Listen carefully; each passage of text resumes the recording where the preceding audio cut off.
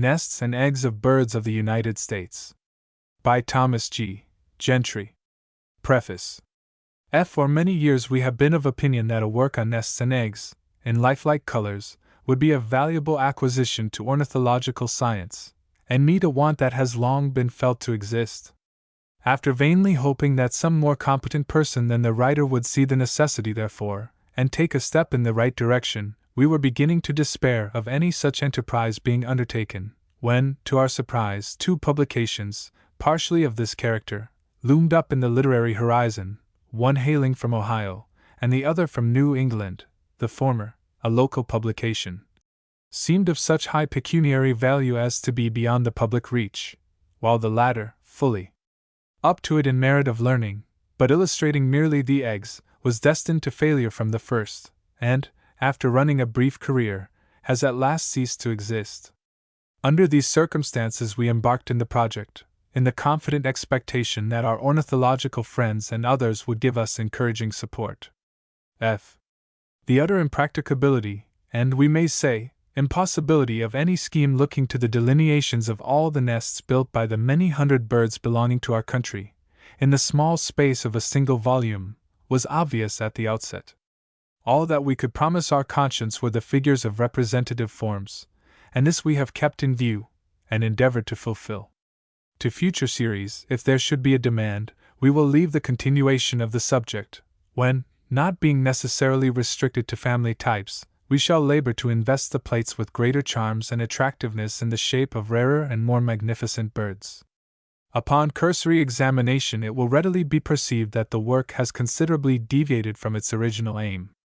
This change occurred shortly after the issuance of the 3rd number, and in obedience to the popular demand, which insisted that the birds should be given with the nests, thereby entailing increased expense, but adding, it cannot be denied, largely to the beauty, utility, and value of the publication. This innovation, dictated by good sense and sound knowledge, necessitated further expenditures of capital. In order that an air of uniformity should pervade the entire work, it was very essential that extra plates of birds should be furnished for the early drawings of nests. Determined that the work should be first class in every respect, and well worthy of patronage, the publisher spared not the expense, and once more exceeded the promises made to his patrons. Especial pains have been taken with the text. The aim of the author has been to present a short, plain, and detailed account of the habits of each species described, from the time of its arrival, if a migrant, until its retirement to the south in the fall. In the case of resident birds, he has been particular to give their winter history in addition to that of the breeding season, in the same orderly and continuous manner as is apparent in his descriptions of their more migratory brethren. The presentation of the events in regular sequence, if great care be not taken, is sure to lead to monotony. This he has tried to avoid, but how well he has succeeded, he defers to the judgment of his readers. Throughout the work, considerable prominence has been given to those interesting and curious phases of bird life which are present during the breeding period, and which have been the principal study of the author for many years. Extraneous matter has been sedulously omitted, and nothing permitted to appear about which there could be serious doubts of accuracy. While he has drawn largely and, in very many instances, almost entirely from his own observations, recorded and unrecorded, for material, he has not hesitated to consult the writings of others, or to avail himself of the statements of reliable correspondents, where his own knowledge has been incomplete or defective. Wilson, Audubon, Nuttall, Brewer, although dead, have spoken to him through their valuable works, and yielded up their varied observations for occasional selections. Among living authors, to Baird, Cowes, Ridgway, Allen, Samuels, Corey, and Minot, and others less eminent, he has had access through their writings, and he now takes this opportunity of returning to them his grateful acknowledgments. In the arrangement of the details of the plates, the artist has been subject to the suggestions and dictations of the author, the constant aim of the latter being to secure accuracy in this respect, as well as the greatest variety possible. The typography, for clearness, sharpness, regularity, and finish, has rarely been surpassed by that of any other work. Much praise is due the enterprising publisher for his liberality and public-spiritedness. With these few preliminary remarks, we send this beautiful book out into the world, trusting that it may meet with a cordial reception everywhere.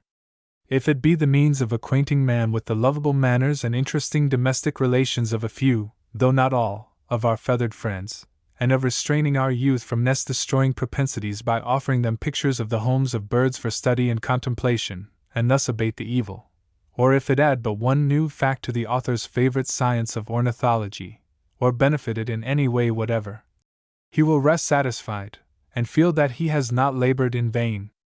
Thomas G. Gentry. Germantown, Philadelphia, Pennsylvania. May 1882. The Nests and Eggs of the United States. Plati. Ampullus cedrorum, sclater. Cedarbird. Teehee cedarbird, though mainly a denizen of the wooded regions of North America, and occasionally of cultivated fields and orchards, has been known to nest from Florida to the Red River country. But wherever found during the non-breeding period, it is the same gregarious, nomadic species.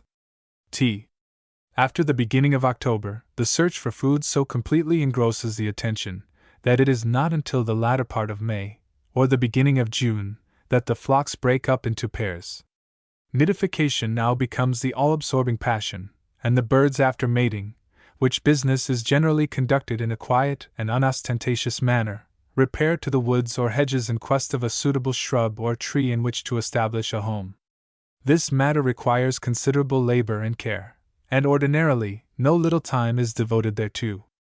The place usually selected is a retired and unfrequented thicket or nook, or occasionally, an orchard in close proximity to an occupied dwelling.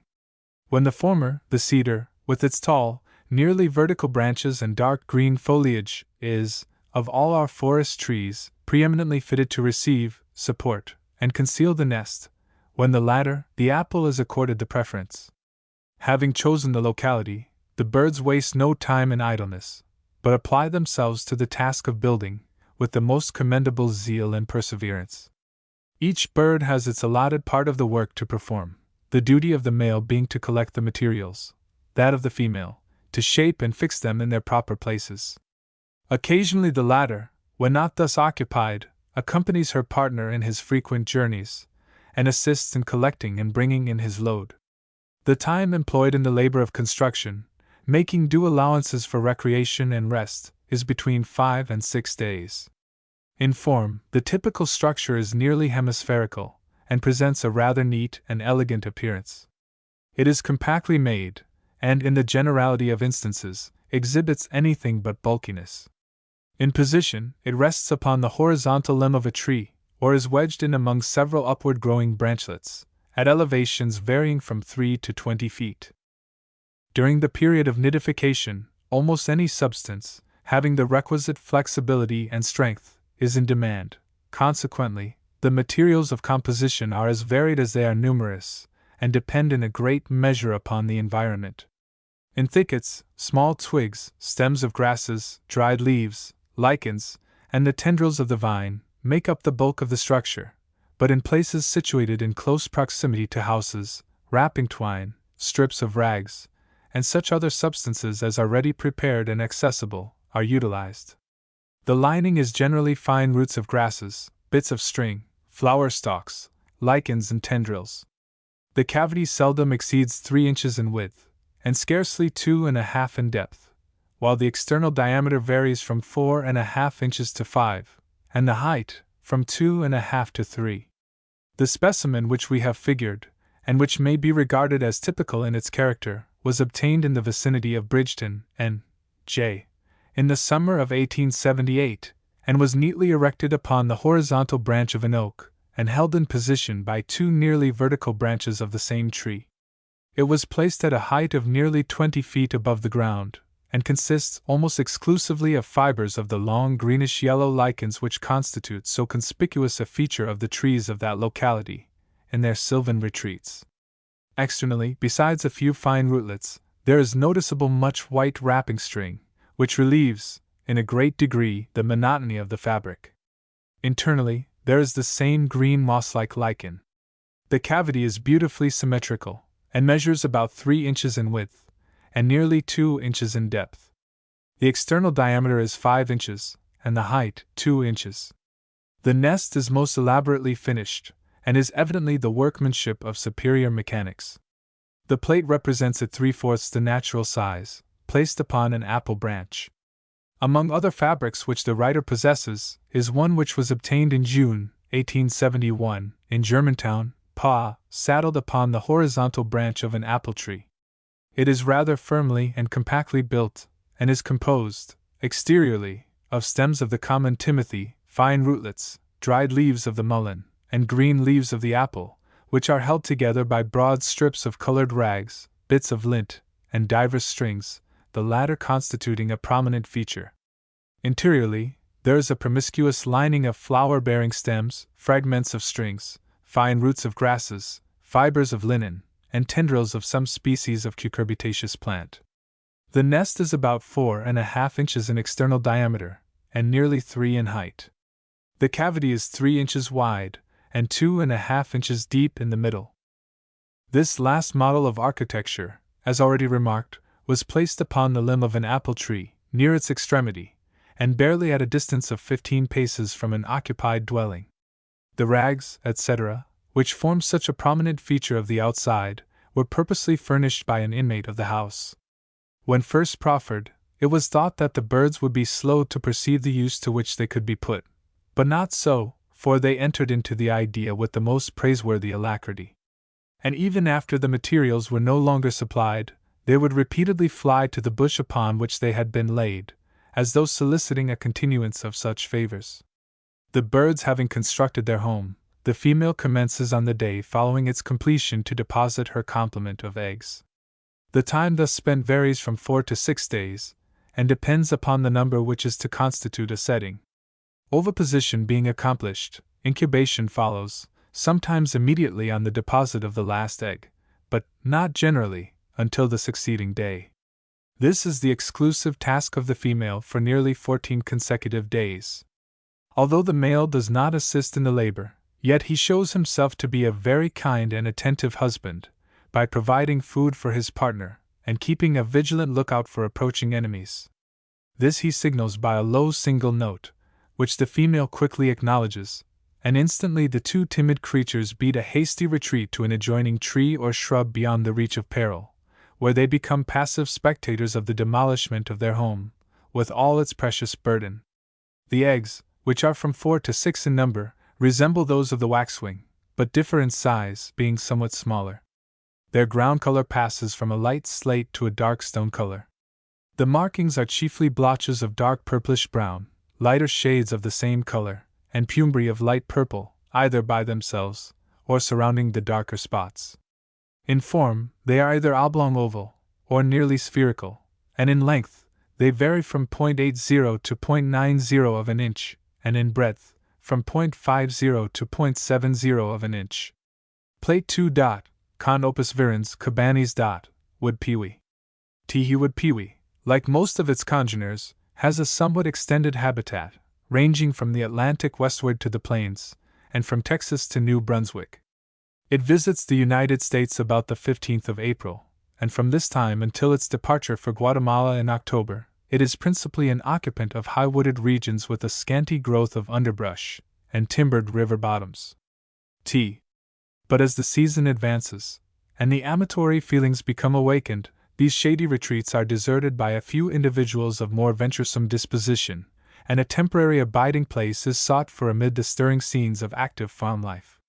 This generally occurs during the last of May or the beginning of June, and is the prelude to the more important act of mating, which follows. The assumption of matrimonial relations, however, is not a matter that is entered into without more or less consideration. Occasionally, much time is spent in its preparation. This is presumably the case when a young female is courted by some venerable male. But when an apparently experienced individual is the object of his devotion, the state of things is different. His advances are then either encouraged and reciprocated, or they are declined, and the disappointed suitor compelled to seek a partner elsewhere. It is probable, moreover, that the same birds pair together on each return of the breeding season, unless prevented by death, or some other of the numerous vicissitudes of life. The ceremony of mating being over, which business is ordinarily of short continuance, seldom lasting for a greater period than 2 days, the newly wedded pair now set out to discover a suitable place for the building of a home. This is a matter of considerable moment, often requiring the performance of long and extended tours of observation and exploration. These reconnaissances generally last for a week, but eventually result in the choice of a locality well adapted, as far as the essential conditions of shelter and security are concerned, to become the depository of a nest. The site generally chosen for this important purpose is a tall open woods with a preponderance of ash or oak trees, but where a time-honored orchard is the recipient of this favor, which is sometimes the case, the apple, 011 account of the many advantages which it possesses, is preferred above all other fruit trees. The site being mutually agreed upon, the happy pair proceed with all possible dispatch and diligence to construct a domicile, the male to collect and bring in the necessary materials, the female to fix them in their proper places, and also to give shape and symmetry to the structure. The time devoted to this work varies with the industry of the builders, the style of the nest, and the character of the neighborhood. But where the birds are laboring under the most favorable circumstances, the task is easily accomplished in 5 days. This admirable piece of bird architecture, which rivals in beauty and symmetry the nest of our little ruby-throated hummingbird, is either saddled upon a living or dead limb that is horizontal and lichen-clad, or else upon the crotch of a bifurcated branch, and is placed above the ground at elevations varying from 5 to 30 feet. According to Nuttall, the body of the fabric occasionally consists of wiry grass or root fibers, but we have yet to meet with a nest with small branching lichens held together with cobwebs and caterpillar's silk, moistened with saliva, as that author remarks. In a structure before us, which is typical in its character, small strips of inner bark plucked from trees of chestnut and oak, bits of tow, and fragments of wool, circularly arranged and compactly pieced together, are the prevailing constituents. Externally, it is closely invested with the bluish-gray crustaceous lichens which are so plentiful upon the trunks of certain trees, and also upon fence rails. In diameter, it measures 3½ inches, in height, 1½ inches. The width of the cavity is about 2 inches, the depth in the center, 3/4 of an inch. The most beautiful fabric, as well as the most compactly built, which we have seen, was obtained in the spring of 1870, not far from Germantown. It was placed upon a horizontal branch of an apple tree, in close proximity to a farmhouse. Externally, it is thickly covered with bluish-gray crustaceous lichens, which are held in place by a few cobwebs, and fragments of the silk of caterpillars. The base consists of dried stems of grasses, and on these is reared a neat and cozy superstructure composed of the inner fibers of the wild and cultivated species of the vine, and a slight sprinkling of wool. These materials are variously interwoven, and arranged around the margins so as to form a cavity. The dimensions of this nest are as follows: external diameter 3½ inches, height 1½ inches, width of cavity 2 inches, depth in the center 3/4 of an inch. In the plate it is represented the natural size, built upon an oak branch. In the details of form and dimensions, this nest differs immaterially from specimens which we have met with and seen from other localities. But wherever obtained, they will always be found to bear a very close resemblance to one another, differing chiefly in the character of the articles which constitute the inner arrangement. We will merely mention one example which was taken by Mr. Welch, in Lynn, Massachusetts, and which will give our readers some faint conception of the extent to which variation is often carried. This structure was placed upon a dead limb of a forest tree. Its walls were composed of small dry stems and vegetable down, finely interwoven, and covered on the outside with lichens which were cemented to it by a viscid secretion that was apparently supplied by the builders. The base was somewhat flattened, much thinner than the walls, and composed of finer materials. The external diameter was 3 inches, and the height 1½ inches, the cavity 2½ inches at the rim, and the central depth about 1 inch. Having finished their home, only a day or so intervenes when oviposition becomes the controlling instinct. The female now proceeds to deposit her complement of 4 eggs, which she does on consecutive days, at the rate of a single egg daily. This is followed, on the day succeeding the last deposit, by the trying duty of incubation. Upon the female devolves this arduous and irksome labor. For about 11 days she is thus engaged, until her patience is finally crowned with success. Although the male takes no part in this duty, yet he contributes his share to the prosperity of the undertaking, by guarding his partner from danger, and supplying her with the essential articles of food. When his home is assailed by feathered enemies, if they are not more than a match for his strength, he is not slow to wreak instant vengeance upon them. But in the case of human depredators, where effort would be futile, no exertion is put forth to cause desistance from any contemplated assault, save a little scolding. The eggs are 4 in number, and resemble in configuration those of the common phoebe bird. They are obtuse at one extremity, and slightly tapering at the other. The ground is a rich cream color, and is diversified about the larger end with a wreath of purple and lilac spots, which are large, and occasionally confluent. In length, they measure 0.76 of an inch, and in width 0.54. It is pretty well established that but a single set is deposited by any given pair of birds in a season. Nests with eggs, however, have been taken during the last of July, or the beginning of August, but whether a second laying or not, we cannot say, possibly the work of birds whose early efforts had been frustrated. Plate 3. Mimus carolinensis, gray dot, catbird. Teehee catbird is one of the most common and conspicuous of all our feathered visitants. It reaches the United States from its Central American home, on or about the 10th of April, and thence diffuses itself over the whole country, northward as far as the Saskatchewan, and westward to the Rocky Mountains. Immediately upon its arrival, it seeks the shelter of dense woods, or the security of waste fields and bramble-ridden hedges. In such situations, among the dead leaves that lie scattered upon the ground, it gleans a well-earned subsistence. But later, when the leaves begin to appear, and with them an abundance of insect life, these retreats are deserted by a few venturesome individuals, and an abiding place is sought amid the quiet scenes of rural gardens. A week or 10 days, however, elapse before the sexes are ready to assume conjugal relations.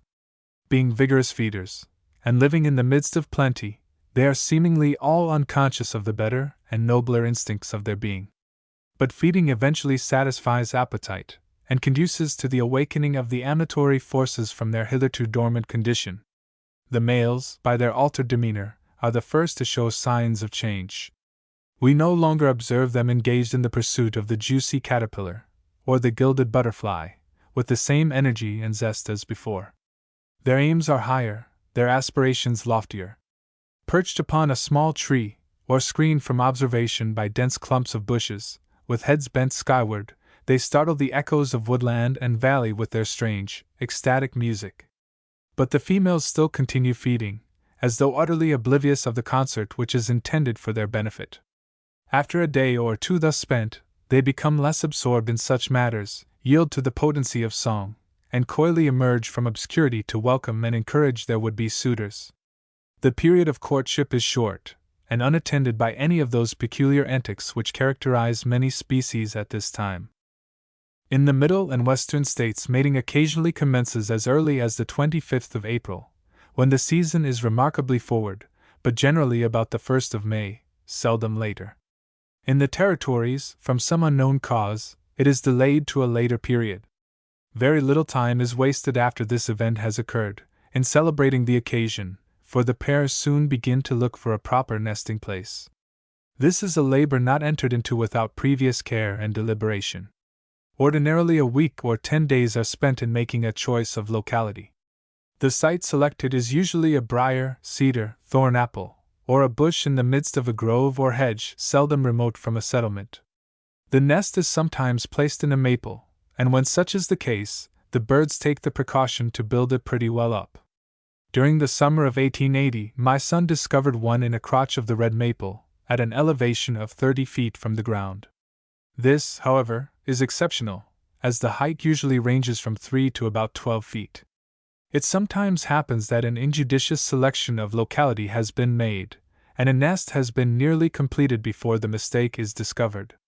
In this predicament, instead of making the best of a bad bargain, the birds ignore the site for another better suited to their purposes.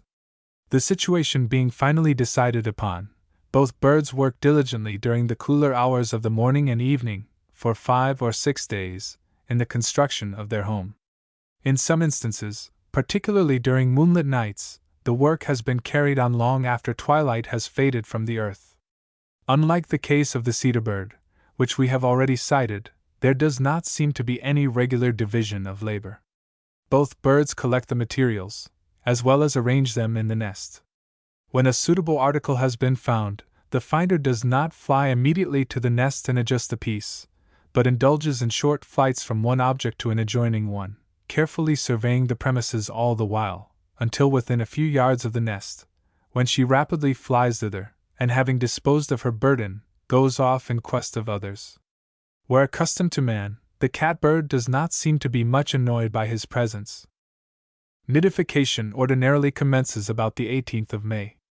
The nest is placed in various positions, sometimes 0-11 a horizontal limb, occasionally in a crotch, but generally among the branches of the bush upon which it reposes.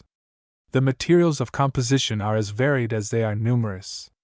In thickets, and also in places removed from human habitations, a platform of dried leaves, slender sticks, or weeds is used as a basis, on which is reared a superstructure of small twigs, fine roots, herbaceous plants, bits of straws, pine needles, and other materials which are common to such situations. But when a nest is built in close proximity to the home of man, bits of string, strands of silk or thread, and bunches of cotton or wool are appropriated, and made to do excellent service. From the foregoing remarks it is obvious that nests vary according to changes in the environment. Hence, what is typical in one locality might be deemed but a deviation from the normal form, when compared with a nest of the same species found in an entirely different neighborhood, and vice versa. Mr. Ingersoll describes a nest found near Norwich, Connecticut, which was suspended between two small bushes in such a manner that it had no other support than that afforded by a slender spray from each bush, but the large mass of crooked sticks below offered so many hooked ends and projections that the nest was very secure. The writer describes elsewhere a nest that was carelessly made, and bearing a close resemblance to the structure of the Maryland yellowthroat, which he supposed to be the work of young or indolent birds. Another, on the contrary, showed superior workmanship. The outside of this cozy and beautiful nest was composed of wool, raw cotton, strings, fragments of lampwick, a slight intermixture of tangled silk, fragments of lichens, etc., held in situ by strands of silk. Upon this basis was built a superstructure of fine rootlets, intermingled with patches of wool. The nest which we have figured in the plate was found in the vicinity of Philadelphia, Pennsylvania, in the summer of 1876. It is represented the usual size, and shown in its natural position upon a cluster of blackberry branches. Exteriorly it is formed of wrapping string, bits of thread, fine roots, cotton ravelings, a few grayish lichens, and bunches of discolored raw cotton in great quantities. Interiorly, there is a lining of slender grass stems, which monotony is relieved in a measure by a piece of lampwick. The external diameter is 5 inches, and the height about 2.5. The cavity is 3.5 inches, and the depth 1.5 inches. Such facts as are detailed above, with innumerable others of a similar nature that might be adduced, most abundantly and conclusively prove that birds are not the dull, senseless, routine-loving creatures which those who have some preconceived opinion to uphold, or cherished theory to sustain, are wont to argue. Though many of their actions are purely instinctive or mechanical, yet evidence is not wanting to show that they are gifted with a faculty similar in character to that possessed by man, but differing in degree. 1,000 circumstances justify the belief that they often reason a priori from cause to consequences, providently managing with a constant aim for future comfort, convenience, and necessity. Instinct is always the same thing, never advancing, never retrograding. Reason tends to improvement, always seeking a higher plane of existence. To say that changes in nest building imply a change of instinct is to perplex the understanding by a perversion of language, but to ascribe them to the operations of reason, influenced by motives, seems to be the most rational view to take of the matter. The nest being completed, which is usually the case in about 5 days from the time of starting, a brief season elapses before any eggs are laid. In the northern states this happens about the 3rd week of May, and then only one is deposited each day, for 4 or 5 days. The necessary complement being laid, the female immediately takes the nest, and incubation follows. This is her exclusive task for a period of 12 or 13 days. While she is thus engaged, the male stations himself close by the nest, only departing therefrom in quest of food for himself and partner. Should an enemy approach, he assails the intruder with commendable fearlessness and boldness. Various snakes, particularly the black snake, are their inveterate foes. When an attack is made by one of these wily creatures, both parents, heedless of danger, often fly so close to the assailant as to lose their lives in efforts to prevent the nest being ravished and despoiled. But in the case of human depredators, knowing that resistance would be futile, they seek to deter them from any contemplated sacrilege by the most discordant cries and frantic gestures. The young are objects of tenderest solicitude. Both parents vie with each other in rendering them every needed service. While one is absent from home in search of food for their rapacious appetites, the other is guarding the nest and its precious charges with the most jealous care. Earthworms, spiders, flies, caterpillars of non-irritating properties, together with such berries as the season affords, are collected in vast quantities, and fed to these helpless creatures. But as they increase in size and age, other articles are added to their voluminous bill of fare. In about 12 days from the time of hatching, the young are able to quit the nest, and in 6 days more, are ready to be initiated into the mysteries of flight. This important duty devolves exclusively upon the male parent. The eggs are oval in form, of a dark emerald green color, very highly polished, and measure 0.97 of an inch in length, and 0.68 in width. There is small chance of confounding this with any other American bird's eggs, certainly after a specimen has been once seen. Dr. Abbott, as quoted by Ernest Ingersoll, once discovered a nest, at Trenton, N.J., that contained purely white eggs, which hatched in due time into perfect young. Similar instances are known in the case of other species laying dark eggs, where 1 or 2 white examples have been found among others of the normal color in the same nest complement. But a single brood is positively known to be raised, although cases have come under our observation of nests with fresh eggs as late as the 15th of August, possibly the work of birds whose early efforts had been frustrated by enemies, or by some accident.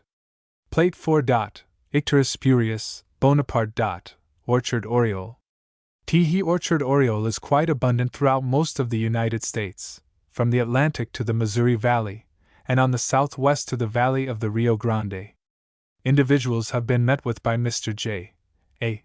Allen as far west as the base of the Rocky Mountains, in Colorado, the extreme limit of its western range. It is probable that it breeds throughout the entire area of its distribution, sparingly, however, in New England, according to eminent authority, but quite freely in the central states, from New York to South Carolina, and thence southwest to Texas. T. The period of its arrival in the United States from the genial clime of Guatemala, where it winters, has been fixed by Mr. Dresser, who has carefully studied its nesting habits in Texas, as early as the 1st or 2nd week of April. But farther north, its presence is not observed before the last week of April, or the beginning of May. Unlike the warblers and thrushes, which prefer secluded localities, the subject of our sketch delights in cultivated grounds, particularly where the apple and the pear abound. Here it takes up its quarters, accomplishes the object of its mission, and thence retires to its distant winter home. Occasionally, a few individuals are to be found in waste grounds, dense thickets, or along the borders of woods, but such cases are exceptional, and conditioned only by the close proximity of some time-honored orchard. Mating does not occur until the 10th of May, more than 2 weeks after the advent of the sexes. But from the first, the male, who precedes his partner by some 2 or 3 days, may be heard in the early morning, and quite as frequently at the close of the day, from the tall treetops, chanting his wanton rhapsodies, for a half-hour at a time, utterly unmindful of passers-by. His roundelay, which is undoubtedly the free and happy expression of a heart actuated by the generous impulses of love, though composed of rather shrill and sprightly notes, and uttered with considerable agitation, is quite as pleasing as that of his nearest kin, the Baltimore oriole. Clear, distinct and resonant, it thrills the air around, and is at last borne to the ears of some lonely female, tired with travel, and unblessed by a partner. The life of the orchard oriole seems to be one of joyous song. Although fond of a dainty tidbit, in the form of a juicy worm, he is not given to gormandizing. He only eats from sheer necessity, for, after having satisfied the demands of nature, he resumes his soul-stirring strains, to the delight of man and bird. The sexes having come together in a wise and businesslike way, with little or none of the bluster that is customary on such occasions, a conference ensues, which results in a temporary separation for mutual good, one bird going in one direction, and the other in an entirely opposite course. The selection of a suitable spot for a home is the vera causa of this divergence. This is evidently a labor of little moment, as, ordinarily, but a day or two is thus spent. It must not be inferred, however, that the birds are not particular as to place. A large experience has convinced us that great care and deliberation are then exercised. Many a tree is visited, and often the same tree again and again, before a decision is reached, and when at last a suitable site has been chosen, the happy pair set to work with praiseworthy diligence to construct a home. As previously remarked, an apple or a pear tree is generally chosen for nesting purposes. This is especially the case, as far as we are able to ascertain, in the central and western states. But in Texas, the nest is suspended from the upper branches of a mesquite tree. In the north, the common red maple, and several species of coniferous trees, are occasionally chosen, from some peculiar advantages which they possess.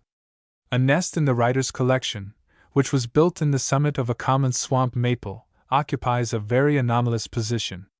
It is placed within a crotch formed by 4 nearly upright, slightly divergent branches, and is secured by long, flexible grasses from the nest, wrapped tightly around the twigs. Another specimen, from Germantown, Pa, is made to dangle from the end of a pine branch. A peculiarity about the latter nest is the strained position which the 4 branches to which it is fastened are made to assume. The main twig, which is also the thickest, being about 3/4 of an inch in diameter, shows evidence of having been forced from a horizontal position to one that is almost vertical. The latter is really the best authenticated case we have seen of the truly pensile style of nest. In most instances these structures are but partially suspended, being supported from beneath by projecting branches. In 5 or 6 days from the time of the assumption of matrimonial relations, the nest is started, and through the united efforts of both birds for the period of a week, is brought to completion.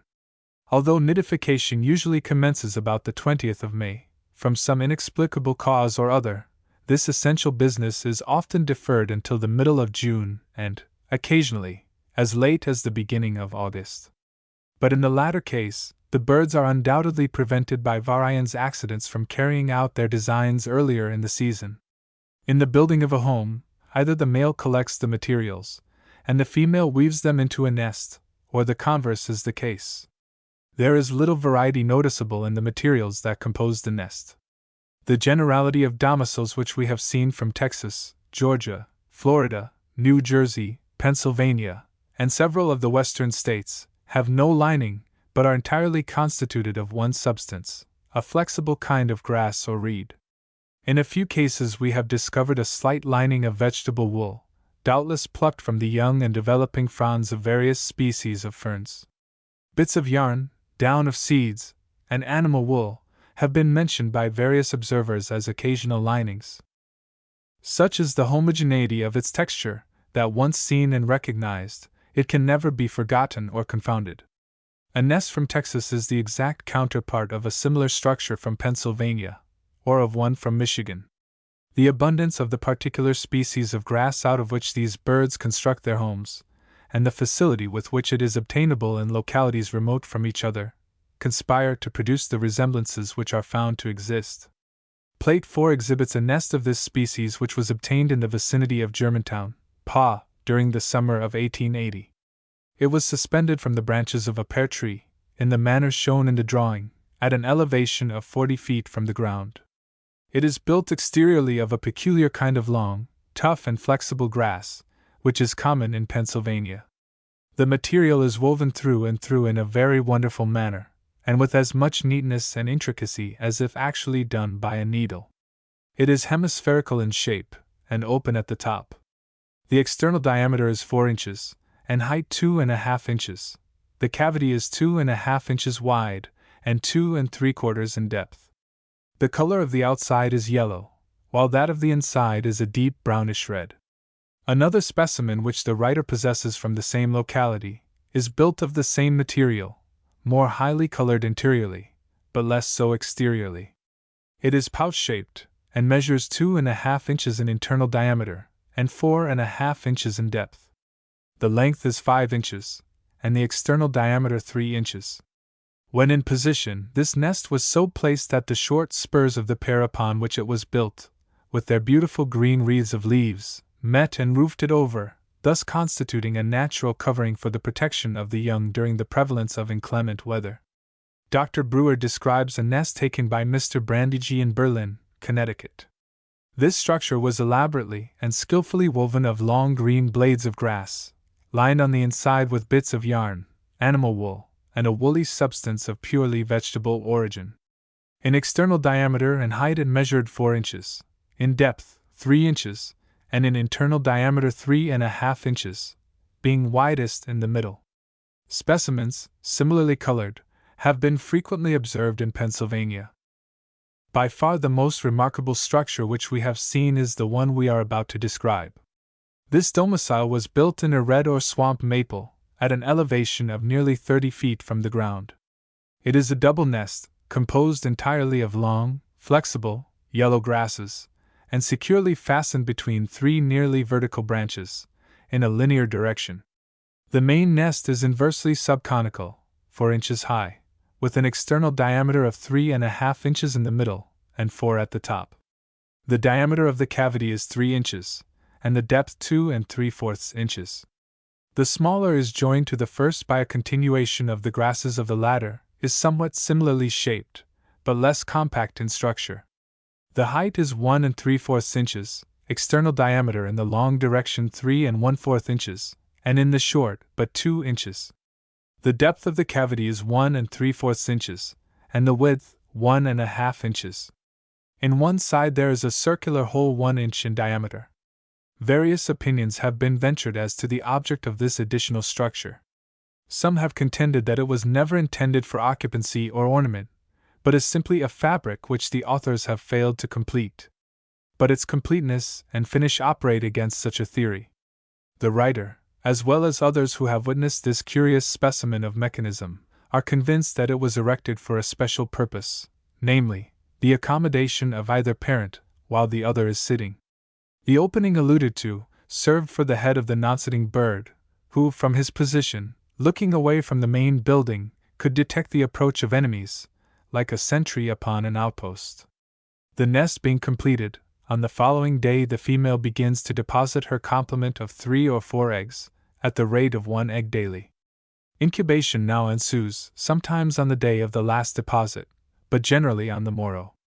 This duty lasts from 14 to 15 days, and is wholly the work of the female. While she is thus occupied, the male stands guard over the nest, or acts the part of a dutiful and affectionate husband, by providing her with the necessary food. Should their home be disturbed by feathered assailants, or by man, the female leaves the nest, and by loud cries and menacing gestures seeks, with the assistance of her partner, to drive off the intruders. Often the attack is carried on with a boldness and determination that challenge admiration. The love for offspring is very intense, and manifests itself in unwearied devotion and the tenderest solicitude. From early morn until dusk, one parent or the other is constantly on the go for appropriate articles of fare. Usually but one is absent at a time on this important business. But the demands for food are so pressing that both are sometimes compelled to leave home, but only for a short time, and then never beyond seeing distance of the nest. At first the young are fed upon smooth caterpillars, aphids, spiders, ants, butterflies, and dipterous insects, but as they mature, small beetles and other hard-shelled articulates are added to their varied and extensive menu. At the age of 15 days they quit the nest, receive instructions in aerial navigation under the tutorage of the paternal head, and in 10 days more are prepared to shift for themselves. One peculiarity of this species must have struck the attention of every careful observer of its habits, that is, its remarkable sociability. Audubon cites a case where no less than 9 pairs were found breeding in the same enclosure. We have known instances where as many as 5 nests, all occupied, were crowded in the same orchard, within a short distance of each other. The most perfect good feeling and harmony prevailed in this little colony, the birds mingling together with the freedom and ease of inhabitants of the best regulated human communities. The eggs are oblong-oval in form, pointed at one extremity, and marked with pale purple blotches and a few deep dark purplish-brown dashes upon a light bluish-white background. Specimens from Washington measure 0.85 by 0.62 of an inch, from New Mexico, 0.79 by 0.54, and from Pennsylvania, 0.88 by 0.58. Plate V. Tyrannus carolinensis, bear. Kingbird. Teehee kingbird, or B. martin, has an extensive range, being found during the summer throughout the continent of North America, from Texas and Florida in the south, as far as the 57th parallel of north latitude. Westward, north of the 44th parallel, it ranges from the Atlantic seaboard to Oregon and Washington on the shores of the Pacific. Its arrival in the United States from Mexico, Central and South America, and tropical Cuba, where it winters, generally occurs during the early part of April. Having taken the step, the birds are not long in spreading themselves over their immense breeding grounds, which have been found to be coextensive with the whole territory over which they range. They reach the Middle Atlantic states from the 20th of April to the 1st of May, the New England from the 1st to the 10th of the latter month, and their more northern habitats, not later than the 15th. Careful observations, carried through a series of years, have convinced us that the appearance of the males always antedates that of the females by a week or 10 days. Their advent is unheralded by song, or noisy demonstration, and is as mysterious as their departure. Our knowledge of the fact is mainly furnished by the eye, and not by the ear, which is ordinarily the first organ that apprises us thereof. Like most of its kin, the kingbird is not gifted with a fine voice. When it does essay a madrigal, its shrill, unmusical syllables are anything but pleasing and welcome to the cultivated ear. It may be otherwise with beings of its own special class. At all events, his song, if such it can be truly called, has the anticipated effect, namely, that of calling from her wanderings the partner, whose presence he is anxiously awaiting in his shady retreat. Unblessed with the talent of producing sweet and soul-inspiring music, Nature has made amends for her seeming neglect by endowing him with certain mental and spiritual qualities which amply compensate for the want of a melodious voice. A noble, self-sacrificing nature, and a courageous but affectionate disposition, are traits of character which our little friend possesses in a remarkable degree. Aware of these high qualities, the female, never unduly coy, but innocent, arch and simple, seeks rather than shuns the society of her suitor, almost as soon as she has reached his whereabouts, and proudly but courteously receives his attentions, which, without any show or pretension, she generously reciprocates by consenting to become his companion and helpmeet. Consequently, the season of courtship is comparatively brief. Mating being accomplished, the newly made couple, without much ado, and with but little waste of time, start off in quest of a suitable spot for a nest. This appears to be a difficult matter to settle. The pasture grounds and waste places for which they have all along manifested a strong predilection are deserted for the more congenial situations to be found about the home of man. Orchards of pear and apple trees, or an isolated pear tree in close proximity to a human dwelling, are now visited. When the former, tree after tree is examined, and the particular advantages of each discussed, before one is found which answers all the requirements. These examinations often continue for a fortnight. The female seems to be the controlling spirit in these transactions. The nest is generally placed between the forked branches of a pear tree, although the apple, cherry, osage orange, oak, cottonwood, and tulip tree are sometimes employed for this purpose. Why the pear should be preferred in certain localities above all other trees, it is difficult to divine, unless the density of its foliage, and the short spine-like twigs with which it is armed, afford security from the attacks of rapacious birds and mischief-loving boys. Mostly the birds select for building purposes the topmost boughs where the densest foliage abounds, although instances are known to us, through actual observation, where such structures have been found but 5 feet from the ground. Again, nests have been met with on the borders of deep forests, in situations remote from man, which fact seems to point to the conclusion that the habit of building in orchards has been acquired since the peopling of this country by human beings. The fondness of the kingbird for the little honeybee, whose hives are generally placed contiguous to human dwellings, has, doubtless, through the desire to be near such articles of luxury, prompted the change of habitat. This species, like one of its near congeners, occasionally builds upon the timbers of a bridge. Dr. Brewer mentions a case which came under his observation in the summer of 1851. While the doctor was passing over a bridge near the village of Aylesford, N.S., he was startled to see an individual of this species fly from a nest which was built on the projecting end of one of the planks of which the bridge was composed. So remarkably exposed a position, open to view and on a level with and within a few feet of the highway, says he, must be quite unusual. One fact which the same distinguished writer mentions, showing that the kingbird, during the breeding season, is not always the same ugly, pugnacious little creature which is claimed for him, must not be omitted in this connection. The circumstance to which we refer occurred in the summer of 1871. A pair of these birds had built a nest in an apple tree, near the doctor's residence, and within 4 feet of the nest of the Baltimore oriole, and not more than 8 or 10 feet from the abode of a couple of robins, all in the same tree. These 3 pairs were on evident terms of friendship and goodwill. The male kingbird, from the topmost bough, kept a vigilant lookout for danger, and seemed to have all under his special care, but manifested not the slightest disposition to molest or annoy. Few species are more careless in the selection of nesting materials. Almost anything of the proper length and requisite degree of flexibility is utilized. Herbaceous stems, leaves of deciduous trees, strips of the inner bark of the flax, lichens, weeds, wrapping string, carpet rags, patches of cotton or wool, are a few of the many articles which are found on the outside, while slender grasses, fibers of bark, fine rootlets, and horsehairs constitute the inner arrangement. A typical structure before us is rather loosely built exteriorly, but increases in compactness towards the interior, where the materials are more closely intermingled. The framework of this nest is composed of herbaceous stems, chiefly of the wheat and pigweed, large quantities of fibrous bark of a white, satiny luster, and leaves of the oak, apple, pear, etc. The inside is formed of fine grasses, quite artistically and intricately laid in position. The cavity is beautifully symmetrical, and measures 3 inches in width, and 2.5 in depth. The outside is 5 inches at the base, but contracts to 4.5 at the mouth. The height is about 4 inches. This nest was obtained in the neighborhood of Chestnut Hill, Pa, June 15, 1872.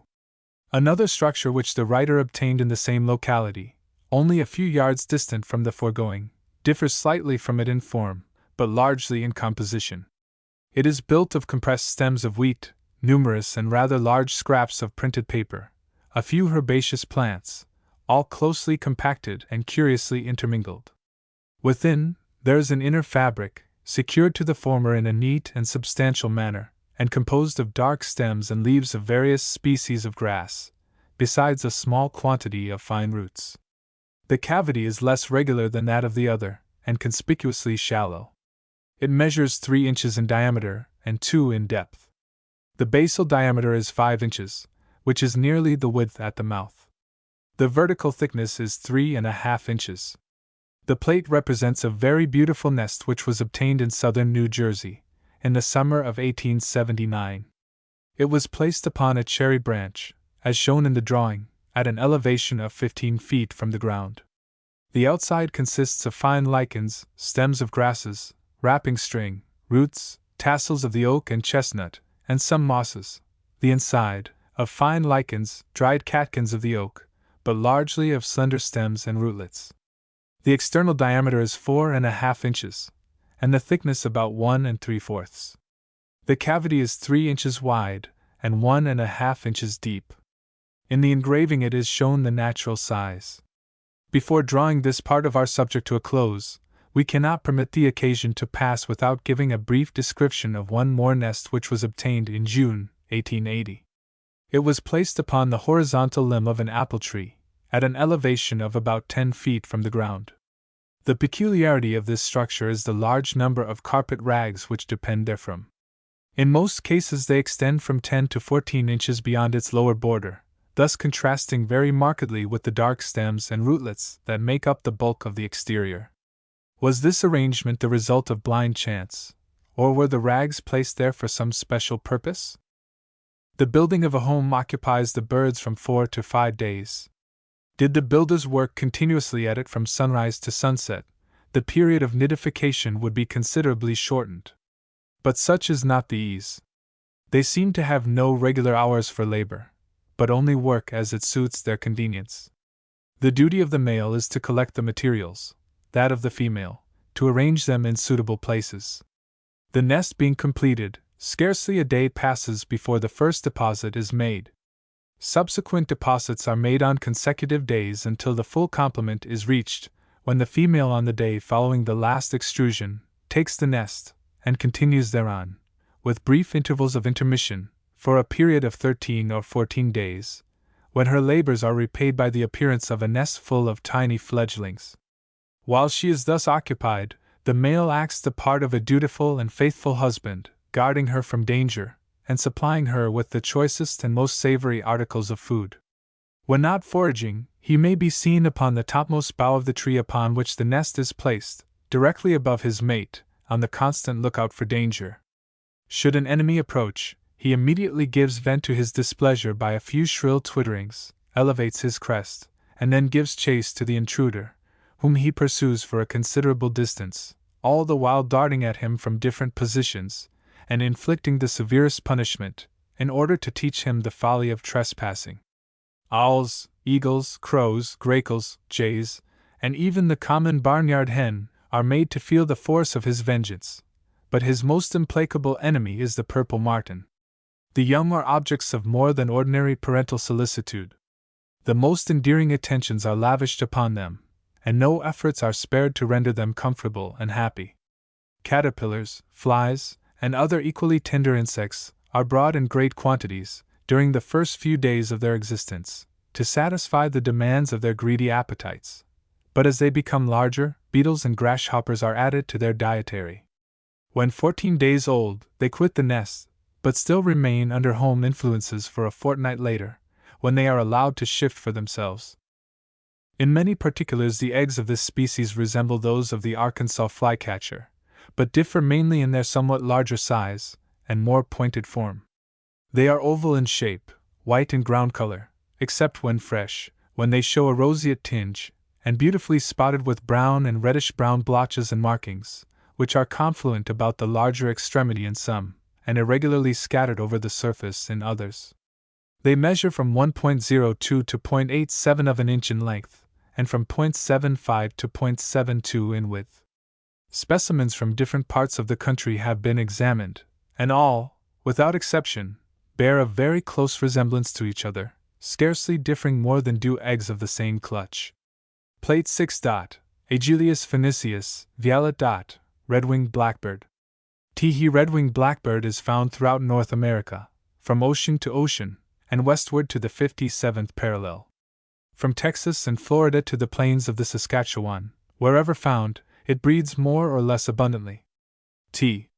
During the winter they congregate in large parties in southern Virginia, the Carolinas, and all the Gulf states, especially near the sea-coast and among old fields of rice and grain. Occasionally small flocks are found during the same season about stables and haystacks, in the vicinity of Vancouver. But in the eastern, middle, western and central sections, they are chiefly migrants. Early in March these large assemblies break up, a part separating in pairs and remaining among the southern swamps, while the greater portion, the males leading the way, direct their movements northward. Later in April they have re-established themselves in their favorite and accustomed haunts. On their arrival, the males consort together in high open fields, where their songs may be heard, at regular intervals, from morning until night. At this time they are rather suspicious, and can be approached only by the exercise of great caution. But when the females make their appearance, their attention becomes so absorbed that they are apparently oblivious of events transpiring around them. The presence of the latter is the signal for redoubled vigor in the line of music. From bush and tree, from ground and fence rail, and from almost every available place, in loud, clear and resonant notes, is heard their strange, unmistakable melody, each bird striving to outsing his companions. Ever and anon a half-dozen voices may be heard at the same time, producing a perfect medley of sounds enough to split the ears of the very groundlings. The males seem never to weary of singing. It is a remarkable and well-authenticated fact that during the breeding period, and even late in September when preparing to migrate, the same sweet but pensive strains are heard. Nearly 3 weeks have expired since the advent of the redwing, and still the sexes remain unmated. This cannot long continue. Already a change is manifest. The males are more musical, while, on the other hand, a spirit of restlessness pervades the females. The latter are now no longer given to feeding as before, but cease from their labors, and bend listening ears to the gushing notes of love which swell around. Enraptured, impressed, they eventually emerge from their hiding places, select their partners, and hie away to more congenial scenes. The period of mating is unusually short, and unmarked by any special peculiarities. It generally occurs about the 20th of April, but seldom later than the beginning of May. The chief concern of the newly wedded pair now seems to be the selection of a building spot. This is a matter of importance, and with most species, is attended with considerable difficulty. Not so in the present instance. The birds repair to accustomed sites, and there, amid the small bushes and tussocks which abound, prepare their houses. Nest-making commences in the Middle Atlantic states between the 25th of April and the 1st of May. In New England, about the 1st of June, but not before the middle of this month, in more northern regions. The nest is usually placed in a cluster of reeds, or in the tops of small bushes alongside of streams of water.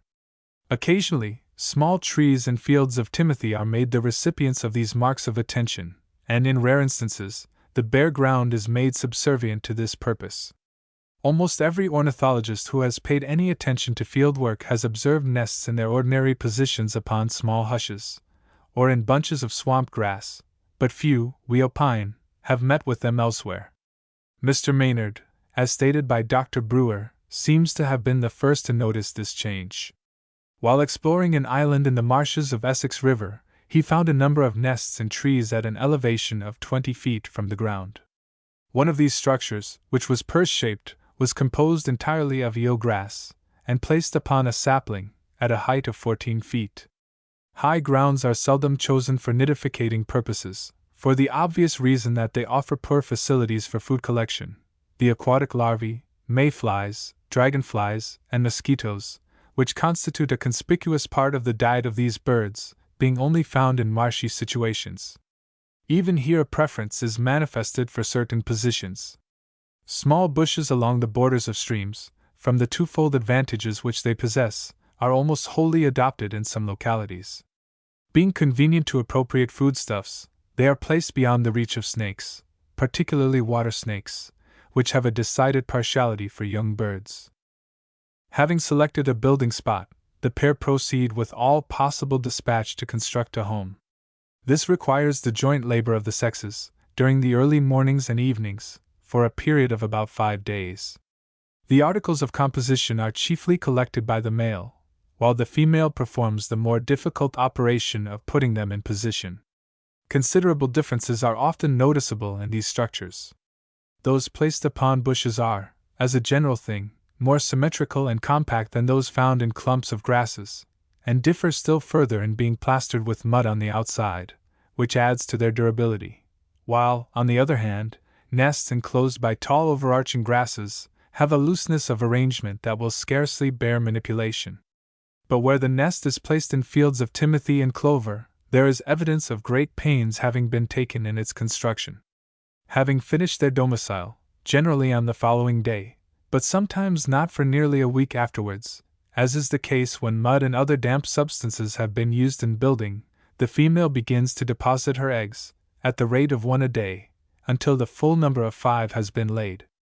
Incubation follows on the day of the last deposit, and continues for 15 days. This business devolves wholly upon the female. While she is thus engaged, the male is not idle, but stands guard over the nest, or ventures off in quest of food for himself and companion. Should the nest be assailed, both parents seek, by the most piteous cries and remonstrances, to drive off the offending party. In case of pillage, they keenly feel the injustice, and for several days bewail their misfortune. But they soon recover their usual spirits, and prepare to remedy the disaster. So tenacious are they of a chosen locality, that the same pair has been known to build as many as 3 nests in the same bush, after having been robbed twice. The parents show the most intense affection for their progeny. Day after day they watch over their helpless infancy with a devotion somewhat akin to that which a human mother manifests toward her child. Their slightest desire is a law, which is obeyed with cheerfulness and alacrity. When food is in demand, they prove themselves to be willing providers, each parent vying with the other in patience and fidelity.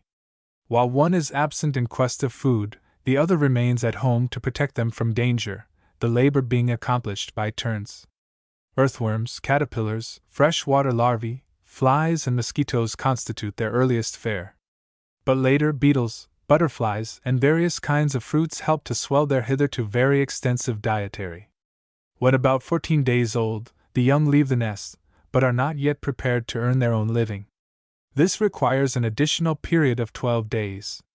Brood raising being over, both young and old continue in the old haunts, until near the time of departure, when they collect in small flocks, and take up their southward bound journey. A typical nest of this species is somewhat irregular in shape, and rather coarsely and rudely built. It is composed of stubble and broad grasses variously intermingled, and lined with soft meadow grass. The dimensions vary according to locality.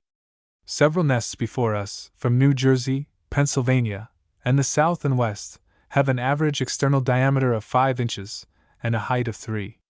The cavities, however, are more uniform, and generally measure 3 inches in width, and 1.5 in depth. But when a nest is built in a bush, the outer basket-like frame is carefully interwoven with, and strongly secured to, adjacent twigs. Though somewhat rudely put together, it is nevertheless firmly and compactly woven.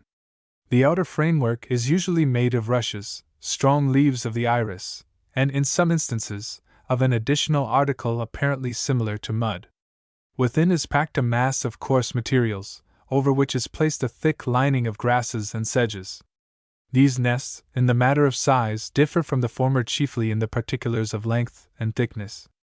The internal dimensions offer no very striking exceptions. The nest represented in the plate is 3/4 of the natural size, and was obtained by the writer in the summer of 1879 by purchase from Mr. Alexander M. Reynolds of Philadelphia. It was built in a field of grass, many of the stalks of which being wrought in its composition. In figure it resembles an inverted cone, and is beautifully, symmetrically, and compactly put together. The outside is formed of grasses and rushes, very neatly and intricately interwoven, and shows here and there a head of dried pappus plucked from some species of hawkweed. The inside is lined with sedges and fine blades of grass. As shown in the drawing, the nest occupies a rather conspicuous position. This was not the case in its natural location. Being found in the center of a large field, it is at once evident that the authors had spared no pains to make the concealment as complete as possible. In height, this fabric measures 9 inches. Its external diameters above, below, and in the middle are, respectively, 6, 2, and 4.5 inches. The width of the cavity is 3 inches, and the depth 3. The eggs are oval in contour, of a light bluish ground color, and are marbled, blotched, and streaked with light and dark purple, chiefly about the greater extremity. In size, they vary considerably, the average length of a large number of specimens from different regions being 1.01 inches, and breadth 0.76. In the middle, New England and western sections of our country, this species is single-brooded, but further south, 3, and even a larger number of broods, are annually raised. Plate 7. Trochilus colubris, Linnaeus. Ruby-throated hummingbird. The ruby-throated hummingbird is found throughout eastern North America as far west as the Missouri Valley, and thence northward to the 57th parallel. It breeds from Florida and western Texas to the plains of the Saskatchewan and the headwaters of the Elk River. From its winter quarters in Guatemala and Mexico, it takes up its line of flight when the season has fairly opened, reaching our southern frontiers late in March. Thence it slowly advances northward in its migration, arriving in upper Georgia about the 10th of April, in Pennsylvania, from the last of April to the middle of May, and in its northern habitats, during the last of May, or the beginning of June. For a brief season subsequent to arrival the sexes remain apart, and seem only intent upon the procurement of food. This is especially the case in the Middle Atlantic states where their habits have been very closely observed. Here they make their appearance with the blossoms of the horse chestnut and tulip tree, and may be seen at all hours of the day, in fair weather, delving into flowers for honeyed sweets, or probing their bosoms for the catifs within. In feeding, their movements resemble those of the hawk moths. Gracefully they suspend themselves in midair before the opening flowers, ravish their hidden treasures, and with almost the speed of an arrow let fly from a bended bough by some skilled archer, are off in an instant, possibly to more delectable vineyards, or to some shady nook for rest and contemplation. For agility and fleetness of motion the little ruby throat is certainly unsurpassed by any of our smaller feathered species. But things cannot long remain in this state. Their favorite flowers must soon wither and decay, and with their timely death, must inevitably come the disappearance of an easy and luxurious means of subsistence. The tooth of appetite will then grow dull, and other thoughts and scenes invite their attention. Experience has taught us that the falling of the blossoms of the horse chestnut and tulip tree foretell the time of mating. This important business is performed without the least semblance of show. The sexes, tired, as it were, of the riotous and luxurious lives they have been leading, come together by mutual agreement, and enter into matrimonial relations. This being accomplished, they separate for a brief period, and each proceeds to scour the country for miles around in quest of a suitable tree in which to locate.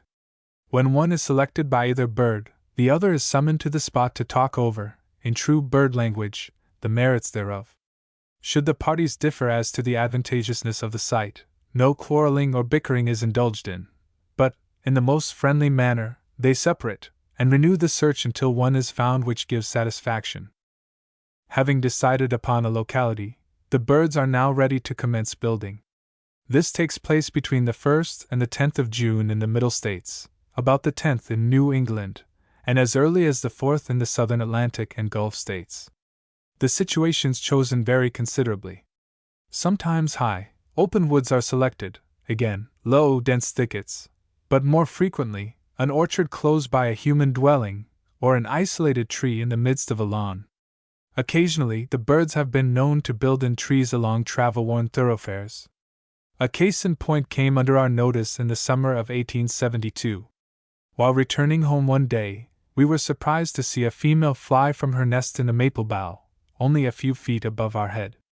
The nest was immediately examined, and found to contain a pair of young birds.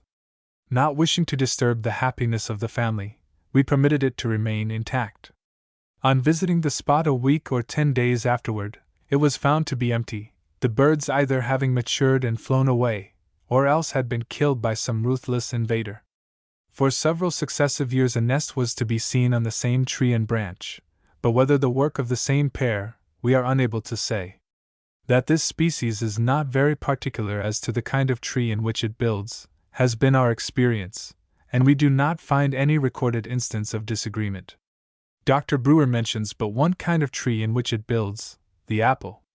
In addition to it, we have found nests saddled upon the pear, red oak, white oak, willow, red maple, sugar maple, cottonwood, beech, pine, etc. In fine, almost any tree will answer this purpose, as the generality of arboreous growths are more or less favorable to the development of lichens. Several anomalous positions, as on pine cones and warty excrescences, have frequently been met with in our ornithological rambles. The nest is the result of the joint labor of both birds, who work with unwearied perseverance and diligence until it is completed, the male furnishing the raw material to be manipulated and adjusted by his zealous partner. Occasionally, the latter assists her, liege lord, in collecting and bringing in his burden. In the matter of composition, there is but little difference in fabrics from the most distant regions. Nests from Texas are exact counterparts of those from Georgia, and these, again, resemble others from Pennsylvania and Michigan. All we have seen are composed mainly of a woolly substance of vegetable origin, plucked from the leaves of the common mullein, or from the young and unexpanded leaves of the various species of oak, immediately before their full development. This substance, after being wrought into form and symmetry, is strengthened on the outside by small woody fibers, or the webs of spiders. Over all is placed a close and compact thatching of small lichens, a species of parmelia, glued thereon by the viscid saliva of the builders. On the inside may be frequently observed a thin lining of white feathers, and on the outside, a few dried catkins. In dimensions, these nests usually measure 1½ inches in external diameter, and nearly 1 3/4 in height. The cavity is generally 3/4 of an inch wide at the rim, and the same in depth. Specimens have been met with which were but half an inch deep, and others which showed a much greater depth, as well as external height. The nest in the plate is from Como County, Texas, and was found upon a beech tree. It is composed almost entirely of vegetable wool from the poplar and oak, and is lined with a few small white feathers. Externally, there is a dense covering of bluish crustaceous lichens and brownish oak tassels, which are held in position by saliva and strands of spider's silk. It was placed upon a branch at an elevation of 20 feet above the ground. In height it measures 1 3/4 inches, in external diameter 1½ The width of the cavity is 3/4 of an inch, and the depth about a half. A nest obtained in Lynn, Massachusetts, in June 1860, was saddled on a horizontal branch of an apple tree. It is woven of a soft woolly material, fine in texture, silky in appearance, and of the purest white color. Basally, it is strengthened with pieces of bark, and laterally, with fine vegetable fibers. The whole exterior is beautifully covered with a compact coating of lichens. It measures 1½ inches in height, and 2 1/4 in external diameter.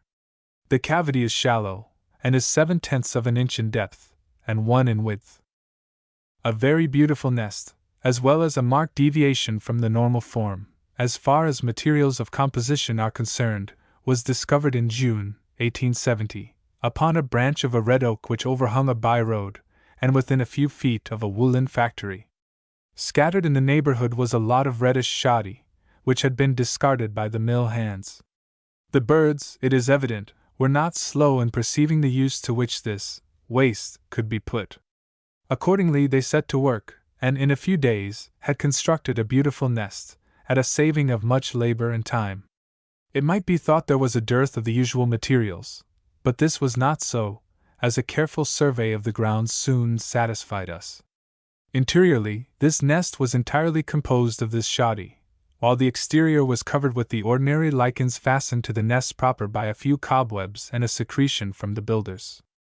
In external diameter, it measured 1 3/4 inches, in height 2 inches, in internal diameter 3/4 of an inch, and nearly as much in depth of cavity. The nest being finished, which is the work of 5 or 6 days, but a day or two elapse, and the female is ready to deposit her eggs. The latter, to the number of 2, are laid in as many consecutive days. Incubation immediately ensues, and continues for a period of 8 days. Its duties devolve upon the female, who sits with commendable patience until her task is accomplished. While thus employed, her mate stands guard, or is abroad in quest of food. If any attempt is made to interfere with the nest while he is on duty, the most menacing gestures and loudest remonstrances are indulged in. Should these not have the desired effect of frightening away the intruder, he darts at his foe with wide, open bill, and endeavors to inflict summary punishment. He is so persistent in these attacks that it is often very hard to beat him off. The female, on the contrary, is of a more passive nature, quietly keeping the nest, although not unmindful of the proceedings being enacted, and only venturing therefrom when danger is imminent. These assaults continue while the nest is endangered, and even for a short time afterwards, when the birds retire to a neighboring tree to brood over their mishaps, and consider what is best to be done. The young are objects of special interest to the parents, who render them every needed attention. When one is absent for food, the other stays at home to protect them from danger. Their food consists of a prepared mixture of nectar and soft insects, which they procure by thrusting their bills into the mouths of their parents.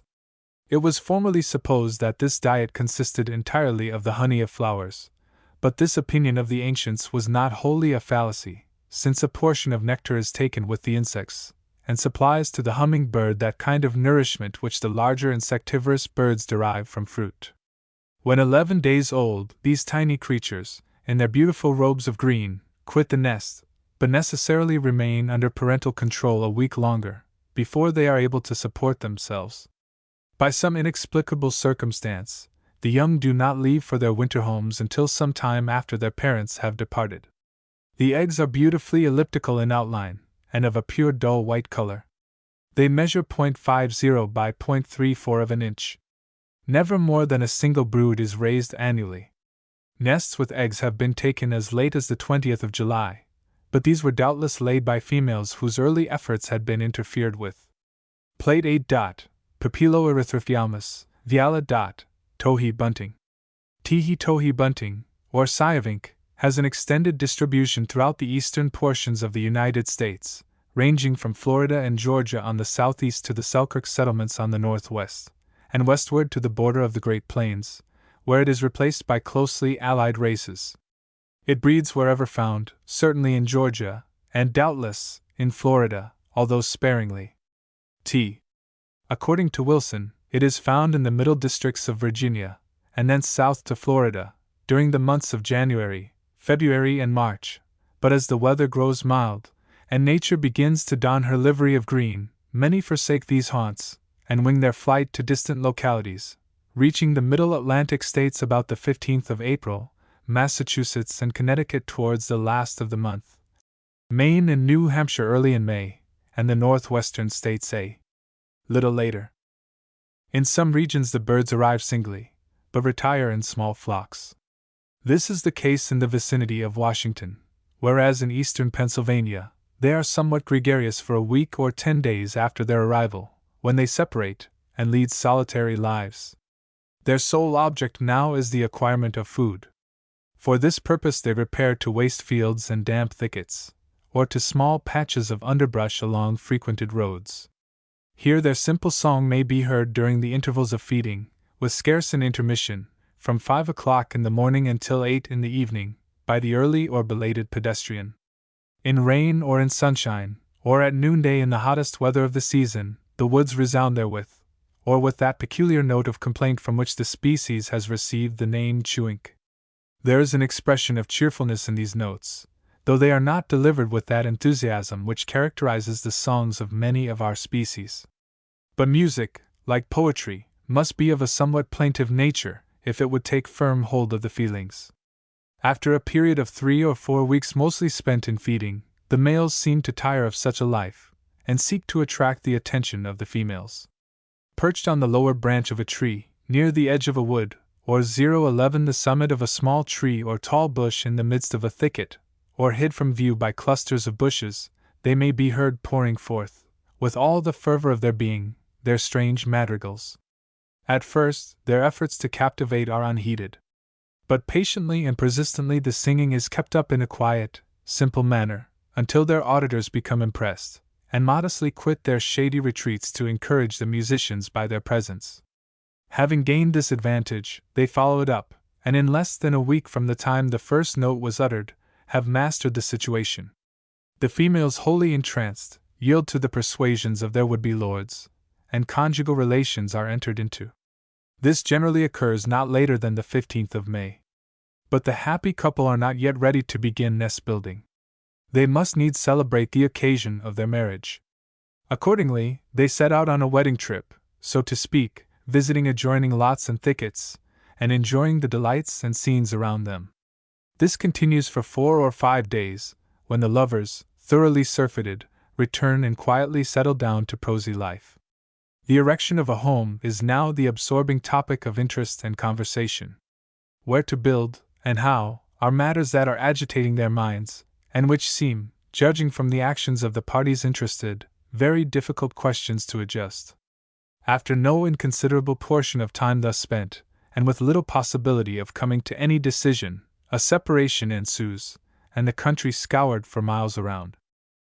Should a situation which seems eligible be discovered by either party, the other, by a peculiar signal, is called to the spot, and the advantages thereof carefully discussed. If satisfactory, it is accepted, and building operations commenced. Otherwise, the search is commenced anew, and continued until one is obtained which is mutually pleasing. But where the birds are unmolested, the same localities are probably selected on each return of the breeding season.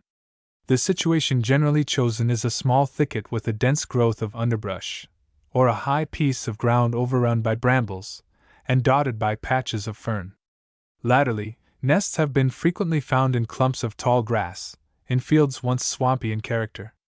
In New England, the locality usually chosen is a low, dense woods, thickets of briars and bushes near streams of water, or the scrub, which is a low or bushy growth of trees, chiefly of oaks and birches, occurring in dry, hilly lands once occupied by pines.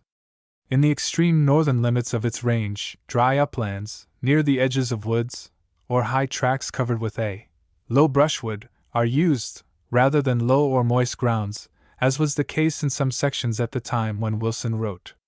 The love for such situations doubtless gave rise to the appellation of swamp robin, which is generally applied to this species in Pennsylvania. When placed within a thicket, or in the borders thereof, the nest is either built in a depression of the ground, usually beneath a bunch of grass, in a pile of old brush or faggots, or on a slight prominence surrounded by tall, graceful ferns.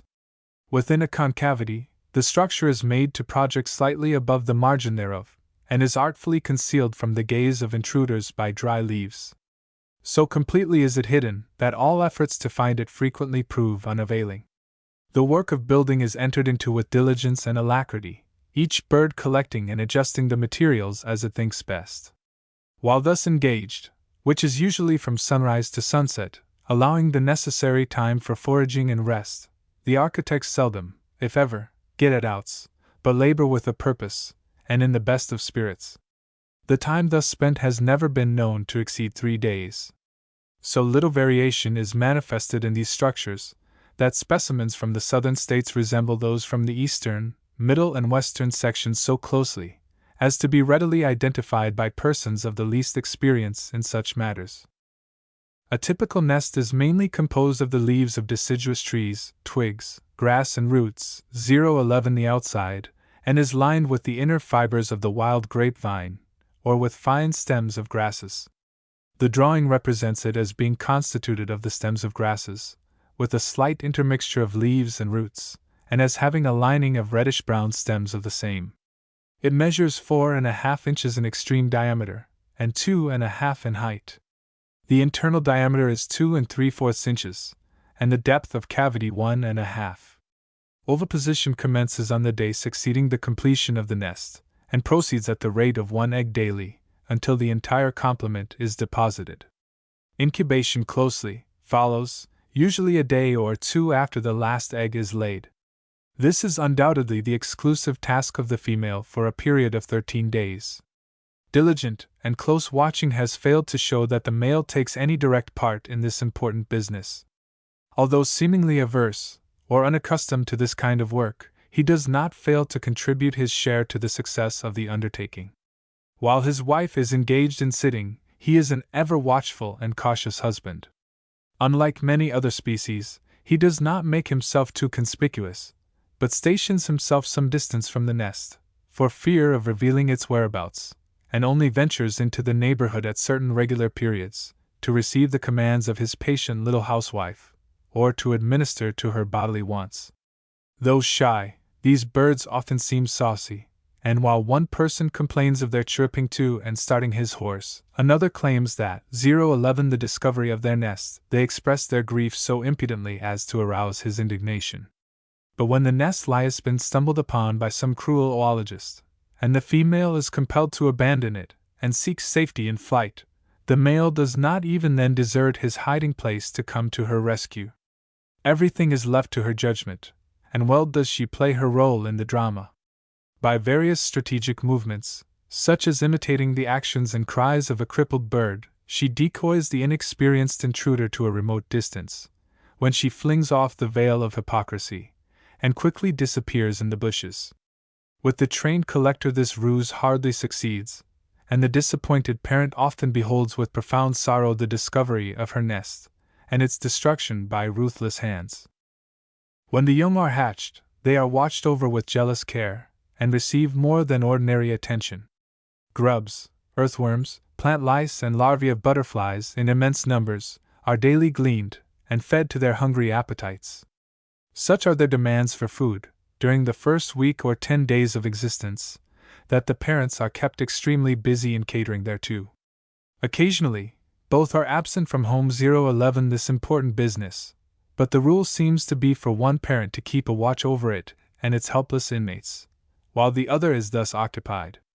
At the age of 13 or 14 days, the young quit the nest, and receive their first lessons in the mysteries of bird life, and in 10 days more are forced to shift for themselves, but are permitted, however, to remain with the parents until the time of the autumnal migration, when they help to form the small flocks which are seen flying southward about the middle of October.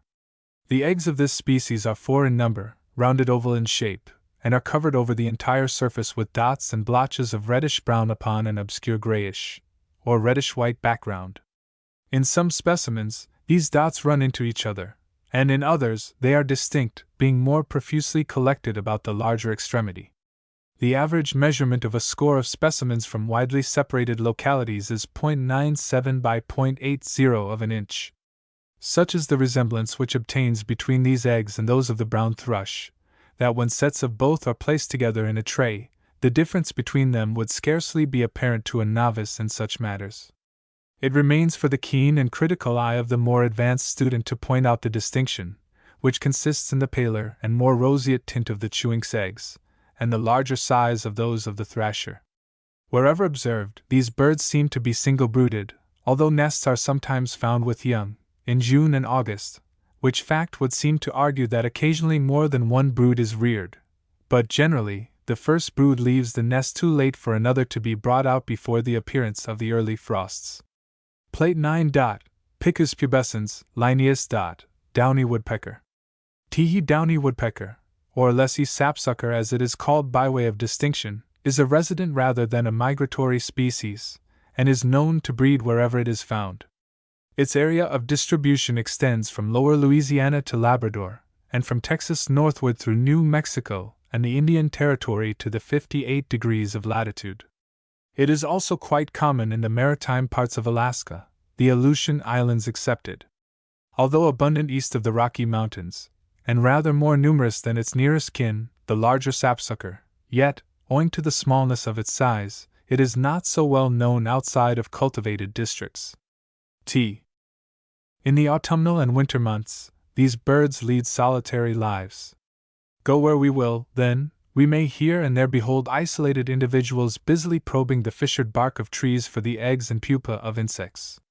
Even the mature forms meet with the same cruel treatment. Though rarely observed in cultivated districts during these times, yet a visit to the woods will reveal many a little fellow in dappled dress arrayed, with or without a crown of red, wending his slow and labored flight from tree to tree, or waking the clear echoes of rock and shady glen with his shrill music and weird drumming. But when balmy spring returns, and releases the earth from the icy fetters of the winter god, and peoples our shade and fruit trees with countless insect existences, then quits he the wild forest scenery, in a measure, and betakes himself to our lawns and orchards. This is not always the case. For in those lands where civilization has not planted, but where nature still reigns in her pristine glory, lies the same changeless creature as when first he greeted the vision of man. 'Tis now the social forces, freed from the frozen bonds of winter, rejoice in new vitality. The sexes no longer shun each other as before, but mingle in the most friendly manner. The male is the first to show symptoms of change. He pursues his predatory exploits with less of his characteristic zeal, and seeks to attract the attention of the gentler sex. With this object in view, he arranges his toilet with scrupulous nicety, and then goes forth to parade his beauties and grace before a bevy of idle, listless females. Ever and anon, he varies his occupation by the rendition of a song. But his auditors seem either incapable of appreciating his efforts to please, or else are too much concerned with other matters to pay any real attention thereto. Our little hero, not to be baffled, keeps up his courage, and with a patience truly praiseworthy, continues his suit, till at last he reaches the ear of some simple-minded female, when he pours forth, with all the resistless eloquence of his being, the short but pleasing narrative of his love. Should his affection be requited as it deserves, the happy lovers, without further ado, hie themselves away to sunny field or shady grove, to enjoy a brief honeymoon, preparatory to entering upon the trying and responsible duties of wedded life. The getting of a wife is not always so easily accomplished. It is generally attended with many trials and vicissitudes of fortune. Sometimes, when success seems ready to crown the efforts of an actor in this part of life's drama, a rival comes upon the scene, and claims the attention of the wooed.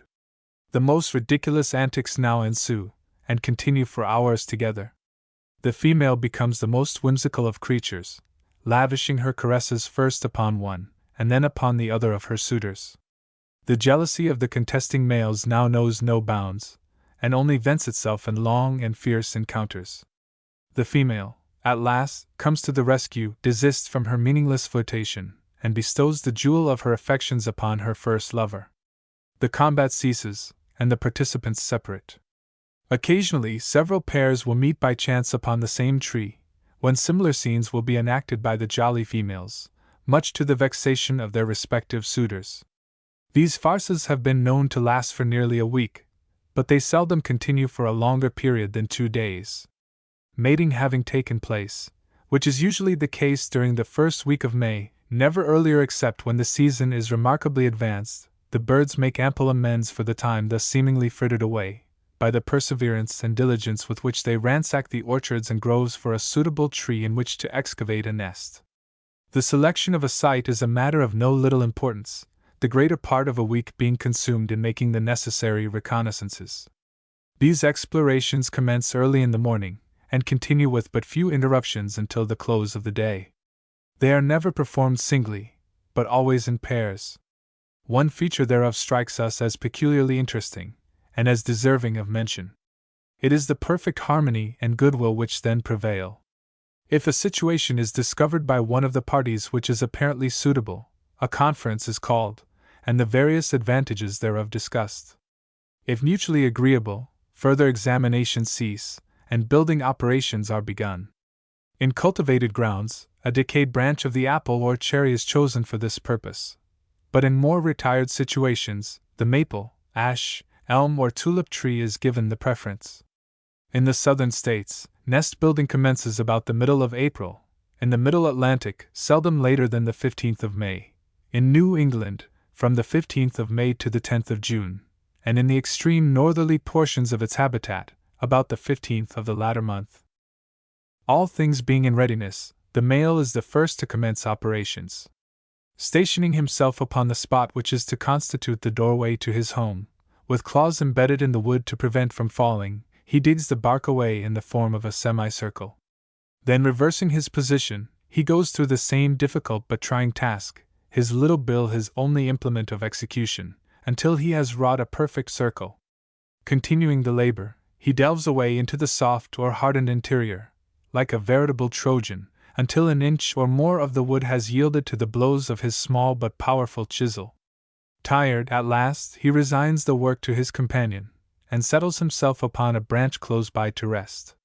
Having recuperated his exhausted energies, he starts off in quest of food, but to return in the course of a half-hour to the relief of the female. Thus the work goes on, day after day, with an industry and patience truly commendable, until success crowns the undertaking. The opening to the chamber is perfectly circular, and quite as accurate as a skillful mechanic could make it with compasses. The cavity is first erected downwards at an angle of 40 degrees, for the space of 5 inches, when it takes a perpendicular course for nearly 10 inches further, widening perceptibly at the bottom. Such is the capacity of the latter that the sitting bird is able to turn around therein with considerable ease, but the external orifice is just large enough to admit the bodies of herself and partner. Few species are more careful to direct attention from the scene of their labors than the subjects of our sketch. The chips produced during the work of excavation are usually carried to some distance, so as to remove all traces that might lead to detection. But howsoever clandestinely they may act, and whatever precaution they may exercise, their home does not always escape the keen eye of the experienced zoologist, or the sharpness and sagacity of the mischievous and insinuating little house wren, one of the most annoying enemies with which it has to contend. Wilson gives an interesting account of the impudent coolness of this bird, who, coveting the neatly built home of this woodpecker, and powerless to construct such an apartment for herself, waits until the woodpeckers have finished their work, when she attacks them with violence, and expels them from the nest which they have prepared with so much pains. Another example is mentioned by the same distinguished authority. In this instance, the woodpeckers had commenced the work of excavation in a cherry tree, within a few yards of the house in which he lived, and had made considerable progress, when they were assailed by the wrens, and compelled to withdraw. They then began a second nest in a pear tree, a few yards off, when after digging out a most complete chamber, and laying one egg, they were once more attacked by the same impertinent intruder, and finally forced to desert the place. Having constructed their home, which is usually the work of a week, the female, after a day of recreation and rest, begins the labor of oviposition. This continues for 4 or 6 days, the time being regulated by the number of eggs which is to constitute a setting, but a single egg being deposited daily. Incubation now follows, and is the exclusive task of the female for nearly 12 days. The male, although he takes no direct part in this business, is an important factor in the successful accomplishment of the undertaking, as he, like an affectionate and dutiful husband, supplies her with the necessary food. When not thus occupied, he may be seen foraging the fields and woods, or perched upon a twig in the calm enjoyment of ease and sober thought. He is seldom to be observed in the immediate vicinity of the nest, save when carrying food to his mate, or in times of great calamity. It has been affirmed by Mr. Payne, of Randolph, Vermont, that the male occasionally constructs a hole for himself close by that of his mate, as he has taken males in such apartments which were always unoccupied by eggs. He thinks that they repair thither for shelter. Careful explorations for several years have failed to show us that any such protection is practiced in the Middle States, nor do we find any record to substantiate this statement. The young, when first hatched, are very helpless creatures, and require the greatest care and attention from parental hands, so to speak. Caterpillars, small moths, aphids, and beetles constitute the bulk of their fare, from the time they leave the egg until they are 4 weeks old, when they quit the nest, to be instructed in the ways of the outside world. For a fortnight the young birds rove in company, but finally separate, each bird leading the life of a recluse. The eggs of this species are nearly spherical, of a crystalline whiteness, and measure 0.82 of an inch in length, and 0.71 in width. Specimens from eastern Texas and southern Michigan differ but little, if any, from others obtainable in New England and the middle sections of our country. In the plate the eggs are shown in position, the wood being cut away over the bottom of the chamber, to produce this result. The egg in front, as well as the birds upon the branch, are 3/4 of the natural size. The remaining eggs are in part concealed, and do not show so fully. In the southern and middle portions of the range of this woodpecker, 2 broods are annually raised, one in June, and the other in August, but further north seldom more than one. Plate X. Vireo Sylvia olivaceus, Bonaparte. Red-eyed vireo. Teehee red-eyed vireo is quite an abundant species throughout eastern North America, ranging from Florida in a northeasterly direction to Nova Scotia, thence northwesterly to Lake Winnipeg and Washington Territory, and westerly to Ogden, Utah. Accidental specimens have been procured in Greenland and England, but never more than a single individual in each locality.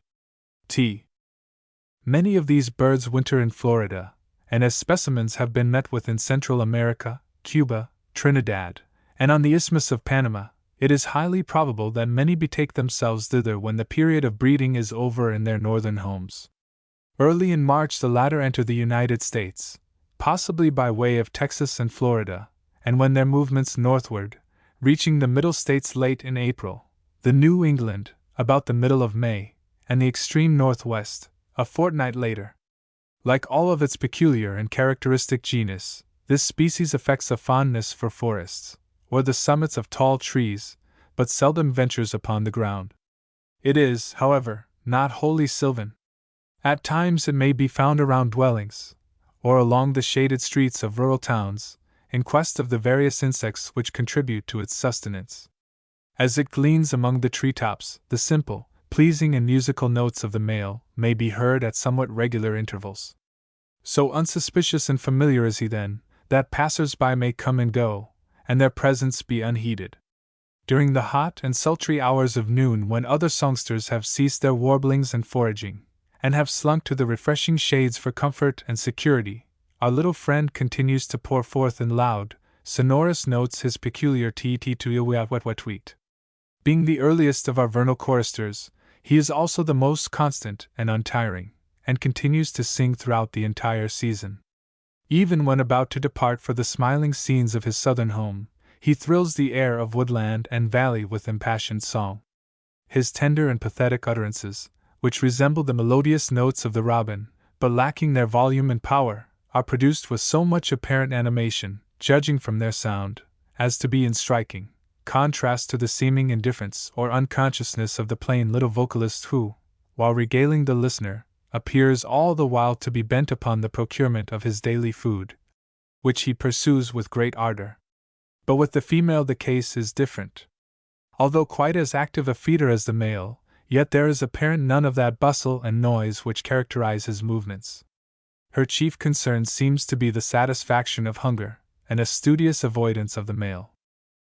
But as the days multiply, and insect life becomes more common, which is generally the case about 2 weeks after their arrival, less anxiety is felt on account of food. Consequently, more time is left for the development and play of the social forces. The sexes now begin to manifest less reserve and coolness, and instead of shunning each other, as was their wont, are brought more and more into friendly intercourse. A week or 10 days later, and the way is paved for the assumption of matrimonial relations. In this movement, the male takes the lead. The female, somewhat coy, at first listens to the wooings of her suitor at a wary distance, but as time progresses, soon learns to regard him in the light of a lover, throws off her restraint, and confidently advances to receive his caresses. And thus events follow each other in rapid succession until a union is effected. Having mated, the happy pair, with no more delay than is absolutely necessary, start off together in search of a nesting place. This is a matter that is easily accomplished, as almost any forest tree of small or medium height answers the purpose. In some situations, the beech, maple, sassafras, and common laurel are in special demand. Why this is so, it is impossible to divine. High woods, with an abundance of small trees, are generally chosen. Here, the nests are not often placed higher than 5 or 6 feet above the ground. Sometimes, though rarely, they are found swinging from a pendant bough, more than 50 feet high. Nidification seldom occurs in compactly built cities. Never more than a single instance has ever been observed by us. This happened in the summer of 1876. A site being chosen, building at once commences. This occurs in the Middle States between the 12th of May and the 15th of June. In New England, about the first of the latter month, in Texas and Louisiana, somewhat earlier, and in Nova Scotia, a trifle later. At Fort Resolution, at the Cumberland House, and at Fort Simpson, nests and eggs have been taken, but we are left in ignorance as to the time. The construction of a home is the result of the united labors of both birds, each collecting and adjusting its own materials. The time devoted thereto varies from 6 to 7 days, and is regulated by the industry of the builders and the condition of the weather. For this purpose a bifurcated branch is first chosen. To this is attached, by means of cobwebs, strips of bark, threads of moss, and the silk of caterpillars, a delicate framework. This is mainly composed of bark, decayed pine wood, vegetable fibers, etc., held together by silk, and possibly, in a slight degree, by a gummy secretion supplied by the builders.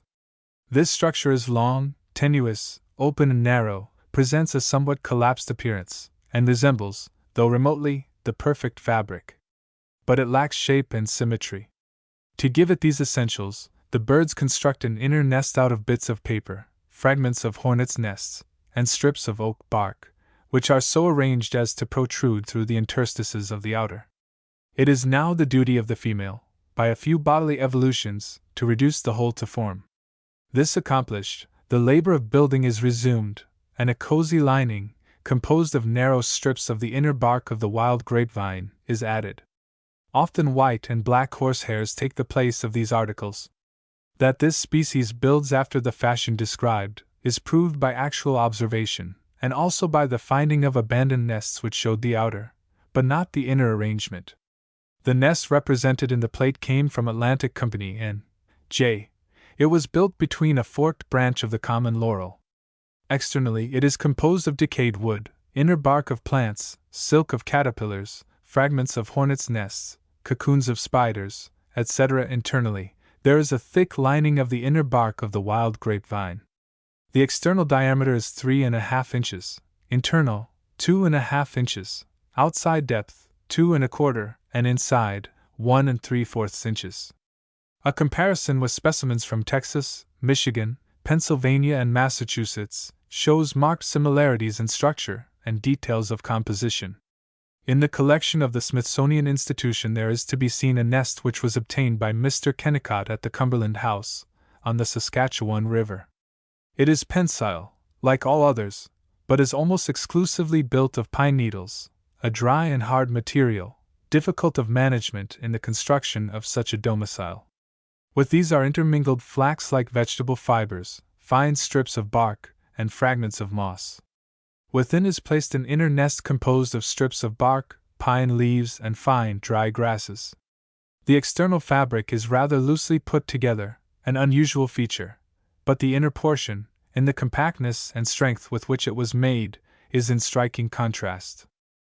After the nest is finished, the female, on the ensuing day, and occasionally not until the expiration of the third or fourth, commences to lay her eggs, at the rate of one daily, until the entire complement of 3 or 4 has been laid. Incubation follows closely, usually on the day succeeding the last deposit, and continues for nearly 11 days. This is not the exclusive task of the female, as the male sometimes assists her. When the latter is not thus occupied, it is seldom that he may be found in the vicinity, being absent either designedly or in search of food. Should the nest be approached at this time, the female sits close, and seems to manifest neither timidity nor alarm. We have often surprised her on the nest, and reached out our hand to take her, when she would watch our actions very narrowly, as if seeking to study our motives, but remaining perfectly motionless all the while. A nearer approach was invariably followed by her sudden departure therefrom.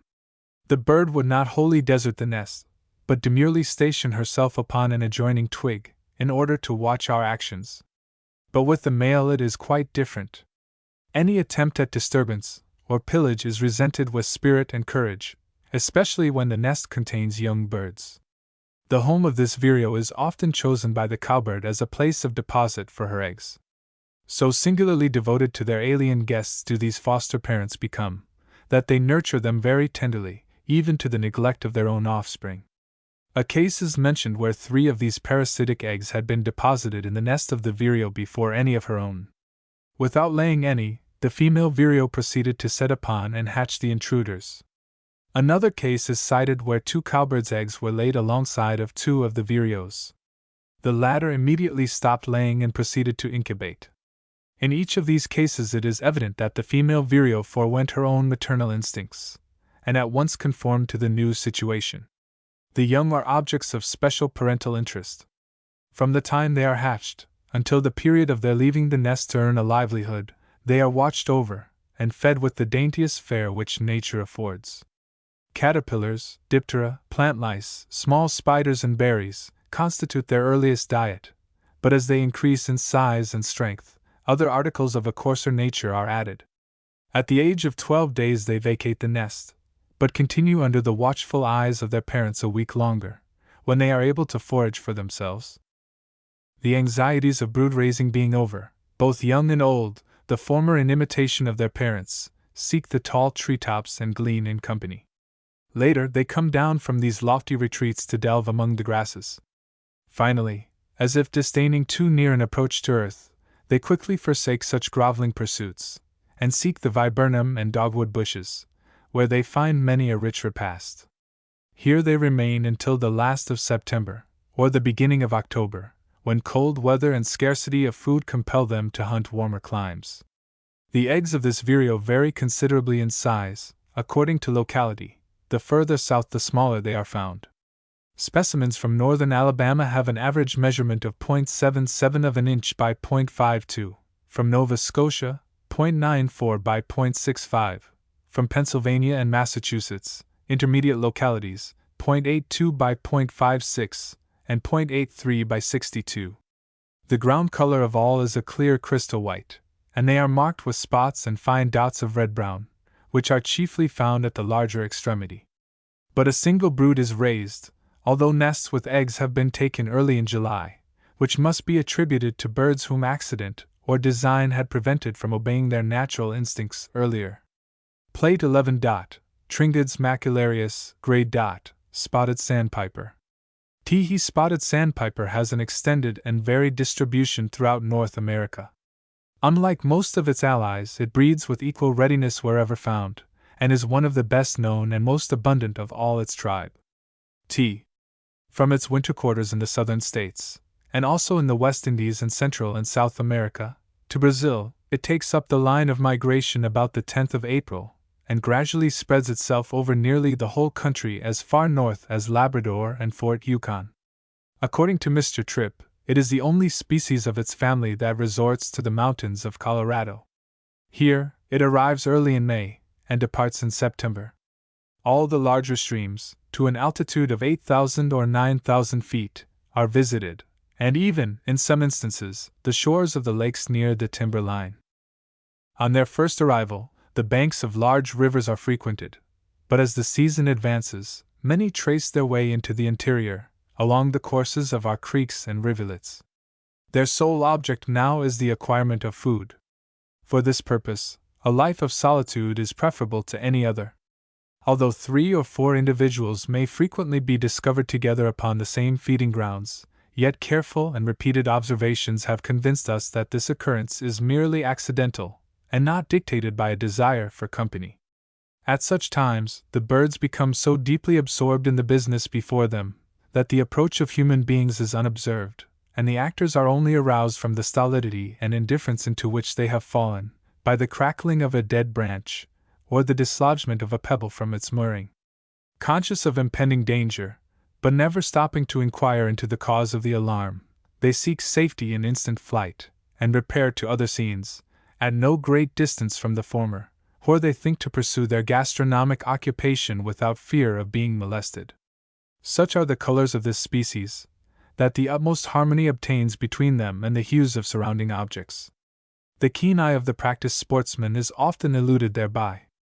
Were it not for its peculiar habit of wagging the tail, it would be a very difficult bird to locate, especially when in a standing attitude, for whether thus occupied, or running on the ground, or along the rails of a fence, or in the water, this motion seems continual. Even the young, as soon as they are released from the shell, are taught by instinct the same remarkable movement. Usually about the 3rd week from the time of their first appearance, but sometimes later, the sexes, grown corpulent from good feeding, discard in a measure the joys of the table, and seek each other's society. From stilly bank of inland pond or stream, or where old Neptune lashes in frenzied mood his solid flanks, their strange and simple call, peet-ivit, peet-weet, may be heard in quick succession, louder and more distinct than was their wont. Nor do the males alone indulge therein, for the gentler sex oft join their lords in wanton rivalry. Less whimsical than their aristocratic neighbors who affect the tall treetops and shady bushes, the lady sandpipers are more easily wooed and won. Their ardent lovers have but to make their suits with due obsequiousness, to receive the courted promises. A few more avowals of love and caresses, and the necessary reciprocations on the part of the females, and the happy lovers having sealed their plighted pledges in a bond of union, the respective parties journey off in search of suitable places for establishing their homes. This event generally occurs about the last of May, in some localities, but sometimes not earlier than the second week of June, in others, and perhaps later in the extreme northern limits of its habitat. A period of 3 or 4 days being spent in examining the surrounding country, the various parties soon settle upon localities. While some prefer the borders of ponds and streams, or more retired and secluded situations in the midst of forests, or a cornfield on elevated ground, others, again, have a hankering for low, sandy islands, or marshes by the sea coast, or even the almost barren beach itself. This part of the business being attended to, each female begins to construct her nest. For this purpose she scratches a slight hollow in the sandy earth, and proceeds to line it with a few pieces of straw, or moss, or seaweed, the nature of the materials depending upon the environment. When the nest is placed in a cornfield, it is generally built at the root of a hill of Indian corn, and is either lined with straws, or mosses. When upon the seashore, various species of algae are used. Having finished her rather simple and hastily constructed home, with as little delay as possible the female commences to deposit her complement of 4 eggs. This she does at the rate of 1 egg a day, in as many consecutive days, taking due care to place them with the small ends together in the middle of the nest. The last egg deposited, the female, on the day thereafter, enters the nest, and commences the duty of incubation. She is not necessarily a very close sitter, especially when her nest is located in a sandy soil, as the heated sand has doubtless much to do with the development of the young. During inclement weather, protection is absolutely essential. Consequently, one bird or the other must occupy it, by turns, until the necessity has passed. While one is incubating, it does not appear that her partner is compelled to play the part of a purveyor of food. Careful examinations have never enabled us to detect the least evidence thereof. When either party is tired, or is severely pressed by hunger, the other is summoned to the spot, to receive the charge of affairs. Thus the business goes on for 18 weary days, when the happy parents are blessed with a jolly little family.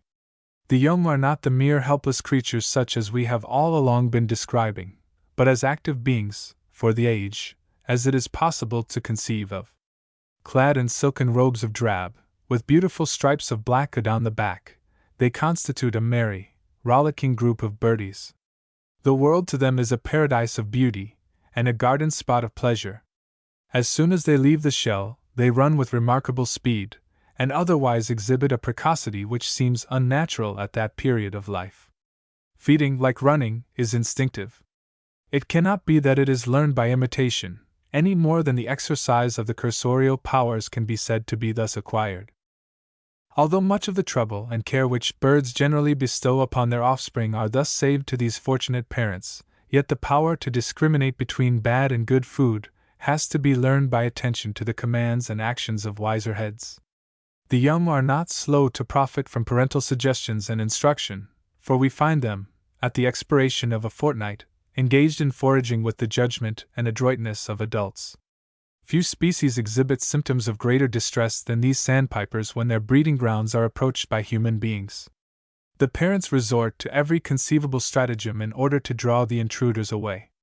Counterfeiting lameness, and fluttering along the ground with seeming difficulty, are 2 of the most characteristic devices which they practice for this purpose.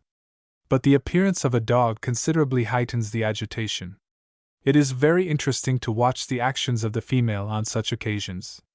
In order to lead him away from her terrified young, she throws herself before him, flutters away in a contrary direction, but always managing to keep out of the reach of danger. This she continues for some time, until the animal has been drawn to a considerable distance, when she throws off the garb of dissimulation, and takes to flight, leaving her pursuer standing stock still and gazing with astonishment and disappointment at the remarkable transformation which has just been effected. While all this has been going on, the young have scurried away to places of shelter and security, where they are afterwards joined by their beloved parent, glad to have escaped so fearful a calamity, and grateful for such a happy deliverance. A more substantial proof of the affection of this female for its young could hardly be imagined than that which Wilson gives on the authority of Mr. William Bartram.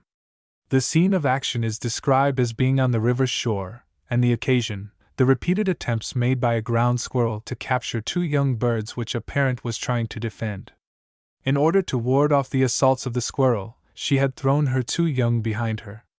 At every attempt of the animal to seize them by a circuitous sweep, she would raise her wings almost perpendicularly, assume the most formidable expression of which she was capable, rush forward upon the squirrel, who, intimidated by the boldness of her manner, would beat a precipitate retreat. The enemy, recovering from his defeat, would presently return, and renew the attack, but to be ingloriously driven back as before. The young, as though sensible of their perilous situation, would crowd together behind their protector, and shift their position as she advanced or retreated. This interesting scene continued for at least 10 minutes, when the strength of the poor parent was observed to flag. The squirrel, perceiving his advantage, became more daring, increased the frequency of his assaults, and would have gained an easy victory had not Mr. Bartram stepped forward from his hiding place and drove him back to his hole, and thus rescued the innocent. The eggs of this species are usually abruptly piriform, of a yellowish-buff ground color, and are marked with blotches and spots of umber and sienna, which are collected chiefly about the greater extremity, where they are sometimes confluent. Occasionally, some specimens present a more elongated form, and others have the primary color of a yellowish-drab tint, with the markings of a deeper shade. The dimensions vary somewhat in a large collection from widely separated localities. The largest measure 1.41 by 0.99 of an inch, and the smallest 1.25 by 0.94. Considering the size of the bird, they seem to be out of all proportion. Plate 12. Spizella socialis, Bonaparte. Chipping sparrow. Teehee chipping sparrow, so familiar to everybody, is not only one of the most abundant, but also one of the most widely diffused of all our species. It is found from the Atlantic to the Pacific in its two races, and breeds from Georgia to Nova Scotia on our eastern seaboard, and from Vera Cruz, Mexico, northward through Arizona, Utah, and California. Although obtained at different seasons of the year in all portions of North America to Mexico, it is a strange and remarkable fact that its breeding grounds are not equally extensive. Large numbers of these birds annually winter in the valley of the Colorado, and thence doubtless spread themselves over the whole Pacific region, as far north as Fort Resolution, on Great Slave Lake. In the east they may be seen in companies of 100 or more from October to April through northern Georgia and South Carolina, and possibly in the Gulf states. On the return of mild weather, which generally follows the vernal equinox, these flocks forsake in a measure their winter homes, and journey northward. Those from northern Mexico pursue a northwesterly course, reaching Arizona about the 24th of March, where a part remain to breed, but the greater portion pass up the valley of the Colorado, and after receiving fresh accessions to their number, continue their migratory course until they have reached their destination. On the other hand, our eastern variety tarries longer in the south, and only takes its departure when nature, awakened from her winter sleep in our northern states, has begun to put on her charming robe of green. But unlike its western brother, it arrives in pairs, and never with the show and pomp of a large army. The tardiness of vegetation, and the paucity of insect life incident thereto, have doubtless much to do with the time and manner of its coming. In the Middle States this event happens during the last week of April, and in New England about the 15th, but the birds do not seem to become very abundant in the latter section until the beginning of May. The field and song sparrows, near relatives, are much earlier comers, and are already in full song, making the groves and fields vocal with praises, long before the chippy has made his appearance. But when the latter does arrive, we must look for his presence in our gardens and orchards, rather than along the borders of thickets, where he commends himself to our favor and esteem by his tameness and sociability.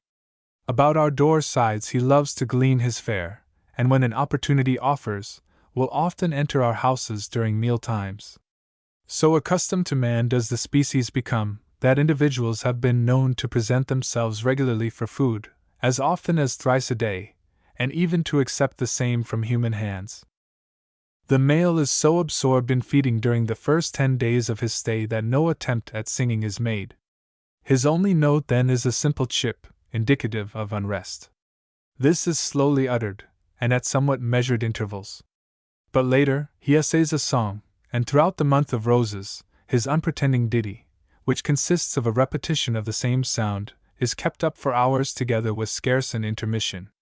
Though poor his reputation as a singer, yet individuals have actually been known to sing, and very sweetly, too, but such cases are wholly exceptional, et lusus naturae.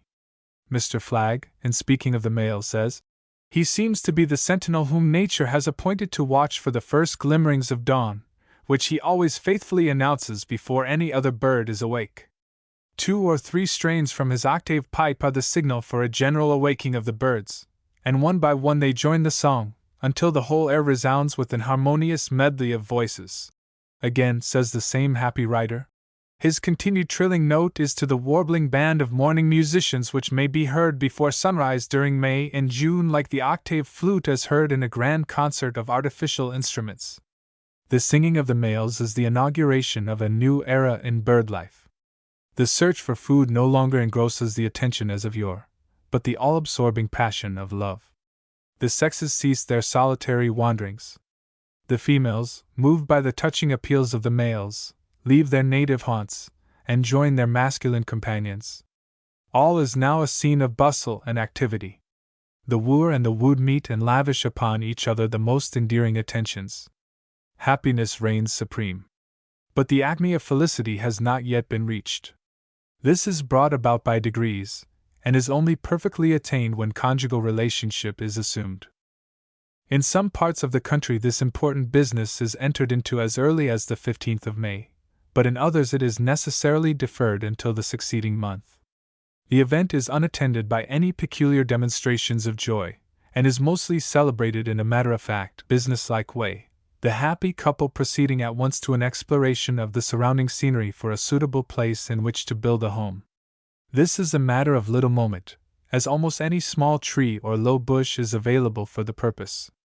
The nest is never placed on the ground, even in Arctic regions, where so many of our tree builders vary from this custom to nidificate on the ground. In the vicinity of houses, small trees, shrubbery, and vines are utilized, but in pasture grounds, and on the borders of small thickets, the common red cedar is chosen. Having selected a suitable site, both birds apply themselves to the task of building for a period of 4 or 5 days, when a neat and rather cozy structure is the result. Considerable variation is discernible in the architecture of different individuals. Some nests are rudely constructed, and rather loose and tenuous. Others have much of periphery, but little of thickness and internal depth. A typical nest is hemispherical, neatly but loosely built, and possesses a cavity very symmetrical in contour. It is usually composed on the outside, except in rare cases, of fine rootlets, and is lined with black and white horsehairs. In a beautiful domicile before us very few roots are noticeable, the bulk of the fabric being composed of horsehairs, densely and compactly interwoven, and covered exteriorly with a few fine twigs and lint. Other nests before us are built entirely of fine rootlets. When such structures are found in bushes, and are well secured and protected by enveloping leaves and twigs, a curious anomaly often presents itself. A case of the kind came under our observation in August 1876. Since that time others have been met with. It is where the nest, instead of occupying a nearly horizontal position, which is the natural one, is placed at an angle of inclination, and bears in the superior third a circular opening. What the object of this aperture can be, it is impossible to say, as the bird could never be surprised while on the nest. Possibly it was designed for the accommodation of the head of the owner while the process of incubation was going on, or it may have been intended as a mode of ingress and egress, which opinion the position of the nest and its surroundings would seem to warrant. One of the most curious and exceptional nests which we have ever seen was obtained in the summer of 1870, in Northumberland Company. This nest was built upon a small bush, at an elevation of 2 feet above the ground. Externally it is composed of dried plants, of an herbaceous character, with seed vessels intact. Internally, there is a slight lining of white horsehairs. The diameter, on the outside, measures nearly 4 inches, and the thickness 3½ inches. The diameter of the cavity is 3 inches, and the depth nearly 2. It is a magnificent structure, closely and compactly woven, and exactly hemispherical. The drawing represents the usual style of nest. The position upon a branch of the red cedar is one that is frequently chosen. The outside is mainly composed of fine roots of a reddish-brown color, and the inside of an equal mixture of white and black horsehairs. The dimensions are as follows: external diameter 3 inches, internal 2¼ inches, depth inside 3/4, and outside 1⅛ inches. The nest being finished, oviposition commences on the ensuing day, and proceeds at the rate of 1 egg daily, until the entire number is laid. This varies from 3 to 5, even in the same locality. Incubation commences on the day after the last deposit has been made, and continues for a period of 10 days. It is chiefly the duty of the female, although the male occasionally lends his assistance by taking the nest. When not thus occupied, he either polices the premises to guard against intrusion, or is away in search of food. When with young, both birds become devoted parents, and evince the greatest anxiety and consternation when their nest is disturbed. Their actions at such times bespeak fear rather than courage. We have never known them to assume the threatening attitude which characterizes so many of our small species, nor seek to drive intruders away by sharp scoldings and angry gesticulations. But knowing that resistance would be useless, they quietly submit to circumstances, and repair to other scenes where they think to be secure from molestation and harm in carrying out the chief object of their being. The young are fed at first on various larvae, especially those of a lepidopterous character. To these, earthworms, aphids, beetles, and flies are added as condition and age require. When 12 days old, they are persuaded to leave the nest, and, under the direction of the paternal sire, receive instruction in bird lore. A period of 8 or 9 days more, and they earn their own living. They do not forsake their parents, however, but follow them into their old hunting grounds, and thus help to constitute the small flocks which are generally observed in the fall of the year in our eastern and middle states, previous to migration. The eggs are oblong-oval in shape, and vary considerably in size. They are of a bluish-green color, and are sparingly spotted with umber and dark brown markings about the larger extremity. In some specimens, the latter are grouped after the fashion of a wreath, but this is the exception rather than the rule. The largest specimen we have ever seen measures 0.80 by 0.57 of an inch, the smallest 0.58 by 0.47. The average measurement is 0.72 of an inch in length, and 0.54 in breadth. The species as far as known is single-brooded. Plate 13. Paranga rubra, violet. Scarlet tanager. Tehe scarlet taxiger, a species but little known outside of the ornithological world, is more generally distributed than the casual observer is aware. According to various authorities, it ranges from Texas to Maine, and from South Carolina in a northwesterly direction to the southern limits of Lake Huron. In the eastern parts of Maine and Massachusetts it is but an occasional migrant, while in the western counties of the latter state, it is somewhat more plentiful, and nests in high, open woods and time-bewasted orchards. But it is in the states of Pennsylvania, New Jersey, and Virginia, and throughout the great valley of the Mississippi, that the birds more especially abound and rear their young. Few species are more susceptible to cold and sudden atmospheric changes than the subject of our sketch. As a necessary consequence, it is by no means a very early comer. However fond it may be of the scenes of last year's labors and pleasures, it does not forsake the genial climate and perennial groves of its tropical American home, until balmy April has yielded her crown and scepter to the lovely goddess of May. The male is usually the first to appear, the time of his arrival antedating that of his somber-colored, less favored companion by 3 or 4 days, although cases are cited where the sexes seem to have performed the journey together. For some time subsequent to his advent, the male is shy and suspicious, keeping away from the habitations of man, lest his brilliant suit of scarlet and black should excite the envy of some cruel and conscienceless collector, and he be summarily called upon, at the peril of his life, to part therewith. The female, on the contrary, less attractive in style and dress, has fewer human admirers, and is permitted to roam ad libitum, and with as much freedom and confidence as any of the little feathered creatures that crowd about our doors. but a change comes over the males after the lapse of a week or 10 days. They may now be seen along our thoroughfares, and in our fields and gardens, acting with none of their former timidity, but endeavoring, by their beautiful plumage, agreeable manners, sweet song, and useful service, to ingratiate themselves into the favor and esteem of their human brethren. Thus affairs continue for nearly a month, the sexes crossing and recrossing each other's paths in their many journeyings, and so intent upon the procurement of food that the object of their mission is either entirely lost sight of, or else is held in check for the nonce, by some strong impulse of their being. Events, however, are ripening for a speedy fulfillment of the business that has called them hither. The males exhibit less anxiety about food questions, and a positive distaste for the unsettled and lonely lives which they have been leading. A similar feeling, but less conspicuously manifested, pervades and animates the gentler sexes, if outward actions afford proper criteria for judging of internal emotions. But exceedingly more coy than their imperial lords, they keep at a respectable distance, preferring to be wooed and won, rather than assume any other role in the drama. The duty of taking the initiative step falls to the lot of the male. In order to accomplish this purpose more effectively, perhaps, as he thinks, he seeks the tall treetops, and for many a long and weary hour, thrills the ambient air with his sweetest music.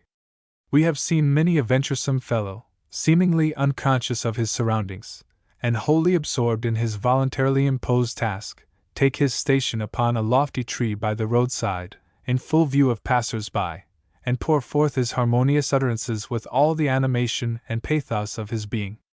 Tired at last, he ceases his efforts, preens his feathers, and is off to try his fortunes elsewhere. Thus he keeps up these movements, with necessary intermissions of rest and recreation, during the livelong day, until his song has arrested the attention of some impressible female. This ditty, which is uttered in a low and pensive manner, and which may be rather accurately represented by the syllables chi-chi-chi-chari-chari-chi, has been likened to the well-known notes of the Baltimore Oriole, but we are unable to trace the least resemblance thereto. His efforts being finally crowned with success, the happy lover is profuse in his attentions and caresses, and leads his willing bride to other scenes, where they spend a brief season of enjoyment, before entering into preparations for establishing a home. As they move through the branches and foliage together, they utter their affection in a low whispering warble, and in tones of singular sweetness and tenderness. Having celebrated their nuptials, they settle down to the duties of nest-building in earnest. The selection of a site is the first thing that commands attention. This is a matter of no little importance, and one that requires the exercise of considerable judgment. Both birds generally go together 011 this essential business, and carefully ransack the fields and thickets until a location is obtained which is wholly eligible. Nothing occurs in these examinations, if we are to judge from the behavior of the participants therein, to give offense, or mar the happiness of the wedded pair. The places selected vary according to latitude and the fancy of the builders. Orchards and groves of chestnuts, oaks, and nut trees are frequented, and often a preference is manifested for swampy woods if not too dense. In places contiguous to human habitations the builders, especially the male, act with less carefulness than in more retired localities. They are here more secure from the depredations of rapacious birds, the latter having a decided aversion to man, their inveterate and merciless foe. Building operations are usually begun about the 15th of May in the latitude of Philadelphia, towards the close of the month in New England, but never later than the first or second week of June. In its southern breeding quarters, following the examples of its more distant relatives, it doubtless nests earlier. The nest is placed upon the horizontal branch of a fruit tree, usually on the edge of a wood, but occasionally in an orchard. Sometimes it is built over a crotch, which constitutes a more stable position. When a nest is located on the outskirts of a thicket, some species of oak, or the tulip tree, is generally selected as the recipient thereof. In an orchard, the apple claims and receives this honor. Its height above the ground is mostly from 15 to 20 feet in sequestered situations, but in cultivated districts, a much lower elevation is chosen. The labor of building is performed mainly by the female, her partner lending but little assistance. The time devoted to the task seldom exceeds a period of 4 days, and so loosely are the fabrics put together in the majority of cases, that they scarcely survive the season for which they were intended. A structure before us is rather symmetrical and neatly built for the species, and quite shallow. Externally, it is composed of dried twigs, weeds, and grasses, variously intermingled. Internally, there is a lining of fine roots, grass stems, and the inner bark of the chestnut and oak. The outside diameter is 5.5 inches, height 2 inches, diameter of cavity 3.5 inches, and depth about half an inch. Mr. Nuttall describes a nest examined by him as composed of rigid stalks of weeds and slender fir twigs joined together with narrow strips of opossum and pea-vine runners, and wound around with thin, wiry stalks of the helianthemum, the whole so loosely and thinly plated as to admit the light quite readily through the interstices. The plate represents the average structure. On examination, it will be found to be nearly circular above, although somewhat irregular towards the lower 2/3. The haze is rather loosely constructed of strips of bark, fine stems of vegetables with dried flowers attached, and rootlets of woody plants. Upon this as a basis is wrought, with more compactness and finish, a framework, which is beautifully lined with reddish-brown stems of herbaceous plants, and fine strips of inner bark. The external diameter is 5 inches, and the height 2 inches. The diameter of the cavity is 3 inches, and the depth 1/2 of an inch. This nest is shown in its natural position over and partly between a forked branch of one of our common species of oak. The female bird is placed upon the right, as though about to assume the duty of incubation, while her illustrious partner occupies a very dignified position on the left of the picture. All the figures, however, are reduced 1/3, so as to bring them within the scope of the page. Having completed her home, the female almost immediately commences to deposit her complement of 4 or 5 eggs, at the rate of 1 a day, in as many consecutive days. This business being attended to, on the day succeeding the last extrusion, she takes the nest, and for a period of 12 or 13 days of rather close sitting, supplies the warmth necessary to develop her houseful of children. It is a remarkable fact, and one that beautifully displays the wonderful wisdom which is taught by nature, that the brilliantly colored males studiously avoid the nest, and only approach it, when necessary, with caution and stealth, for fear of betraying its presence, while the females, with their plain coloring in harmony with the surrounding foliage, sit thereon, and care for their helpless offspring without danger of molestation. But if the nest is approached with hostile intention, or is actually invaded, the males emerge from their places of concealment, and assist in carrying its precious treasures away. But how this is accomplished, it is impossible to say. Mr. Minot has known instances where the young have been removed, although many of the cases seem to be beyond the ability of bird ingenuity to accomplish. On one occasion, while our worthy friend was ascending a tree which contained a nest of this species, and that, too, with as much care and quietness as was possible under the circumstances, he was surprised to see the parent birds return several times to the tree upon his arrival at a point which commanded full view of the inside of the domicile. Although the nest was known to contain eggs, which were seen through the interstices from below, his astonishment was undoubtedly heightened when he discovered it to be empty. He immediately began an examination of the premises, but could find no pieces of broken shells, or traces of yolk on branch, or on the ground beneath. The eggs had certainly been spirited away, but whether they were afterwards returned and successfully hatched or not, he was unable to say. Notwithstanding the precaution which these birds take in the selection of a building spot, and the artfulness with which they seek to conceal their home by means of the surrounding leaves, it is a fact, not generally known, but nevertheless true, that much of their prudence and painstaking counts for naught. They may deceive the trained collector, but they cannot elude the sagacity and watchfulness of the female cowbird, who is ever on the alert and ready to slip into their unoccupied nest and deposit her own egg. We have known instances where as many as 3 of these parasitic eggs had been left in the nest alongside of one of the rightful occupant's eggs. A case of the kind came to notice last summer. But whether the owners of the nest would have hatched the intruders or not, we cannot say, as its contents were rifled shortly after the discovery had been made. Owing to its shallowness, it is highly probable that the owners would have thrown them out on becoming cognizant of their presence. With small birds, and also with those which are in the habit of building deep nests, there is considerable difficulty attending such an attempt. The birds are generally obliged to submit to circumstances, and hatch the aliens. The food of the young is chiefly collected by the mother bird, and consists of the larvae of beetles, various species of Lepidoptera with mature forms of the same, spiders, plant lice, diptera, and earthworms. These are fed to them for the space of a fortnight subsequent to their leaving the eggs, when they quit for the first time the close precincts of their shallow home, to receive their earliest impressions of the outside world, or to take some lessons in the secrets of bird lore. Another week more, and they are thrown upon the cold and pitiless world to fight their way as others have done before. The devotion of the parent to her young is shown not only in the assiduity with which she labors to supply them with the essential articles of diet, but also in the distress which she manifests when they are in perilous situations, and in her efforts to extricate them from the same.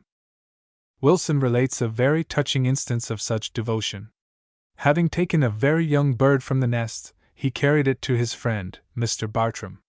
The latter gentleman placed it in a cage, which he suspended near a nest containing young orioles, in hopes that the parents of these birds would be moved to feed it.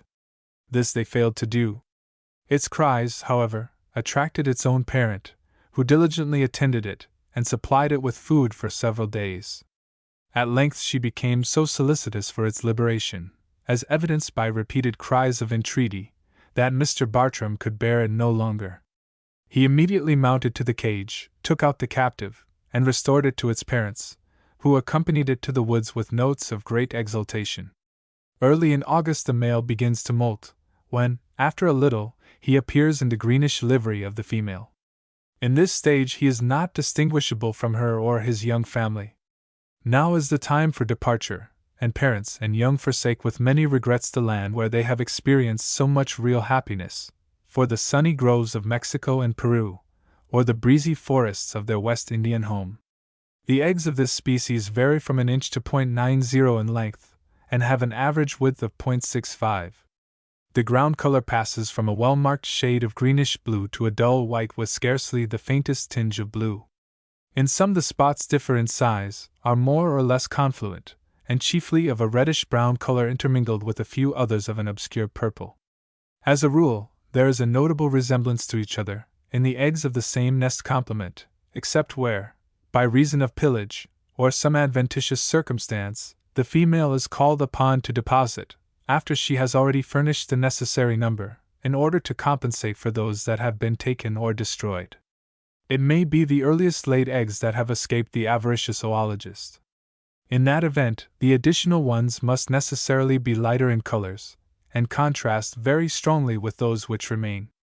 Locality has doubtless much to do with color variations, southern specimens being more sharply defined than those from colder latitudes. Plate 14. Hirundo hororum, Barton. Barn swallow. Teehee barn swallow, the chief of its fellows, is the most widely diffused, most generally abundant, and wherever found, the best known of all our species.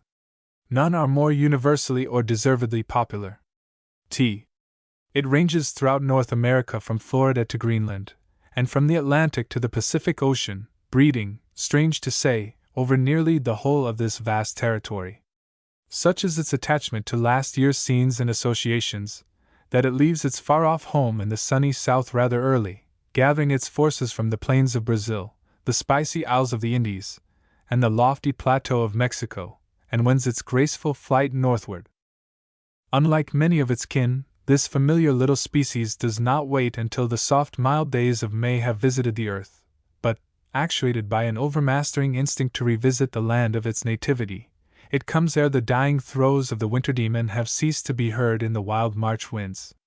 But the more genial fields and streams of our southern border states first invite its presence, and offer it an abiding place, until its more northern habitats are made to rejoice under the influence of the sun god. In the central section of this great land of ours, this generally occurs during the early days of balmy April, when spring may be said to commence in earnest. Hundreds of these agile creatures, carried away by the exuberance of their feelings, may now be seen either disporting themselves in the atmosphere, or more profitably engaged in pursuing their multifarious prey on swift and noiseless wings. While some remain in these parts to breed, others retire further north, and take up their quarters in old accustomed haunts, reaching New York and southern New England towards the close of April, and the more northern portions of the latter section about the 1st of May. Continuing their migration, a few, according to Sir John Richardson, pass on until they have attained the latitude of 67 degrees 31 minutes, where they stop to breed. This doubtless occurs about the last of May, or the beginning of June, if the fact of their nesting at Fort Chipewyan, 10 degrees further south, on the 15th of May, affords any basis for computation. On the Pacific coast these birds are less abundant than 011 our eastern shores. This is attributable to the lack or scarcity of suitable building places. As settlements multiply, they increase in numbers, especially in the neighborhood of farms. Farther inland, the species is conspicuous for its rarity.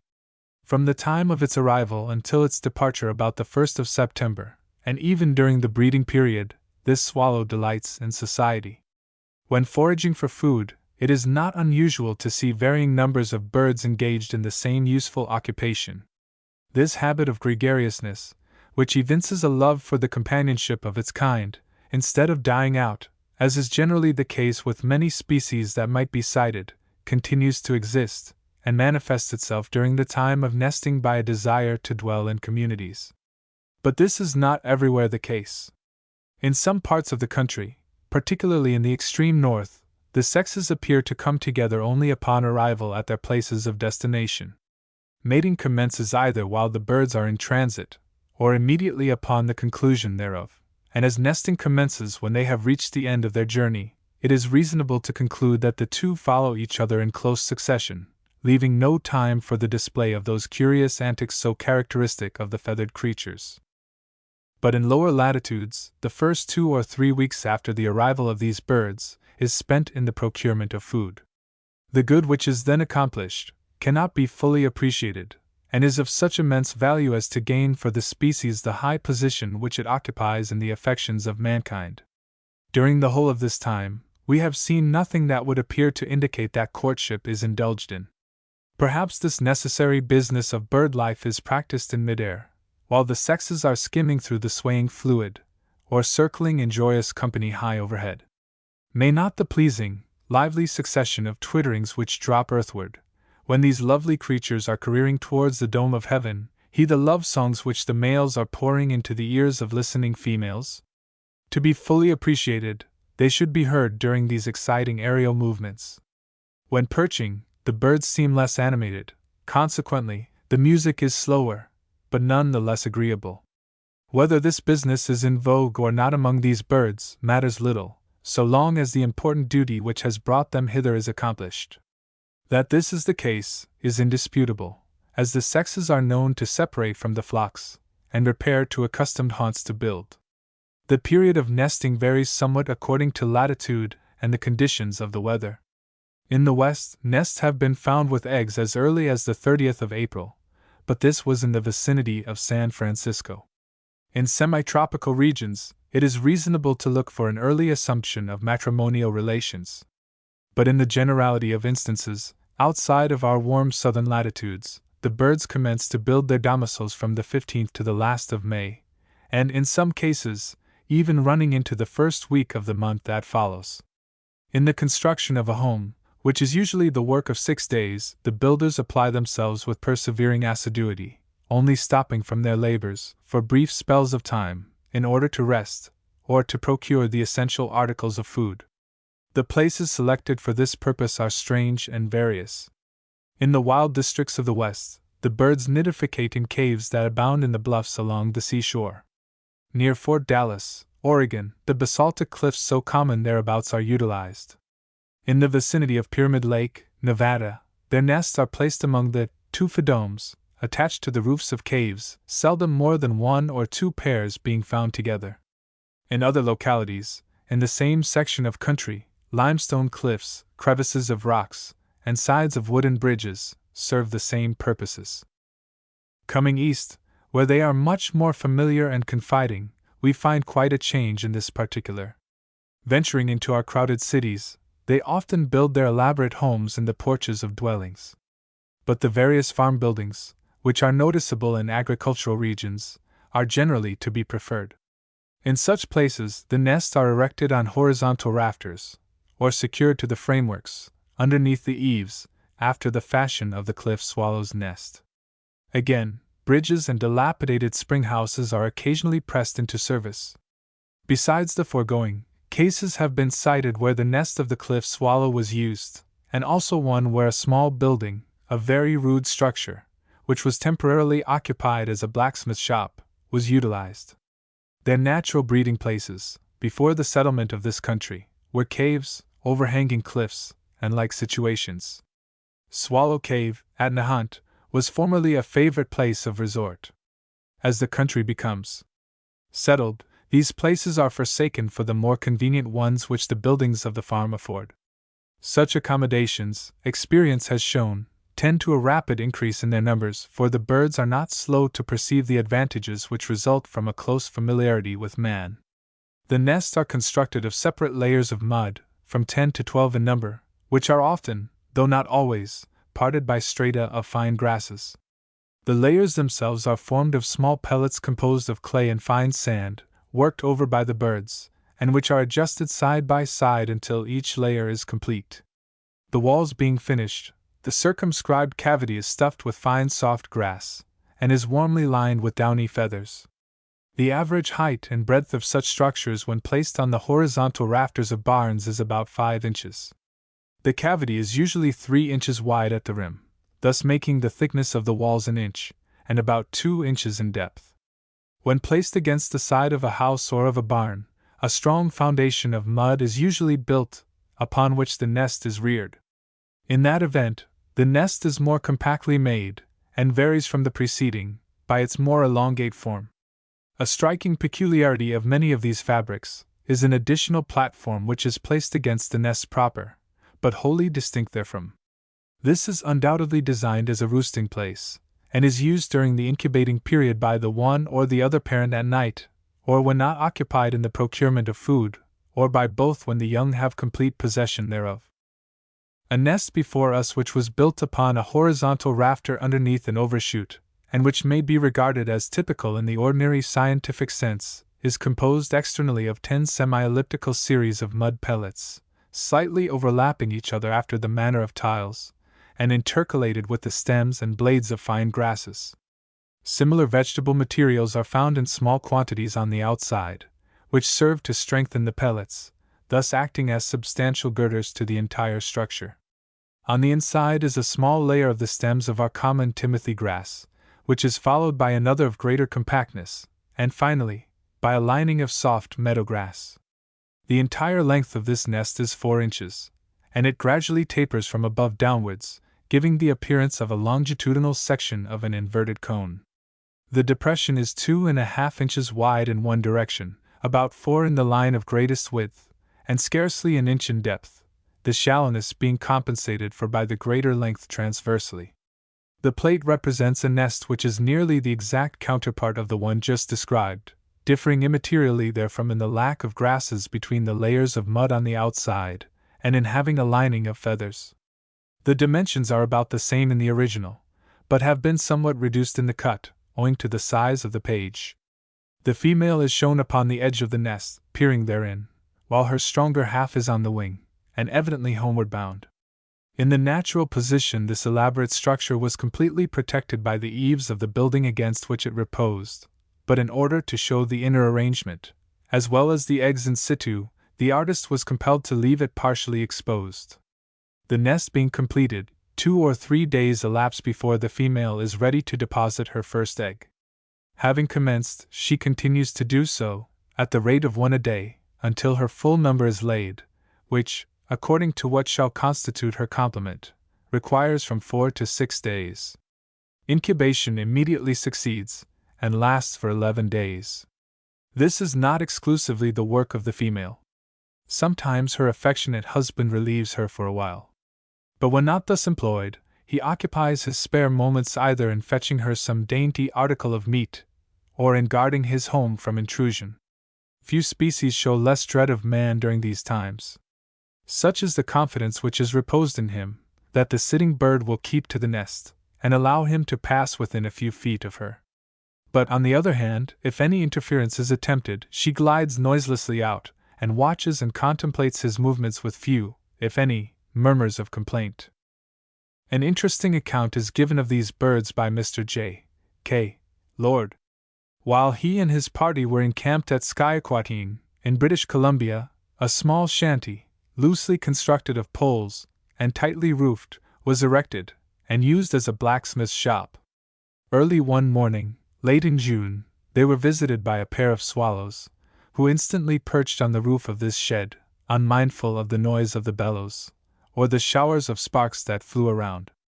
Presently they entered the house, and commenced an examination of the roof and its supporting poles, twittering to each other the while, in the most animated manner.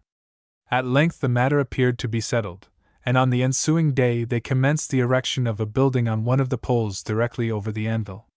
Though the hammer was constantly passing close to the structure, yet the fearless builders kept steadily at work, and in about 3 days had completed the rough outline thereof. A few days more, and their home was ready for occupancy. The narrator often stationed himself upon a log to watch them, with his face so near that their feathers frequently brushed against it as they toiled at their task. Suffice it to say, the eggs were laid, the young hatched and successfully reared, and the trustful pair maintained their serenity and fearlessness till the last. The attentions of the parents to their young are unremitting. The number of small insects which they collect for them is almost incredible. Flies, aquatic larvae, and small moths form a considerable part of their earliest diet. But as they become older, other insects are added to their bill of fare. When about 14 days old they are able to leave the nest. The maneuvers of the parents to entice them out, and the assistance which they render them in their first feeble attempts at flight, are among the most curious and interesting of all our ornithological experiences. A few days' training gives them complete control over their alar appendages, and they are soon as merry and happy as any of their older companions, as they sail through the air in quest of insects, or in the pursuit of pleasure. By the 1st of September, they are strong enough to endure the fatigue incident to the long journey which they are called upon to make, in obedience to the supreme law of their being, at this season of the year. The eggs of this species are white with a roseate tinge in unblown specimens, and are marked with spots of reddish and purplish brown, varying in size and number, but chiefly collected about the larger end. From the cliff swallow's eggs, they differ in having finer spots, and in being smaller and rather more elongated. Specimens from different localities, and even in this region, show marked variations in length, some being 0.95 of an inch, and others not more than 0.74. The same holds good with respect to the width, the greatest being 0.63 of an inch, and the least 0.50. The average dimensions are 0.77 by 0.55 of an inch. The number of broods generally raised is 2, the latter often as late as the last of July, or the beginning of August. This is not always the case, especially when the season has been unusually delayed by means of the weather, or when the natural instinct has been unaccountably restrained. Plate 15. Lophrodix californica, Bonaparte. The Valley Quail of California. Teehee Valley Quail, so called in contradistinction to the plumed or mountain quail, which inhabits hills and highlands, has an exceedingly limited range. It abounds in all the valleys of California and Oregon, both inland and maritime, but never in the forest depths, nor on the mountain tops, nor in the interior basin where there is a dearth of water and vegetation. In the spring of 1857 these birds were introduced into Washington Territory, on the grassy plains near Puget Sound, where they soon established themselves. According to Dr. Cones, who has paid special attention to the distribution of our birds, the present species ranges from the Columbia River to Cape St. Lucas. In California it is chiefly restricted to the country west of the Sierra Nevada, which, with the great Colorado Desert, is said to constitute an apparently impassable barrier between it and Gambel's partridge, a very near relative. Up the mountains a higher elevation than 3,000 or 4,000 feet is never known to be attained, the region beyond being occupied by the mountain quail. Prairies and grain fields, and thickets along the borders of streams, are noted places of resort. Coveys of from a dozen to 100 or more individuals may be seen in such places, during the non-breeding season, busily employed in gleaning or in some sort of diversion. Although comparatively tame, and permitting a very near approach, yet when disturbed, they betake themselves to the bushes or trees. When to the latter, they squat so closely along the branches as to escape the keen sight of pursuers. It will not lie to a dog, as our eastern species is wont to do, but runs until driven to seek safety in flight. Throughout California, these birds are often domesticated and made to consort with the common barnyard fowl. A similar practice might be tried in the East with happy results. That it would succeed, there can be no reasonable doubt. A few years ago, an attempt was made to introduce them into Long Island, which was only partially successful. But the demands of New York epicures soon led to their extermination. The season of flocking being over, which continues from the 1st of September until about the middle of May, as nearly as we can ascertain, the coveys break up into pairs, and mating is about to commence. This important event is heralded by certain peculiar cries which the male birds emit while sitting upon a stump or prostrate log in the midst of the surrounding verdure. These notes are very strange, and may be likened to the harsh and disagreeable tones of some of the woodpeckers. They may be aptly represented, says Dr. Newberry, by the syllables ka-ka-ka-ka, the first 3 notes being rapidly repeated, the last prolonged with a falling inflection. Language can hardly describe the actions of the males during these times. While some may be seen strutting along some fallen log, or gesticulating overhead on the motionless tree branches, others, less lofty in their aspirations, move with dignified demeanor in and out the bushes, untrammeled by interlacing grasses. All, however, seem animated by one common impulse, the admiration and favor of birds less beautiful, perhaps, but more modest, than themselves. It is a charming sight, and one ever to be remembered, to watch these enamored birds as they press their several suits. The stately tread, erect but comely carriage, waving plumes, quivering wings, and flashing eyes, bespeak the proud consciousness of superior worth and vigor. The beautiful bird glances defiantly about him, and challenges loudly for a rival. Again, he throws down the gauntlet, but none appears to take it up. He may now retire, his rights are proven. But hid away in leafy bower, a gentler being watches his movements, admires his bearing, and fascinated by the courage she sees displayed, hopes that the next movement may bring him to her side, but dreading lest it may. At length their eyes meet, she trembles and attempts to fly, but cannot.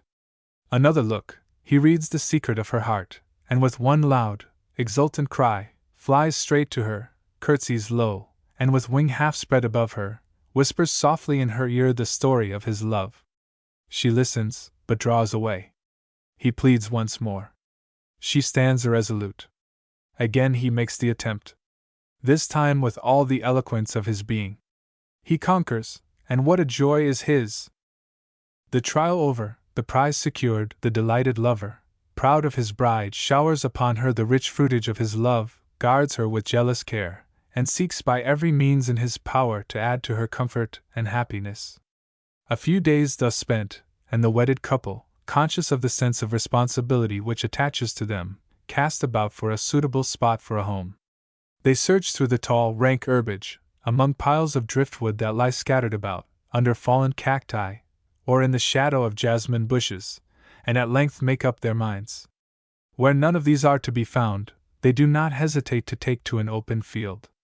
Little more is needed than to fix upon a spot, for the nest is far from an elaborate affair, being aught else than a collection of loose, dry grasses arranged without much care. In many instances, even these articles are dispensed with. The plate represents the ordinary style of nest, containing a set of 13 eggs drawn to the natural size. On the left of the picture may be seen the male, which differs from the female in his more brilliant and vivid colors, both being placed in the background. Having finished her simple domicile, or rather having chosen a spot for laying, for in the generality of cases no nest whatever is made, the female deposits day after day the eggs which are to constitute her complement.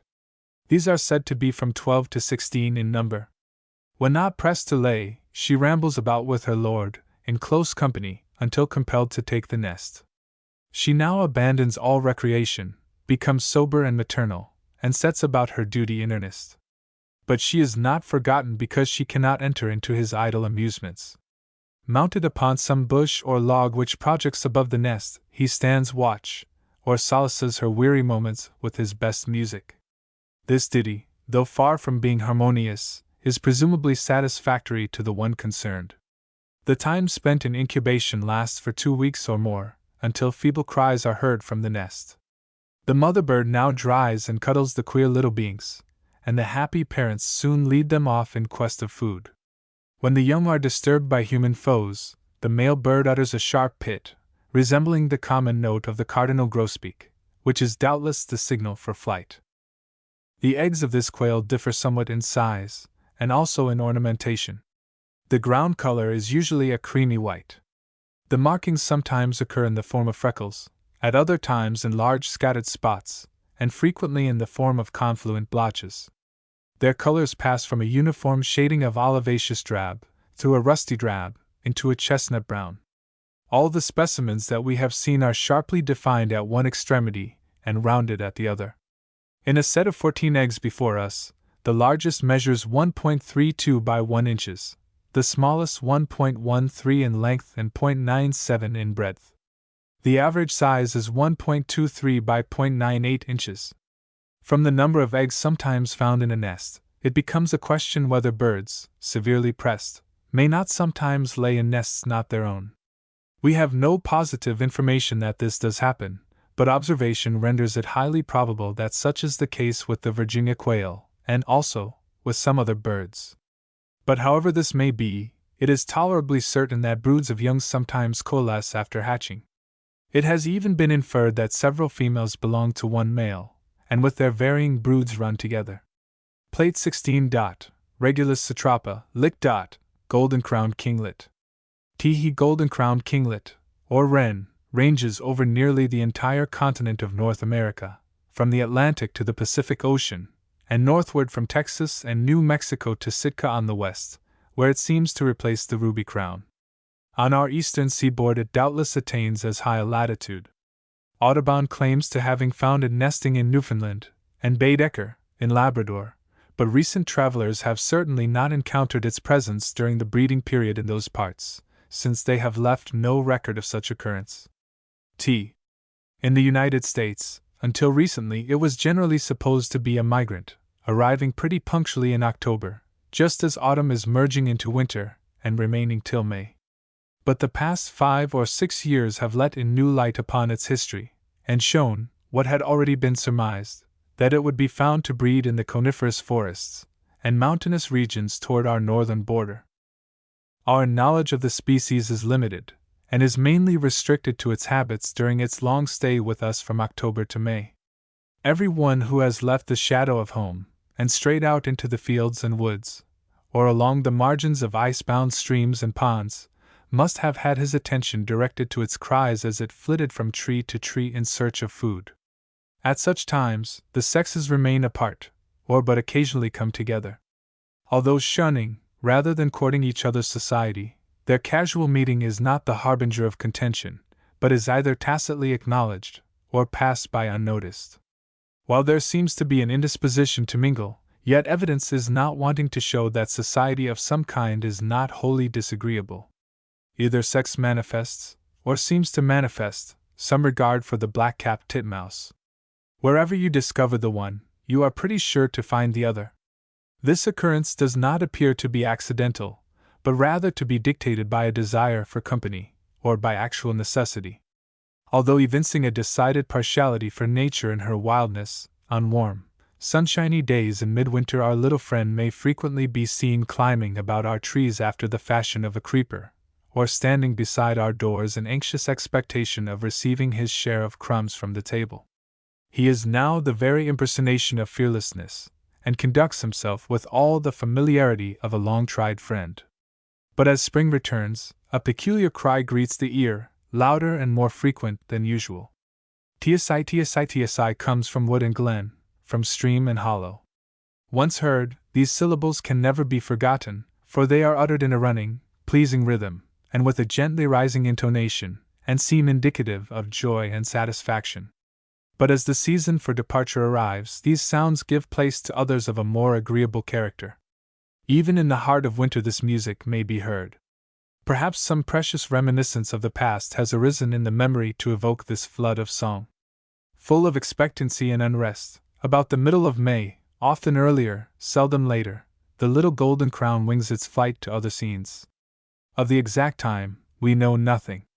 It does not stop to bid us an affectionate adieu, but is gone before we are hardly aware of the blank which it has left. Its return is as unheralded and mysterious. Today we admire its graceful actions, sprightly ditty and beautiful plumage. Tomorrow we search the old haunts, feeling almost confident that it must be lurking somewhere about, but to be doomed to disappointment. Occasionally our patience is rewarded by finding a couple of individuals, who have either lost their reckoning, or have made up their minds to spend the summer at home. But the most of their fellows still follow the path which their ancestors have so long trodden. While some follow the stretch of country between our two great western mountain systems, and breed in Washington Territory and the country to the northward, others forsake their winter quarters, and travel in a northeasterly direction to the shores of Newfoundland and Labrador. A few, however, lag behind and find suitable summer resorts in the pine forests and thuja swamps of New Hampshire and Maine. When our mountain regions and dense forests are better known, we hazard the opinion that many will be found to breed nearer home than we are aware. Paired individuals have often been met with along the hills of the Wissahickon, in Pennsylvania, during the breeding season, which evidently had nests, but diligent search failed to reveal the fact. Before the discovery of the nest of this species, the presumption was that it built a pensile nest, not unlike the European congener, and that it laid small eggs faintly sprinkled with buff-colored dots on a white background, but differing little in size from those of the common hummingbird. It was also inferred that 2 broods were annually raised, from the fact that so much time was spent in its summer abode, and also because full-fledged young were found by Mr. Nuttall in May, on the Columbia, and in August, by Mr. Audubon, in Labrador. According to Mr. J. K. Lord, who discovered this species to be very common in Vancouver's Island, and also along the entire boundary line of Washington Territory and British Columbia, where it sometimes reaches an elevation of 6,000 feet, it constructs a pensile nest, which it suspends from the extreme end of a pine branch, and that it lays from 5 to 7 eggs. The materials of the nest, and the color and dimensions of the eggs, were never described. The world remained in ignorance of these matters until the summer of 1875, when Mr. H. D. Minot discovered, on the 16th day of July, a nest of this species. It was built in a forest of the White Mountains, which consisted chiefly of white birches and evergreens. The nest was securely fastened to the twigs of a spreading hemlock bough, was globular in shape, and placed about 4 feet above the ground. The outside was composed of hanging moss and bits of dead leaves. The inside was chiefly lined with feathers.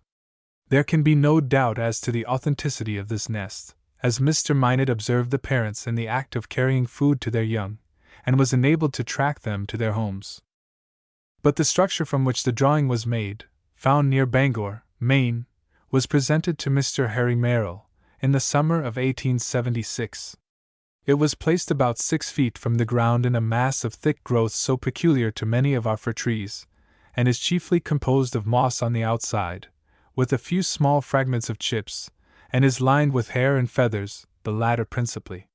The external diameter is 4½ inches, and depth outside nearly 3 inches. The opening is at the top, and measures about 1 3/4 inches across, and 2 in depth. Although the birds that built this nest were not seen by Mr. Merrill, yet by the pretty sure evidence of exclusion, they cannot belong to any other species than the one under consideration. Of their habits while with young, our knowledge is small. It is evident, however, from what Mr. Minot says, that both parents supplied their nestlings with food. Incubation is doubtless performed by them both, the female assuming the bulk of the labor.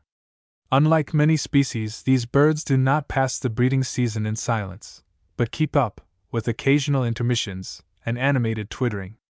The eggs possibly range from 6 to 10 in number. To the eye they appear of a cream-white color, apparently covered with minute spots. Under the microscope, the ground color is white, with shell marks of purplish slate, and a few obscure spots of a deep buff, rather superficial, to which their dirty tinge is probably due. The largest egg measures 0.52 of an inch in length, and 0.40 in width, the smallest, 0.47 by 0.30 inches. The average dimensions of the 10 eggs are 0.50 by 0.41 inches. Plate 17. Eudaimania torta, Linn. Leech. Razor-billed auk.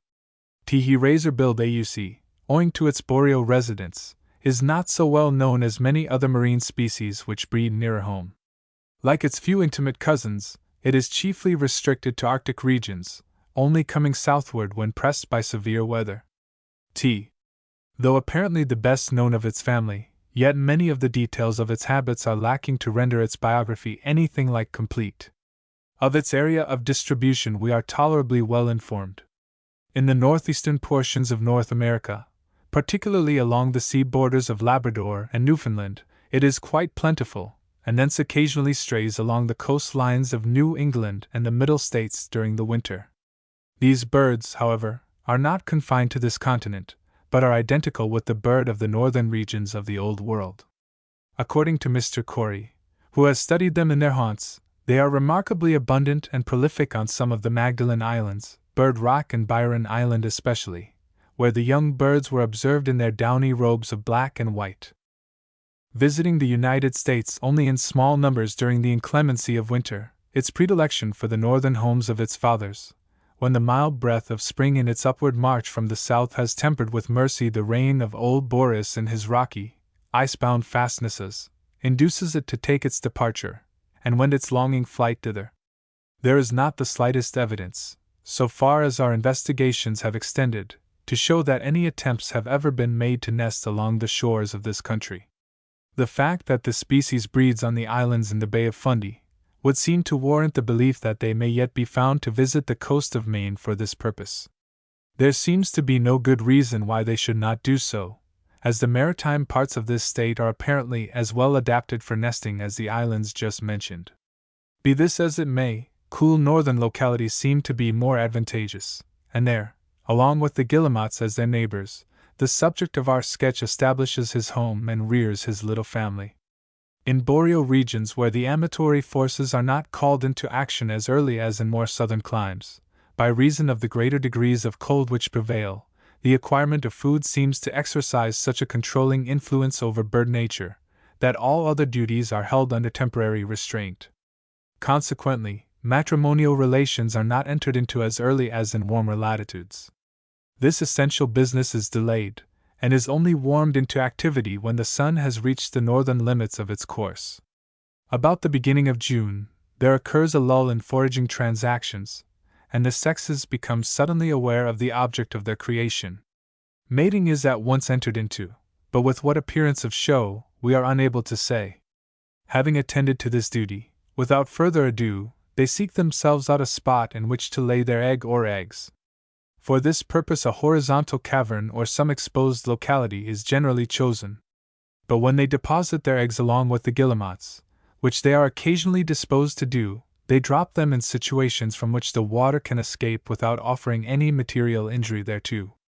In deep fissures, many birds lie together, and place their eggs upon small beds of pebbles or broken stones, which are raised a couple of inches or more, so that the water may readily pass beneath them. Here the eggs are scattered at distances of 3 or 4 inches from each other, and are incubated, as in the case of the ducks, by the birds sitting flat upon them. Whereas, upon an exposed rock each bird stands almost upright on its egg. There yet remains a very strange fact concerning this auk, which needs to be noted. It pertains to the number of eggs which is to constitute a nestful. When nesting occurs in secluded situations, where security against tidal currents, and divers accidents, is to be gained, in the majority of instances, 2 eggs are found under a single female. In exposed situations, on the other hand, it is a rare occurrence to find more than 1 egg as a complement. The above statements, which are substantially those of Audubon, have been repeatedly verified by other observers, some of whom are among the writer's most reliable correspondents. At first we were disposed to question their accuracy. We could not see what advantages a sequestered situation had over one that was open and exposed, so as to lead the birds to double their number in the former case. Our only way out of the difficulty, then, was by supposing the 2 eggs to be laid by different birds, in close proximity to each other. For want of the necessary room to accommodate the 2 females, it became the duty of one or the other to assume the responsibility of them. Owing to the great difficulty of distinguishing the eggs of this species from those of the myrrh or foolish guillemot, which most zoologists have experienced, and which Audubon does not seem to have encountered, it occurred to us that as the auks are prone to drop their eggs alongside of those of the guillemots, maybe the 2 eggs were those of distinct species, and not the product of the one under consideration. Without further mincing of matters, there does not seem to be any valid reason for doubting the authenticity of Audubon's statements. But as a true student of nature, it is our duty to receive the facts, confirmed as they have been by subsequent observations, and seek an explanation thereof which will be both rational and philosophic. In exposed situations, the eggs are subject to certain perils, such as exposures to storms and violent gusts of wind, which more retired places would guard against. The auks have doubtless learned this as a lesson of experience. Perhaps necessity only compels them to occupy such sites, when there is a scarcity of deep fissures and horizontal caverns, by reason of a superabundance of mated individuals. If 1 egg could be better protected and covered than 2, which the nearly erect attitude of the bird would seem to warrant us in believing, some females would certainly not be slow in perceiving the advantages to be acquired. The experiment being tried by birds of unusual sagacity, and with happy results, in course of time all the others would be led to the practice of depositing a single egg. Furthermore, the laying of 1 egg, in case of breakage, would not be as severely felt as in cases where more than one constituted the complement. The habit of laying 1 egg in exposed situations would doubtless be continued for a while at least, should the species so accustomed ever be called upon to nest in places protected by the rocky munitions of nature. And on the other hand, birds habituated to nesting in sheltered situations would for a while continue to deposit 2 eggs for a setting. The eggs being laid, the female soon commences to incubate. This seems to be the exclusive labor of the sex. The fact that she plucks the feathers from her abdomen, forming 1 or 2 bare spots, according to the number which is to compose her complement, with a ridge of feathers between them, though circumstantial in character, is the only kind of evidence that we have to offer in support of our assertion. Of the precise time required for hatching, we have no knowledge. From the size of the egg, and the thickness of its shell, we reason from analogy that it cannot be less than 24 days. The female is not a constant sitter during the daytime, the heated pebbles on clear, sunshiny days supplying the necessary warmth during her absence. When the weather is cloudy, and even during the cool nights, she remains on the nest, the male, as a faithful husband, doubtless answering her calls for food, or keeping her company. That these birds manifest true affection for each other cannot be denied. They may have a different way of showing it from what we are accustomed to see among our small land birds, but we cannot speak with positiveness. But this much is undisputed: when one is killed, its mate does not desert it, but paddles around it, as if seeking the cause of its stillness.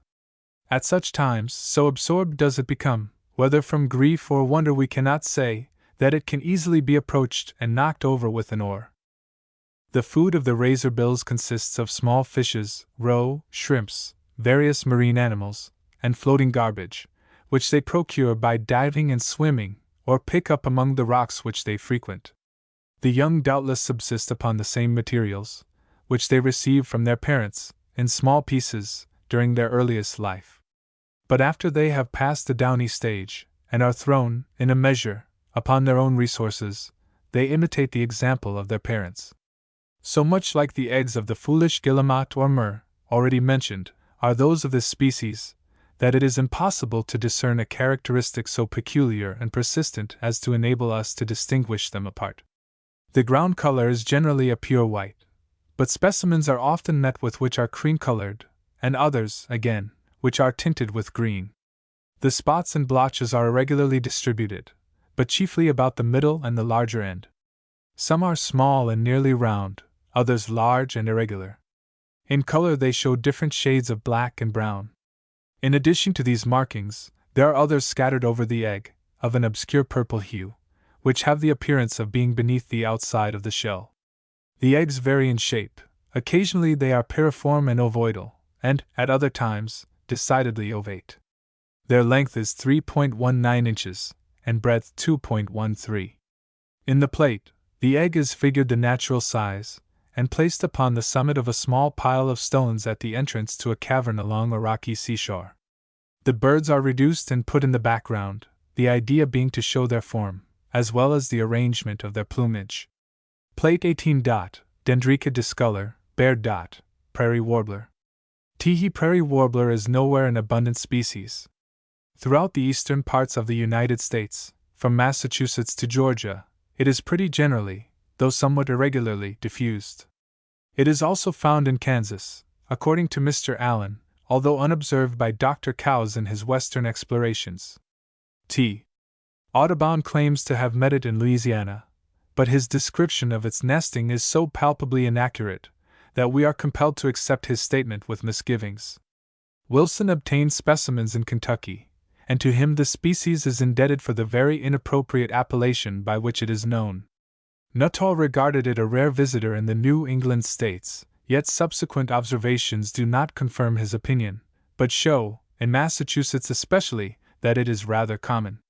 In eastern Tennessee and northern Georgia, in the summer of 1880, Mr. Alexander M. Reynolds, of Germantown, Pa, met with numerous individuals, which had probably bred in those regions, but no nests were taken. Although the town of Lynn, Massachusetts, in latitude 42 degrees 30 minutes, had hitherto been accepted as the northern limit of its breeding, yet it was reserved for H. D. Minot, Esq., to prove that the species often reached the latitude of Mt. Washington, nearly 3 degrees further north. Future explorations will doubtless show that its vernal migration often surpasses this limit, and reaches even to the Canadian dominions. In the Middle Atlantic states the writer has obtained specimens early in May, and has observed in southern New Jersey, and elsewhere, young birds just able to fly, but could never discover owie nests. Mr. Jolin Casson, in his day, expressed the opinion that these birds certainly bred in the same state, near Philadelphia, as he frequently met with the young under similar circumstances.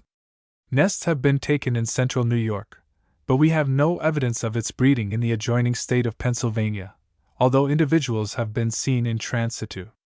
Though chiefly a migrant in the United States, yet a few winter in Florida. But the larger part cross the Channel, after the breeding season is over, and spend their time in the delightful islands which lie to the southward.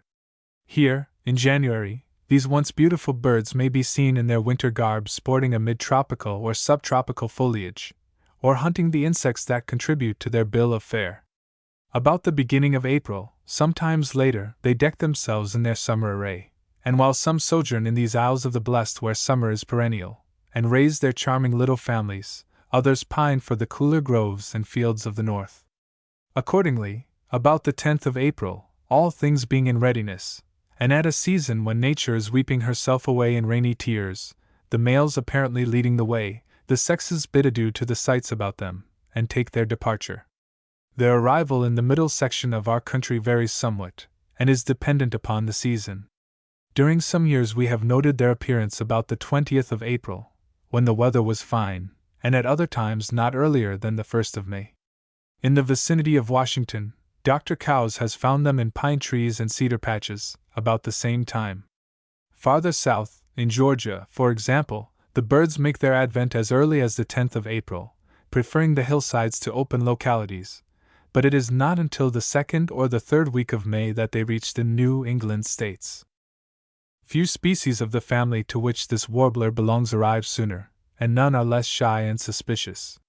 For more than 2 weeks they are denizens of open plains and thinly wooded regions, where they may be seen from sunrise until sunset, save during the sultry noontide hours, leisurely moving along the lowermost tree branches, or among low bushes and herbaceous weeds by the roadside, in search of insects, all the while uttering, at brief intervals, their characteristic chirr. Near Boston they frequent almost exclusively rocky pasture grounds and the scrub, and instances are recorded by Mr. Minot where shrubbery in cultivated grounds has been visited. According to Mr. Goss, individuals have been seen to fly from wayside bushes into the middle of the road, where, hovering in the air, at slight elevations above the ground, they were apparently engaged in the capture of dipterous insects. But as the mating season approaches, the males become quite restless.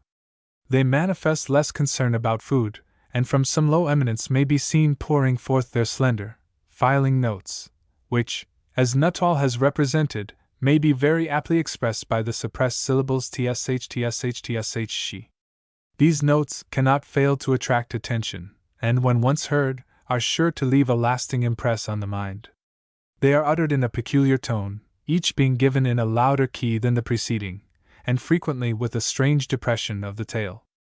The little musicians, however, have not long to wait.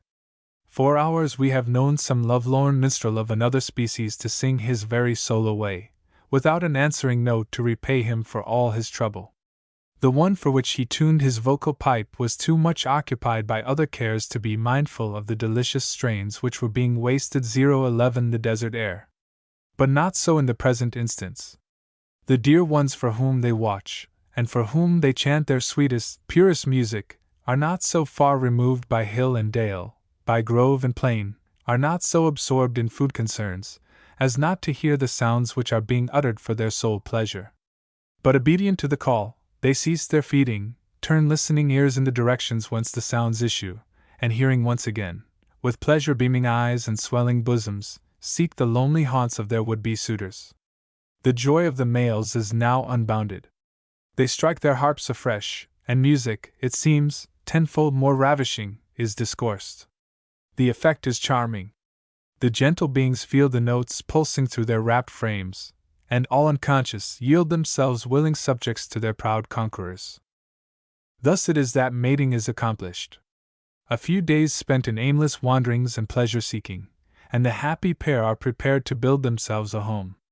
For this purpose they visit in company some wild pasture land or thinly wooded tract, where, after a day or two occupied in prospecting, they decide upon some kind of bush or low tree in which to place it. The birds do not seem to be very particular as to the kind. In some localities, a wild rosebush is preferred. In others, low barberry bushes, or the lower limbs of post oaks, are rendered subservient. The site, and the kind of bush or tree being chosen, the birds commence to build. The nest is non-pensile, and is fixed either in a forked branch, or is supported, as is the case when placed in a wild rose, by 2 or more branches. The elevation above the ground is usually from 4 to 7 feet. No case has come to our knowledge where the latter height has been exceeded.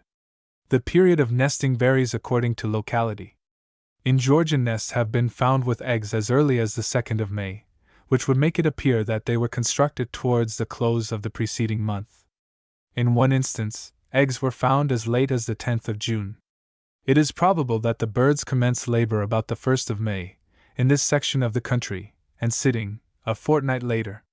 In New Jersey this essential business is delayed until the middle of this month, while in Massachusetts, it is not undertaken before the first week of June. Having built their domicile, which is usually the work of a week, both birds laboring with praiseworthy diligence, and only intermitting operations when pressed by bad weather and the approach of night, the female commences to deposit her eggs. These are laid on consecutive days, at the rate of 1 a day. The time devoted to oviposition lasts from 3 to 6 days, and is dependent upon the number which is to constitute a complement. As soon as the last deposit is made, the female takes the nest, and continues thereon, save when the male relieves her, for a period of 11 days, when she is rewarded for her patience and assiduity, by seeing and hearing a nest full of callow fledglings. While the female is thus engaged, the male is busy among the branches of low bushes and saplings in search of small caterpillars and insects. Occasionally, he may be seen upon the shrub which supports the nest, apparently on the alert for intruders, which he signals by a low chirp. Should the nest be examined, he and his partner exhibit no outward signs of indignation or lamentation, but remain quietly in the neighborhood until the danger is past, when they return to their home. If the nest is ravaged, they set to work to replenish it, wasting little, if any, time over the contingencies of fate. In case of a second desecration, they quietly forsake the place, and if the season is not too far advanced, seek quarters elsewhere, where they endeavor to build a home and rear their offspring. On approaching the nest, the female is very confiding, and exercises no precautions to guard against exposure, as is the case with many of our small birds. Nuttall gives a striking proof of this fact.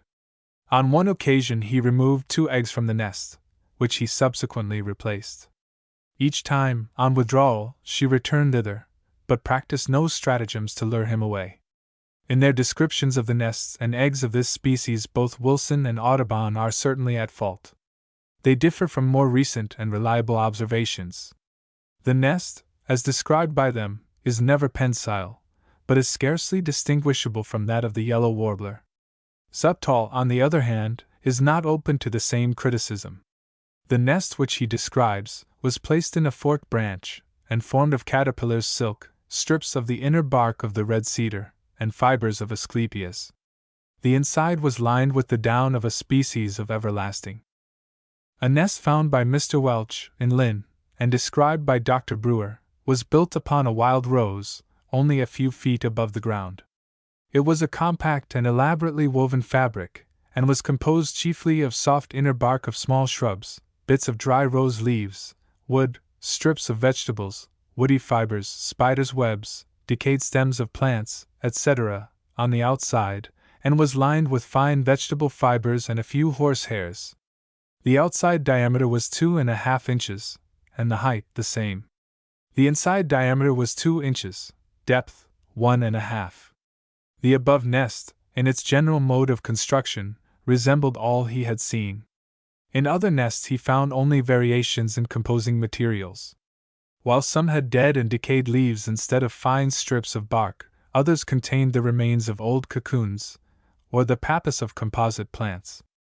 But the structure from which the drawing was made was found June 4, 1875, in the vicinity of Newton, Massachusetts, by J. Warren, Esq. It was placed in a rosebush, about 3 feet from the ground. Outside it is composed of bark of deciduous trees, vegetable fibers, spiders' webs, old cocoons, dry leaves, pappus of composite plants, and cotton ravelings. The inside is lined with the white silken fibers of the wild flax, constituting a rather dense layer, over which is placed a small stratum of black and white horsehairs intermingled with vegetable fibers and the inner bark of woody plants. The external diameter is 2½ inches, and the height 2. The cavity is 1 3/4 inches, and 1½ deep. In shape, the nest is nearly hemispherical, compactly and elaborately made, and above all, constitutes a very snug and cozy structure. In these particulars it bears a very close resemblance to the nest of the summer yellowbird, but differs in the character of the composing materials, there being less of the satiny fibers of the flax used in its workmanship. The eggs are of an oval shape, pointed at one extremity, and measure 0.09 of an inch in length, and 0.49 in width. The ground color is white, and over it are scattered spots of lilac and purple, as well as others of 2 shades of umber brown. In all the specimens which we have examined from New England and northern Georgia, the spots are mostly accumulated about the larger half of the egg, those upon the smaller portion being finer and less numerous. Plate 19. Zenodura carolinensis, Linn. Bonaparte. Mourning dove. Teehee mourning dove, one of the best known of our American species, is quite generally diffused throughout the United States. It is found from the Gulf of Mexico to Colorado, and from the Atlantic westward to the Pacific Ocean. In the northern states it is chiefly migratory, in the middle Atlantic but partially so, while in the country south of Pennsylvania it is a winter resident, and manifests a tendency to gregariousness, flocks of hundreds, and even more, being seen during the winter in the woods of South Carolina and Georgia.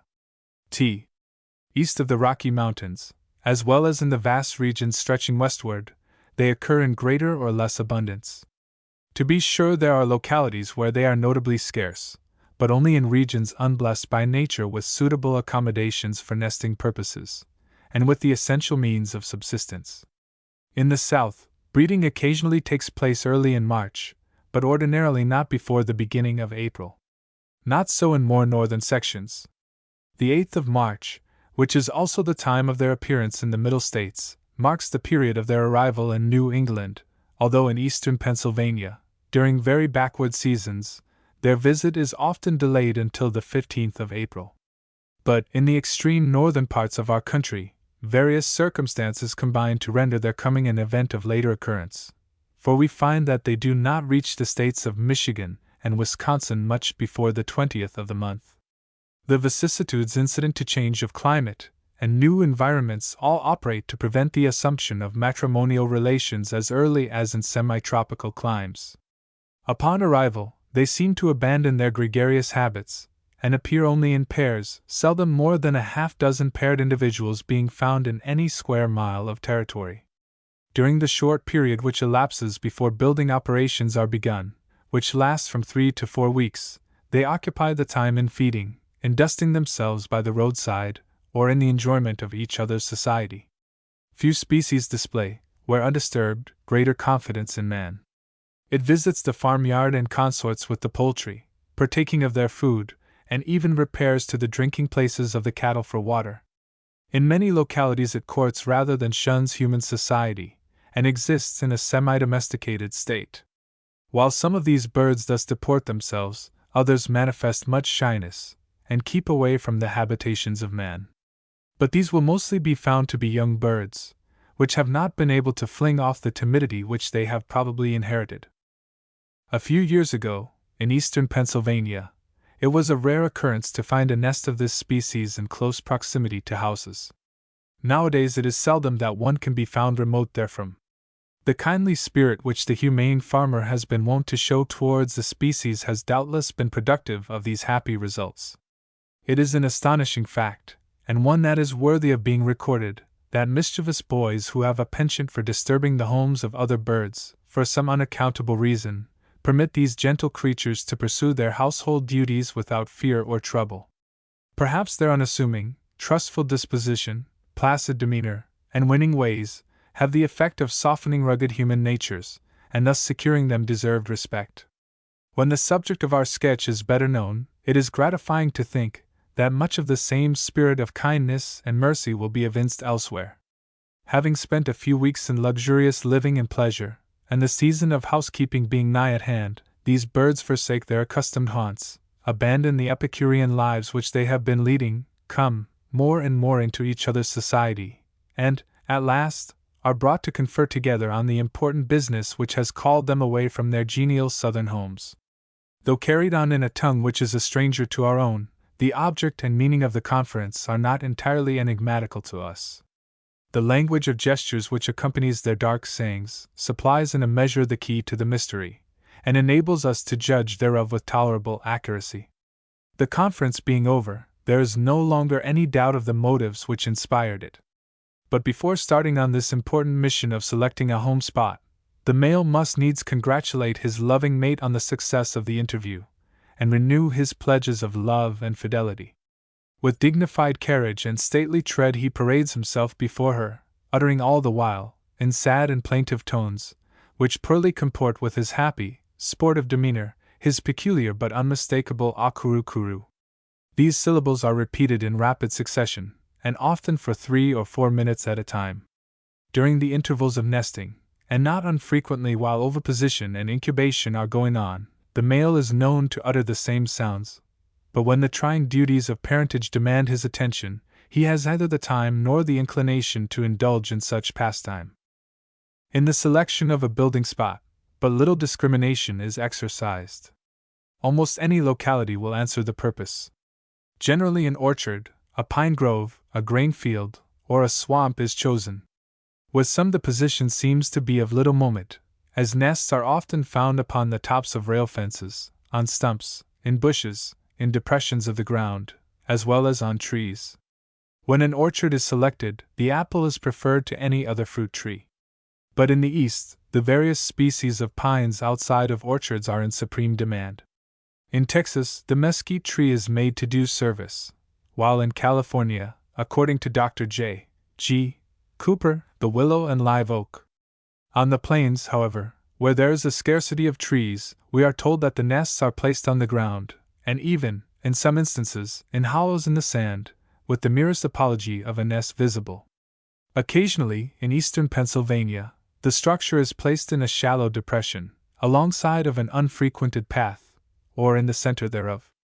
Experience teaches that such situations are mostly the choice of young birds, or more properly speaking, of birds of the past season.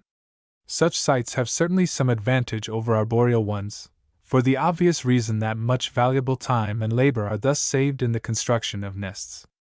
On the other hand, there is this disadvantage, namely, that they expose the inmates to the attacks of snakes and nocturnal animals of a predatory character, more so than those built upon bushes and trees. In the building of a home, both birds labor jointly. The male, for the sake of variety, often fetches the materials to his partner, which she adjusts. But generally each bird gathers the pieces for itself, and arranges them according to its own notions of beauty and symmetry. The time spent in the work seldom exceeds 2 days. Under favorable circumstances, and with praiseworthy diligence upon the part of the architects, the work could be done inside of a day. Many of the ground structures, which, at the best, are but a few dry grasses loosely piled together, are only the labor of a few hours. Judging from the simplicity of the fabric, and the lack of design manifested, it ought not to require much time, but we must recollect that the birds are not continually occupied with the task during the day, and also that they are comparatively slow mechanics. The nest is usually placed upon a wide, horizontal limb, with partially vertical branches on all sides, or between a crotch formed by a smaller twig meeting a larger one. The height above the ground varies from 5 to 30 feet, but most nests are placed at elevations ranging from 8 to 15 feet. Ordinarily, these structures are composed of small twigs, chiefly pine, gathered from the ground. The pieces are scarcely more than 1/4 of an inch in thickness, and about 4 inches in length. In position, they repose in layers arranged crosswise, and with a small downward tendency, so as to cause a central depression. Sometimes the first pieces are perfectly level for the space of an inch or more, and the necessary inclination is given to the topmost layers, which are made to dip towards the center of the nest. Basally, the structure is 4 inches wide, but gradually increases to 4.5 at the top. The height is 2.5 inches, and the depth of the cavity often less than 1/2 inch, and so shallow that the superior surfaces of the eggs actually extended above the level of the outside margin. So superficial is the cavity, in some cases, that the eggs and young are often jostled upon the ground when the wind blows with more than ordinary velocity. To obviate this difficulty, as much as possible, a tree is often chosen on the southern aspect of a hill, or in a place carefully protected by natural or artificial defenses. From the elevated nest, the ground structure differs immaterially. This difference is to be observed not in size, nor in the manner of construction, but in composition. All nests which we have seen from places both east and west of our great central mountain system have the groundwork of grass stems, stubble, etc., loosely arranged, and are lined with fine culms and leaves of soft grasses. In the plate, the nest is considerably reduced, placed in the background, and on a branch of a species of pine. The female is also diminished, and represented as engaged in the duties of incubation, whereas the male, owing to his beauty of form and plumage, is given special prominence, and appears 3/4 of his natural dimensions. In the Gulf states, Louisiana especially, according to Mr. Audubon, nesting generally begins in April, and sometimes as early as March. In Pennsylvania, frequently as early as the 15th of the former month, except in seasons which are unusually backward, when this important business is delayed until May. The 15th of this month marks the time in New England.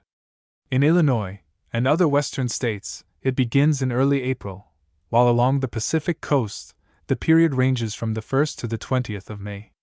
2 broods are annually raised in most localities. The second does not, it seems, appear at any regular time, but may show itself as early as the 15th of June, or as late as the middle of September, or during any intermediate period. The nest being prepared for occupancy, on the ensuing day the female commences to deposit her first egg. This is followed by a second on the next day, when further efforts in this direction cease, and incubation at once proceeds. This lasts for 14 days, and is chiefly the task of the female. Although the male occasionally takes the nest, yet his principal duty is to supply his mistress with food. When not thus occupied, he is seldom observed on the same tree, but stations himself close by, where he is ready at all times to answer to her summons. Should the nest be approached by human enemies, the female makes no effort to protect it, but vacates in a hurry, and silently contemplates, from a stump or fence rail, in the immediate vicinity, the intended desecration. The male, however, is more timid, and surveys the scene with the same quiet, sorrow-stricken expression, but from a safe distance. A few days of lamentation, and their troubles are in a measure forgotten. The disappointed couple, if the season be not too far advanced, not to be frustrated in their plans, now seek other quarters, where they hope to achieve the object of their mission in peace and prosperity. In places where the nest is not interfered with, the same spot is chosen on each return of the breeding season. There is one feature about these birds that should not be passed over. We refer to their fidelity. Unlike many females, our ladybird disdains the meaningless flirtations which characterize the actions of so many of our smaller ancestorial birds about the mating time. In no way does she encourage the attentions of other birds, nor will she even tolerate them. The male is not behind his partner in this particular. To show his appreciation of her, a dozen times a day he comes before her presence, parades himself backward and forward in front of her admiring gaze, trails his wings, and ever and anon, puffs himself up to more than his ordinary capacity. Assured of her pleasure, he temporarily abandons these pompous maneuvers, and manifests his regard for her by thrusting his bill into her mouth, and discharging therein the contents of his crop. The love which the male lavishes upon his mate is none the deeper and intenser than that which the sexes bestow upon their offspring. Few birdies are objects of more special regard upon the parental part. From morning until night the parents are constantly on the search for some racy tidbit to gratify their fastidious appetites. Beetles, spiders, and such like, which are savory articles of meat to a robin and bluebird, are not considered fit for these dainty creatures, who must needs be nurtured with food of a more kingly nature. Prepared food, as rich, as nutritious, doubtless, as the honey which the Brazilian fairy imbibes from painted tulip and chalice lily, are their portion. Nature does not prepare it as she does the nectar of flowers, and offer it up to their toothsome appetites, but she has endowed the authors of their being with the power so to do. Deep down in the innermost recesses of their bosom exists a churn, which learned men call the crop, and here it is prepared. This tempting food consists of a lacteous secretion and the macerated materials of the crop. Its preparation is the work not of the female exclusively, but of both parents. The method of feeding is quite interesting, and after the fashion of the common domestic pigeon. As in this case, either parent thrusts its bill into the mouth of the young, and by a process of regurgitation, forces the contents of its crop into the stomach of the latter. Nor does their food consist always of such a substance, but only during the first 5 or 6 days of their existence, for at the expiration of this time, various caterpillars of the measuring worm family, and other smooth-skinned larvae, are gathered, and after being completely killed and mashed, are fed to their rapacious appetites. When 17 days old, the young are able to leave the nest. They are not, however, ready to seek their own fortunes until a fortnight later. Strange to say, the nest full usually contains a bird of each sex, a beautiful and wise provision of nature. Having attained to maturity, the young still linger with the parents in the old, familiar haunts, until the season for departure arrives, about the middle of September, when they leave together. It is nothing uncommon to find several families associating with each other, forming some sort of society, in which the most perfect harmony and goodwill prevail. When captured, either in the young or adult stages, and confined within cages, these birds soon become reconciled to their lot, and make quite agreeable pets. They quickly recognize their keepers, and learn to come at their call. As to the matter of raising them, there does not seem to be any great difficulty. The different kinds of bird seeds, rape and canary especially, being very nutritious, can be fed to them with splendid results. When vegetation is in season, chickweed, grasses, and the tender leaves of the common cultivated salad will be found equally successful. Care must be taken to see that they are also provided with plenty of gravel and fresh water. In confinement, as many as 4 broods have been known to be raised. In his interesting volume on the Birds and Seasons of New England, Mr. Flagg gives his experience. When a boy, he came into possession of one of these birds. At the time of its capture, it was nearly ready to fly. A strictly farinaceous diet enabled him to bring it to maturity. As it grew, it became very tame, and resembled in its actions the young of a domesticated dove. This bird was always allowed to wander at will.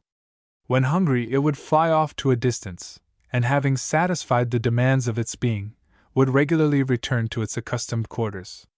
At length it grew so docile that it would often fly to its master and sit upon his hand. Other instances of a similar character might be mentioned, many of which have come under our own immediate observation, but we forbear. The eggs of this dove are of an elongated oval form, nearly symmetrical at each end, and of a pure white color. A clutch from Pennsylvania measures respectively 1.18 by 0.87 and 1.20 by 0.88 of an inch. Specimens from Texas, California, and Maine manifest not more than ordinary variations of size. The largest egg, out of 4 sets which were sent to us from the Pacific coast, has a length of 1.21 of an inch, and a width of 0.86, the smallest, 0.97 by 0.84 inches. The same difference holds reasonably true with respect to samples from other localities. Plate XX. Tenunculus sparverius, LNN, Vialet. Sparrowhawk. Teehee sparrowhawk is the handsomest of American birds of prey. Few small species are more active in the pursuit of quarry, and none more friendly and sociable in their intercourse with man. It receives its common name from the fringiline character of its fare, our various sparrows forming the no inconsiderable portion thereof. T.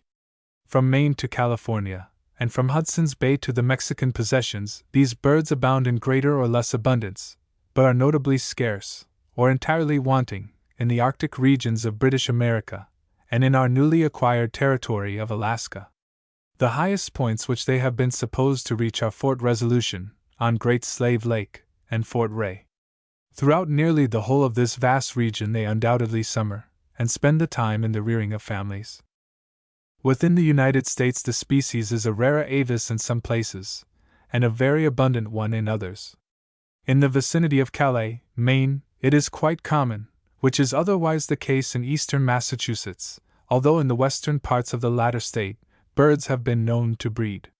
In the middle Atlantic states, New York and Pennsylvania especially, it is a not uncommon occurrence to find it in great plenty, often as many as a dozen paired individuals being seen within a single square mile of territory. Throughout the West, but more particularly in the canyons of the eastern range of the Humboldt Mountains, Ridgway attests to its abundance, and also to its disposition to nest in hollows of limestone cliffs. On the approach of winter these birds desert the northern and middle sections of our country, and mostly retire to warm southern latitudes beyond Virginia. According to Mr. Samuels, they are permanent residents of the lower districts of New England, although but slightly so in cold weather, if the observations of other writers of equal prominence are to be relied upon. In Florida they are found at all seasons, but mostly in the higher latitudes of the state during the breeding season. West of the Rockies, and in the region watered by the Father of Waters and its numerous tributaries, they are probably but transient occupants, yet there seems to be no strong reason why they should not find comfortable winter quarters in Southern California and in the regions situated between the same isothermal lines. When the western history of this species has been more closely studied, this will doubtless prove the case. The period of migration in the middle Atlantic states seems dependent upon climatic influences. When the season is tardy by reason of long, cold winters, the birds do not arrive until after the middle of April, but when the weather is fine, and the prospect favors a continuance thereof, they ordinarily make their appearance early in the month. In New England, doubtless somewhat later, if the time of laying forms any argument upon which to base a conclusion. Upon its arrival in the vicinity of Philadelphia, the species takes up its abode in old orchards chiefly, where it can be convenient to the homes of man. While here it destroys immense numbers of field mice and noxious insects, and is certainly one of our foremost feathered benefactors. To be sure, it will destroy a few young chickens occasionally, by way of changing the monotony of its life, but the immense good which it otherwise accomplishes should induce humanity to throw a veil over its thoughtlessness and imprudence, and extend to it a cordial welcome. So small a bird could hardly perpetrate much mischief, and therefore should not be dreaded. Its many visits to the farmyard are not made solely with the view of depredating upon the poultry, but for the purpose of feeding upon the vermin which infest the outbuildings, and which are so destructive to the garnered grain. These visits should be encouraged by all means. The adult chicken is too heavy a burden for such apparently frail creatures to bear away, and as for the young, they are generally too well guarded by the parent to become very easy victims.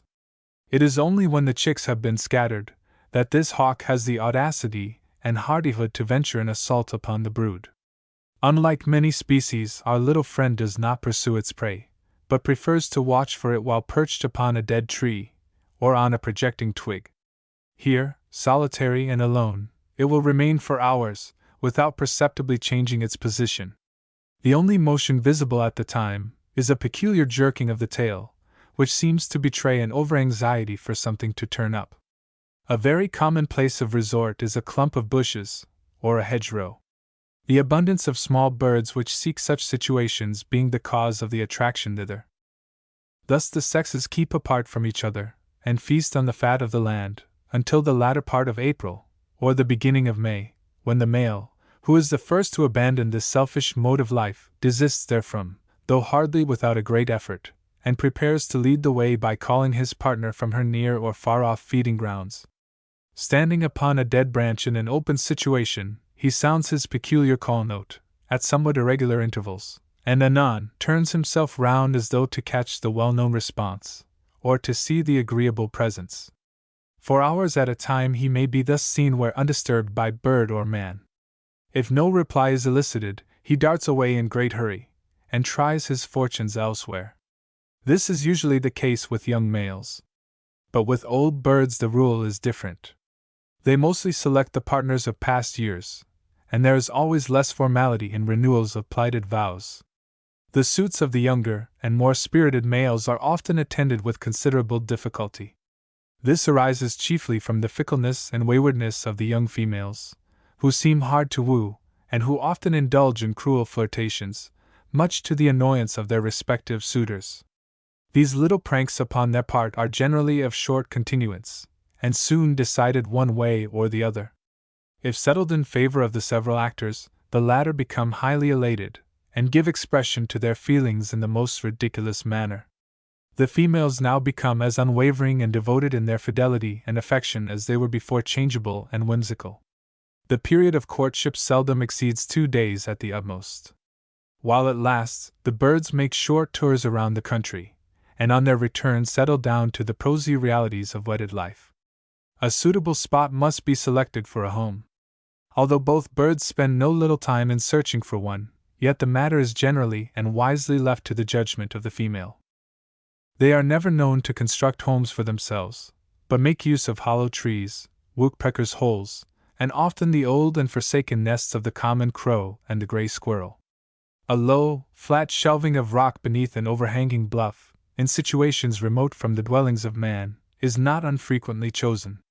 But in places immediately surrounding him, and even within his precincts, unfinished stone buildings and pigeon cotes are occupied, the latter much to the dread of their rightful owners, who soon become reconciled to the glaring insult, and live on friendly terms with their courageous neighbors.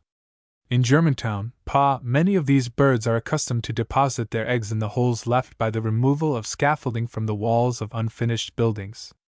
In some instances they are placed within a slight depression produced by the removal of the mortar, but generally, a thin covering of leaves and grasses serves to relieve the roughness of the cavity.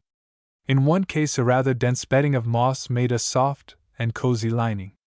Almost any tree that has been pressed into service by the golden-shafted woodpecker, and made to answer as a receptacle for its eggs, is utilized by the species under consideration. In an orchard the apple is mostly a favorite, while in other situations, the swamp maple and common chestnut are as frequently occupied.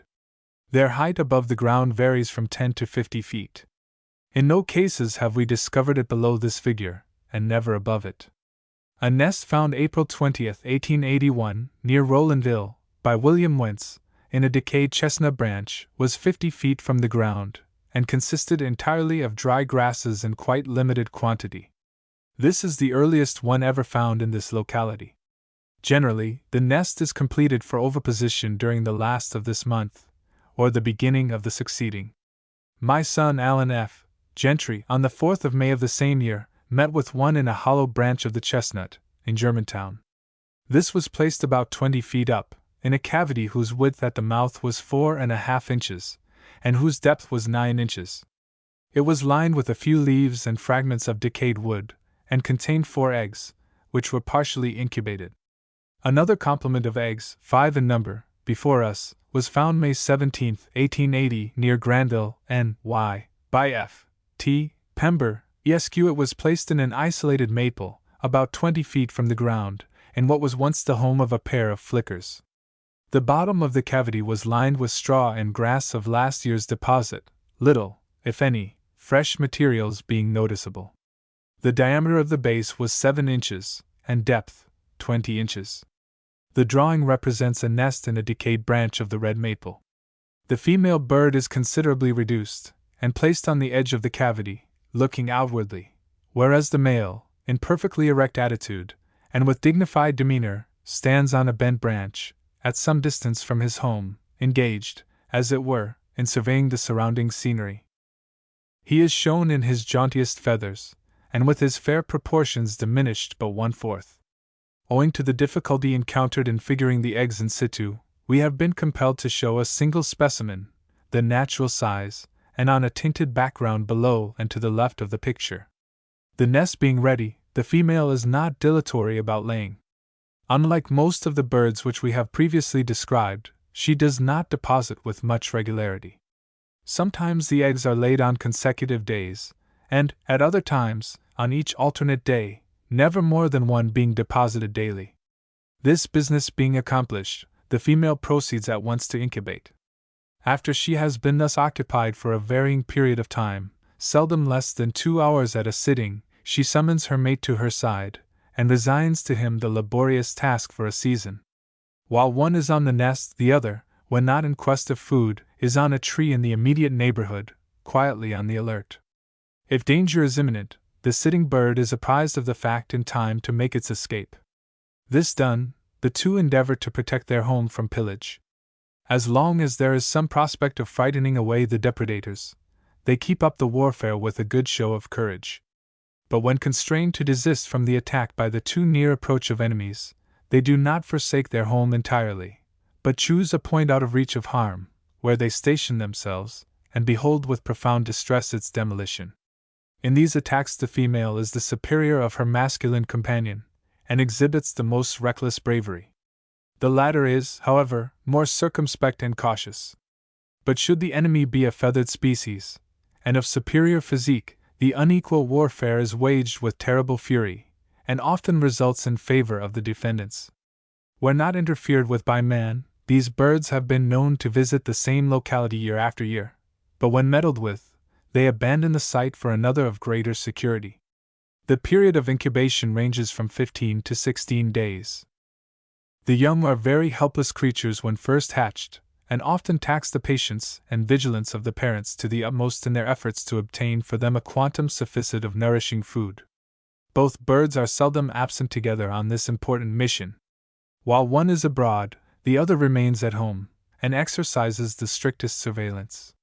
The food of the young at first consists of grasshoppers, crickets, and caterpillars of the family of measuring worms. Being rapid growers, they are soon able to digest bits of small rodents and birds, which the parents tear from the warm flesh of the quivering victims which they hold in their talons. When 4 weeks old, parental assistance is in a measure withdrawn, and they are forced to feed themselves. A fortnight longer, they quit the nest, and receive their meals while perched on the tree branches. But it is not until they attain an age of 2 months that they are entirely thrown upon their own resources. They, however, continue to reside with their parents, but for what length of time, we are unable to say. Like the latter, their appetites are very fastidious, tainted and unsavory food being rejected with disgust. When the young have vacated the nest, Audubon asserts that the parents are known to imitate their feeble cries, as they travel together in pursuit of game. Ordinarily, the cry of the adult birds is a peculiar series of notes, which are pronounced in a very shrill manner, and most difficult of imitation.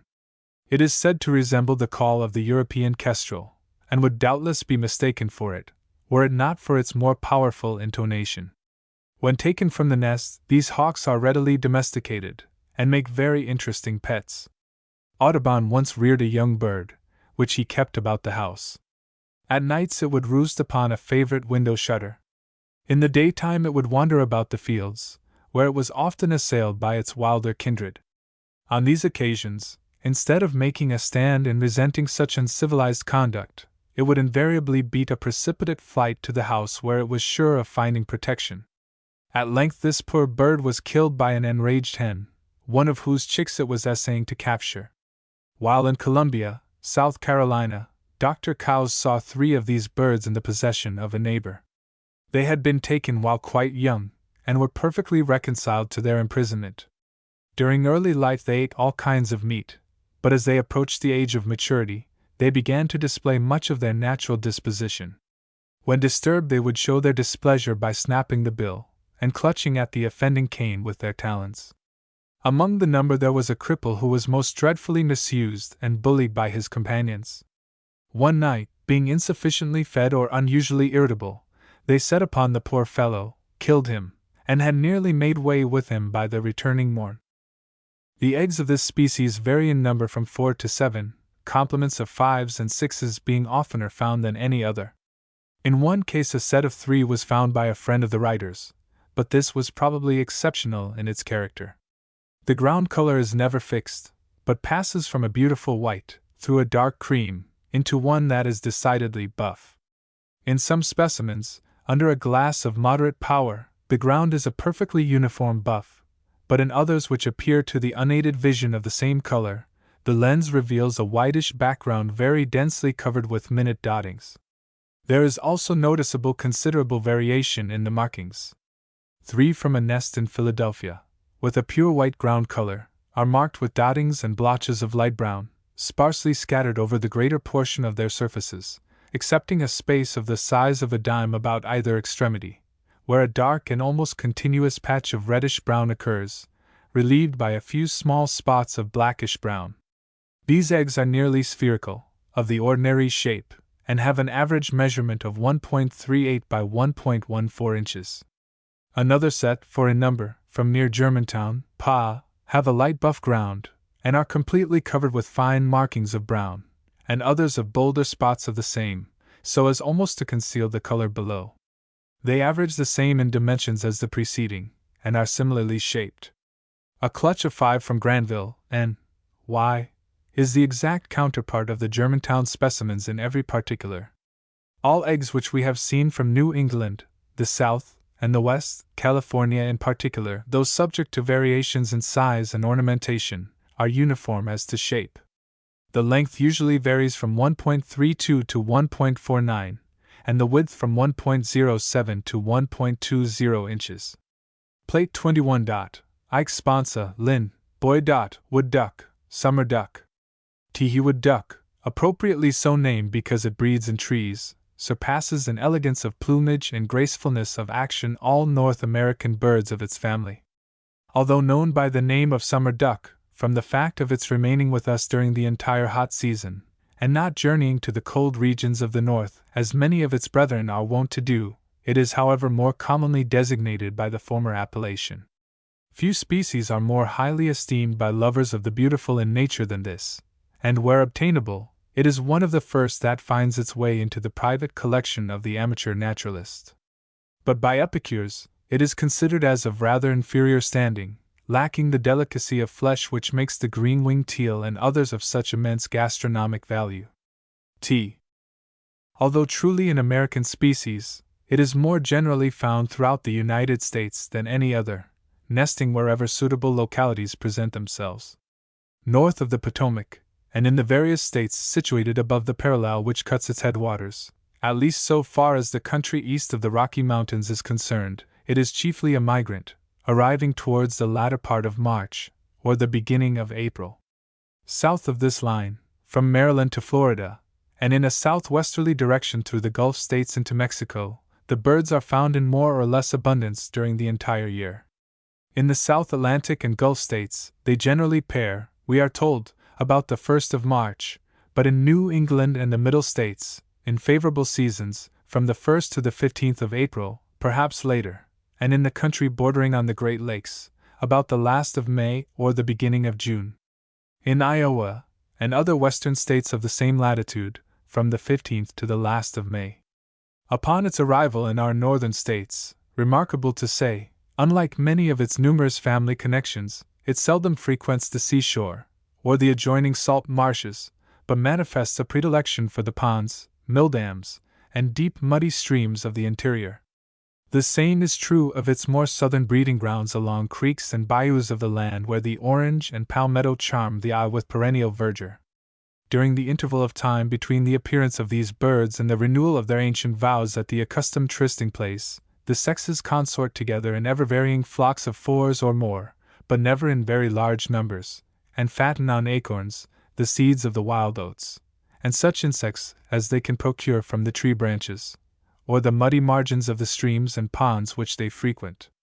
On each recurrence of the mating season, there is reason for believing that the same couple come together, and pledge anew the sincerity of their fidelity, and the constancy of their affection, unless debarred from so doing by death, or some other of the numerous vicissitudes to which life is prone.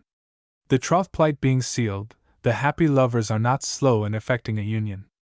A few reciprocations of love, mutual and sympathetic, and the role is ended. But in cases where the male has lost his partner, doubtless more time is devoted to this important business. Much time is spent in seeking a suitable companion, and even when the seeker is successful in finding one which combines the necessary qualities, no little time is frittered away in rendering himself agreeable to her lady's notions of what a husband should be, for she not unfrequently acts as if she were possessed of some taste and discrimination. Having settled this important business, the newly mated couple start off in quest of a spot for the location of a home. In the case of old birds, the same locality has been known to be visited for 4 successive years. This doubtless is the rule where the birds are permitted to obey their own natural instincts uninterfered with by beast or man. For obvious reasons, these ducks delight to live in close proximity to bodies of water. Such places afford conveniences to the young when they are sufficiently matured to betake themselves thither. Situations remote from this element entail unnecessary labor upon the female, who is then required, at considerable risk and trouble, to carry them one by one in her bill. When the distance is not too great, and the ground beneath the tree is well covered with dried leaves and grasses, the young scramble to the mouth of the nest, drop themselves down, and under the maternal leadership wend their way to the much-loved fluid. Often the tree or stub which contains their home is found to overshadow the water. All that is necessary then is for the tender creatures, after reaching the entrance, to spread their ill-feathered wings and oar-like feet, and fling themselves down. This feat can be performed without jeopardy to life or limb. The site being agreed upon to the mutual satisfaction of the parties concerned, all that is necessary to be done before going to housekeeping is to select a place for the nest. For this purpose, almost any tree, or branch thereof, containing the essential hollow, and located reasonably near some stream or expanse of water, can be utilized.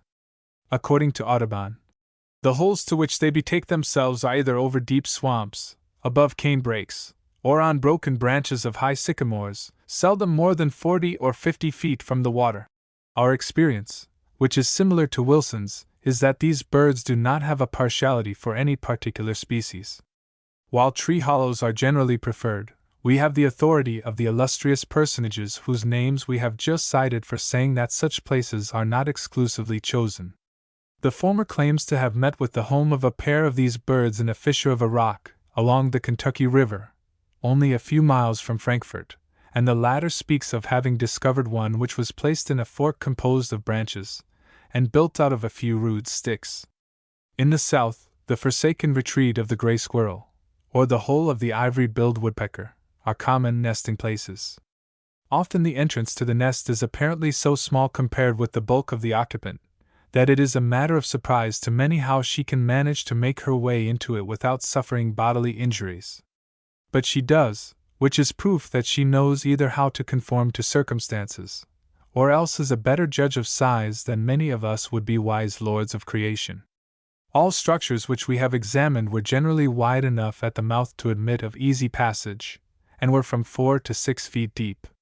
The bottom of the cavity invariably consisted of soft decayed wood, and a few feathers which were doubtless plucked by the bird from her own breast. Besides these articles, other writers have observed dry plants, down, and feathers of the wild turkey, wild goose, and the common barnyard fowl. The height of the entrance above the ground varies from 15 to 30 feet, according to our experience. Possibly a less, or even a greater elevation may sometimes be attained. Wilson speaks of a nest which he observed in an old grotesque white oak. It stood on a slope of one of the banks of the Tuckahoe River, in New Jersey, just 20 yards from the water's edge, and had been occupied for 4 consecutive years. At the time of his visit it contained 13 young birds, which the maternal head was engaged in carrying down to the water to give them, perhaps, their first experience in the natatorial art. So carefully, and yet so adroitly and quickly did she perform this seemingly difficult task, that she was less than 10 minutes in its accomplishment. Although the male usually stands sentry while the diverse processes of laying and sitting are going on, and signals the approach of enemies by a peculiar cry which has been likened to the crowing of a young cock, "O-ee! O-eek!" Yet from the silence of one writer upon the subject, we infer that the duty of rearing the rather numerous family is left to the mother, her proud and consequential partner, as though disdaining such ignoble and degrading because slavish work, being off with his gay companions, disporting themselves in mid-air, or trimming, while perched upon some sheltering bough, their rich and varied plumage. So intent, however, was the mother bird upon the faithful discharge of her joyous home duties, that she heeded not the stately sloop, then nearly completed, as it lay upon the stocks close by, with its hull looming up within 12 feet of her home, darkened with the presence, and reverberating with the noise of workmen, but continued to pass in and out as though unconscious of the so near approach of danger.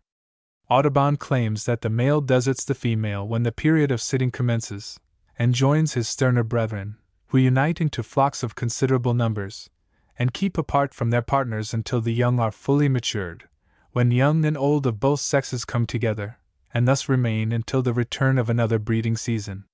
From what has been said above, it must be evident to the reader that the female is wholly concerned with the duties of incubation.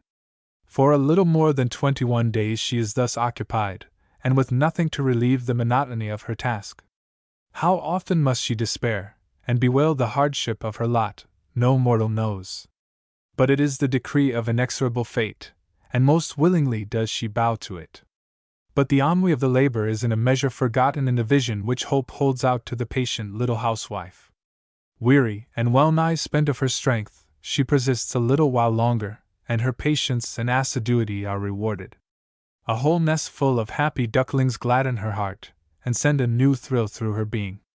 While the hatching process is going on, the loving parent only leaves the nest when pressed by the pangs of hunger, and but for a short time. Before leaving, she always takes the precaution to see that her treasures are carefully covered with down. The young follow the mother the same as our domesticated species do, and gather whatever vegetable and insect food they happen to meet with. They are passionately fond of the water, and best show their real nature and disposition when gracefully floating upon its glassy surface, or diving beneath its liquid depths. At an early age they respond to the parent's call with a soft and mellow pee, pee, pee, which is uttered quite rapidly, and at repeated intervals. The call of the mother, when addressing the young, at such times, is rather low and soft, and resembles the above sounds, only a little more prolonged. These beautiful birds have often been domesticated. At such times they become so unsuspicious and familiar as to allow themselves to be stroked upon the back with the hand. Instances are on record. Such being so, what is there to prevent the introduction of them into our yards? Nothing. Then let it be tried. A glance at the picture will show that no handsomer bird could be chosen. Look at the male as he stands upon an embankment on the right of the picture, ready at any moment, so it seems, to plunge into the watery fluid below, and tell us if there is anything more beautiful in the world of swimming birds. We apprehend not. His conspicuous size, some 19 inches in length, and scope of wing of 2 1/3 inches, make him a being of no mean proportions. But then it is the richness and variety of his colors that render him an object of attraction. Near the farther shore of the pond, with her shadow reflected in the water, like a thing of grace, floats his loved but less showy companion. She is nearly of the same size as he, but wanting in the same dignity of demeanor. On the other side stands an old tree, festooned with vines, which represents the nest of these birds, with a female just in the act of entering. The eggs of the wood duck range from 6 to 13 to a setting. Their shape passes from the ovate form to one that is nearly oval, and indeed, specimens are often found which are almost perfectly elliptical. Eggs from Massachusetts measure 1.97 by 1.45 inches. Others from Michigan, 2.21 by 1.54, and some from Maine, 2.10 by 1.54. A set of 10 from Iowa, but recently received, of a yellowish white or creamy color, which seems to be the natural hue, are beautifully elliptical in contour, and have an average measurement of 2.08 by 1.59 inches, the largest being 2.19 inches long, and 1.59 wide, and the smallest, 1.96 in length and 1.63 in width. Plate 22. Saltriparus minimus, Townsend, Bonaparte. Least tit. He least tit, introduced to the notice of ornithologists by Mr. Townsend in 1837, is exclusively a denizen of the country bordering on the Pacific Ocean. It inhabits the whole region stretching from Fort Steilacoom, in Washington Territory, to Fort Tejon, in California. According to Dr. Garbel, it is not only abundant throughout California, but is also an occupant of the Rocky Mountains. But as this author wrote at a period anterior to that which marked the separation of this species from its nearest kin, the plumbeous tit, it is believed by Dr. Cowes that those nice shades of difference which climate, or other influences have impressed upon the Rocky Mountain birds were unobserved by him, and that he was thus led to consider the two species identical. Although these birds have been deemed migratory in Washington Territory, as the writings of Drs. Cooper and Suckley would lead us to infer, yet there is strong evidence for believing that it is not wholly the case. From observations made by Mr. Townsend, we learn that they are quite common during the winter, and may be seen in great numbers hopping around among the bushes, or hanging head downwards from leafless twigs after the fashion of other titmice. While thus engaged in search of the pupa of insects, they are very reckless, and keep up a continual twittering. Their notes are rapidly enunciated, and have been likened to the words tshish ts lemtitsitwi, the last two syllables bearing a slight resemblance to the concluding strains of our eastern chickadee. While gleaning for food, these noisy beings go in companies. Troops of 50s and 60s, and some say hundreds, travel through the woods, and make their otherwise cheerless depths resound with din and chatter. Nor do they journey alone, for they are often accompanied by the kinglets and other kindred species. So intent are they upon the procurement of food at such times, that they seem utterly unconscious of danger. It is not uncommon for a bystander to be so surrounded by one of these flocks as to be almost able to capture the birds with the hand. Nuttall, in speaking of this species, affirms that it arrives on the banks of the Willamette River, in Oregon, about the 15th of May, which would lead one to believe that even in this state it is a migrant.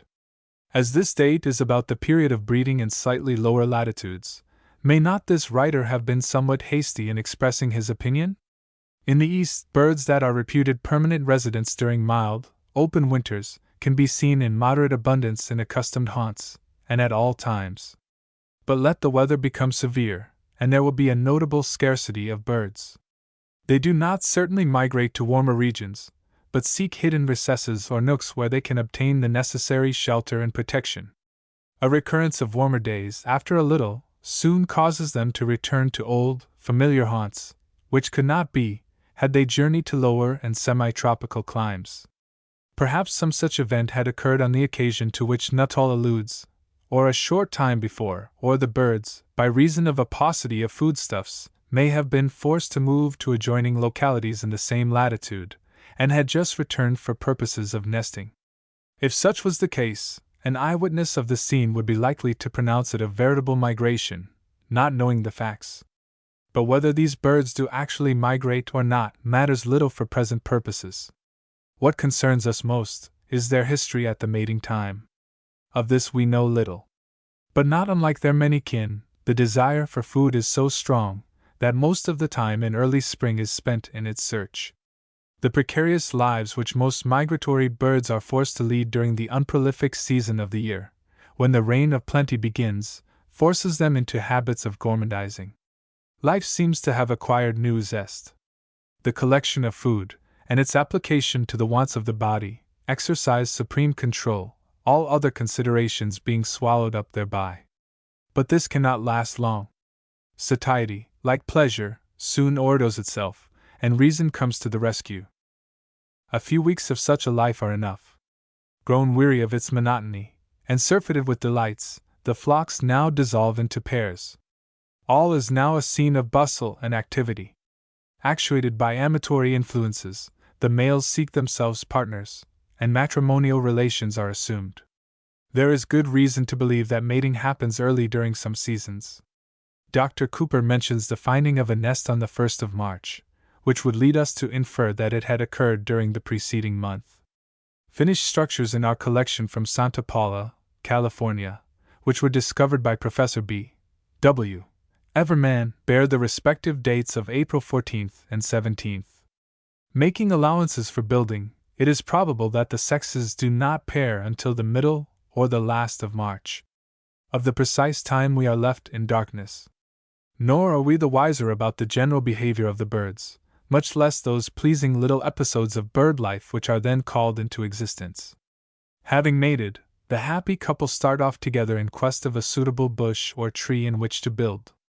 The live oak, the willow, occasionally the mistletoe, and perhaps others, are selected. These structures are sometimes suspended from a forked twig, but more generally from a single branch. A remarkable peculiarity about their building is the elevation at which their dwellings are placed.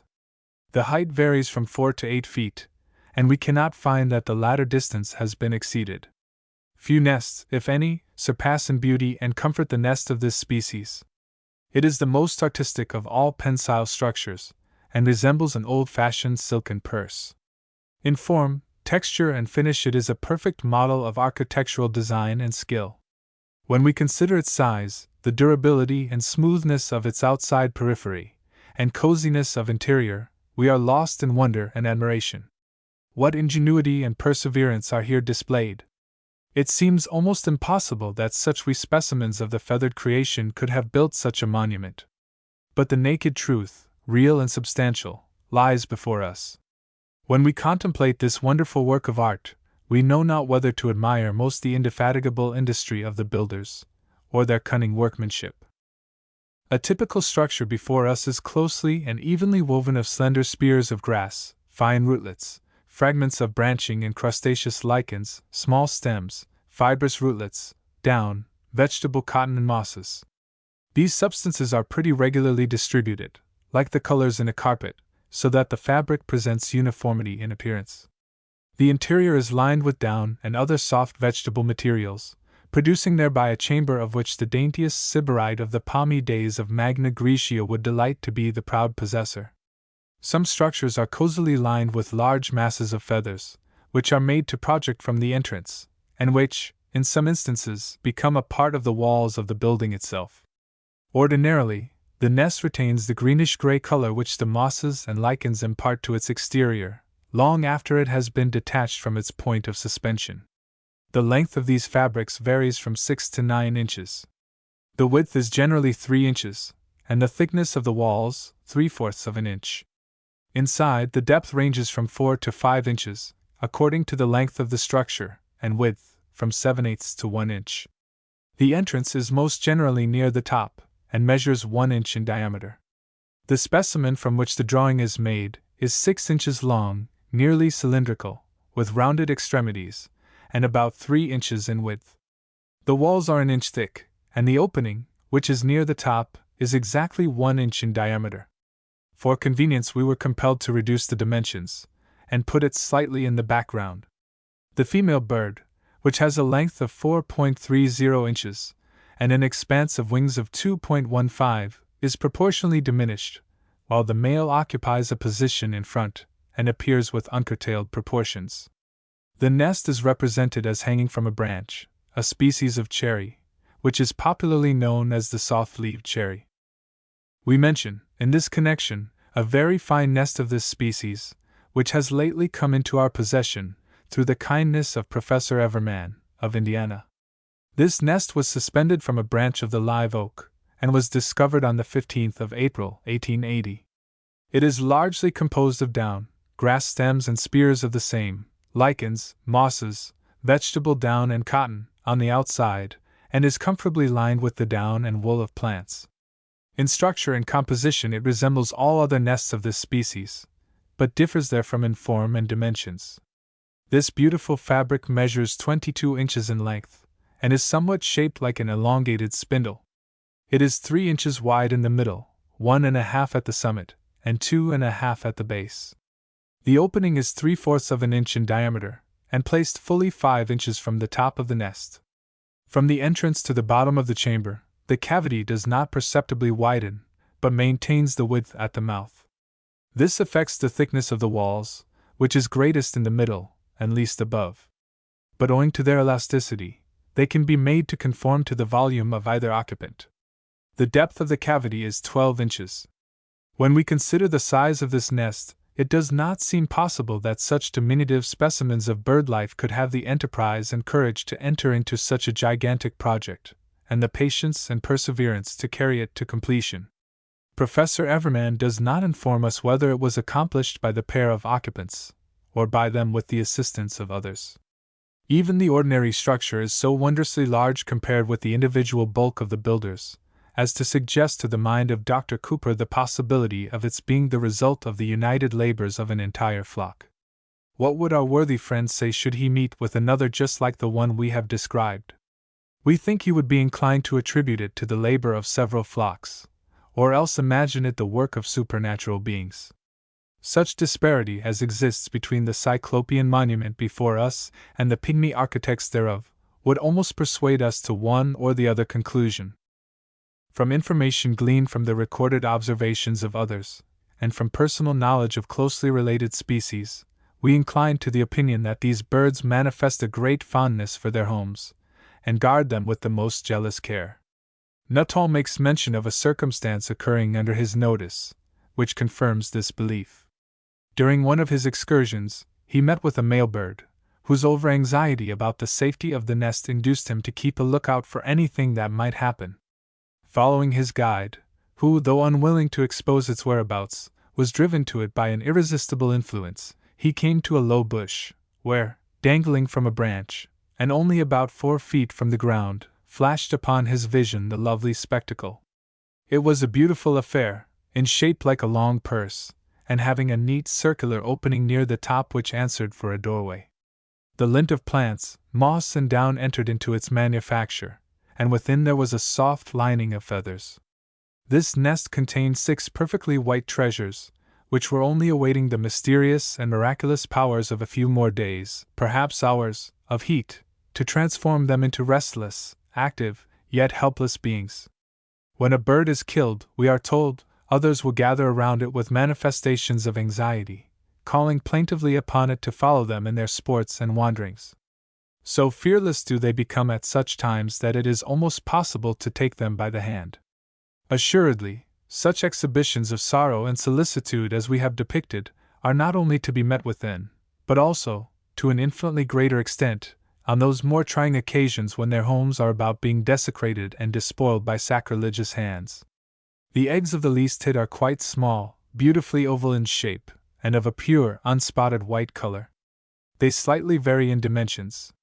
In a set of 5 which we have before us, the largest measures 0.57 of an inch in length, and 0.44 in width, the smallest, 0.56 by 0.45 inches. The average measurement is 0.57 by 0.44 of an inch. The number of eggs constituting a complement ranges from 5 to 9. Nothing has been stated in regard to the number of broods annually raised, but it is probable the species is single-brooded. Plate 23. Caprimulgus vociferus, Wilson. Whippoorwill.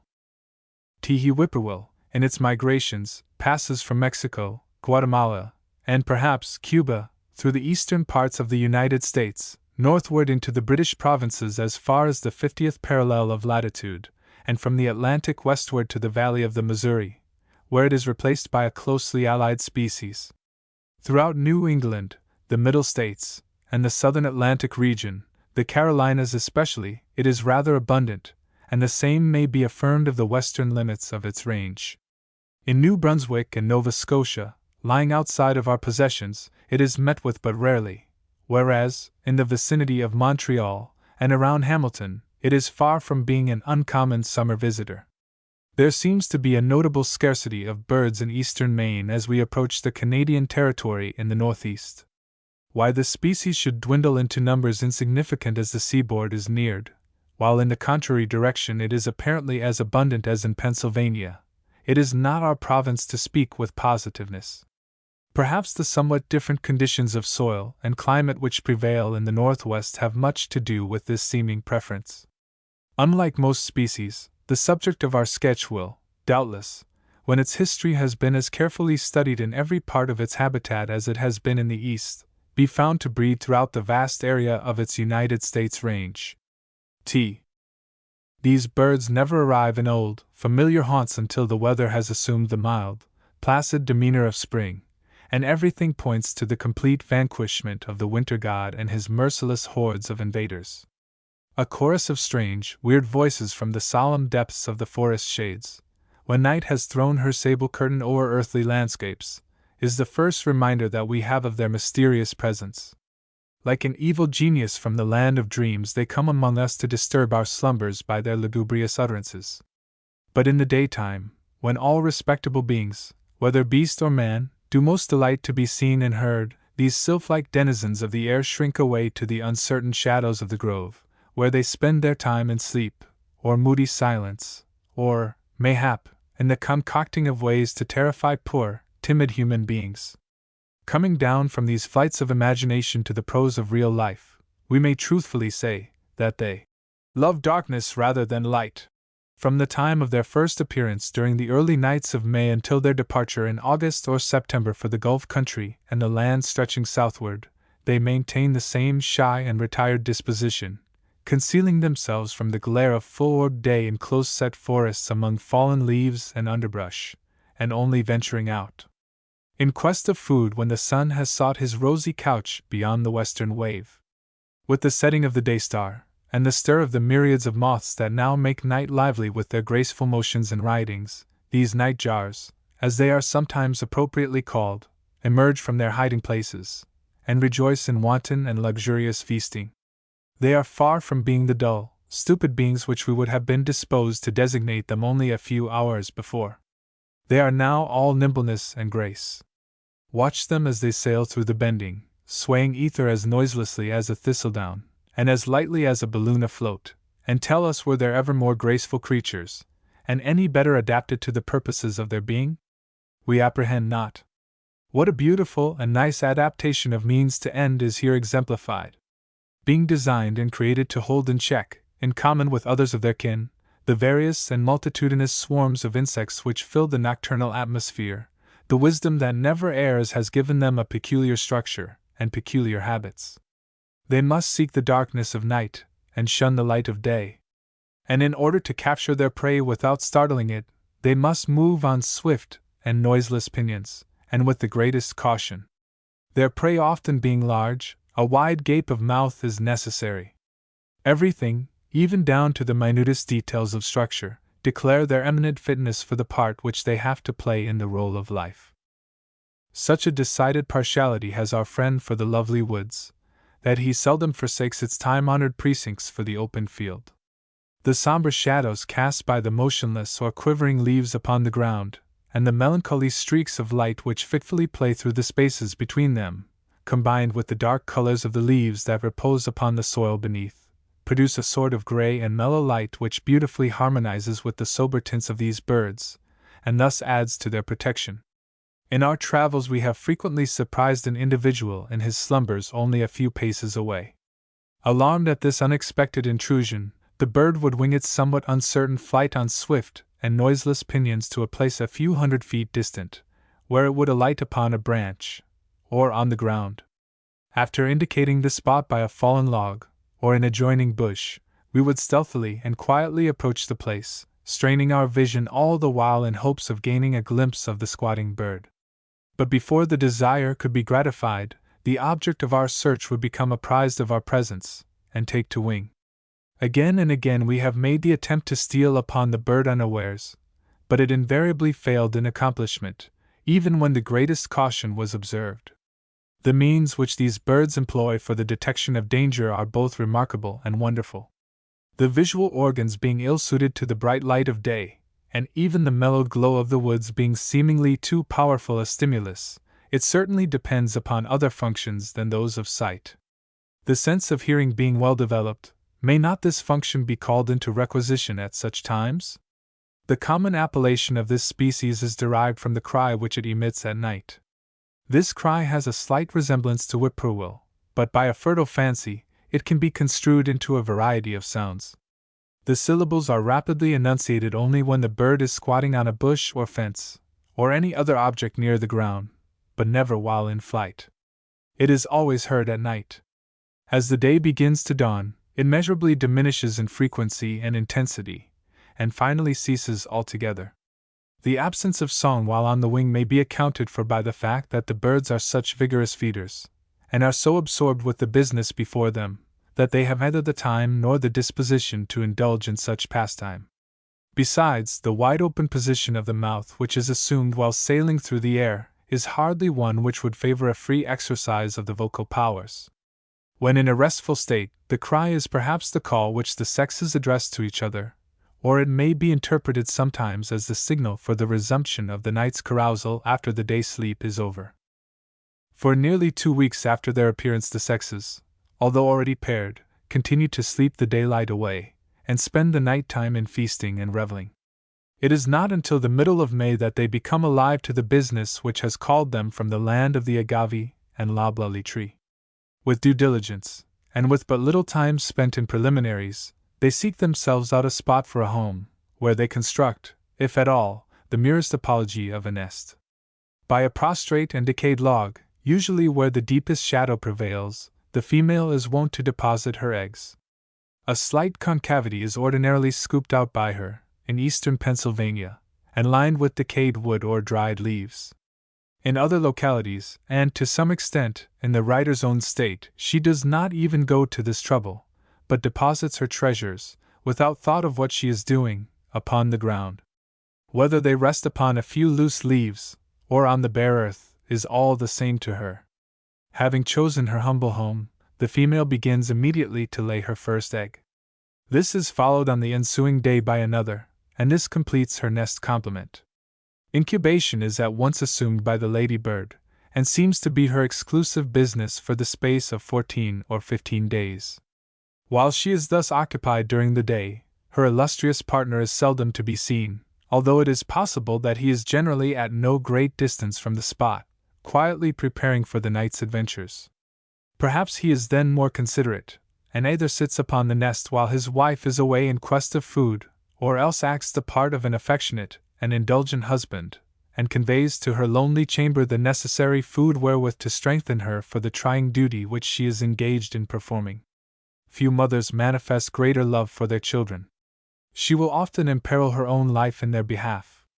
Her vigilance is wonderful, and the stratagems she practices to draw intruders away from her eggs and young are almost unsurpassed by those of any of our feathered species, excepting the female Maryland yellowthroat.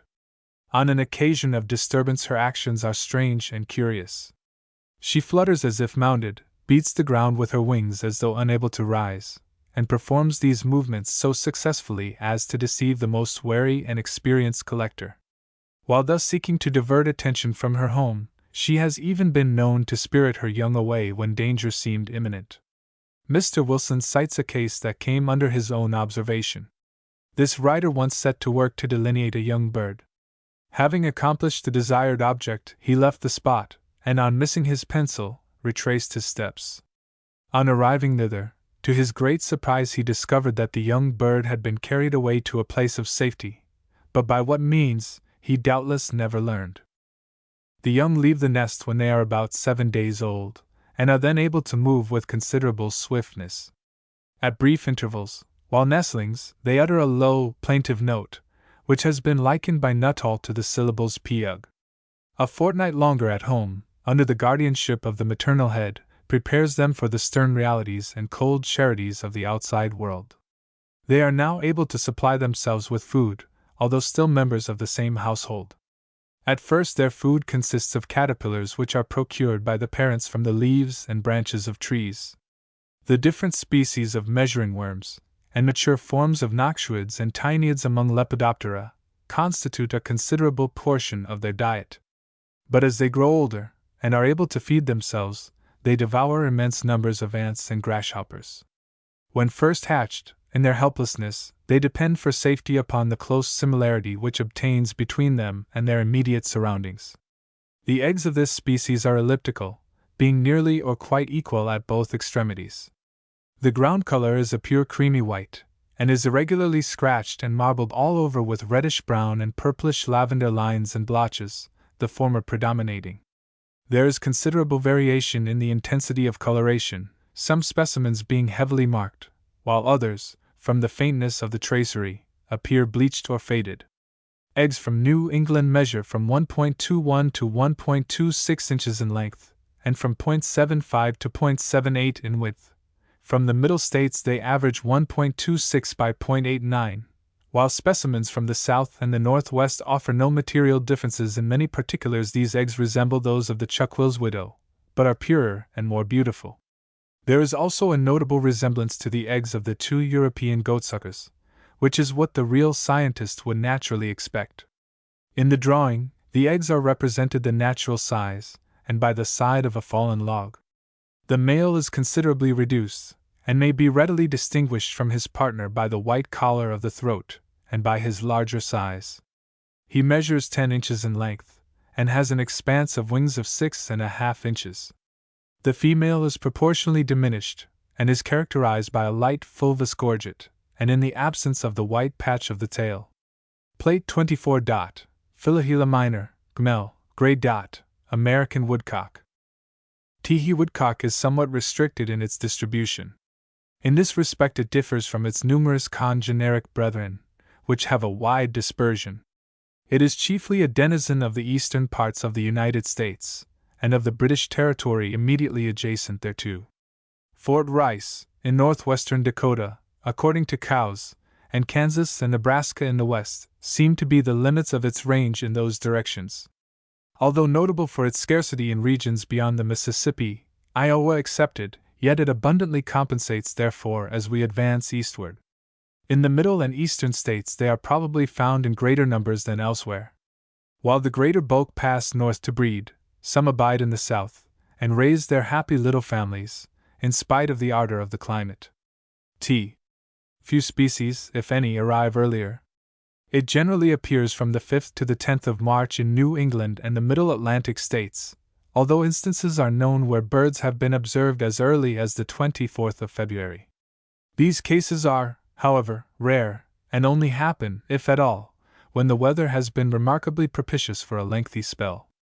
As a few of them have been known to remain all winter in Pennsylvania, and elsewhere, when the season has been fine, may not their emergence from sheltered localities, at such times, be construed by persons who are not cognizant of their presence, or of their occasional disposition to permanence of residence, as but a case of recent arrival? In view of this latter habit, it would be difficult to prove that the visitor had just come from the south, unless it had been discerned in transitu. Having decided upon their migratory tour, they start in small companies, from 4 to 6 in number. These settle down in small tracts of country of a few rods in area on reaching their destination. Low, swampy thickets generally invite their presence. Here they conceal themselves during the day. But when night has dethroned her rival, and temporarily assumed the reins of power, they come out of their grassy retreats, and wander about in search of food. The setting of the sun behind the western hilltops is the signal for their nocturnal rambles to begin. And well do they keep them up. For it is not until the first streak of morning is seen to glow in the east that they abandon their foragings and retire to accustomed haunts. Few there are who have visited these birds at such times. Let us take our readers to yon neighboring swamp, or by the side of some lowly woodland, which these strange beings delight to frequent. The utmost silence must be maintained, or our friends will be frightened away. While we may not be able to see the objects that have called us hither, we know they are not far away by the rustle which they produce among the dry leaves, and by the peculiar notes which they emit, for there are 2 or 3 individuals together, as they move restlessly about in the undergrowth, in their search for worms. Chipper, chipper, chip may be heard from the right, and almost in the next instant it is varied to bleat or bleat ta, produced in the contrary direction, or off in the distance, showing that the authors thereof have changed their positions. While these birds have an habitual fondness for humid thickets, they not unfrequently betake themselves to cornfields and other cultivated tracts in close proximity thereto, and even to elevated woods.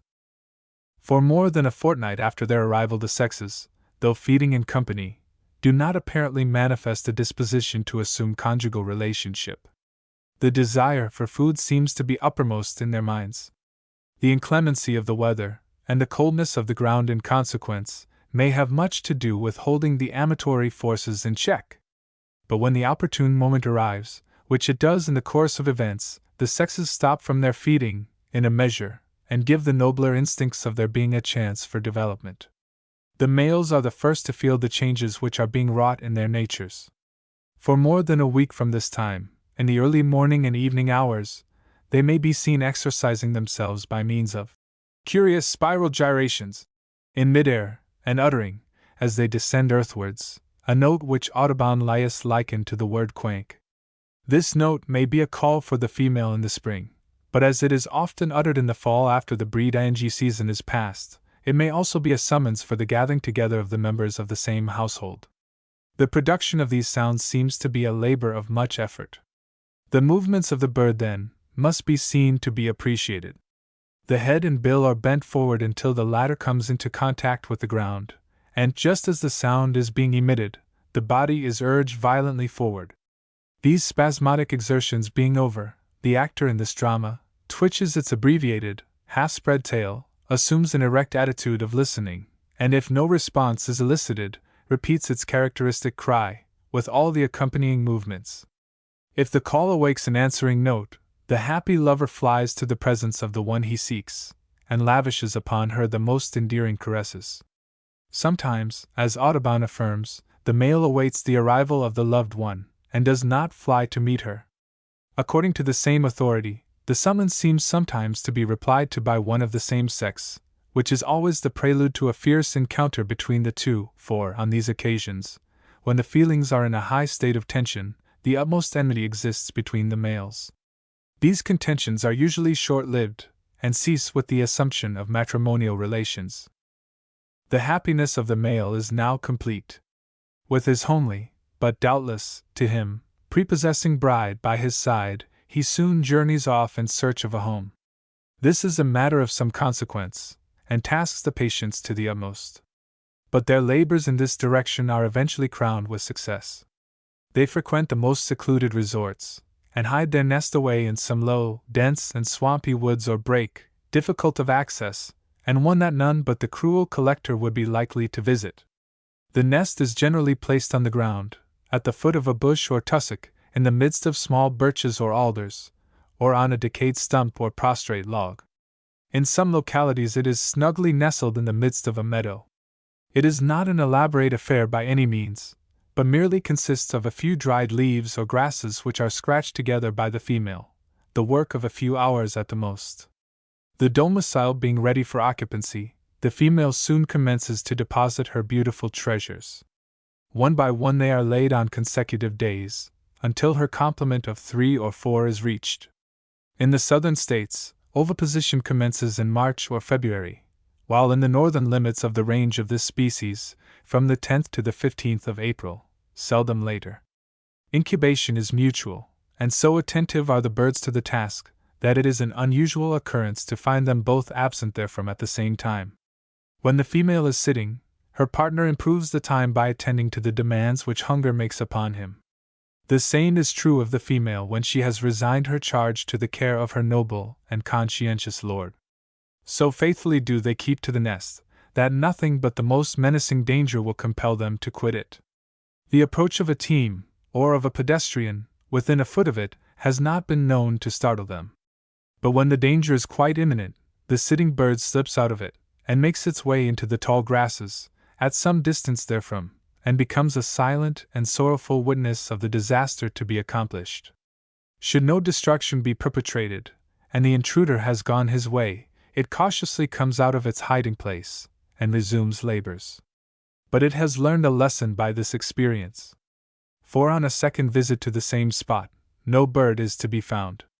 Apprised of approaching danger, it has slipped out of the nest in time to escape detection. Thus patiently, persistently, and seemingly unweariedly, these faithful beings, by turns, apply themselves to the task, until success has crowned their willing labors. The time spent in hatching, under the most favorable circumstances, varies from 17 to 18 days.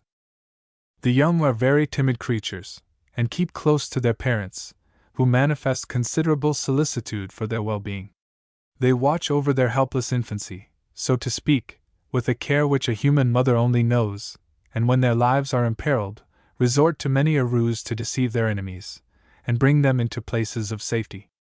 By a peculiar alarm, when severely pressed, the mother warns them of the condition of things, and while they are scattering in different directions, she seeks to attract attention to herself in many a well-feigned artifice.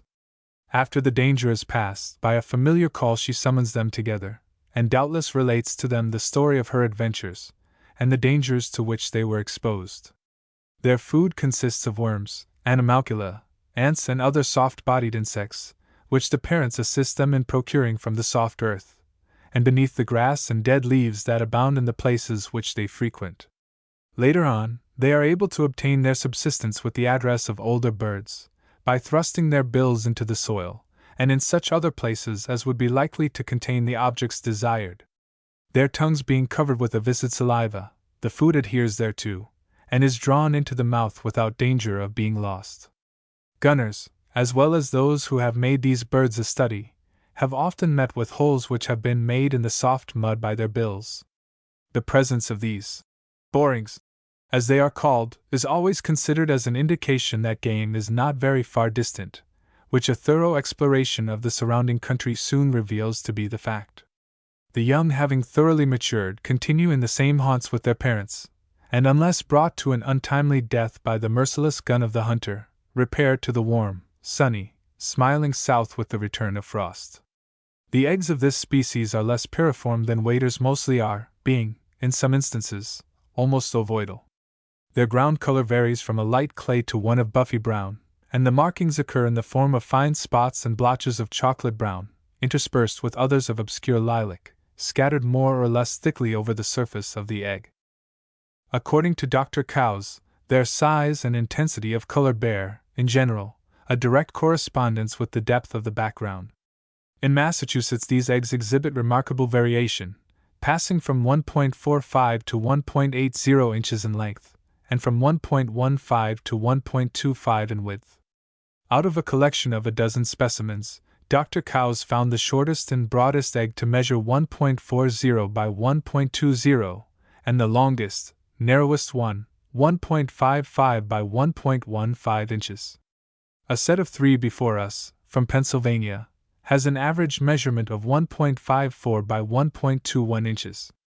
In the Middle States, and the same is doubtless true of other sections of our great country, there is never more than a single brood raised, although the early breeding of the species would certainly give ample time for a second hatching before the close of the season.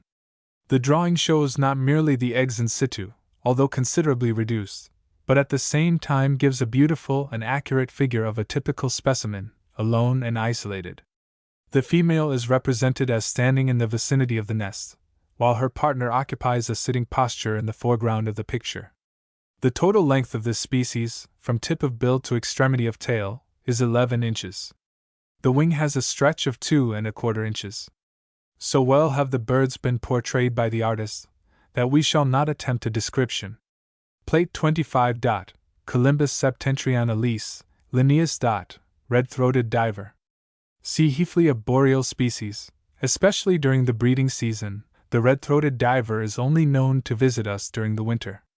On our eastern seaboard it seldom attains a lower latitude than Maryland, while in the west it has been met with along the coast as far south as San Diego, California.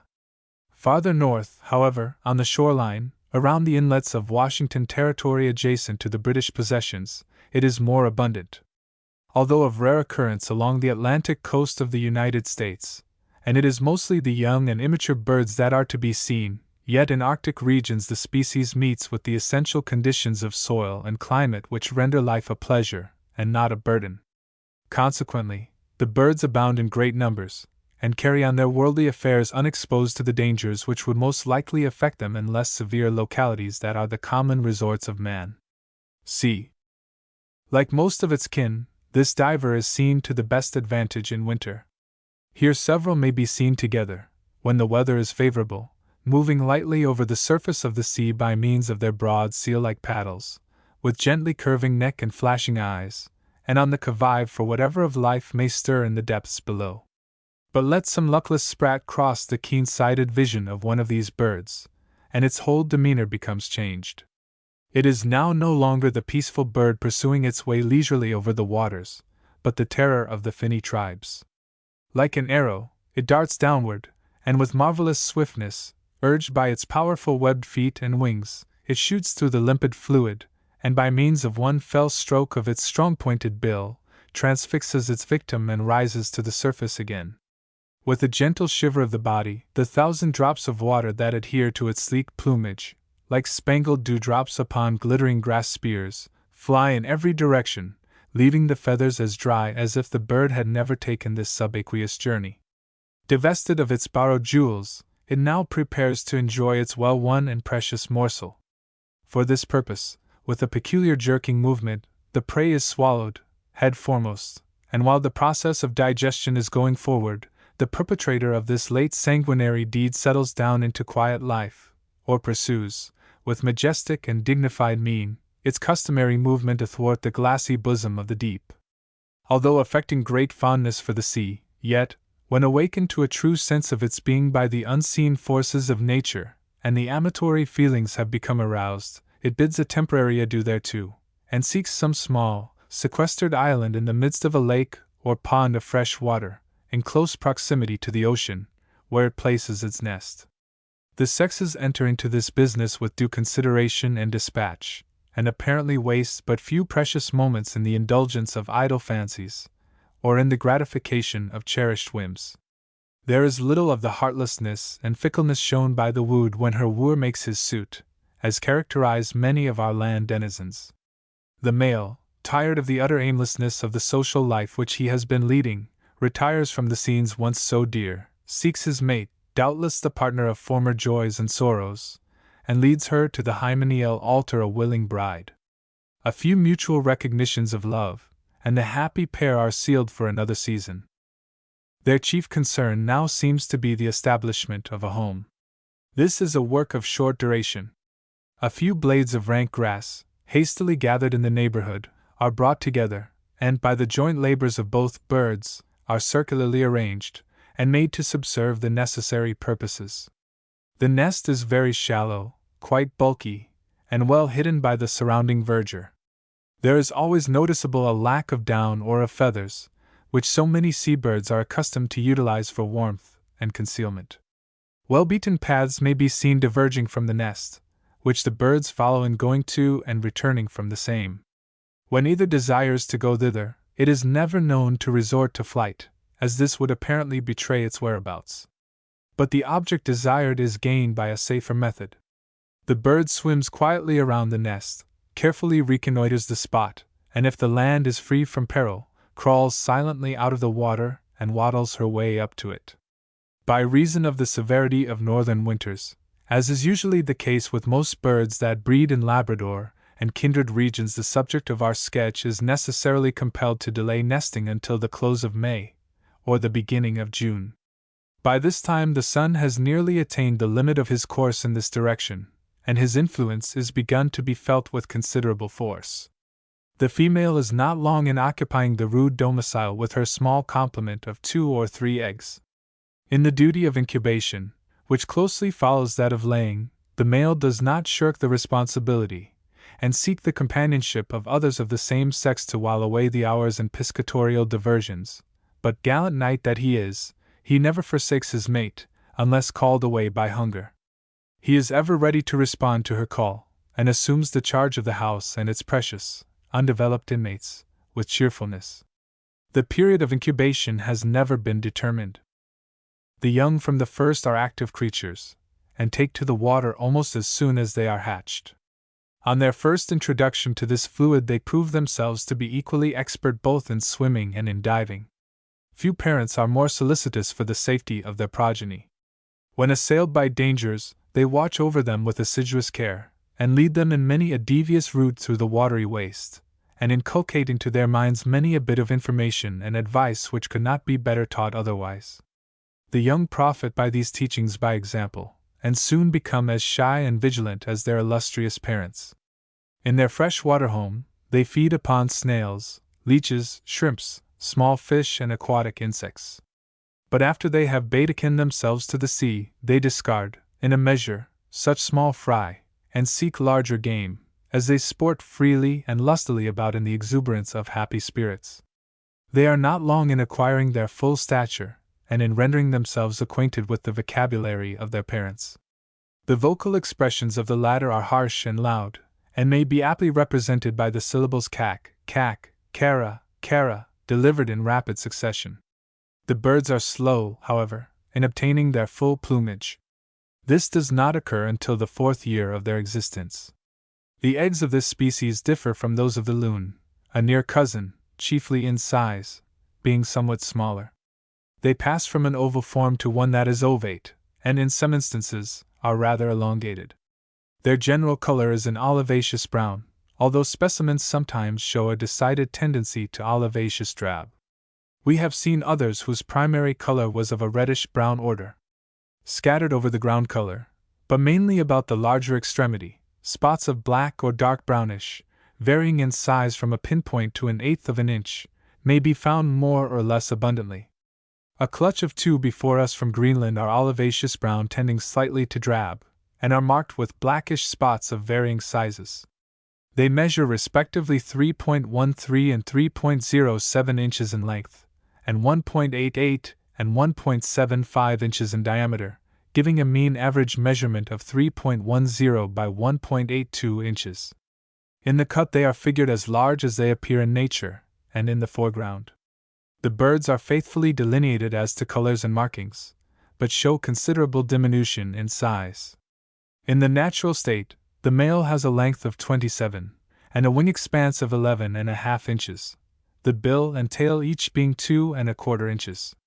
The female is a trifle smaller than her partner, weighing, on an average, about a pound less. Her plumage is the exact counterpart of his, or differs in no material particulars therefrom. Plate 26. Polioptila carolea, Linn., Sclater. Blue-gray gnatcatcher. W. hen. The first breath of spring, on zephyr wings, blows over the south, laden with dewy moisture and balm from regions beyond the gulf. This tiny speck of bird life feels the glowing influence, and hails it with delight. Weary and restless, it seeks to break away from its winter home, or change the monotony of its existence. While some are inclined to newness of climate, and leisurely wend their way northward, others are happy and contented where they are. Those, imbued with the spirit of migration, quit their less ambitious neighbors in March or April, to spend their summers abroad. All reach their destination by 3 great routes. Those on the east, that winter in the Isles to the southward, follow the trend of the great Atlantic slope as far north as the valley of the Connecticut and kindred latitudes. Others, doubtless, from our southernmost states and the Mexican possessions, pursue a central direction, one part passing through the eastern half of the Mississippi Valley to the lake country, and the other ceasing from their toilsome journey when the northern frontiers of Nebraska and Iowa are attained. While the western wave, so to speak, collect from their winter retreats in the valleys of the Colorado and Rio Grande rivers and follow these streams to their headwaters, or turn aside from their course and make their way through the fertile slopes of the Pacific to the latitude of 42 degrees. W. Though an early migrant, yet by reason of the tardiness of its movements, This species does not arrive in the Middle States until the last of April, or the beginning of May. In Maryland and Virginia, according to Cowes, its advent occurs during the early part of April. The Carolinas, northern Alabama, and Tennessee witness its appearance about the 15th of March, when the season is not retarded by a long, cold winter, and the northern central states, towards the close of the ensuing month, which, by some inexplicable cause, seems also to be the date of its coming in the great Colorado basin. Appearing at a time when the trees are beginning to clothe themselves in shimmering robes of green, and often before the oaks and hickories have burst their tumid buds into the rich drapery of foliage which is to cover their unsightly nakedness, our little friend is none the less welcome.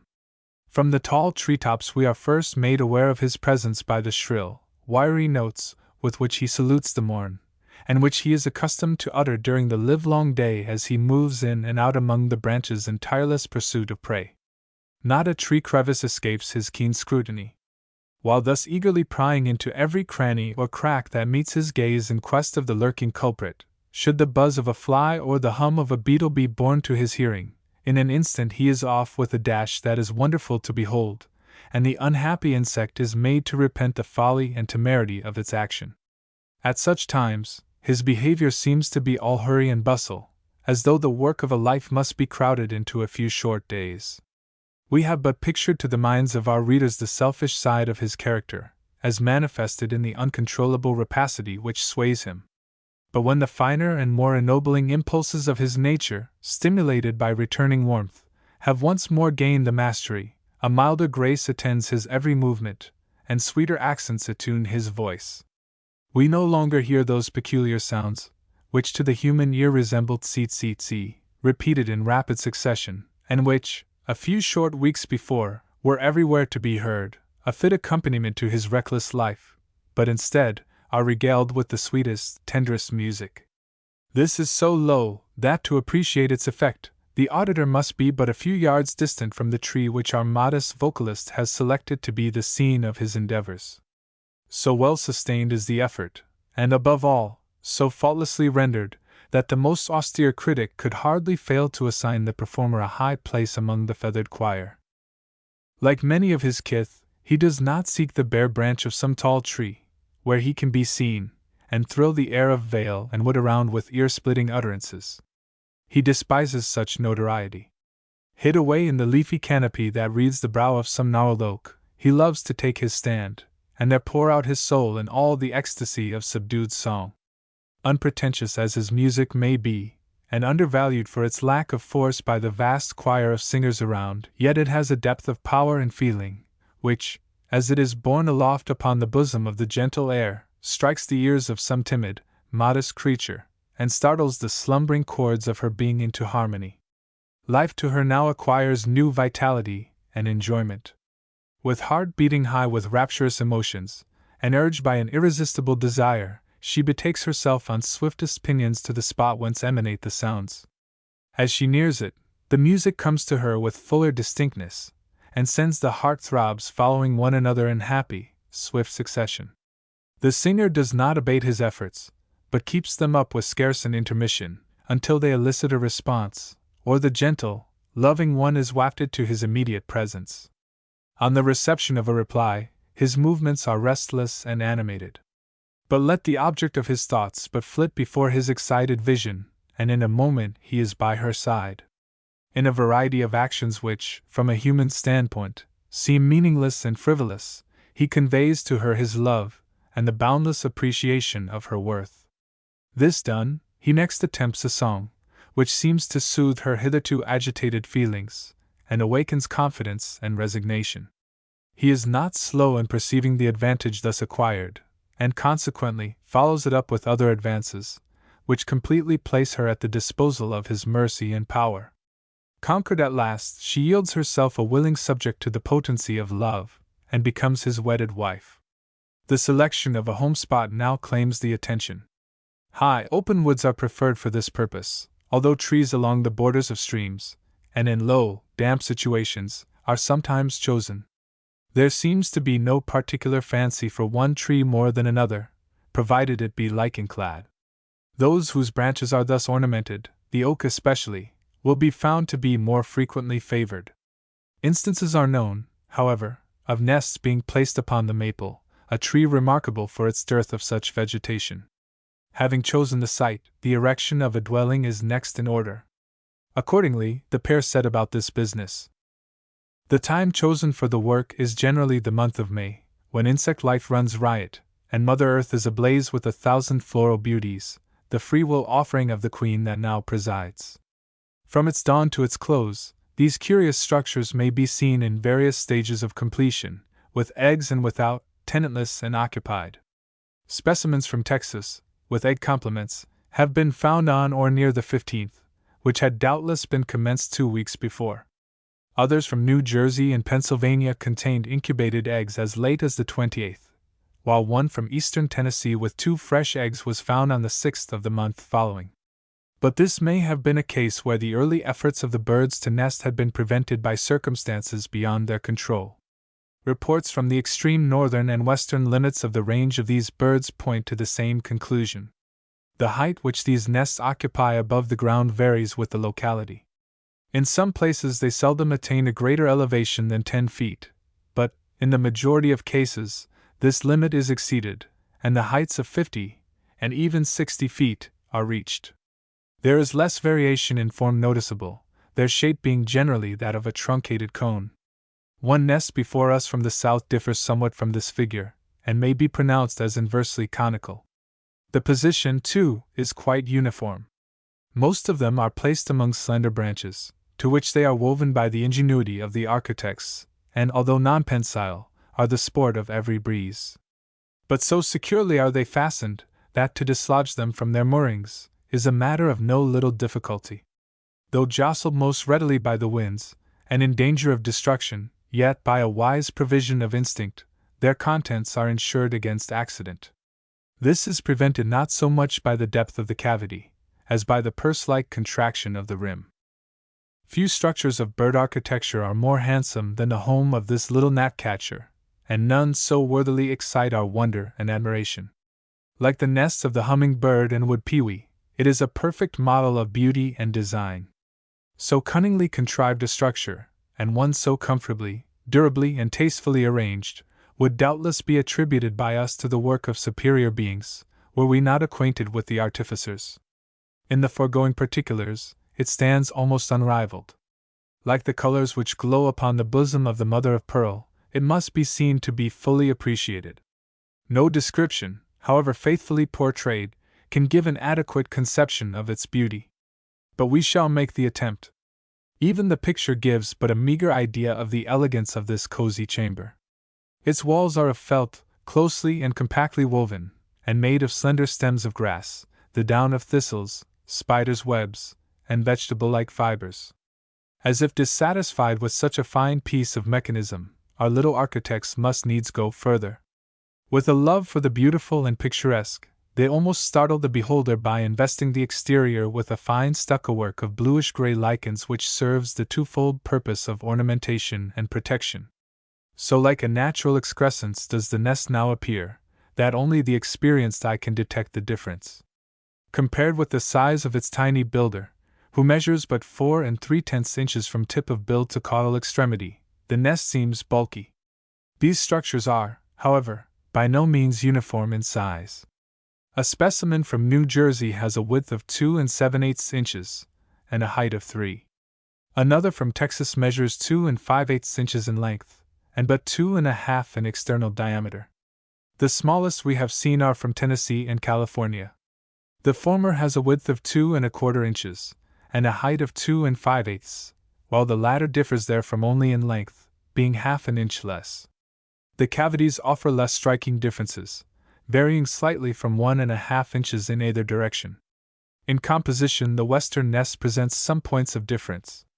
The exterior is composed of yellowish-green and greenish-gray lichens, specifically distinct from eastern specimens, a slight intersprinkling of brown catkins, feathers, cobwebs, and small bits of vegetable stems. The inside does not present much variation, but is lined with feathers, horse hairs, and vegetable wool, as many of our own are. When feathers are utilized for a lining, the quills are generally placed in the walls of the nest, only the soft plume-like parts being allowed to come into contact with the eggs. The nest from California was found by Professor Everman, in the vicinity of Santa Paula, during the summer of 1881.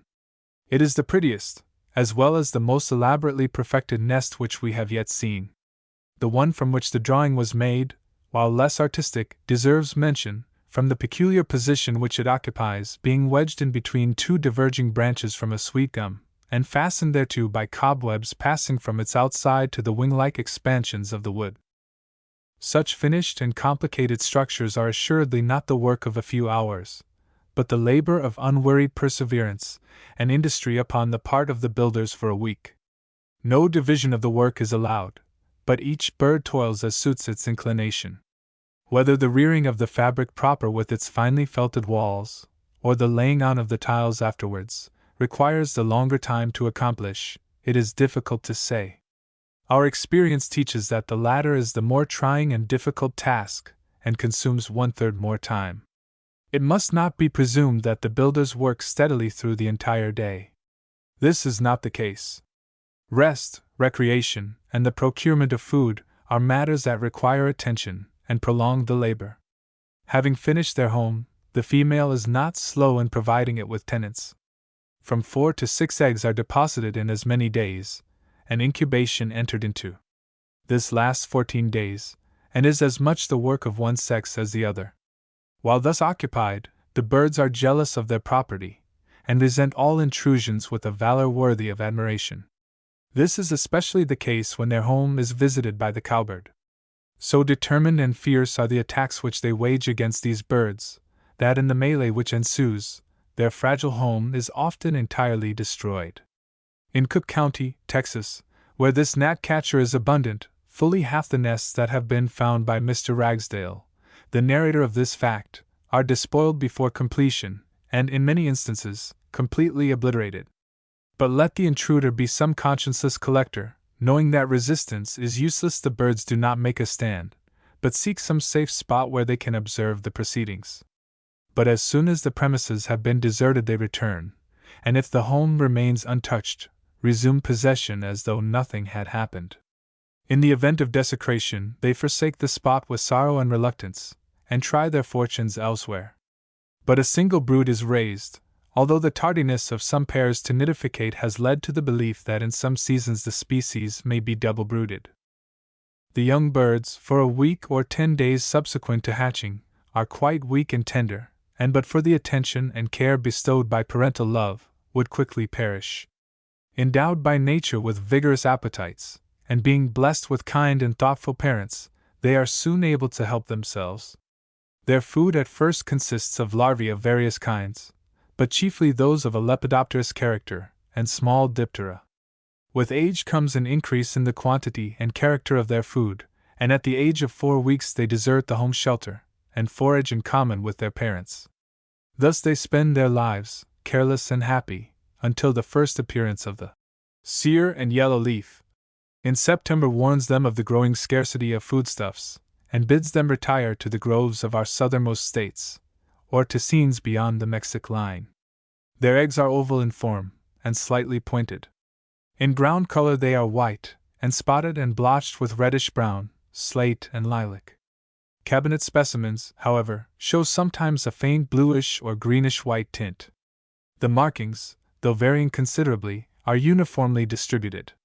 In size, there is noticeable but little variation in specimens from diverse localities, eggs from Michigan differing but slightly from those from Texas, and these sustaining the same relation to sets from Pennsylvania. The average dimensions of a clutch of 4 from New Jersey are 0.59 by 0.48 inches. The depth of the nest precludes us from showing the eggs in situ. We are therefore compelled to give a drawing below, which will be found to be of the natural proportions. The female bird, which is placed in close contiguity to the nest, may be easily distinguished from her mate by the absence of black upon the head. Plate 27. Passerina series, Linn, gray dot, nonpareil, painted bunting. F or variety and brilliancy of coloring none of our North American finches can compare with the one which constitutes the subject of this sketch. The euphonious French title by which it is designated has been most aptly chosen. For, verily, it is the nonpareil of avian beauty. Nature seems to have spared no pains in making this her handiwork the perfection of artistic design and ornamentation. Such an array of colors, and the beautiful harmony which characterizes their blending, bespeak no mean, unskillful painter, but a master hand, before whose paltriest, weakest efforts the noblest of man's productions sinks into insignificance. F. Contrasted with its less showy associates that frequent the same delightful, sunny landscapes to breed, this lovely species seems altogether out of place. It is a fitter denizen for realms beyond the tropic, where the broad-leaved banana hangs its clustering, golden flagons temptingly to the gaze, and where many-hued, various life rejoices in wanton prodigality. Though reared amid the rich savannas and fertile slopes of South Carolina, and the belt of country thence westward to the Pecos River of Texas, it is only a temporary sojourner. With the first breath that comes from the north, in the fall, it takes its departure, and wings its flight to warmer latitudes. The land of the Aztec, and the warm isles of the sea to the southward, are its destination. A few individuals, fond of travel and change of scenery, do not, however, pause from their journey until they have reached the isthmus which weds the two great halves of the American continent. As spring approaches, an anxious spirit of restlessness seizes the males, which sooner or later communicates itself to the opposite sex. This is manifest some time before setting out. But guided by a never-erring instinct, they curb their impatience, and thus bring it under restraint. Hence, like many kindred species, they are not very early comers. The middle of April, the season of sunshine and of showers, usually dates their first appearance in the Gulf states, and from this time they are not slow in reaching their most northern homes. The lords, in their spruce and rich attires, generally lead their sober, unadorned companions by several days, and may be seen in low thickets along the borders of streams, among the rice plantations, or in the vicinity of the sad, cheerless sea. Fond of the lowlands, at such times, one would imagine that such situations would have a depressing effect, and render them gloomy and despondent. But this is far from being the truth. Almost from the beginning of their arrival, they are endowed with the propensity to sing, even before their partners have come. From the summit of a wayside bush, a fence rail, or from out the hedges of some suburban villa, their rich, mellifluent warblings may be heard to the infinite pleasure and joy of the weary pedestrian. These musical utterances resemble the notes of the common indigo bird, but lack their energy and power of sustentation. It is not now that their songs are heard to the best advantage, but when the season of mating occurs, a fortnight later. They are then in their happiest moods. The presence of the dear ones excites within them the passion of love, and calls forth the highest capabilities of their natures. In the days of Wilson these were recognized, and many a male bird was captured and confined to a cage, by the French inhabitants of the lower parishes of Louisiana, not more for the splendor of his plumage, the docility of his manners, than for the sweetness of his song. Great numbers were not only decoyed into traps, and other devices, to satisfy the growing desire for such pets at home, but hundreds were shipped to other countries. But it is only of late years that their introduction into our northern cities has been an object of pecuniary profit, and now almost every fancier's store is made to rejoice with the dulcet strains of this beautiful and active little finch. Coming back from this digression, let us view, for a few moments, the character of the sexes, and their behavior at the time of mating. Naturally pugnacious in the presence of a rival, the male is all gentleness and kindness when in the society of females, and exerts his best efforts to please and conciliate. The character of the female is the exact antithesis of his, and wins admiration by its sweetness and simplicity. Modest and plain in dress, she is equally artless and unassuming in demeanor. The courage which she sees displayed by her masculine protector does not impress her with feelings of awe and timidity, but challenges her admiration, confidence, and esteem. Knowing that such conduct, so thoroughly devoid of civility as it seemeth, is but the outgrowth of jealous affection, she is drawn to him by an influence which she cannot control nor resist.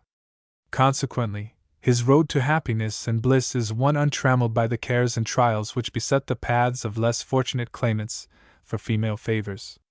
He has only to present his suit accompanied by the usual protestations of love, to have it honored with a prompt and willing acceptance. While these amours are being enacted, a rival dare not intrude upon the hallowed precincts. Such an act of temerity would but be the prelude to a bitter encounter, which must result in one or the other of the combatants being driven away discomfited and disgraced. The females are never known to take part in these affrays, but maintain, at a safe distance, an attitude of passivity. So well known to the bird dealers of New Orleans is this peculiar disposition about which we have been writing, that advantage is taken thereof for the purposes of the trade. It is on this wise: a mounted male bird is placed in a position of defense upon the platform of a trap cage.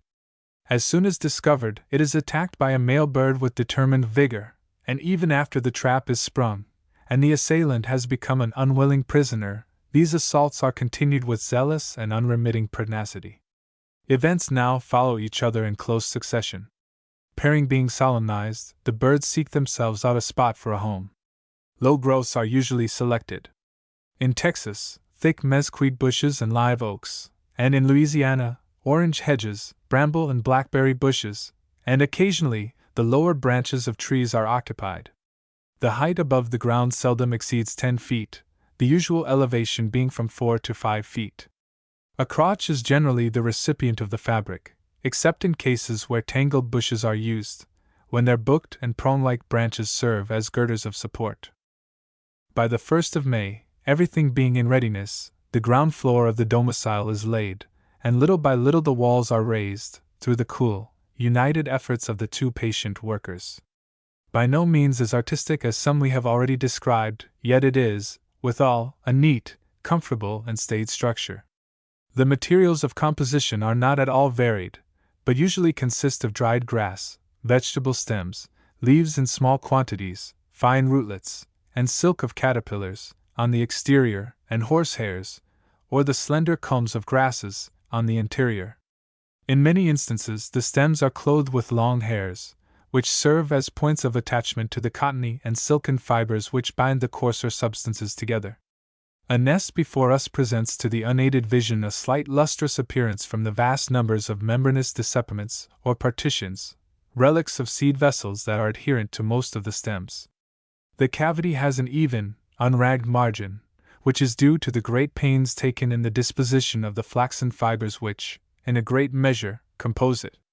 On the whole, the outside is remarkably smooth and uniform, while the interior, with its circularly arranged layers, is a perfect model of elegance and comfort.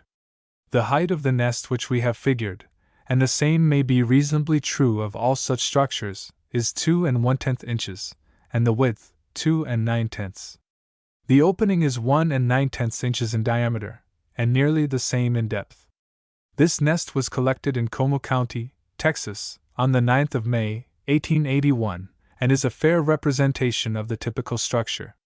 In the drawing it is shown upon a live oak branch, of natural dimensions, and with the female in the distance. Her partner is figured in the foreground, and may be readily distinguished. His head and neck are a beautiful ultramarine blue, excepting a narrow patch from the chin to the breast, which inclines to vermilion red. The eyelids, and the under parts generally, are of this latter shade, while the rump is tinged with purplish. All other parts, the lesser wing coverts, tail feathers, and outer webs of quills excluded, are green, excepting the interscapular region, which reflects a gloss of yellow, while the undescribed portions are purplish blue. What a contrast to the female bird, which can only boast of a dark green habit with a yellowish front. The young are the likeness of their mothers. The length of the adult is 5 1/2 inches, and expanse of wings 2 7/10. From the first commencement of the home, to its final completion for occupancy, not more than a week elapses, and the female is ready to deposit her first installment of eggs. This is succeeded by similar payments, to the number of 4 or 5, of the great debt which nature demands of her. Having settled the last obligation, she nestles down into her cozy chamber with the determination to watch and wait for the priceless treasures which she knows must be her ultimate reward. While she is thus about her agreeable business, her proud and dignified companion is abroad in quest of enjoyment and luxurious living. He seems to be the happiest of fellows. Could you hear him as he wends his way among the orangeries, in the full tide of song, you could not help feeling that he is the most thoughtless and cruel fellow of your acquaintance. Never a care does he appear to have for the patient little being who is sitting her life away, in order that his loneliness and hers shall be blessed with a happy houseful of children. But it is otherwise. Seemingly unmindful, he is at heart a clever being. Let but his home be invaded, and he is on the spot in an instant, ready to avenge any wrong, in his own summary manner, that may be attempted or committed. But his loving and Quaker-like housewife is possessed of greater forbearance. Trustful and gentle, she will often permit herself to be lifted from the nest rather than expose her jewels to the greed and cruelty of an unsympathizing world. While a comparatively close prisoner at home for a period of 14 days during the incubating process, she, however, does occasionally quit its shadows, when sorely pressed by hunger, but only for a brief time. The appearance of the young is the inauguration of a change in the male's demeanor. Proud of his progeny, he breaks away from his hitherto aimless habits, and makes amends therefore by becoming a very dutiful and affectionate parent. With equal zeal he assists his partner in collecting the various insects which contribute to their nourishment. As long as their helplessness continues, he may be thus observed. But when, after a period of 13 or 14 days, the young are able to quit the nest, he abates his care in a measure, and teaches them to help themselves. When sufficiently matured, like their parents, they feed upon rice, the seeds of figs, and the various grains peculiar to their native haunts, as well as upon insects. The young females soon acquire their proper dress, but the males, on the contrary, are slow in arriving at the same condition. 4 years, at the farthest, are necessary to bring about the final change. The eggs are rounded oval, of a white or grayish color, and beautifully marked with brown and violet-colored spots chiefly about the larger extremities, but more scattered, smaller and paler ones over the rest of the eggs. In some specimens from Texas and Louisiana, the violet spots predominate, thus contrasting in a marked manner with normal forms. The average dimensions of a set from Texas are as follows: 0.85 by 0.60, 0.80 by 0.60, 0.80 by 0.60, and 0.85 by 0.60 inches. Another set from Como County, of the same state, measure respectively 0.81 by 0.03, 0.81 by 0.63, 0.75 by 0.63 and 0.75 by 0.62 inches.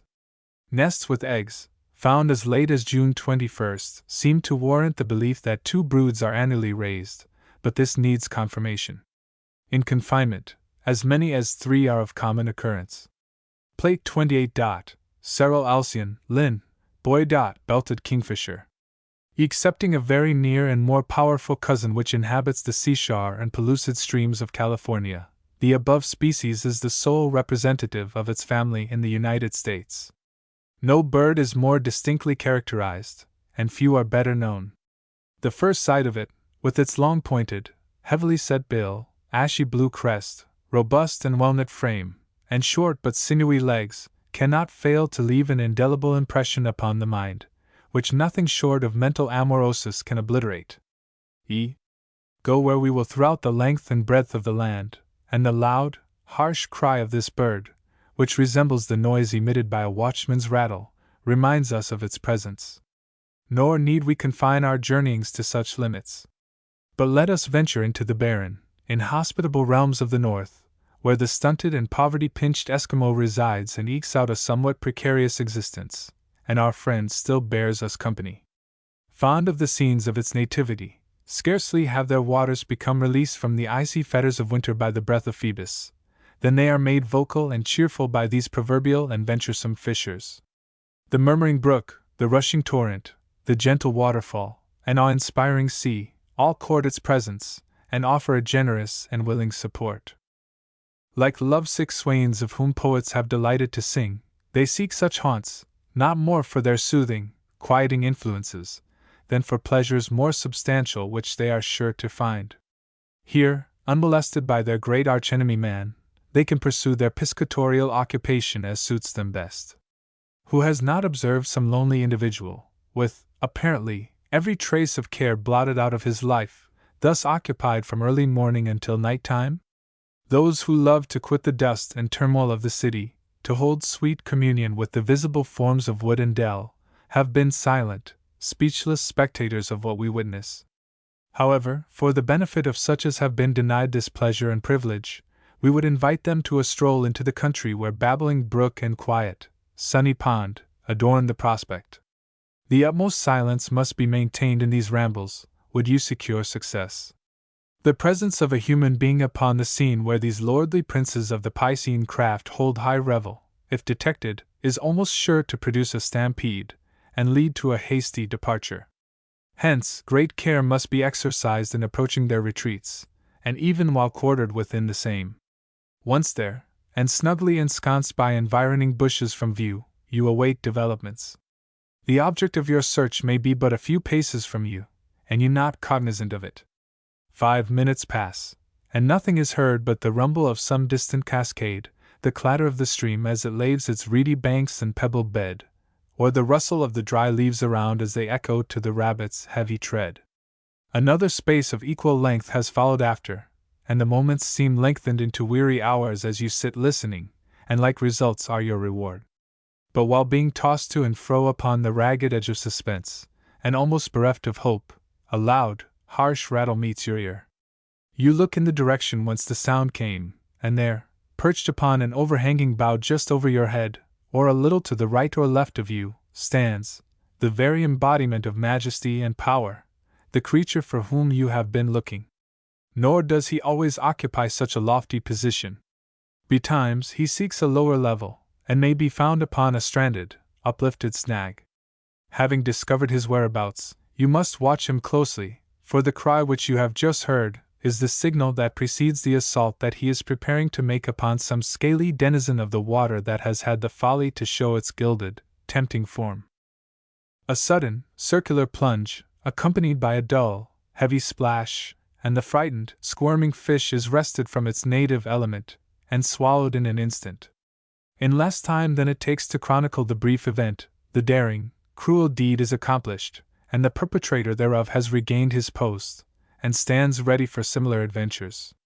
Such is the greedy and unsatisfying character of his nature that, where undisturbed, he has been known to watch for hours at a time without changing his point of lookout. It must not be supposed, however, that the quantity of food which he devours is in proportion to the time spent in its procurement. This is not the case. Due allowance must be made for disappointments and reverses, as well as for the failure of the finny tribes to manifest themselves. Tired of watching, he often varies his occupation by coursing along the stream at a small height above its surface, and stopping anon, suspended after the fashion of hawks, to gaze into the depths below. Nothing can be more interesting than the behavior of an individual who has miscalculated his chances, and fallen wide of his mark when plunging for prey. The very impersonation of disappointment, he retires to his post, sullen and dejected. His very attitude and looks attest the war of feelings waging within his bosom. But this is of short continuance. The thoughts of past experiences come to his rescue, and he is himself again. With the successful fellow the condition is different. Joy and happiness are depicted where, before, we saw but misery and sadness. However intently these birds may seem to be occupied with the business before them, they are not so completely absorbed therein as to be utterly oblivious to their surroundings. Blessed with sharp vision, they are as equally favored in the direction of hearing. When the eye is engaged, like a faithful sentinel on duty, the ear, whose function it is to receive and communicate vibrations of air to the brain where they are interpreted, is always on the alert, ready to warn its companion of danger. From what has been written, it is evident that the desire for food seems uppermost in the thoughts of these birds from their first arrival, usually in March or April, until pairing commences. In its gratification, the female is the equal of her lord. Such being the case, it is unreasonable to expect any great degree of familiarity and friendship to exist between the sexes. They, therefore, dwell apart. Accident sometimes brings them together, but beyond a silent recognition, they evince no greater regard. Thus affairs continue for a month, and even for a longer period of time, when they suddenly come to a most glorious end by the assumption of connubial relations. Nothing remarkable or impressive indicates the coming of this event. The male seems to meet his partner unawares, makes overtures of love in his own strange fashion, and becomes at once her uninfluenced choice. And thus the story is ended. Without further ado, the wedded couple prepare for the duties of housekeeping. Usually they are spared the trouble of searching for a home. Especially is this the case with old birds, who have only to visit the scenes of other years to find a domicile awaiting occupancy. A little repairing of the galleries leading thereto, as well as the cozy, interior chamber, and the place soon wears an aspect of cheerfulness and comfort. But where these structures do not exist, they are excavated at great pains in the sides of ponds, streams, or cliffs contiguous to water. A very common place, in the latitude of Philadelphia, is in sandy, railroad cuttings. Dry, elevated grounds, beyond the reach of inundations, are ordinarily chosen, although there may be exceptions to the rule. These burrows are the results of the alternate labors of the sexes, who work with diligence and rapidity until the task is accomplished, often making a deep excavation in a single night, when the bank is soft and sandy.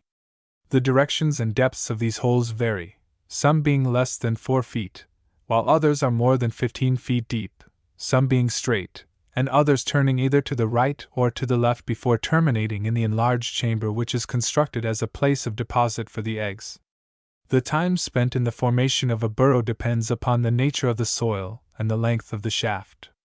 Ordinarily 2 days are required for its completion, although instances are recalled where 3, and even 4 days, have been occupied with the tunneling. With the successful accomplishment of this task, nothing further remains to be done but to deposit the eggs upon the bare sand. Some birds do not deem their labor finished until they have given their home a warm lining of dried grasses and feathers. Such cases are exceptional, and dependent upon the humidity of the ground. In 1855, Dr. Brewer discovered a nest of this species on Mt. Washington, alongside of a carriage drive, and at a distance of a mile from any water shallows. Another was found in a sandbank in the village of Hingham, in close proximity to a dwelling, and quite remote from stream or pond.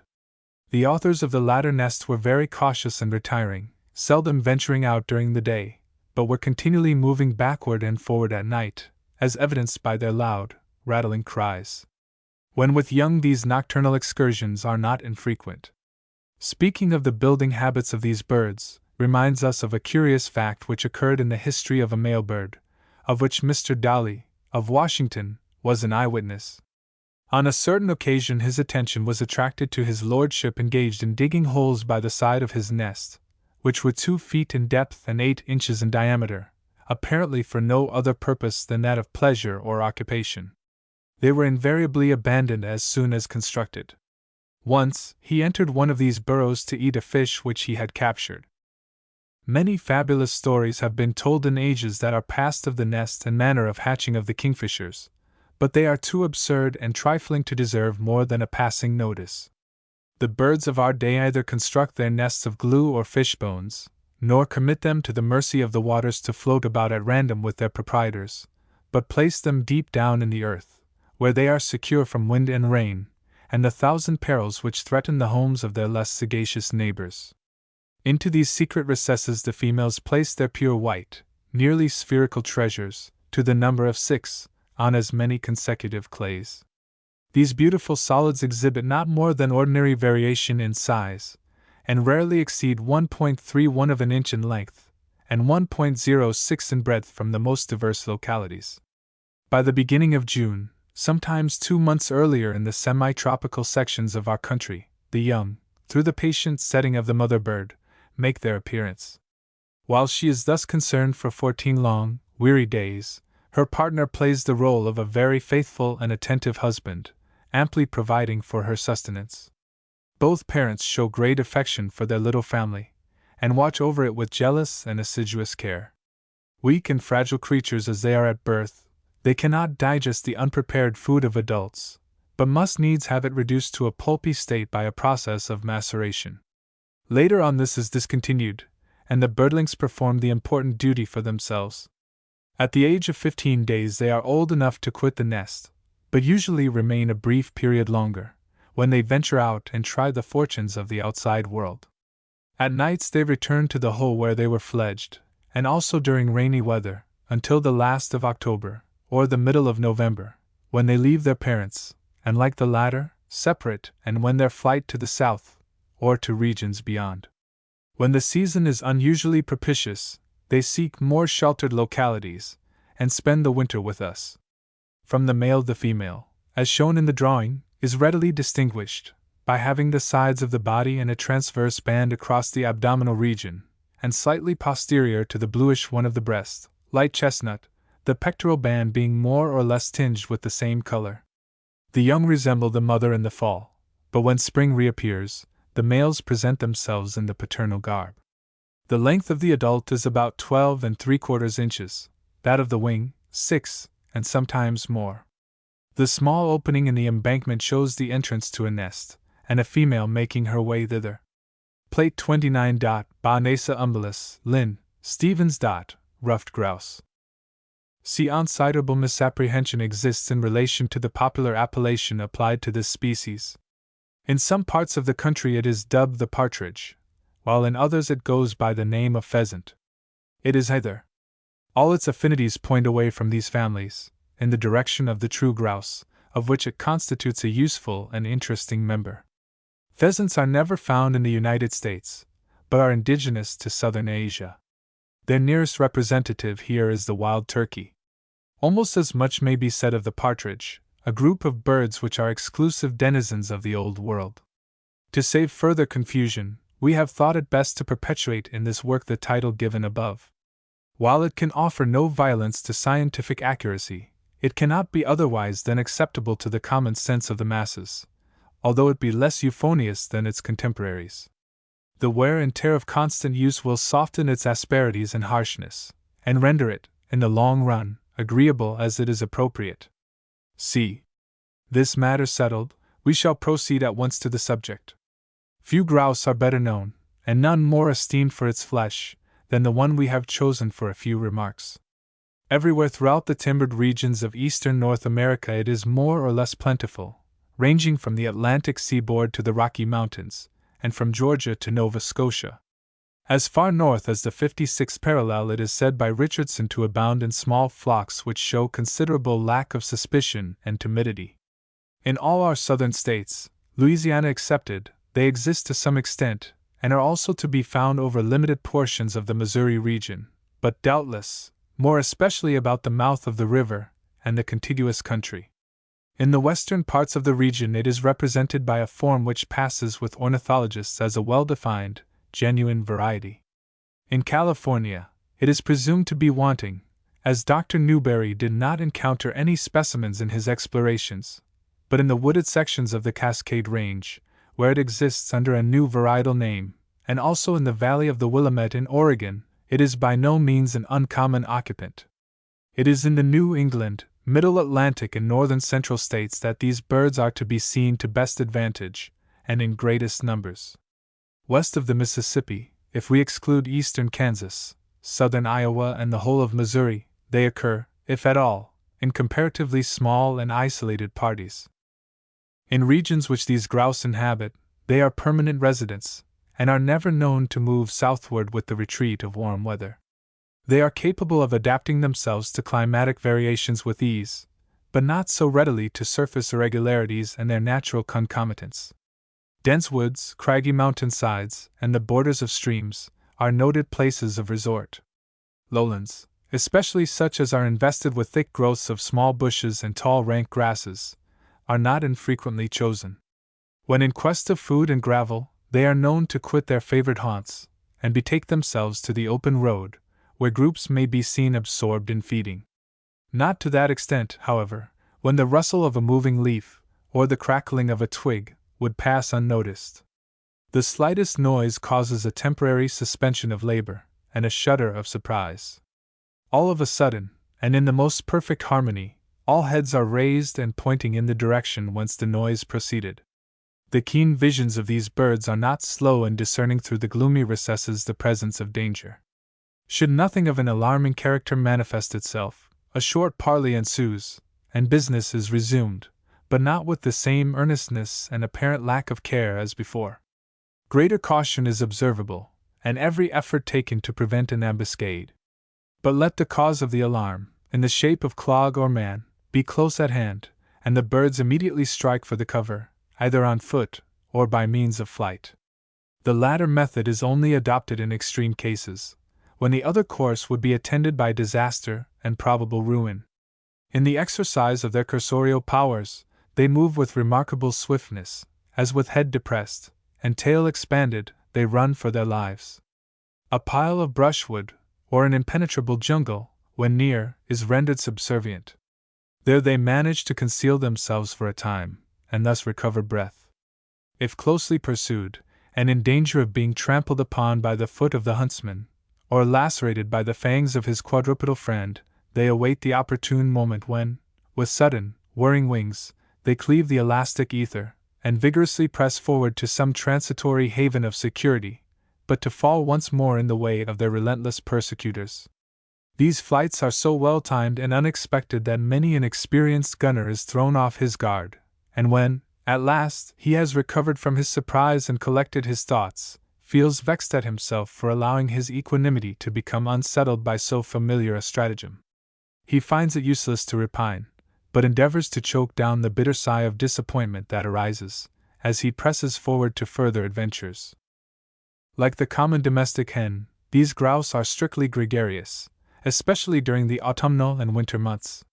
The flocks which they form vary in numbers, and when disturbed while feeding, scatter in all directions, each member seeking only its own individual safety and well-being. But after the lapse of a few minutes, they become reassured, and begin to gather simultaneously about the same spot, traveling the entire distance on foot. The utmost circumspection and vigilance are always exercised in these backward movements. Scarcity of food occasionally causes these birds, where very numerous in mountainous districts, to migrate to other places. These journeys are usually effected about the middle of October, they then being in excellent order and in great demand for the table. Audubon witnessed, in the fall of 1820, an immense number in transitu from Ohio, Indiana, and Illinois, to Kentucky. Many of these became the prey of man, while their companions who had escaped destruction sought, with the return of spring, their own cherished haunts. This disposition to lead a roving, migratory life, as a general thing, is not hereditary, and is seldom undertaken. Plenty of food is usually to be found in localities which these birds frequent, and the necessity does not exist. Where there is a paucity of appropriate foodstuffs, such as acorns, the seeds of the beech and of the various species of birch, they do not hesitate to devour the buds of the mountain laurel, which imparts a poisonous character to their flesh. When severely pressed by hunger, they feed upon dry bark, the insects that harbor in the creviced trunks and branches of trees, and even stray to the roads that wander through their gloomy retreats, and pick at the hard, frozen horse droppings which they chance to encounter. But when spring returns, and renews her bond of faith with Mother Earth, they more than make up for their scanty winter fare, and feast with fastidious appetites upon the now tender and juicy buds of the black birch, which gives a peculiar and toothsome flavor to their flesh, that has acquired for them, in some localities, the name of birch partridge. For a brief spell every other interest is now absorbed in that of unrestrained feasting to which the sexes submit themselves with all the abandon of civilized humanity. The middle of March, or the close of the month devoted by the ancient Romans to purifications and fastings that precedes, when the weather is favorable, marks a change in their life. This era is announced by a loud drumming noise which is everywhere to be heard. Standing upon a tall rock, or a fallen log, in some secluded woods or other locality, the author of this noise may be found. His altitude and demeanor must be observed to be appreciated. Once seen, he can never be forgotten. Arrayed in his new spring suit, he is a being not to be despised. But this is not all. His beautifully contracted neck, broad, expanded, fan-like tail, and elevated feather tufts that ornament both sides of his neck, as he struts about with all the grace and dignity of some pompous lord or duke, render him of no mean importance, and add greatly to his attractiveness. But it is its final actions that impress the beholder with wonder and admiration. The hitherto trailing wings now assume a condition of rigidity, and commence a firm, but slow, downward and forward movement, which steadily increases in power and rapidity, until the swiftly vibrating wings appear only as a semicircular outline of mist above the bird, thus giving rise to a sound which may be appropriately likened to the reverberations of distant, muttering thunder. These sounds are most generally heard during the cool hours of the morning, when the spirits are buoyant after a night of refreshing slumber. But as the day advances, they are less frequent and irregular. So nicely can they be imitated, that many a bird is drawn to his doom, when advancing to meet a supposed antagonist. As the drumming of the ruffed grouse is as often heard in fall as in spring, it has long been a mooted question as to its significancy as the call note of the male during the breeding period. But there cannot be the least doubt of the correctness of this interpretation, for we have the most incontestable proof of it in the responsive actions of the female. Nuttall is probably correct in ascribing the autumnal exhibition of the same wonderful power to self-gratification, and in affirming it to be, in many instances, an instinctive expression of hilarity and vigor.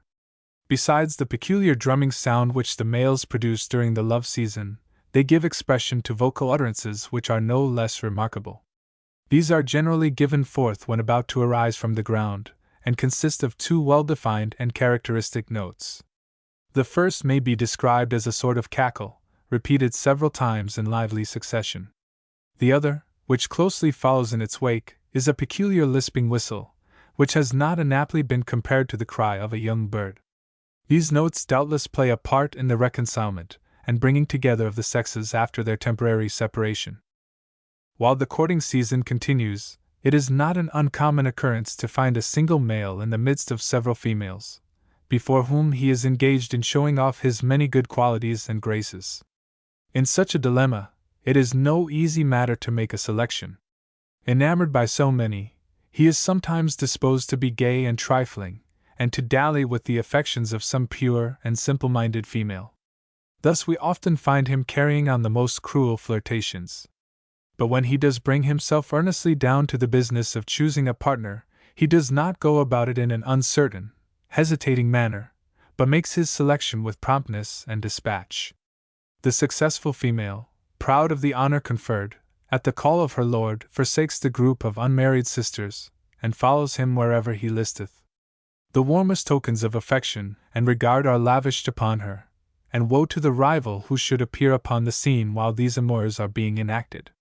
Should such an event come to pass, the intruder is at once assailed, and a long and bloody encounter ensues, which results in the death of one or other of the combatants, but never in the complete vanquishment of the defensive party. Instances are known where males have treated their first choice with cruel indifference, and ultimately deserted them.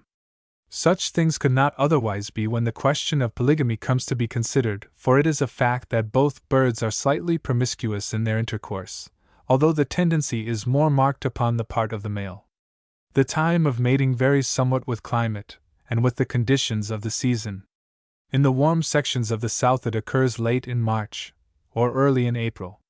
But further north, where winter still lingers with frosty coldness, the latter month is well nigh verging to its close, or gliding into the succeeding period, before this essential business is thought of. But when it does happen, with but little waste of time, the female withdraws herself from the society of her partner, and repairs to a secluded spot in the midst of a woods, where usually beneath a clump of evergreen, or a pile of brush, or perhaps a fallen log or projecting rock, she hastily scratches a few dry leaves together for a nest. Here she deposits, one by one, in as many consecutive days, her complement of 6 to 12 eggs, and immediately enters upon the duties of incubation. In this she is alone, the male lending no assistance, not even indirectly by attending to her demands for food. While she is thus occupied, he seeks the company of others of his sex, with whom he remains until the young are nearly full grown, when he joins the family, and dwells with it until spring. The period of incubation ranges from 19 to 20 days. When first hatched, the young follow their mother, and soon learn to comprehend her clucking call, as well as act responsively thereto. Few mothers are more devoted to their children, and it is a rare occasion to find one who is more courageous and wily in their defense. Let her family be surprised by friend or foe, a single note of alarm is all that is necessary to cause the brood to scatter, and with the most clever adroitness to hide themselves beneath a bunch of leaves or grass. So successfully is the concealment accomplished, that a careful and protracted search is often necessary to discover their whereabouts. Often, when squatting by the roadside with her brood, the parent is taken unawares. This is the trial which she of all others seems to dread. To save her little ones, she perils her own life by venturing upon an assault. Her first impulse is to fly at the face of the intruding party, but sober thought comes to her rescue, and teaches her the folly of such a course. She yields, and the very next moment we find her tumbling over and over upon the ground, apparently in the deepest distress, but soon to recover her self-possession in time to carry out the final piece upon the program, a ruse in which lameness is imitated with wonderful ingenuity. While the mother is thus agitated, the birdlings are seen to scamper in every direction to places of shelter. Having accomplished her allotted part, the happy mother now flies away, and by her well-known cluck soon gathers her brood together. The cry of the young is a simple peat, which is heard repeatedly during feeding, but only occasionally while nestling. Their food consists of the seeds of various plants and berries. While able to search for their own food, they derive considerable assistance from the mother. Such cunning, wee creatures, when first they leave the egg, can only be compared with the young of our barnyard fowls. Dressed in a simple garb, they look but little like their parents. Above they show a uniform reddish-brown or rufous color, which fades into a rusty white hue below. With the exception of a dusky streak which starts from the posterior part of the eye and crosses the auricular regions obliquely downward, and a whitish bill, they have nothing to diversify the monotony of their coloring. But when they have attained the age of 4 or 5 months, they show their heredity so plainly that their identity cannot be disputed or mistaken.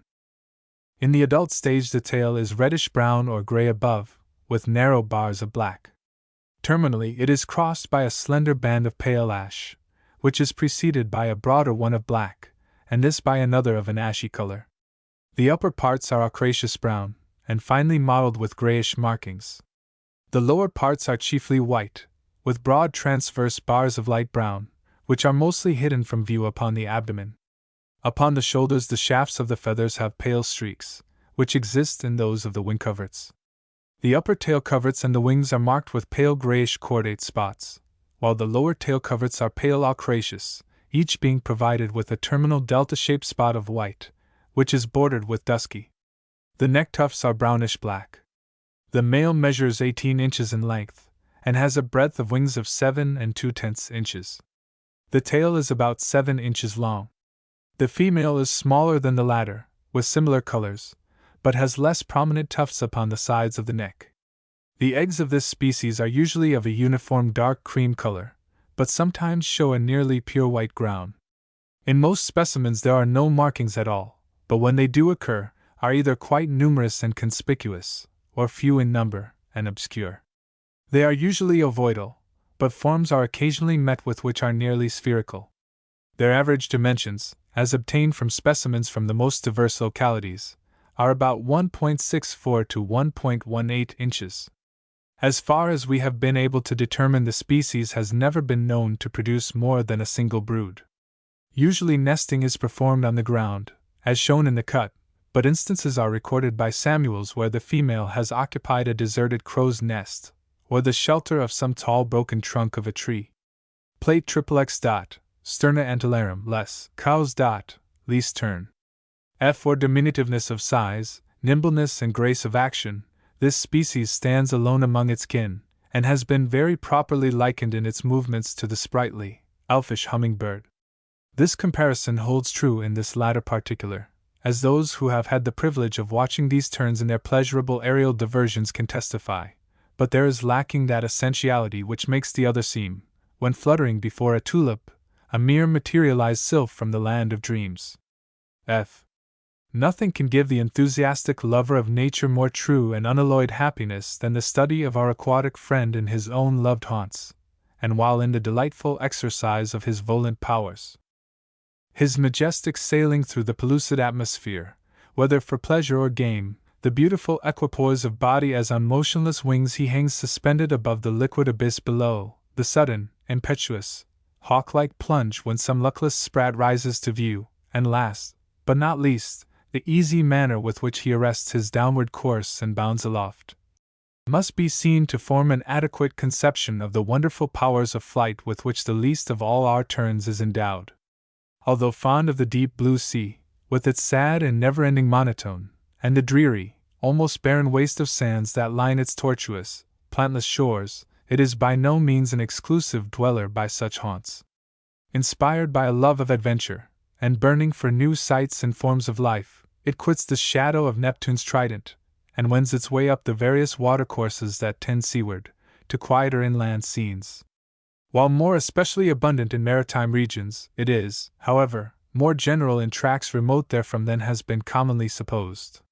So that instead of the whole vast army betaking themselves to the 1,000 miles stretching along the Atlantic, many from the Gulf in the south may be seen, when the tide of migration has set in, wending their ways in small parties along the vast central artery of our land to the distant valley of the Missouri, and elsewhere. Towards the setting sun, another current takes its northward course, but spends its strength on the mild, equable shores of California before any considerable elevation is attained. Whence come these birds? This is a question that is often asked, but most difficult of solution. That they winter beyond the borders of the United States there can be no doubt. After quitting our shores, it is highly probable they seek the tropical realms of Central America, or the breezy isles of the larger Antilles. But wherever they go, there they remain until the snows of their northern homes have disappeared. So delicate and susceptible to cold are they that even along our southern sea bordering states, where the felicitous change first manifests itself, they delay their visit until the early days of April are come. But it is not until this delightful month of the year has stepped aside to welcome her smiling sister, that the cooler shores of New Jersey are reached. From this latitude they pursue their journey to the extreme limits of their habitat. After a little they settle down to the very important business which has inspired the journey. The 25th of May, or the beginning of the month sacred to Juno, marks the love season, which is of short continuance. Having accomplished their loves and selected partners, the sexes now turn their attention to household matters. The first thing to be done is the selection of a spot and the preparation of a home. This part of the business pertains exclusively to the female, and seemingly is accounted of trifling moment. Like most of her terrestrial, and many of her aquatic neighbors, she does not build a house, but on the pebbly shingle just back of the beach, places her eggs on the bare ground, with not so much as a bit of seaweed or of grass beneath them. The merest apology of a nest is often denied them. The number of eggs deposited varies from 1 to 2, the latter being the ordinary number. Instances are recorded where as many as 3 have been found as a nest complement, but there certainly must be some mistake, which could easily happen in localities where many birds are breeding together. Where more than one is laid, a day usually intervenes between the 2 deposits. Nothing is more difficult to find, even when plentiful, than the eggs of this species, owing to the similarity of their color to the surroundings. Their ground sometimes presents a greenish-white color, but tends more to olivaceous or dull drab. The markings are numerous, pretty generally diffused, but when of large size, are mostly wreathed about the larger extremity. They consist of irregular blotches and dots of different shades of brown, interspersed with numerous obscure spots of lilac. Their average measurements are 1.26 by 1.02 inches. Having committed her treasures to Mother Earth, the female has little else to do than to guard them from harm. The heat of the sand, when the skies are undimmed by cloud or mist, is sufficient for hatching purposes. The application of living heat, so to speak, is unnecessary, and it is even a question in our minds whether the female could endure the inconvenience and trials of the incubating process, in the midst of a broiling sun upon a sandy seashore. But during wet and stormy weather, and at night, this duty is actually incumbent upon her. The appearance of the young, after a period of 16 or 17 days, brings the parents nearer together, and keeps them more at home. While kind and affectionate to each other, it is the attention which they bestow upon their happy little family that commands our admiration, and gives special prominence to their character. With true parental instinct they watch over their early helplessness, and provide them with an abundance of wholesome diet. Beetles, spiders, crickets, and other insects, as well as prawns, shrimps, skippers, and small fish, form their dietary. But it is not only by feeding them that they can serve to their well-being, but also by protecting them when assailed by enemies. The sight of an intruder is greeted with shrill cries of remonstrance from a whole chorus of voices. This not having the desired effect, a score of angry birds of both sexes dash boldly upon him, as though to punish him for such rashness. By the middle of June the earliest broods are on the wing. This, however, is rather premature, for the greater part are not in a condition for flight until the fore part of the month after. Associated with them may often be seen plenty of immature birds of last summer's hatchings, as well as the adults themselves. The yearlings are easily distinguished by the black bill, slightly forked tail, slate-colored occiput and auriculars, imperfect coloration of the primaries, absence of black cap or white crescent, and the presence of a dark band along the edge of the wing. With birds of the season, which show a strangely variegated dress of grayish-brown and white, there is no possibility of being mistaken or confounded. The assumption of the perfect plumage usually requires a period of 2 years. Both sexes are similarly clad. During the breeding season they have the entire upper parts and wings of a clear bluish-gray, variegated with a triangular white spot on the forehead reaching to the eye, and deep black crown and occiput, as well as a line from the eye to the upper mandible of the same color. The first 10 primary wing feathers have the shafts black, the outer webs and half the inner next the shaft, grayish-black, ends concolorous, and inner margins white. The remaining primaries are of the same color as the back, with inner margins white. Excepting the outer borders of the external feathers, and the inner webs of the others basally, which are white, the tail is slaty. The whole under parts are of a lustrous white color, while the bill is a pale orange-yellow, iris hazel, and legs and feet a light orange-red.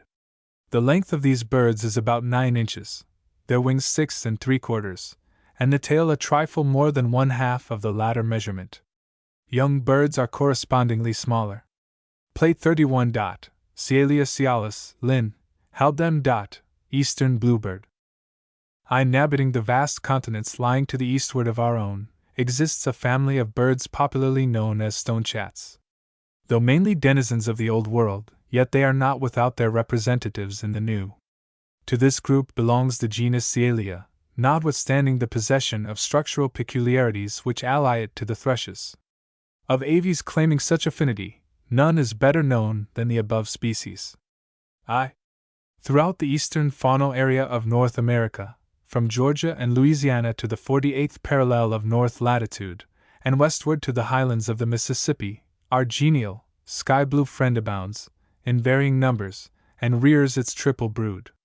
Along the Atlantic seaboard, it never ventures as far north as it does in the interior, being rarely observed beyond the Penobscot River, although Verrill met with it in abundance in western Maine. 600 miles out at sea, in the delightful climate of the Bermudas, it finds a permanent residence, and is also to be seen in Spanish Cuba, but only on rare occasions.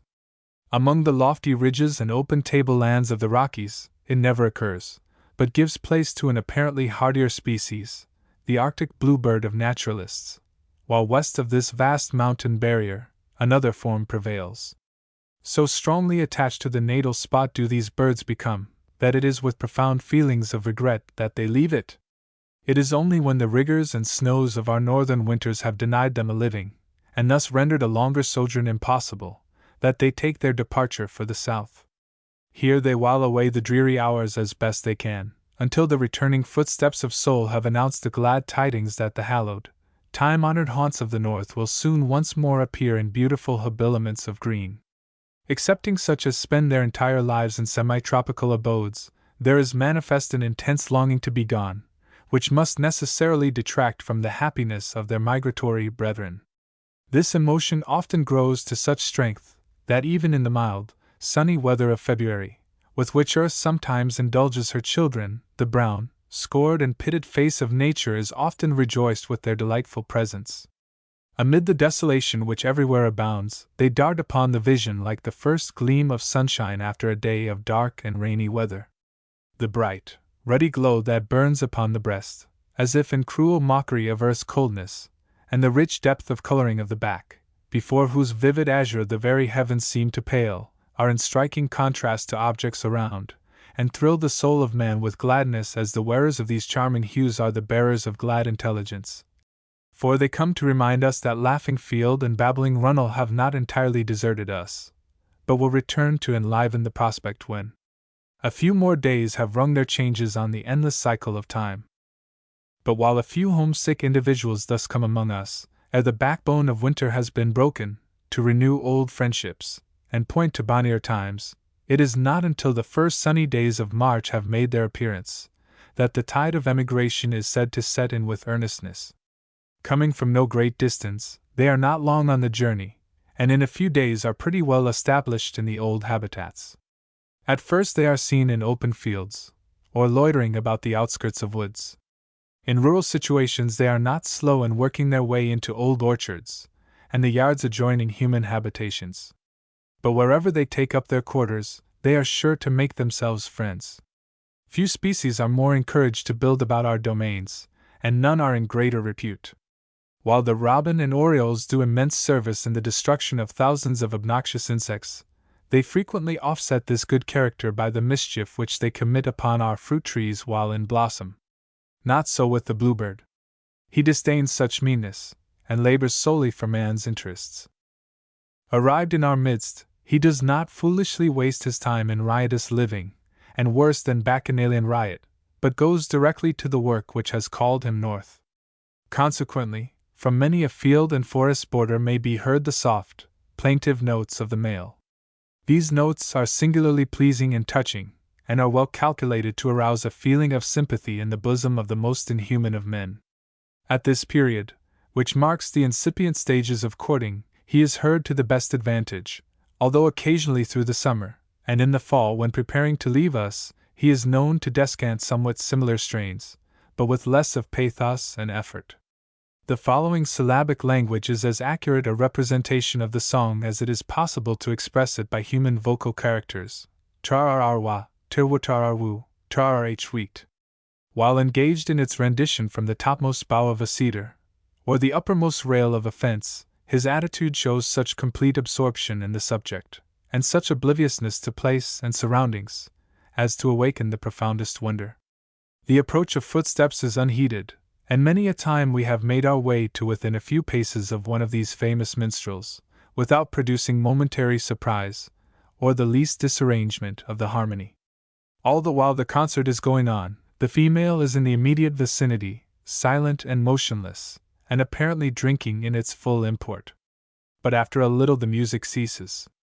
The performer now leaves his post, flies towards the listening and solitary auditor, hangs on quivering wings suspended before her, and thus having made obsequious obeisance, alights a short distance away to ascertain the effects of all these efforts to please. Again and again, at regular intervals, the performance is repeated, and at last the female succumbs to the magnetic influence, and becomes a bride. All this is accomplished in less than a week from the time of arrival, long before most other small birds have thought of conjugal responsibilities. By the 10th of March the happy couple are ready to go house hunting. The female assumes the direction, and it is not long before they are suited. Their usual nesting place is some cranny in a dead tree, or the vacant hole of a departed woodpecker.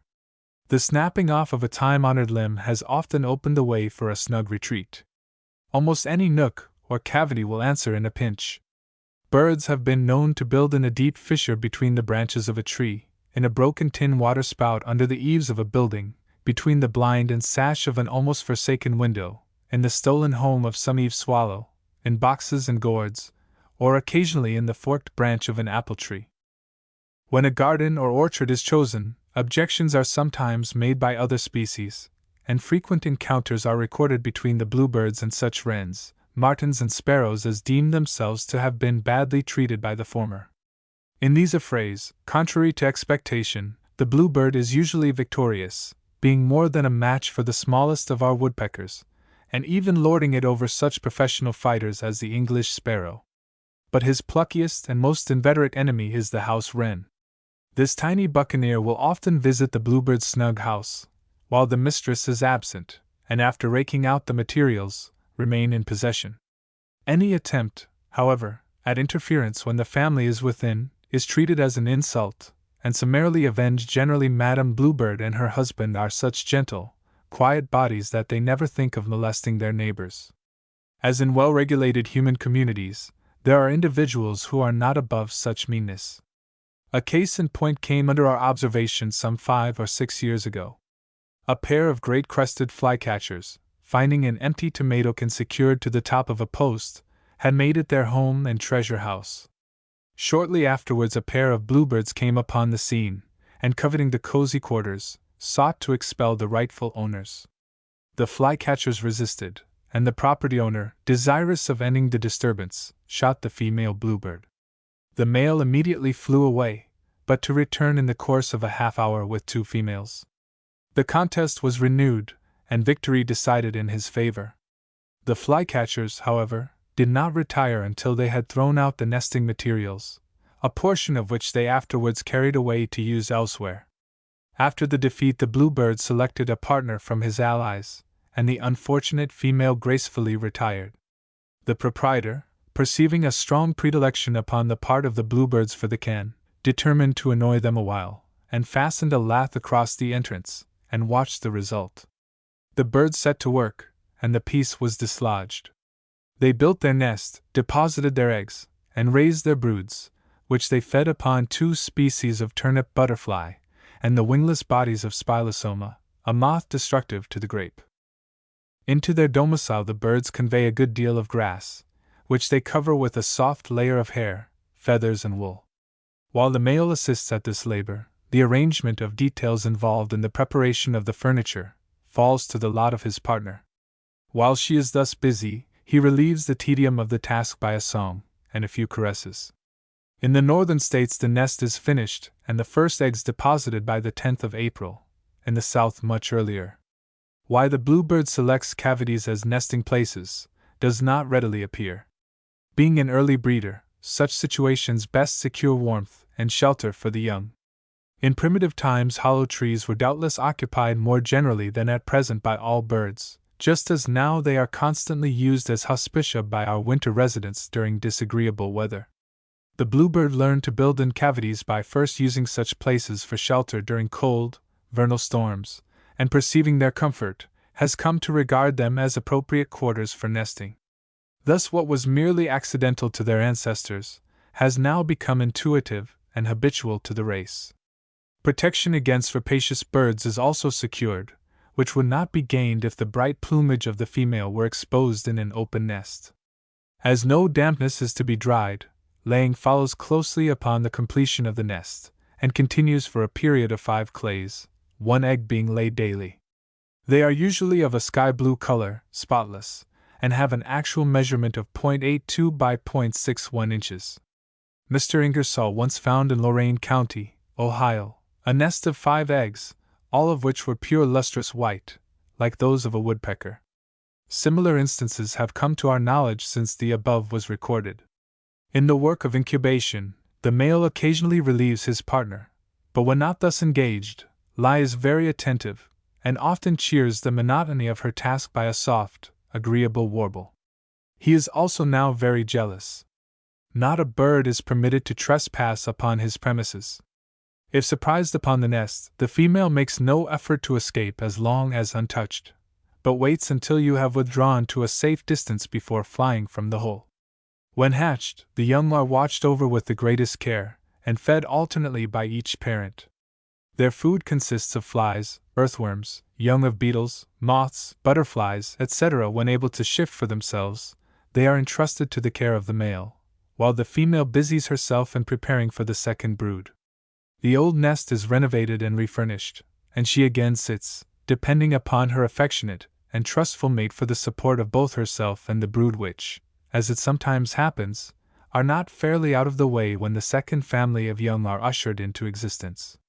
As many as 3 broods are occasionally raised, when the season has been long and favorable. Young males of the year are easily distinguished. They are dull brown on the head and back, and have the lesser coverts streaked with white. The throat and fore part of the breast are marked with similar stripes, while the rest of the coloration, with the exception of the brownish edges of the tertial wing feathers, is somewhat similar to that of the adult. The entire upper parts, including tail and wings, of the latter, are of a continuous and azure blue color. The cheeks are of the same hue, but duller. The underparts, the abdomen, anal region, and undertail coverts, which are white excluded, are reddish-brown. The bill and feet are black, and the same may be said of the shafts of the quills and tail feathers. From her partner, the female differs in being less blue, and in having a brownish cast upon the head and back. In size, they hardly vary. Their length is 6 3/4 inches, wing 4, tail 2 9/10. Plate 32. Cetophaga reticilla, Link, Swainson. American redstart. In the habit of capturing insects upon the wing, the sylvicoline subfamily of birds to which the redstart belongs resembles very closely the smaller flycatchers, but it differs in being less sedentary. When in pursuit of food, it is constantly on the move, in and out among the branches and foliage, seldom, if ever, waiting for some apparently witless insect to manifest itself, as our pewees do.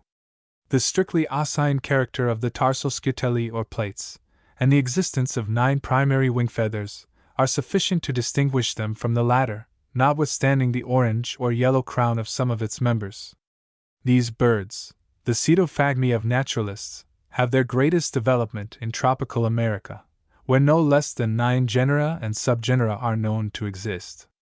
Only 2 of them extend into the United States, and of the genus of redstarts, we have but one of the many that have been described. This species, to which allusion has just been made, has an extended distribution, but chiefly in eastern North America. It has been found from the Atlantic westward to Utah, and from Florida to Fort Simpson in British America. Throughout the river bottoms of the Missouri, according to various observers, it is one of the most abundant of summer occupants, and is also to be found quite frequently as a breeder in the foothills west of Denver. Mr. Allen, who is our authority for this statement, believes it to be sparingly represented in this region wherever woodlands exist. In the mountains it was not observed beyond the limit of 8,000 feet. The time of its arrival is usually about the 1st of May, never later in the latitude of Philadelphia than the 8th, and occasionally as early as the 20th of April in certain seasons.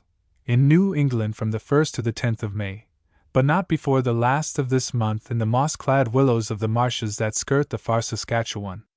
The red lining of its wings as it flits through the somber foliage of the trees in pursuit of insects renders it an object of attraction, and one to be easily recognized. Were this mark of identification wanting, its crisp, lovely notes would tell the tale of its presence, and lead the pursuer at once to its whereabouts. The song of the redstart resembles very closely that of the black and white creeper, but differs in being less prolonged, and in its quicker, sharper intonation. It may be very appropriately represented by the syllables tsite siwi, the last ending rather abruptly. Its ordinary call is a simple tsik, which is heard at long and irregular intervals.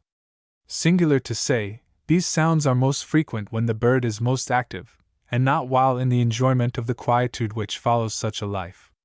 At such times our hitherto energetic friend maintains the utmost silence. Being an extremely early riser, it is in the cool, calm hours of the morning, ere all nature is astir, that he regales the listening spirits of the groves with his sweetest music. About 4 o'clock he awakes from his slumber, arranges his toilet with care, and with a happy heart starts out to breakfast. But few of his neighbors are up, and for a while he has everything his own way. For nearly 5 hours he is a busy gleaner. Fastidious in appetite, he does not accept whatever he meets with, but prefers his viands to be of the very best that the great market of the world possesses. While beetles are devoured when other articles are not convenient, there is manifestly a strong predilection for the juicier fly and moth, or the honey-bearing aphis. A remarkable peculiarity of this species whilst feeding deserves a passing notice in this connection.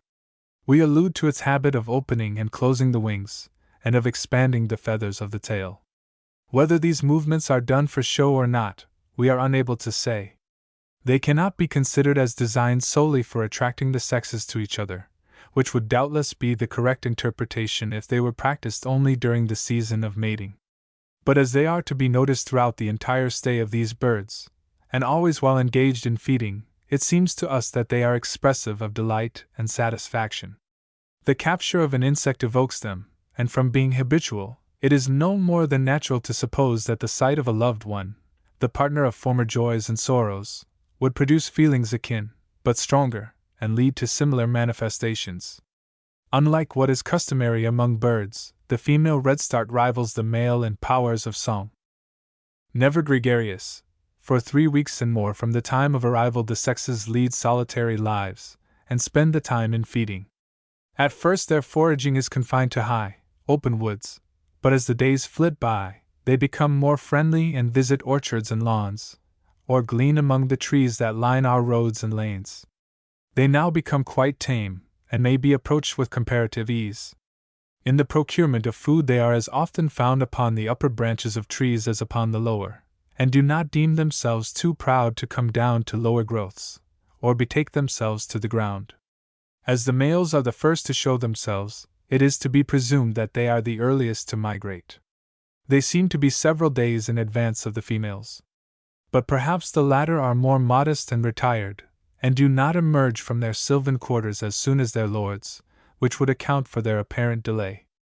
But whether or not they arrive together, it is evident that they pay little regard to each other for a fortnight, and only care for selfish gratification.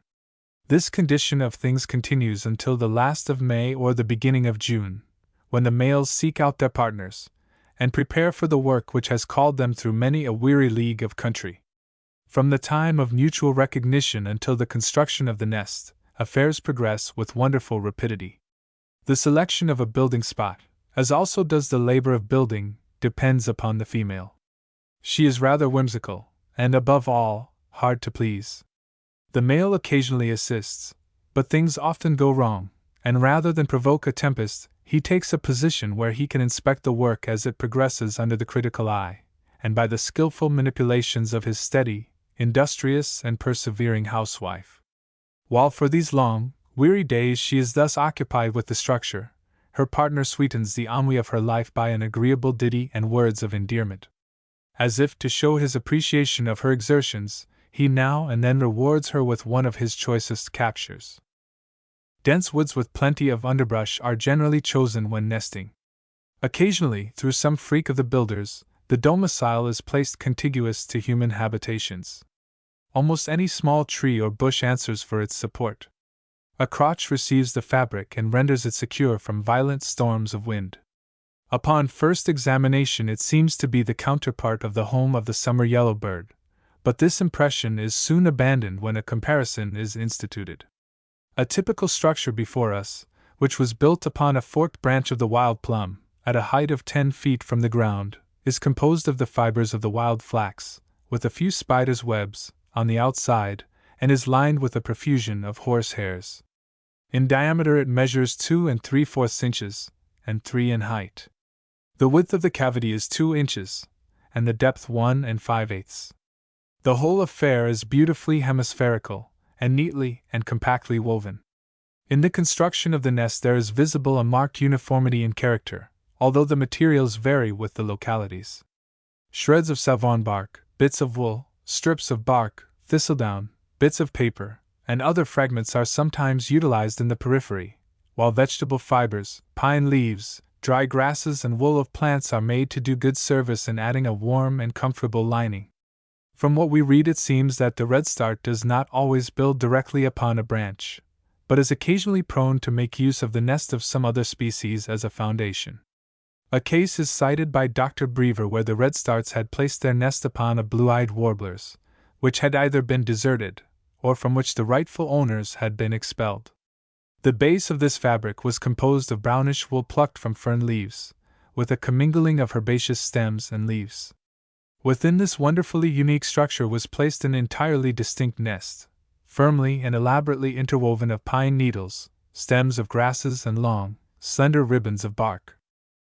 Oviposition is closely attendant upon nest completion, and proceeds at the rate of 1 egg daily, until the entire set is laid. Incubation immediately follows, and is the exclusive duty of the female for 11 days. While this is going on, the male bird busies himself with the food matters, and is a very thoughtful and attentive provider. When not employed in this business, he shows his regard and solicitude by remaining at home. In times of danger he never shirks his responsibility, but comes boldly to the front, and by his clamors and menacing gestures endeavors to frighten the intruder away. Bold and courageous, he will often dart with wide-open jaws into the face of the person who dares to disturb his nest or mate. So strongly attached to her nest, on the other hand, is the ladybird, that she will permit a near approach thereto before abandoning it. In times of assault she is less demonstrative, and when her nest is despoiled before her eyes, expresses but a moderate show of distress. But while the paternal head of the household can be so deeply concerned for the welfare of his family, and the preservation of his home, it is a noteworthy fact that even while bewailing her misfortunes in the most agonizing manner possible, the mother bird is often known to stop in the midst of her lamentations to seize a passing insect. The young are objects of the tenderest solicitude, both parents laboring with unremitting zeal in providing them with plenty of suitable nourishment.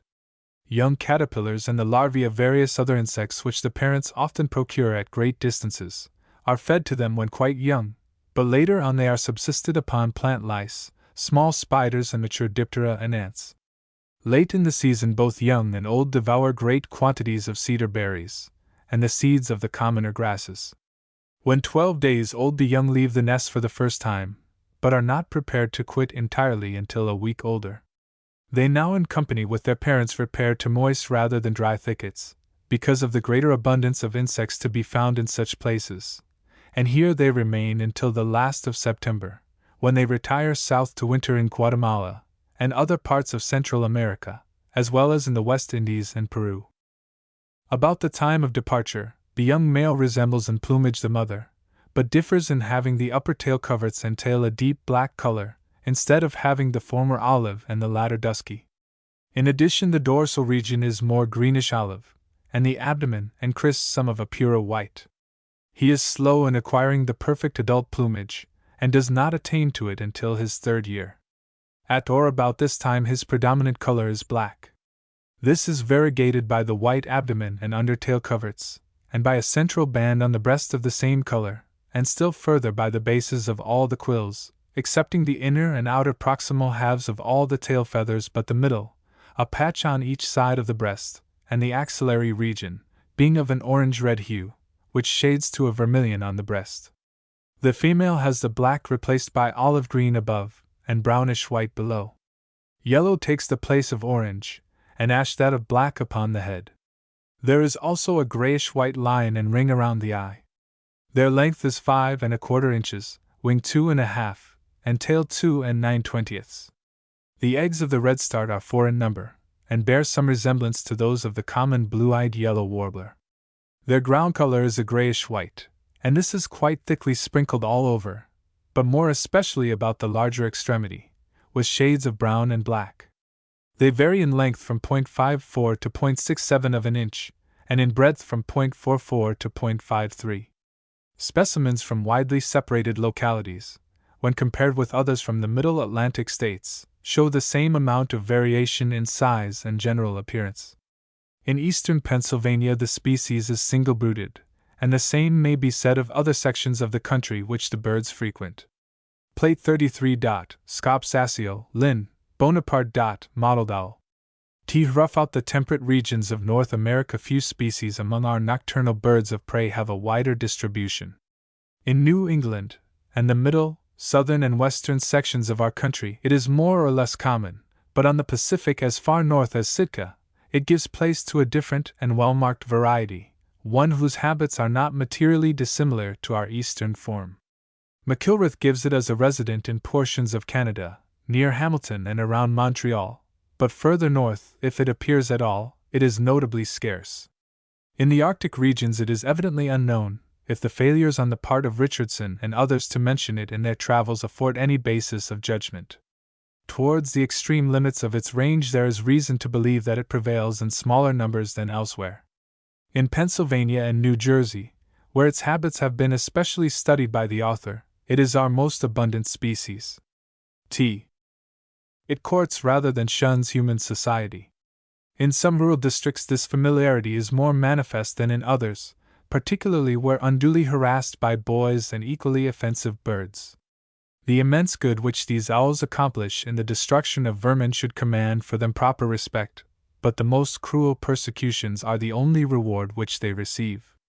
The evil which some of their less scrupulous and larger brethren commit reflects upon them, and they, through ignorance and superstition, are made the scapegoats for a multiplicity of sins. But fortunately there are localities where they are held in high estimation by persons of sense and education, and amply recompensed. Here they become remarkably unsuspicious, nesting and roosting in hollow trees, and even venturing into barns and outbuildings to spend the night. More eminently nocturnal than any of its kind, it does not emerge from its darksome quarters until the day has expired, and gloomy night has assumed the rod of empire. In the uncertain twilight a few individuals, pressed by hunger, may often be seen abroad, but it is not until every trace of day has been obliterated that we find the majority on the wing, in noiseless pursuit of game. When aroused during the daytime its movements are somewhat dubious, and it acts very much like a child who has been awakened from a sound sleep in the midst of a brilliantly lighted room. In cloudy weather less difficulty is experienced, and its actions are freer. Young birds seem to be better adapted to sunlight than their parents. May it not be that the constant habit of sleeping during the day, consequent upon a night's carousal, has so weakened the visual organs as to render them ill-fitted for day toil? Animals, accustomed to diurnal occupations, suffer considerable inconvenience for a while when compelled to work at night. A return to day labor is attended, though perhaps in a less degree, by the same discomfort. The Irides undoubtedly habituate themselves to a reversal of habit. It is a notorious fact that the young of the great horned owl can endure the intense light of the sun almost equally with the eagle, although being mainly nocturnal in habits. It is brought about by the voluntary, rather than the automatic, movements of the iris. This fact, associated with the already mentioned circumstance in the history of the present species, strongly favors the hypothesis that all our owls can in time adapt themselves to a change of habit pari passu with visual modification, as instanced in the case of the day owl. Appetitive gratification is the sole engrossing thought of these birds outside of the mating season. While they devote much of their time veering through the atmosphere in quest of insects which contribute largely to their diet, still they do not deem themselves too aerial to descend to the earth at times when some purpose is to be subserved. They are fond of low meadows, and even premises adjoining barns, barracks, etc., where they make terrible onslaughts upon the small quadrupeds which infest such places. Sailing above the tall grasses, the smallest creature is readily descried, and almost in the twinkling of an eye is captured and borne away in the vice-like bill, or firm grasp of the more powerful claws. When pressed for food they often conceal themselves behind tufts of grasses, and await the appearance of their quarry, or even visit our smaller birds upon their perches. The nightly rampage of the mottled owl is always heralded by a peculiar plaintive cry which strongly resembles the whinings of young puppies. It alternates from high to low, and is occasionally varied by deep guttural trills. From dusk until the clock has ushered in the wee hours of the morning the ear of night is startled by these lugubrious utterances. By some they are supposed to be intended as a summons from the female to her partner, and vice versa. As they are chiefly heard while in pursuit of prey, it is more than probable that they are designed to startle small birds from their coverts, and thus ensure their easy capture. The representation of the notes may be quite accurately expressed by Y.A. Life without variety soon becomes monotonous, and in the case of the human animal often leads to unpleasant results. With birds the dreary autumnal and wintry days, which are spent in sleep and in contriving means for obtaining a subsistence, are no longer a source of enjoyable pleasure when spring returns, and we discover when the proper time arrives that everywhere there exists a feeling to throw off the shackles of such an existence, and to take on newer relationships. This varies with the character of the weather.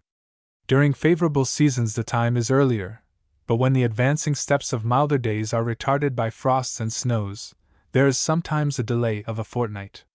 Not so with the mottled owls. The period of mating with them usually begins quite early, on or about the 15th of March in extreme southern latitudes, but as late as the 10th of April in cooler northern sections. In the middle Atlantic states the time varies from the 20th of March to about the 5th of the succeeding month. It is then that the sexes manifest more than the usual affection for each other. Their courtship is brief, and business is entered into without the display of any of those amusing antics which preeminently mark the smaller oscines.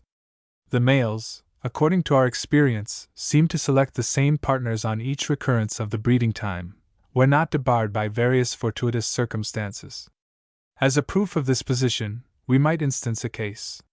In the vicinity of Philadelphia, a pair of birds once laid claim to a particular tree on the premises of a kind-hearted gentleman, who would not suffer them to be disturbed. The breeding season being over, the female retained possession of the cavity which she had used while rearing her young, and the male sought shelter in the same clump of trees, but in a different hollow. As these were the only birds in that locality, and were observed to occupy the same spot for 2 successive years, there can be no reason to dispute the above question. By the law of analogy, we presume that others do likewise. Pairing having been solemnized, the sexes now set to work to refurnish their domicile. In the case of young birds, some time is spent in looking up a suitable hollow of requisite capacity. When preference is shown for an orchard, the apple tree is selected, especially if it is in close proximity to a farmyard. In other situations, almost any of the species of oaks is made to do good service. The hole generally chosen is one which had been previously wrought by the golden-shafted woodpecker at considerable pains. Where this does not exist, a decayed stump is rendered available. The cavity is placed at varying heights, which seem dependent upon the character of the neighborhood.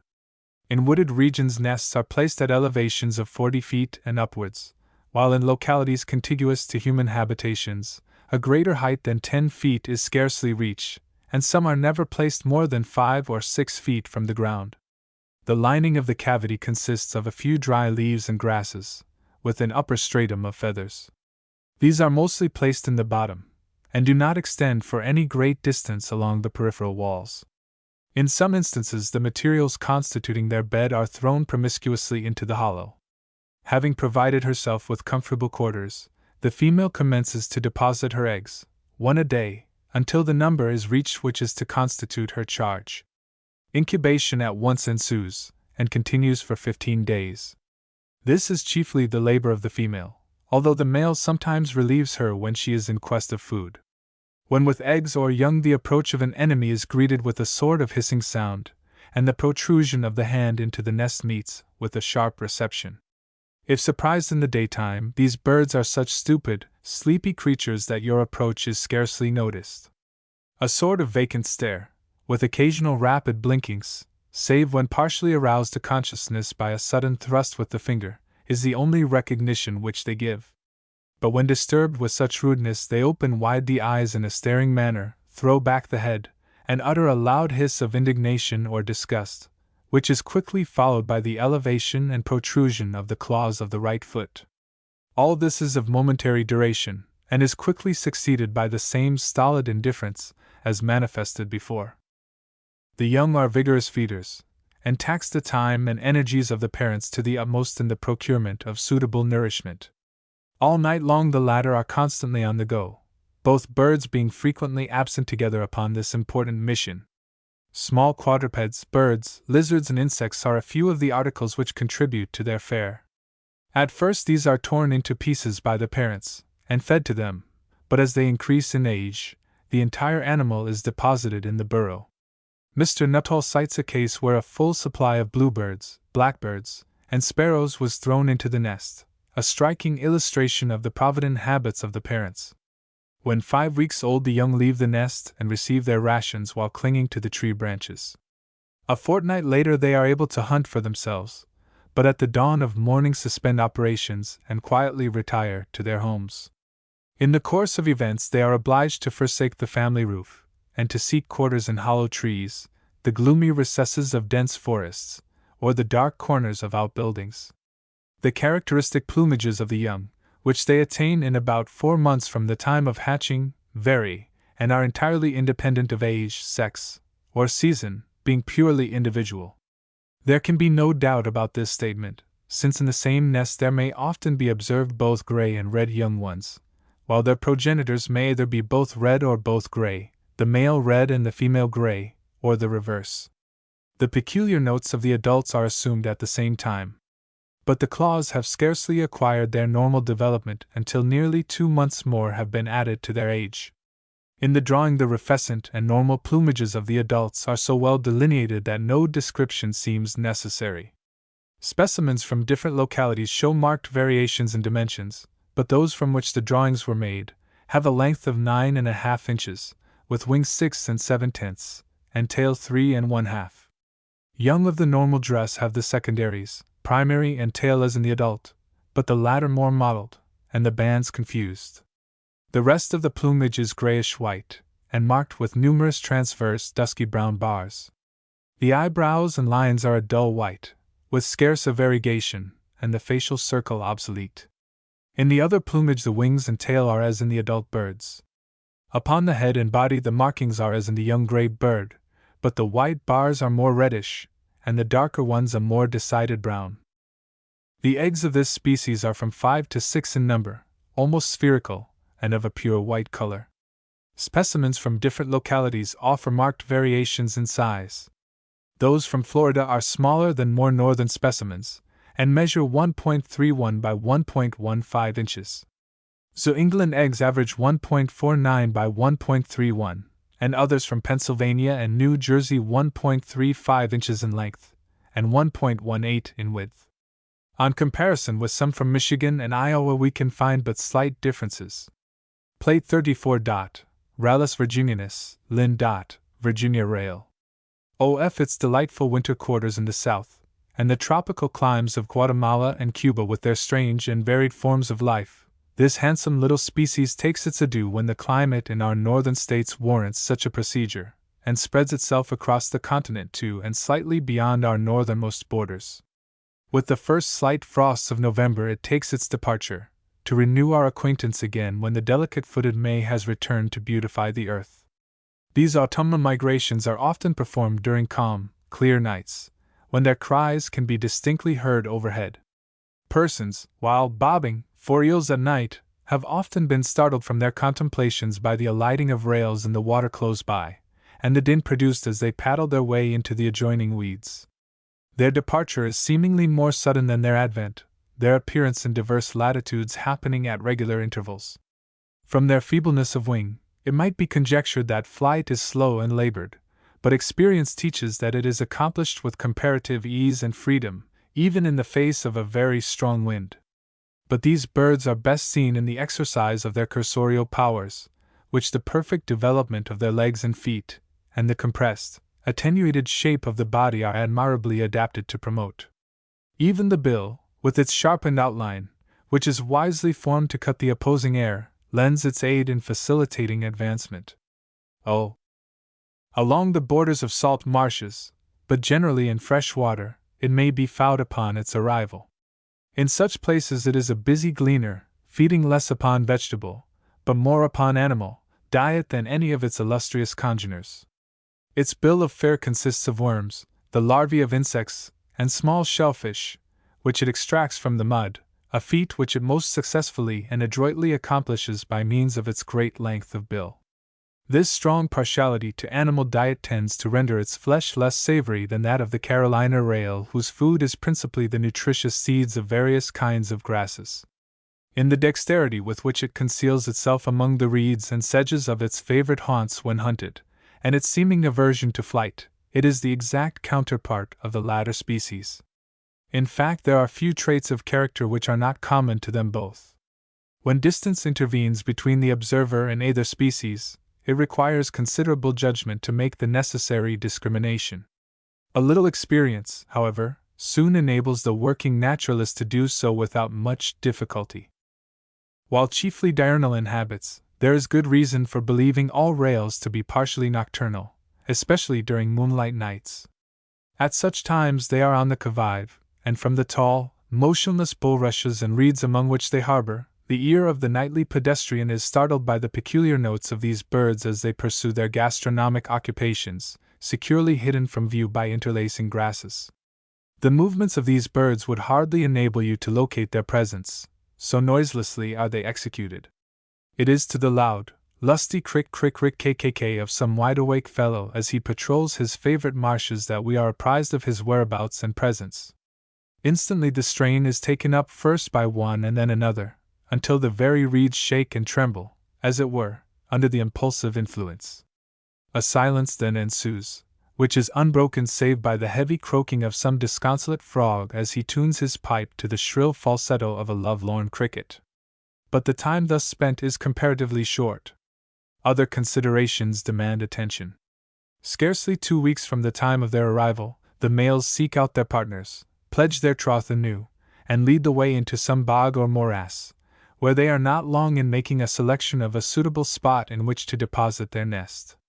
In the matter of position, the male yields due deference to the judgment of his wife. She having decided upon the spot, which may be either a tussock of grass, the bare ground, or a pile of driftweed, both birds set assiduously to work to construct their nest.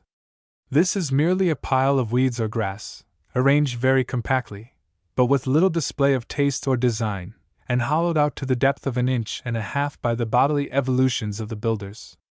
Occasionally, a ground floor of coarse grasses is laid, and upon this is reared a superstructure of yellowish grasses, which reminds one of the home which the bobolink is accustomed to build. A few hours of labor at least are all that are necessary to construct one of these domiciles. Wilson mentions a nest that was placed in the bottom of a tuft of grass, and rendered almost inaccessible by the boggy character of the locality. It was composed entirely of old wet grass and rushes. A northeast storm visiting the spot, and an extraordinary rise of tide following, the eggs were floated out, and lay stranded upon the driftweed.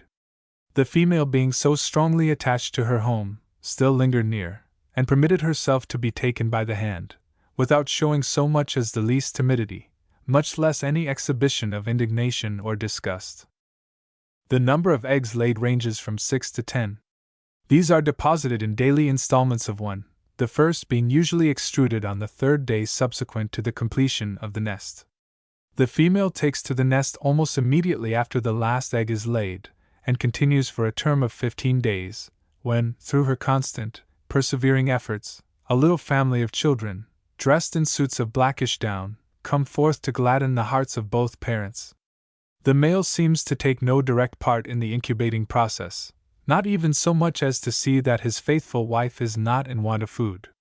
The care of the young devolves also upon her, and when they are endangered, she manifests the most intense solicitude, and seeks by all the devices known to her nature to lead them into places of safety. Like many smaller, but more courageous species, she is not known to wage a warfare in their defense, but endeavors by strategy, and at the risk of her own life, to save these jewels of her affection, these pledges of her regard, from the snares of the fowler. As soon as hatched, or shortly afterwards, the young are able to quit the nest, and hide themselves among the grass. Their food consists of worms, insects, and seeds of grasses, which they procure in situations which they frequent. In their earliest stage, the mother helps them to find the essential articles, pretty much after the fashion of the quail, but as they grow, her responsibility is in a measure abated, and they are left to their own resources. In about 4 or 5 weeks they withdraw themselves from her sheltering care entirely, but continue to dwell in the same haunts until the severity of the weather calls them to warmer climes, when both young and old leave together. Their departure is almost unheralded by vocal manifestations, and is slowly executed, the birds stopping from their migrations, at times, to attend to the demands for food. So the journey often requires a fortnight, and even longer time, for its completion. With the retiring habits of these birds, and their tendency to settle in almost inaccessible meadows and swamps, the most secluded and farthest recesses of which they seek when approached, it is not surprising that they should be deemed less common than they are in actual reality. When better understood, they will be shown to be in other sections as abundant breeders as they are in New England and the Middle Atlantic states. When observed, which is rarely the case, they stand or run with the tail erect. A peculiar jerking of this appendage upwards is a noticeable feature which gives them a somewhat comical appearance. In flight the legs hang as is usual with waders, and are not tucked up, so to speak, as in the case of our smaller land species. They fly to a short distance, and at the moment of alighting, run off with remarkable speed, a movement which the depending position of the feet enables them to accomplish with comparative ease. Such is the resemblance which obtains between the eggs of this species and those of the clapper rail, that were it not for the much smaller size of the former, they could not be readily discriminated therefrom. In form, color, and markings they are such perfect counterparts, that they seem to be the same in miniature. Their form is ovoidal, and they are marked with reddish-brown and obscure spots of lilac, the former predominating, upon a deep buff, or creamy background. They vary somewhat in dimensions, even in specimens from the same locality. In New England eggs are found which range from 1.31 to 1.52 of an inch in length, and from 0.90 to 0.95 in width. Others from Pennsylvania have an average measurement of 1.28 by 0.94, from New Jersey, 1.20 by 0.95. From the Carolina rail, which they approach in size, they may be readily distinguished by the color, a fact which all amateurs would do well to bear in mind. A careful observance of the difference in the two grounds, which in the Carolina rail is a yellow drab, with a faint olivaceous tinge, will prevent the one from being mistaken for the other. In regard to the number of broods annually raised, there may be some difference of opinion. Wilson thought that the species was double-brooded. He was led to this opinion by having come into possession of young birds, a few days old, in the month of July. But these may have been the first hatching of birds whose early efforts had been prevented by tidal overflows, or some other of the numerous disasters, which are the natural concomitants of boggy situations. The drawing represents a nest of this species, typical in character, and placed in position. The eggs are of the natural size and figured in the foreground, while the birds are diminished and put in the distance. The birds are exhibited in proper colors, and may be easily identified. The upper parts are olivaceous brown, the monotony of which is relieved by longitudinal stripes of brownish black. The throat is white, forepart of the neck and breast bright rufous, abdomen and undertail coverts transversely banded with black and white, the former being the broader, upper wing coverts bright rufous chestnut, and the under wing coverts with transverse white lines upon a field of black. These somber colors are rendered less irksome by the presence of a reddish-white line from the base of the bill over the eye, and by the bright red iris. The female differs but slightly from the male in being slightly shorter, and in having the breast of a paler hue. The white on the chin and the throat appears also to be more conspicuous and fuller. The total length of the male, from tip of bill to extremity of tail, is 7 3/4 inches. The wing is 4, and the tail about 1 1/2. Plate 35. Geothlypis trichas, Linn. Caban. Maryland yellowthroat. Beautiful, active, and intelligent, this species claims superiority over most of its fellows, and is an object of interest and admiration to the enthusiastic student. It should be better known among the masses, as few birds are more sociable and confiding, and on first appearance, none displays stronger attachment to man. It visits his fields and byways, in company with the sparrows, and makes itself at home. But as the season advances, and the time of nesting draws near, such places are forsaken for quieter retreats. b. Throughout its extended range, which embraces the whole of the United States from the Gulf of Mexico to Canada and Nova Scotia, and from the Atlantic to the Western Ocean, it displays the same peculiar habits which we observe in eastern Pennsylvania. It combines the attributes of the titmice with those of the flycatchers, moving in and out the foliage and branches of bushes with great dexterity, sometimes hanging from the latter with head downward, in its search for food, or, perched upon a small twig, seizing a passing insect with equal ease and skill. Whilst feeding, it is not strictly arboreal. Individuals sometimes betake themselves to the ground, and glean among the dead leaves. Although occasionally found in cultivated grounds, where its presence is due to the noxious insects which there abound, yet a stronger preference is manifested for wild uncultivated fields, especially such as are overgrown with briars and low bushes. Low lands are more attractive than high, the tendency to humidity always ensuring a greater supply of favorite foodstuffs. Its immense service in the destruction of injurious grubs, which contribute largely to its fare, would make it a desirable companion to have about us, but its humble mode of life exposes it to dangers from prowling cats and vicious boys. When in quest of game, its presence is always indicated by the peculiar cry it emits, which resembles that of the summer yellowbird. These notes are expressed in lively, quick succession, and sound like the syllables what whittitt. In a state of inactivity, a simple twitch is all that escapes the hitherto agile creature, and is uttered in such a low voice as to more than half impress the listener that the bird is weary after its long, protracted search, or is verging towards that state when the spirit is well nigh overcome by sleep. It is during these foraging exploits that our friend's character is seen in its best light. It is not the timid bird that one is disposed to consider it when watching its backward and forward movements among low shrubbery on such occasions. It will permit a near approach by man, even when resting from its labors, and displays not more than half the suspicion which birds ordinarily do. Like most warblers, this species regulates its coming, in a measure, by the character of the season. When the spring is early, we have known it to arrive during the last of April. Ordinarily its appearance is noticed from the 1st to the 10th of May.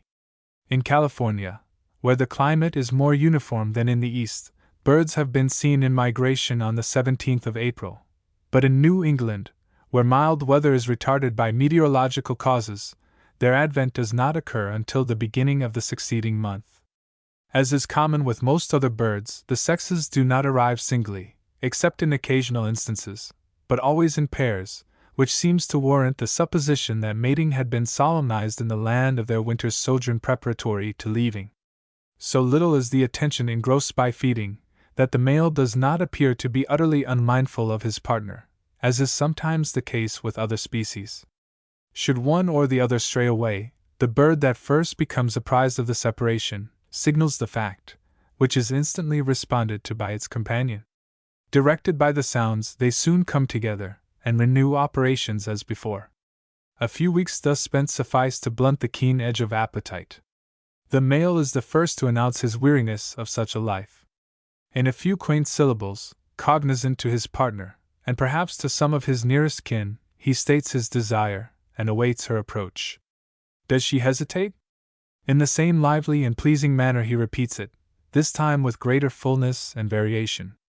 Again and again he does the same, and at last his efforts are crowned with success. Pleased with his charming voice, she yields to his pertinacious coaxings, and desists from her labors. The song of the males, for such naturalists have been pleased to designate the language which the lords of the feathered creation are prone to deliver to their intended partners on certain occasions, bears a strong resemblance at first to the song of the summer yellowbird. But when at its height, about the 15th of May, the likeness is not so marked. It consists merely of a few short syllables, repeated rather quickly but uniformly, and with a loud, clear, distinct and ringing intonation. In syllabic language it may be somewhat accurately represented by t-wit-ti. As fond as this species seems to be of cultivated grounds whilst feeding, we have never known it, from personal observation, to build in similar situations. For purposes of nesting it generally seeks the retirement of woods where there is a dense growth of bushes, or waste fields where brambles are quite abundant. Occasionally the nest occupies the center of a huge skunk cabbage, or a tussock of grass, in the midst of a swamp, or alongside of a stream of fresh water. In certain localities moist places are chosen rather than elevated ones. In others the converse is true. Even in the same locality, the birds manifest a preference one year for lowlands, and the very next for those which are high and dry. Perhaps the character of the season does much in rendering these changes necessary. A wet spring, if long and protracted, would, by increasing the amount of water in swampy situations above the average, make them undesirable resorts, and thus drive the birds to the necessity of seeking less humid and less exposed places.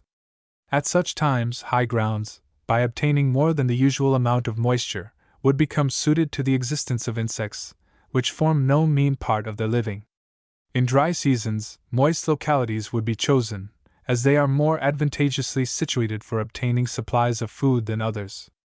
The nest is almost invariably placed upon the ground, in a thick bed of dry leaves, in a clump of grass, at the roots of low bushes, or under the shelter of a pile of brush, sometimes being covered by surrounding leaves, and quite as often exposed from above. When built directly upon the ground, it occupies a depression thereof, but when built in a tussock, this precaution is not taken, as the necessary security is afforded by the enveloping grasses or sedges. According to Dr. Brewer, nests are occasionally found 4 or 5 feet from the ground, among the matted branches of high weeds. A typical nest consists of loose leaves on the outside, which are held in position by the walls of the cavity in which they are placed, or by surrounding grasses. Within is placed a superstructure of dry grasses, twigs, strips of dry bark, and leaves of sedges. The lining consists of fine strips of the bark of the chestnut and wild grapevine, which are arranged with great care and compactness. In depth, these structures vary from 5 to 6 inches, and have an external diameter of 2.5 inches at the base, and 3 at the mouth. The cavity is usually 3 inches deep, and about 2.25 wide. When we come to compare the entire fabric with the size of the builder, we are at a loss to account for the disproportion. The work of building such a bulky domicile does not fall to the lot of the female solely, but is the result of the combined labor of both birds, who prosecute their task with commendable diligence and patience for a period of 5 days, when they are rewarded with the sight of a finished home. Nothing now remains to be done but to furnish the capacious apartment with its wee, spotted treasures. This cannot be commenced immediately, as sufficient time must be allowed for the walls to become properly seasoned. 2 or 3 days at the utmost are all that are necessary. On the 4th day the female deposits her first jewel, and where not interrupted, renews the same duty day by day, until she has furnished her allotted quota. She immediately commences the incubating process, occasionally not before the succeeding day, and for 10 long days is thus engaged, when the appearance of the young reminds her that the labor is ended. While thus employed, the male, actuated by the purest affection, administers to her necessities with commendable alacrity. He only forsakes her for food. When the nest is assailed by the most pitiful cries and the practice of various ruses, he endeavors to lead his enemies away from it. His stratagems often succeed with the unsophisticated, but with the professional collector they are of little avail. The young are carefully nurtured. Their food consists of the larvae of small beetles, caterpillars of various kinds, and diptera. At the age of 12 days they are able to leave the nest, but remain under parental surveillance for a week longer, when they are obliged to shift for themselves, being permitted, however, to enjoy the society of their parents. Early in September, both young and old take their departure, the greater portion retiring to Mexico, Guatemala, and the West Indies, while a few remain along our southern borders. The plumage of the young bird is brownish olive above, with a tendency to stronger virescence on the rump and tail. The eyelids and entire lower parts are a light buff, which is relieved by a tinge of yellow on breast and lower tail coverts. The male in the spring is olive green, somewhat grayer anteriorly, and has the forehead and a broad band through the eye to the neck a pure black, margined superiorly with grayish ash. The chin, throat, breast, undertail coverts and edge of wing bright yellow, passing into whitish in the abdominal region. The wings and tail are slightly olive, and devoid of marks. The bill is black, and the feet flesh-colored. In the female, during the same season, the crown is generally brownish, the black and ash on the head wanting, and the yellow of the under parts pale and restricted. From its congeneric brethren this species differs in the absence of a clear ash upon the throat. Its length is about 4 3/4 inches, wing 2 1/5, and tail 2 3/10. The eggs of the yellow throat range from 4 to 6 in number, the complement doubtless depending upon locality, and the peculiarity of the female. In eastern Pennsylvania, southern New Jersey, and Delaware never more than 4 have been found in a nest, and this has been the experience of others from even the most widely separated localities. In color the eggs are a beautiful crystalline white, and are dotted and blotched around the larger extremity with reddish-brown and dark umber. Specimens are often found with curiously shaped lines and dashes of remarkable fineness. Their size varies with latitude, the largest coming from Kansas, and the smallest from Georgia. The average measurement of several sets from 4 different localities is 0.04 by 0.53 inches. We incline to the opinion that but a single brood is annually raised, although there may be instances where more than one has been observed. In most cases, where the birds have been late in rearing their young, the hasty collector, and even recorder of facts, may conclude that he has a sure proof of his position. Careful watching, carried through a decade, has convinced us that in Philadelphia the species is single-brooded. Like most of our smaller birds, the nest of this species does not escape the visits of the cowbird, who, taking advantage of the absence of its owners, embraces the opportunity of depositing 2 of her own eggs, which she trusts the female yellowthroat will adopt and rear as her own. Plate 36. Sida carolinensis, melon. White-bellied nuthatch. His well-known species inhabits the eastern portions of the United States from the Atlantic to the Rocky Mountains, being replaced in the territory west of the Great Central Plains by a well-marked variety. In the British provinces it has not been observed to attain a higher northern range than Nova Scotia. Although rather common in the maritime portions of its somewhat extended habitat, yet it is less so than in regions farther inland. Being a permanent resident among us, there is no reason why the enthusiastic lover of birds should not render himself familiar with its history. In its own native haunts, notwithstanding the shyness which seems to characterize its nature, ample opportunities are afforded. From early morning until sunset, except when concerned with domestic relations, but more especially during the season when winter rules the year, its presence may be seen and heard. When first noticed, its peculiar winding movements around the trunks and branches of trees, in every conceivable direction and position, cannot fail to rivet the attention and excite surprise. It recalls to mind many of the motions which the smaller woodpeckers and titmice assume. To a novice a word of explanation as to the cause thereof may be necessary. But to one who has been accustomed to using his eyes and ears aright, the solution to the problem soon becomes apparent. The loud, sonorous tap against the hardened bark, and the listening attitude which the bird takes on, are the key to the mystery. Let but the stir of some hibernating insect, or the perforations of an undermining grub, be heard, and in almost the twinkling of an eye, its whereabouts is discovered, and the thoughtless culprit dragged out and made to pay the penalty of an inglorious death for such rashness. Quite as often the detection of food is due to the keen vision which these birds possess as to that of a well-trained ear, for in their persistent and indefatigable searchings in crack and crevice, the most apparently lifeless beetle, or even the death-like ovum of the same, does not escape their scrutinizing gaze. Should the reader, in his rural walks, visit the haunts of the nuthatches, it is more than likely that his presence would be greeted by the strong nasal cry of honk-honk, which these birds are accustomed to emit, at somewhat regular intervals, while foraging. Not that they adopt this method of accosting their human brethren upon such occasions, but what we mean is, that the birds will be heard, in most instances, before there are any bodily manifestations.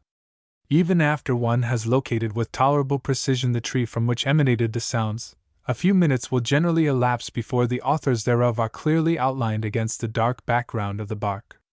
To ensure success, without waste of time, the eyes should be directed upward, as the middle and higher branches of the tallest trees are usually chosen for the purposes of feeding, the lowermost being seldom resorted to.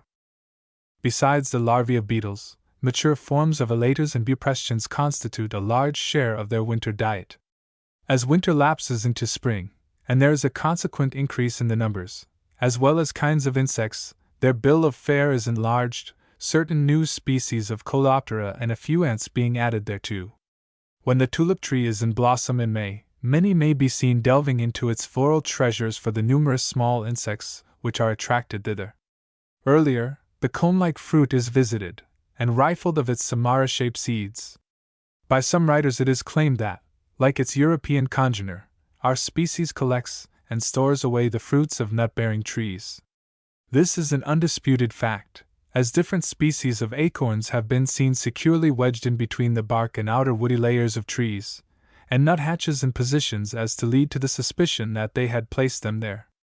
In fine, birds have been seen engaged in this identical business. Their favorite food being insects, in all their different stages, where abundance of them exists they seldom stray for any considerable distance from their accustomed woods during the breeding season. When snow or ice debars them from access to the trunk and branches of trees, they have been known to visit houses and outbuildings for the requisite food, and even to hunt among the leaves upon the ground of sheltered localities for the seeds of plants. Ordinarily dry, high thickets are preferred to the noise and bustle of human life. It is chiefly at such times that the sexes part company, and seem engrossed by the most selfish feelings. While remarkably fond of the joys of the table, as evidenced by the industry and perseverance with which they pursue their gastronomic exploits, they are not so thoroughly Epicurean in their lives as to forget the claims of affection. Their devotion to each other is nearly unbounded, and is scarcely excelled, if at all, by that which characterizes our smaller titmice. This feeling of love, as is natural to suppose, cannot fail to lead to an early assumption of conjugal relations. Accordingly, we find that preparations for this work are entered into early. About the time that the warblers are beginning to make the woods and fields lively with their exhilarating songs and diversions, these loving, sympathetic beings, already mated, are beginning to look themselves out a home. Like the woodpeckers and chickadees, they sometimes excavate a hole in the decayed trunk or branch of a forest tree, or in the solid wood itself. Usually, however, they search for one already prepared, either in the trunk of a tree, in the creviced wall of an outbuilding, or in a hollow rail in a fence. In any event, more or less work of construction is necessary. When the labor of excavation has commenced, the birds work by turns. The one not thus occupied waits upon its mate, and carries out the chips that are made, to a safe distance from the nest. The cavities thus made vary in depth, some being not more than 10 inches deep, while others are nearly 1½ feet. The entrance thereto is generally wide enough to admit of easy entrance, but towards the bottom the cavity expands into a sort of room. In the north these chambers are lined with warm and soft materials, such as hair, feathers, wool, down and fur, which are loosely thrown together. Audubon affirms that they build no nest, which may have been true in his day, but the statement is not borne out by recent observations. A nest in the writer's collection, from the south, offers no material variation from specimens from the most northern localities. In the selection of a cavity the birds sometimes make mistakes, as instanced by E. W.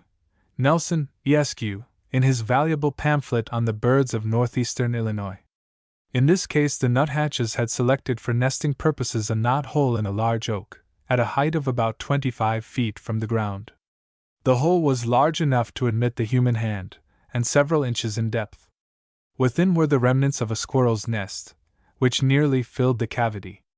After working steadily for about a week until the nest was nearly ready for occupancy, a pair of flying squirrels, the previous owners of the hollow, seized the premises, and the birds, despondent and aggrieved, were compelled to move elsewhere. Had these patient little builders been aware of the method which their European cousin adopts to keep out unfriendly intruders, namely, that of plastering up the entrance to their nest, and thus contracting the opening, they would have been spared the pains of seeing their nearly furnished compartment occupied by creatures of the remotest kinship. By the 1st of May, or thereabouts, the female commences to deposit her complement of 6 eggs, which she does in as many consecutive days. She now immediately enters upon the process of incubation, and after 12 days of close sitting, brings forth her tender brood. All the time that she is thus occupied, the male is very assiduous in his efforts to lighten her cares and solace her ennui. He supplies her with food, and when released from such labor, spends the most of his time in the vicinity of the nest.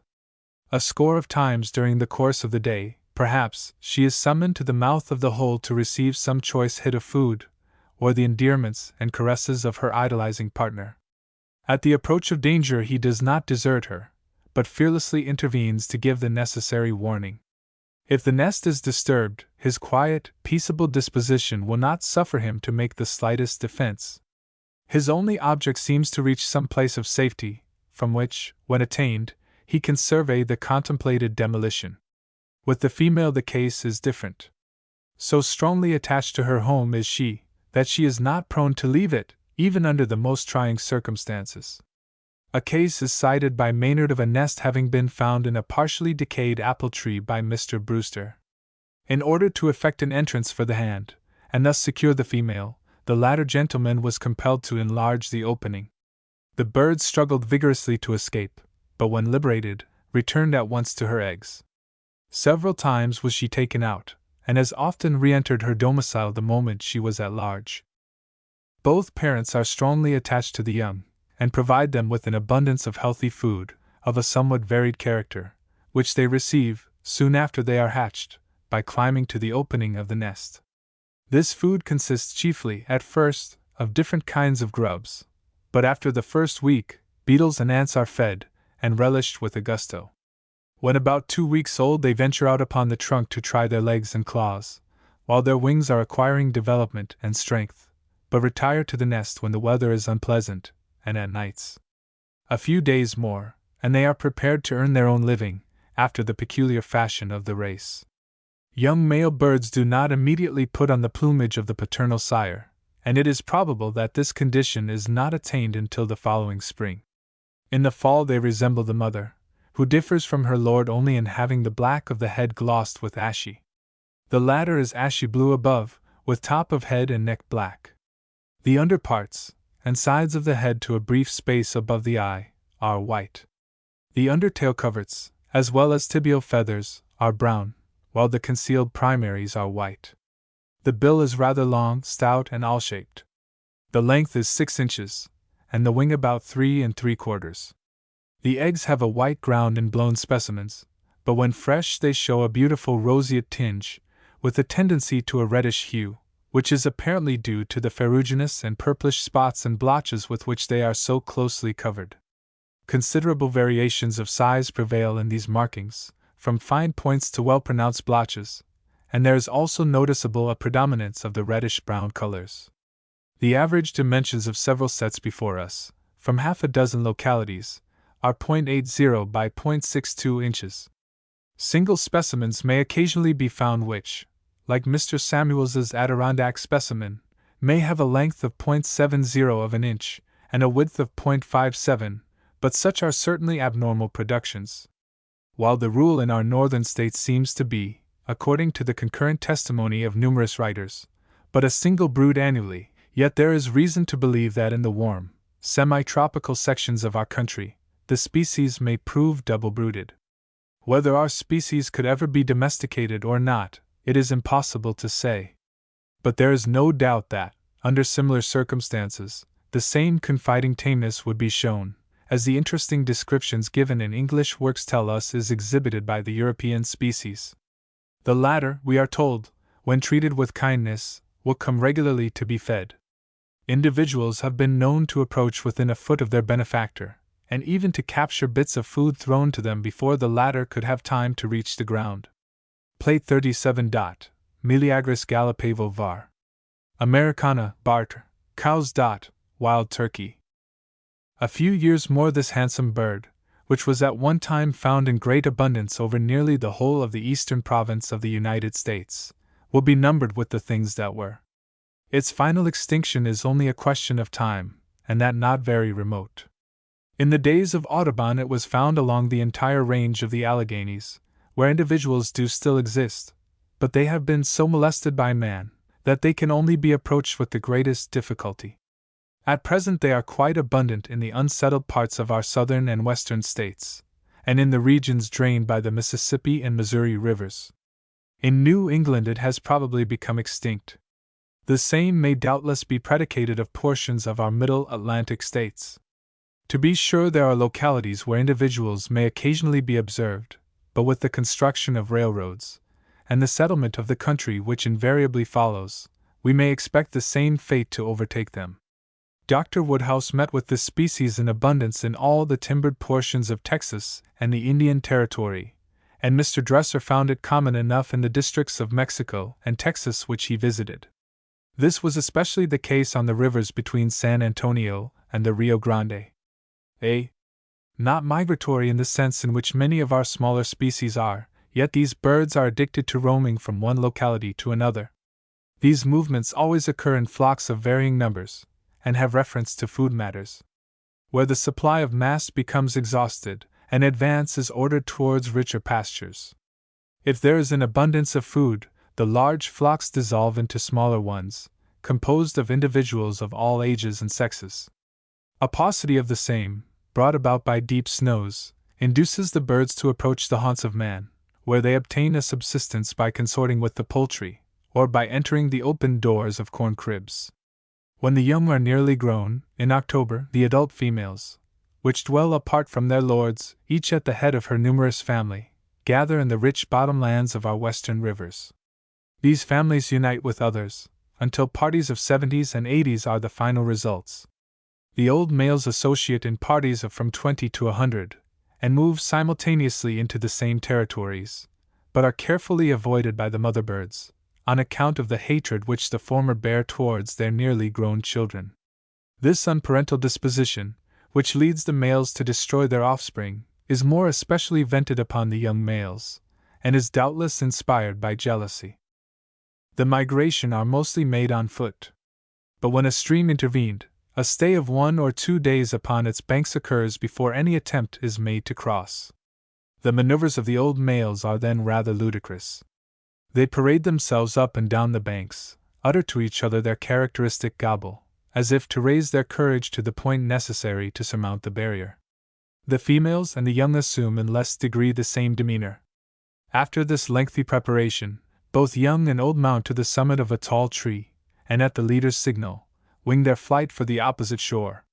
Some, however, overcome by fatigue, drop into the water. These, with wings close pressed to the body and expanded tail, call their legs into vigorous action, and soon gain the shore, where they are at length able to extricate themselves from the perilous situation. If the stream is wide, the birds are often thrown into a state of bewilderment, and become easy victims to the hunter's rifle. Advantage is not only taken of these movements, but from the fact that the birds are hard to approach in the daytime. Many a gunner, by watching where they roost, on clear, moonlight evenings, is often able to secure 2 or 3 plump fellows for his trouble. Like our domestic turkey, these birds roost on trees as high up as possible. Various contrivances are often adopted to lure them to their destruction. In the spring, a very common practice is to imitate the voice of the female by drawing the air through one of the wing joints, the second usually, the sound produced being immediately answered by the male, who ventures out of his place of concealment, only to be shot. The cry of the barred owl is also imitated in localities which these birds frequent at night, with the most happy results. A trap known as a turkey pen is a very common mode of capture in some parts of the country. This is a covered enclosure, made of small trees of various sizes and of moderate heights. At one end a small opening is left, through which is dug a slight trench, sloping gradually from each extremity to the center, and continued outwardly for a brief space. For a short distance from the enclosure a passageway is constructed. This, with the interior of the pen, and a narrow tract of land stretching into the forest, is scattered with corn. Attracted by the grain, the birds follow it into the enclosure, and when once there, become bewildered, or lack the intelligence necessary to make their exit. While in this predicament, many are captured. But as the love season approaches, man abandons the amusements of the chase, and these severely persecuted creatures are allowed a chance to cultivate social relations. Early in February the males present their suits, but at first meet with little favor. Still they persist, until their patience is rewarded with success. When these amours commence, the sexes are dwelling apart. If a call is emitted by a perching female within hearing of a male, a response is returned in a voice akin to the sounds with which our domestic bird greets any ordinary noise. But let the female utter the same note while on the ground, and she is soon besieged by several of her masculine admirers, each striving to demonstrate the sincerity of his affection. With widespread, erected tails, depressed and quivering wings, and head gracefully poised and carried well back upon the shoulders, they parade themselves with great pomp in front of the females, who regard such movements, for the nonce, with listlessness or disfavor. All the while the males are thus engaged, they give expression to their feelings in a succession of peculiar puffs. Considerable excitement often attends these love affairs.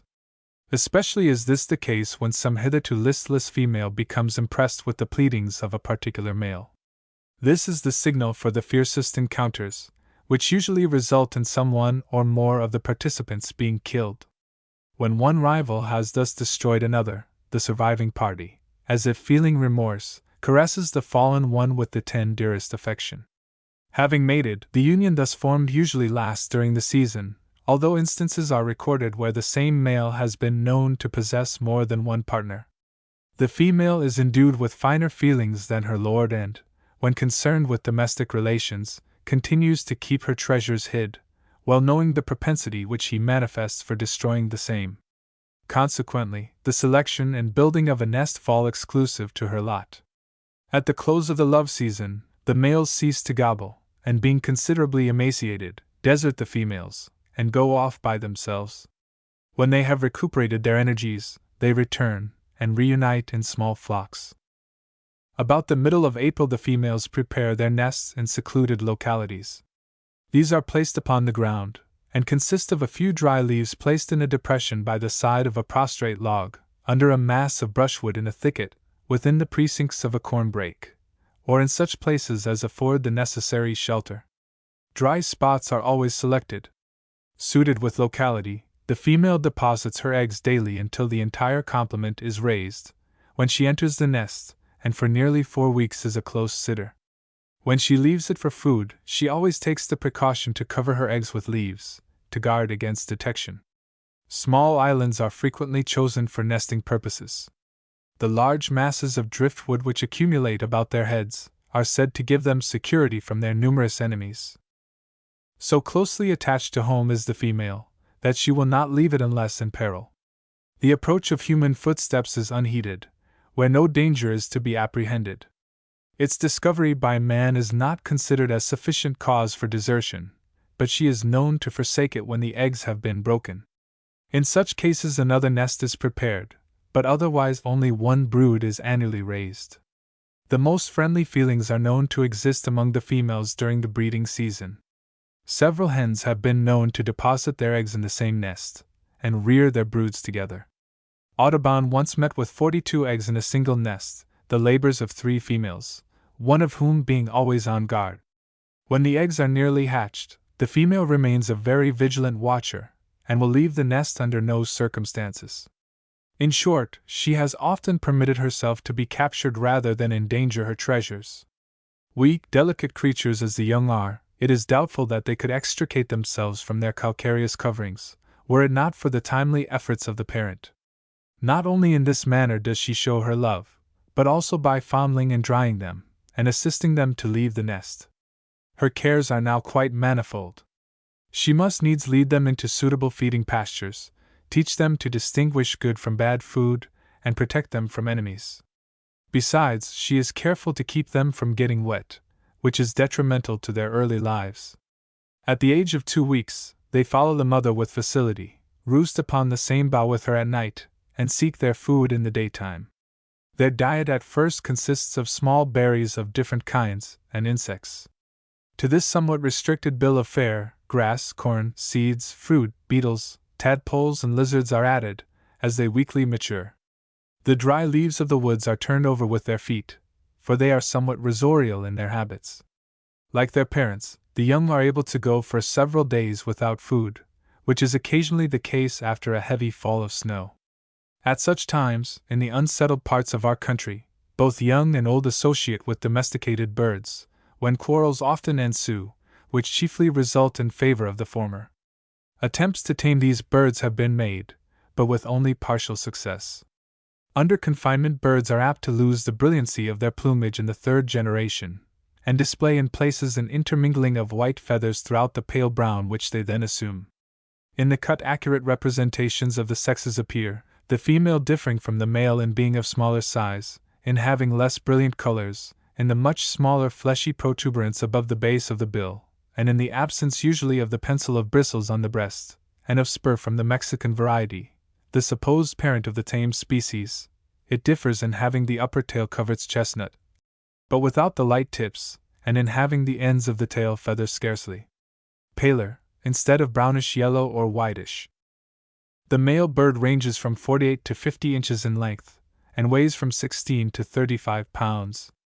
The wing is 21 inches long, and the tail 18.5. The female is smaller proportionally, and weighs about 13 pounds. The eggs are usually from 8 to 15 in number, but sometimes amount to 18, and even 20. They are of an elongate oval form, obtuse at one extremity, and pointed at the other. Their ground color is a dark cream, and there are pretty generally scattered over the surface rounded spots of umber brown. In dimensions they are apt to differ, even in the same nestful. Specimens vary from 2.25 to 2.58 inches in length, and from 1.74 to 1.89 in width. In no portion of its habitat is the species other than single-brooded, although nests with eggs are occasionally found in June, but these are due to delays caused by various contingencies. Plate 38. Ketura pelasgica, Linn. Bear. Chimney swift. His species chiefly confines its migrations to the eastern portions of North America, from the Atlantic westward to the eastern base of the Rocky Mountains, and northward to the 50th parallel of latitude. In the fur-bearing countries it is probably a stranger, as no mention is made of it by Dr. Richardson in his explorations. Mr. Say met with it at Pembina, on the Red River, in northern Minnesota, Mr. Allen, in great abundance, in Kansas, but it is doubtful as to its occurrence in New Mexico, notwithstanding the high authority of Dr. Woodhouse, as later observers are silent upon the subject. It has also been claimed by the last-mentioned traveler as being found in parts of Texas, but Mr. Dresser was unable to take it, and it does not appear that it has ever been met with by the naturalists of any of our western expeditions. The accounts given by early writers of its presence along the Pacific region, it is now decided, pertain not to this species, but to a distinct and closely allied one. Respecting its winter quarters we are in the dark. It is not likely that it remains in any portion of the United States during the autumnal and brumal months, not to any great extent, if it does at all, as it has been observed by Allen entering Florida during the latter days of March. Lawrence, Salvin, and Sclater, as well as other writers of note on the birds of Mexico, Central America, and the West Indies, make no mention of it. Its southern journey usually occurs about the middle of September, seldom later, and is performed with so much silence and suddenness that we are only made aware of the vacancy which their departure has produced, by the missing of their confused yet pleasant chatterings at morn and night. Their vernal advent is marked with the same quietness, and is as much a source of mystery and surprise. Upon its arrival in the United States late in March, it diffuses itself in various directions throughout the country, reaching the central and northern states about the middle of April usually, but sometimes, when the season has been very much retarded, not before the beginning of the following month. Its entrance into Canada is not looked for until near the close of April, the birds apparently timing their movements with the sun's northward advancement. From Virginia to Canada, along the Atlantic seaboard, and the same is true of our western states, where the presence of man is seen and felt, these dusky denizens of the air are wont to take up their abode. The chimneys of our houses, especially those that are not called into constant requisition, afford them convenient and comfortable quarters. So accustomed to their odd little ways and notions have we become, that on each recurrence of the breeding season we naturally look for their coming with as much interest and pleasure as to that of a long-absent friend. Their jolly, sociable disposition wins our regard and esteem, and has so completely interwoven their fortunes with our own, that their loss would be keenly felt and universally bewailed. In habits they are widely different from their transatlantic brethren, who display considerable shyness, and breed in caves, or ruined or deserted dwellings. Since the occupancy of this country by civilized beings, a most wonderful change has been effected in their behavior. Their primitive breeding places have been exchanged for the cozy, soot-begrimed chimney.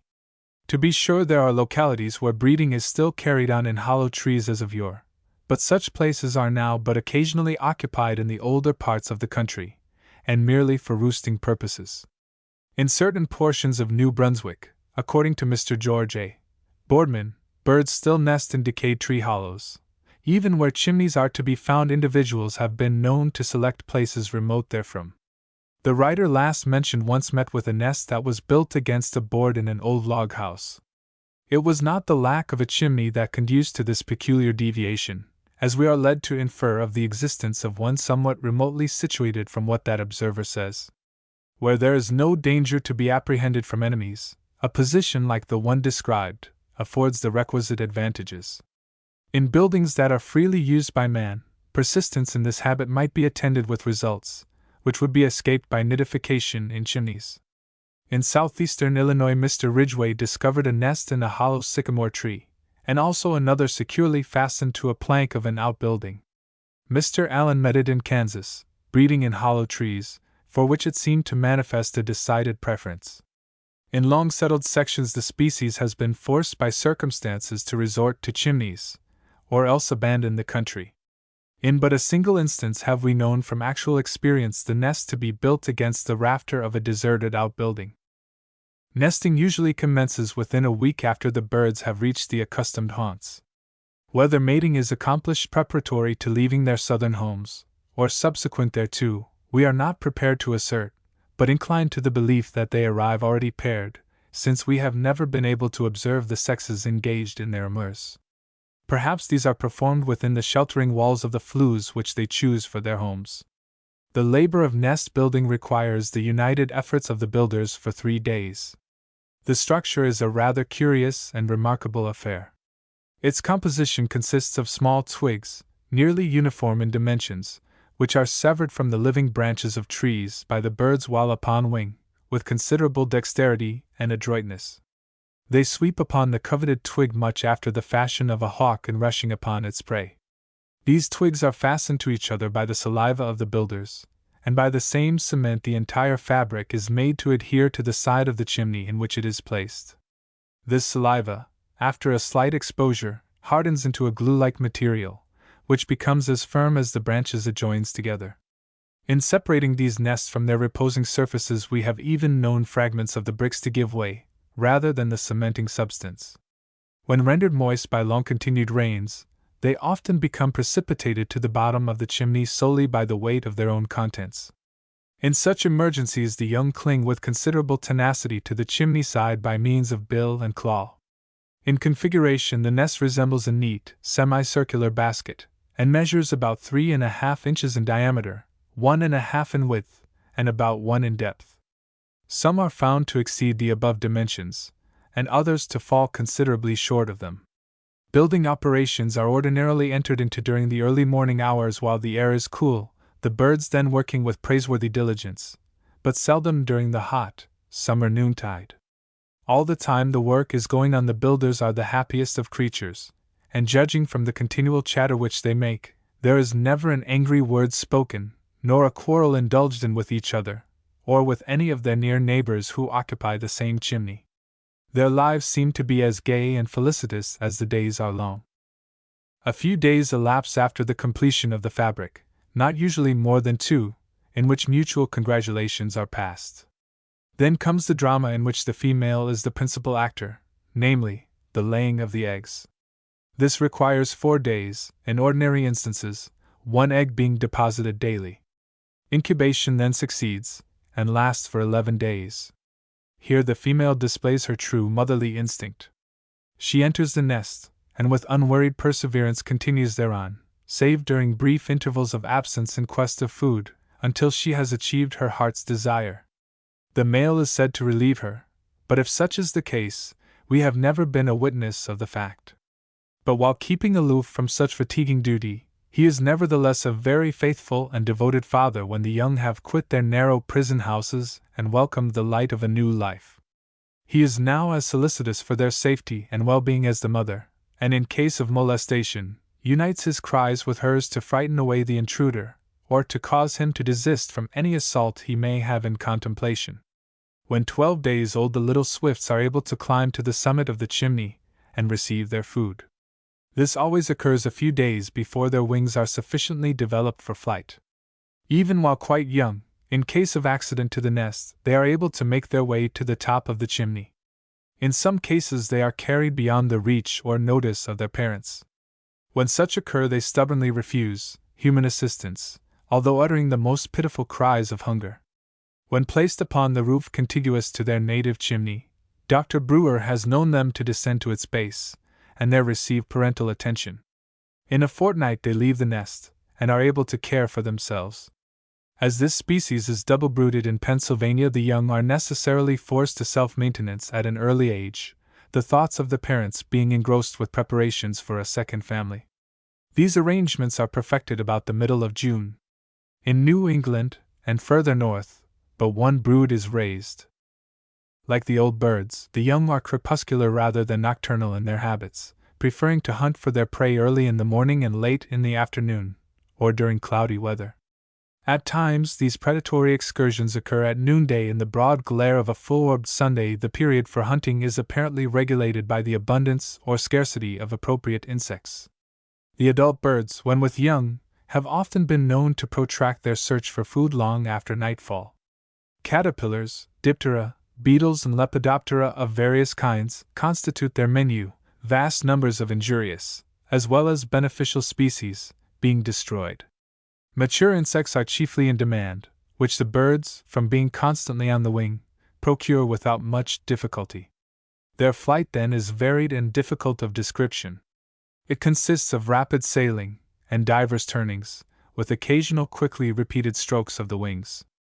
They never rest except in their roosting places, to the walls of which they cling with great tenacity, being partially supported by their rigid tails. When tired of flight, they seek their homes, which they enter by falling headforemost, without any apparent concern. Their only note in these gastronomic explorations is a simple chip, uttered with considerable force, and at times so quickly, as to give rise to a confused twittering. In the days of Wilson, these birds were known, in the more unsettled parts of the country, to repose in large hollow trees, which were open at the top. Swallow trees, as these roosting places were commonly designated by country people, were fancifully supposed to be the winter quarters of the swifts, where, in vast heaps, they slept away the winter in a condition of torpidity, and whence, on the return of spring, they came forth to enliven us with their animated expressions. But in the present enlightened age, the intelligent take no stock in these statements, but consign such rubbish to the domain of oblivion.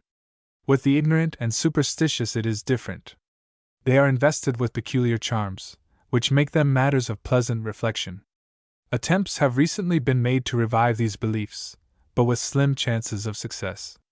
An instance may occur where some hapless individual has been left behind by his companions, and been forced to seek protection from the inclemency of the season in the cavities of trees, as the result of a sad emergency, which the vivid imagination of some visionary person might magnify into 100 birds, but of such a case, we have no authentic knowledge.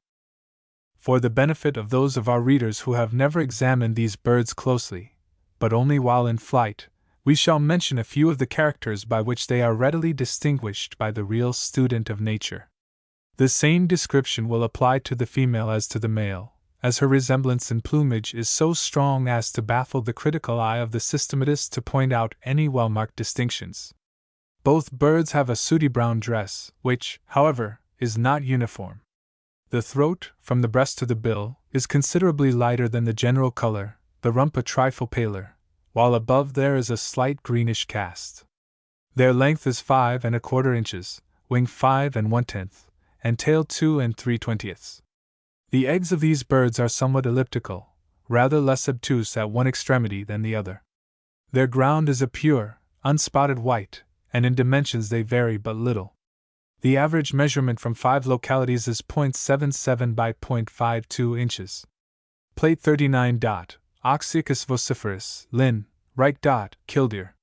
Tehe above species is one of the most abundant, the most widely distributed, as well as the best known of all our plovers.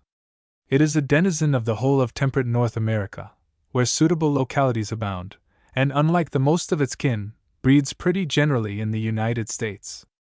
Throughout the Missouri region, and even as far west as Salt Lake, Utah, it has been observed by parties connected with the different exploring expeditions of the national government.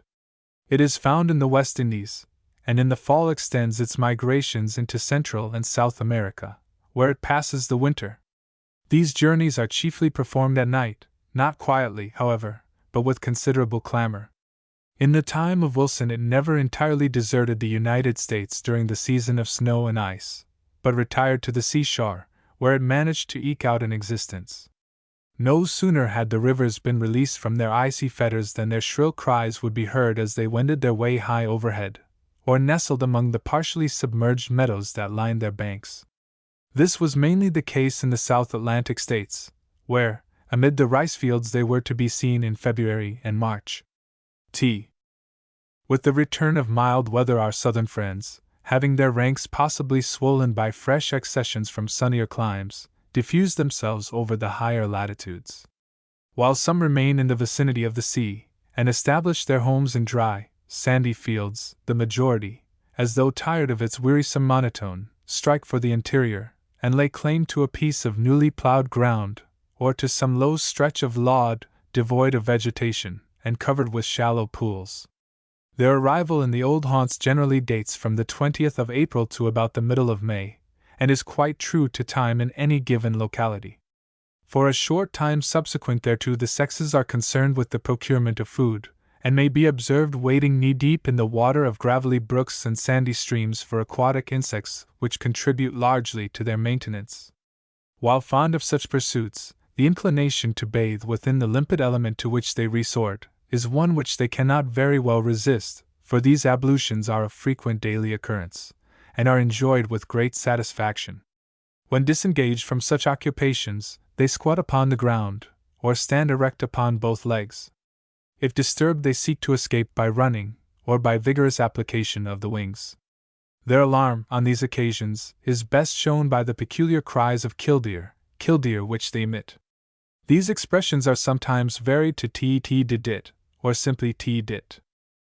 When the sexes have grown weary of surfeiting, they seem to come together by common consent, and without much pomp or show, enter into marital relations. The union thus formed is one of purest devotion, based upon mutual sympathy and affection. Jealous of his spouse, the male throws around her his aegis of protection, and stands ready to wreak vengeance upon any of his feathered brethren who should dare intrude upon her presence, or offer her the slightest insult.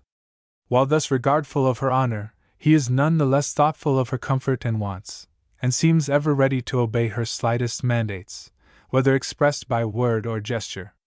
When she is ready to nestle, he accompanies her in her explorations, and assists in the selection of a site for a home. This business is seldom delayed later than the middle of May, and, although of immense moment, is protracted but for a brief period. The spot chosen for a nest is a barren field by the seaside, a piece of plowed ground, or some pool-ridden, grass-lacking plain in the interior. The nest is usually a slight hollow, and is lined with bits of grass, straw, seaweed, pebbles, or such other substances as may be convenient to the builders. In some cases the birds evidently go to considerable trouble, and manifest a taste for the beautiful. A case in point is given by Wilson. In one of his travels he came across a nest that was literally paved with oyster and clam shells, and which, in addition, was neatly surrounded by a wall of the same, closely and curiously arranged. These birds were doubtless possessed of higher mental capacities than are common to their tribe, or they would not have gone to so much pains to beautify and improve their domicile. Again, nests are often found which do not show the least vestige of a lining. Scarcity of materials, or absolute lack thereof, might be offered as an explanation of the circumstance, but we have observed such apparently incomplete abodes in situations where there could have been no difficulty in procuring the necessary articles. Such a simple affair, as the nest ordinarily is, cannot certainly occupy the builders for any great length of time. Consequently, we find that the female is ready to commence laying on the day succeeding the establishment of her home. Her complement of eggs being but 4, usually at the expiration of the 4th day, she is prepared to incubate. Like most birds that lay their eggs in similar situations, the heated sand or pebbles have much to do with the hatching process. This is presumably the case in fair weather. On cloudy days, during stormy weather, and at nights, it is necessary that they should be covered. Upon the female devolves this duty, and right cheerfully does she assume it. The time required to hatch the eggs depends upon various circumstances, such as seasonal warmth, condition of weather, and devotion of the sitting bird. At any rate, in about 16 days from the time of the deposit of the last egg, the young birds are ready to appear. Their deliverance is hailed with joy. Nothing can exceed the attachment of the parents to their charges. Let the nest be approached by a person, and the birds resort to various expedients to draw him away from the spot, or to infuse a feeling of fear into his bosom. They beat the air above his head with swiftly plying pinions, or run along the ground with counterfeited lameness, uttering incessantly and loudly their shrill, but unmistakable call notes. These movements are kept up for a long time, until the enemy is led over considerable scope of country, and the young are safe in places of concealment. The latter are fed upon insects of various kinds which the birds obtain in places they visit. Besides those which inhabit water, grasshoppers, crickets, beetles, worms, etc., form a large percentage of their food. Being somewhat crepuscular in habit, not many of the insects which affect twilight escape their close scrutiny. The young are soon able to take care of themselves, but instead of deserting the family circle when arrived at the age of responsibility in bird life, they continue to frequent the same haunts with their parents, and, at the close of summer, descend with them to the seashore, thus constituting the small flocks which we then observe, or retire with them beyond our borders, to try their fortunes in brighter and more prolific regions. Whether they attain the adult plumage in the autumn, or in the following spring, it is not in our power to say, but when the birds make their appearance during the latter season, it is difficult to distinguish the young from their older brethren. By referring to the picture, a strong similarity will be found to exist between the sexes. The rump and upper tail coverts are of an orange-brown color, the tail feathers are white at base and tip, with a suffusion of orange-brown for a portion of their length, and marked with from 1 to 3 black bars. The secondary wing feathers are mostly white, while the primaries have simply a white space. There is a black band across the forehead, and 2 broader ones on the neck and breast. The bill is black, and the feet pale grayish-blue. The length is about 10 inches, wing 6, and tail 3 1/2. The eggs are piriform in shape, somewhat elongated, creamy buff in ground, and marked with numerous speckles, blotches and scratches of a dark brown color, which are larger and more generally distributed around the greater end, although abundant over the entire surface. The actual measurements of a set before us are as follows: 1.53 by 1.05, 1.50 by 1.06, 1.45 by 1.04, and 1.43 by 1.09 inches, giving an average size of 1.48 by 1.06 to an egg. This species is single-brooded. Plate XL. Quisculus purpureus, Bartram, Lick. Purple grackle. An OT to be familiar with this species, which country folk usually club the crow blackbird, would argue an amount of ignorance and stupidity, hardly excusable. We doubt whether there is a single boy, who is old enough to exercise his observing faculties, that has not had his attention called to these creatures, their strange maneuvers and shrill cries, as they cast their shadows across his path, or noisily perch high up in the trees that shelter his father's roof in the sweet springtime. Of course, there are localities where these birds do not abound. But throughout the extended range of the species, it seems to be well known, and by some is nearly as severely persecuted as its very near cousin, the common crow, which it strongly resembles. It is a denizen of the eastern parts of North America, from the Gulf Coast on the south to Labrador, Hudson's Bay and the Saskatchewan. On the west, the Rockies intercept its progress, and form an insuperable barrier. Various writers have accredited it to California, but the evidence rests on an insufficient basis. In the lower counties of Virginia, Georgia, and the Carolinas, immense armies of the birds, running up into the thousands, pass the winter. From these quarters they take up the line of flight when the weather warrants, and spread themselves over the country, reaching the Middle States about the 15th of March, the New England a fortnight later, and the Northwest on or about the same time. So strongly are they attached to the old haunts that, when once arrived, they endure the greatest inconvenience of weather and hunger, rather than desert them. We have known them to appear in the midst of a violent snowstorm, although somewhat disconcerted, however, but apparently as jolly as when fair weather prevails. The snow has little dread for them, but if long-standing, often puts them to the direst extremity so far as food is concerned. But they manage to live through the ordeal, some at least, and carry out their nature-appointed projects. Seldom do we observe in our northern states very large flocks of these birds during the vernal migration, but loose, scattered parties of 100, or less. Upon arrival they keep aloof from wooded regions, and manifest a predilection for plowed fields and meadows, where they destroy large quantities of worms and beetles. Few species are more hated by the farmer. This hatred is to be attributed to the injuries which it commits. When the corn has been planted, it visits the fields in great numbers, and makes terrible havoc with the hardly germinated grains. It does not stop here. The tender blades themselves, as soon as they have sought the light, are seized by the caitiffs, for the treasures which they hold concealed in the earth. The grains are detached, and the blades are scattered to the winds. So fond of this diet are these birds, that they defy the efforts of the husbandman to check their devastations. Ingenious devices in the guise of scarecrows, and even the shotgun, have no fears for them. Driven from one section of the field, they instantly seek another remote from danger, and ply their nefarious occupation with remarkable industry. When in ear, invested with its close-fitting wrapper of husks, the corn is not then safe, for the birds strip off the cover with the bill, and extract it from the cob. At first these attacks are made with great caution, but love of appetite soon triumphs over fear and every other feeling, and a spirit of reckless boldness succeeds. In the southern states, in the winter, they visit the corn crib in swarms, and coolly peck the partially dried grains from the cobs through the air openings along its sides. When denied such luxuries, they collect in the woods, and feed upon the mast of the beech and the fruit of the oak.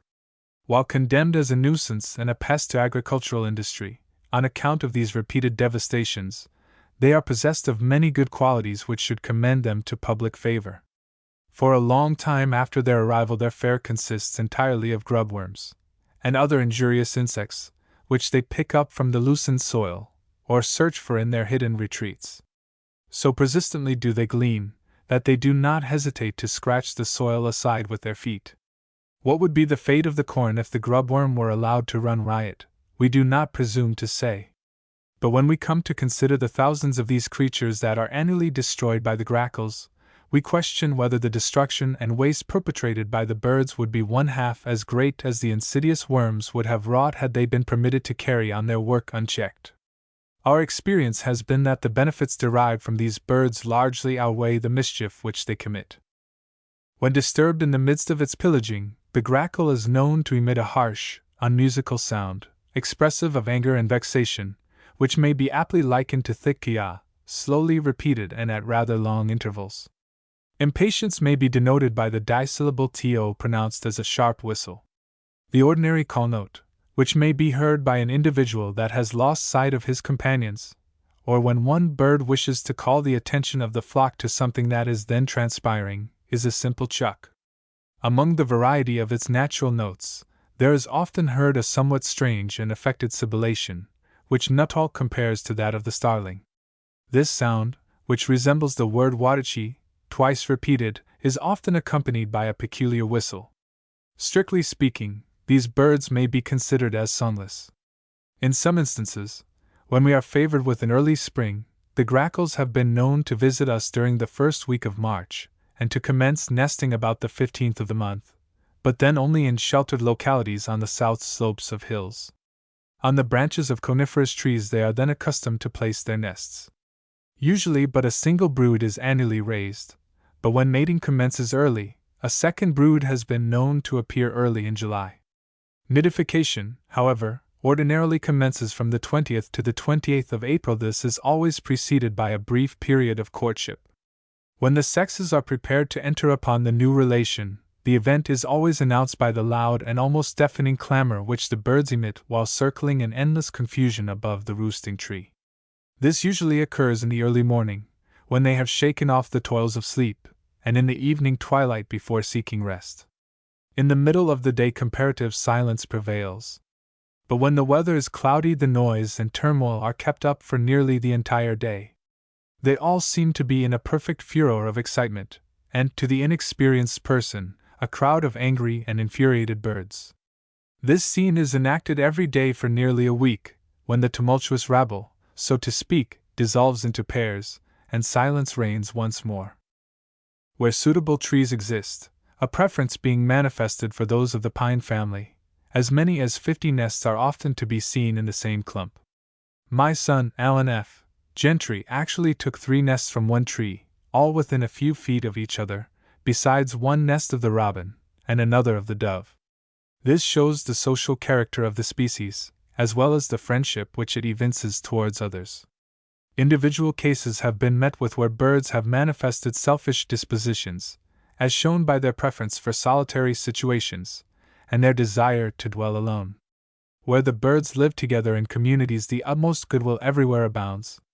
The very wicked character which is attributed to the grackles has been imputed to the whole species, on account of the mean behavior of some of its members.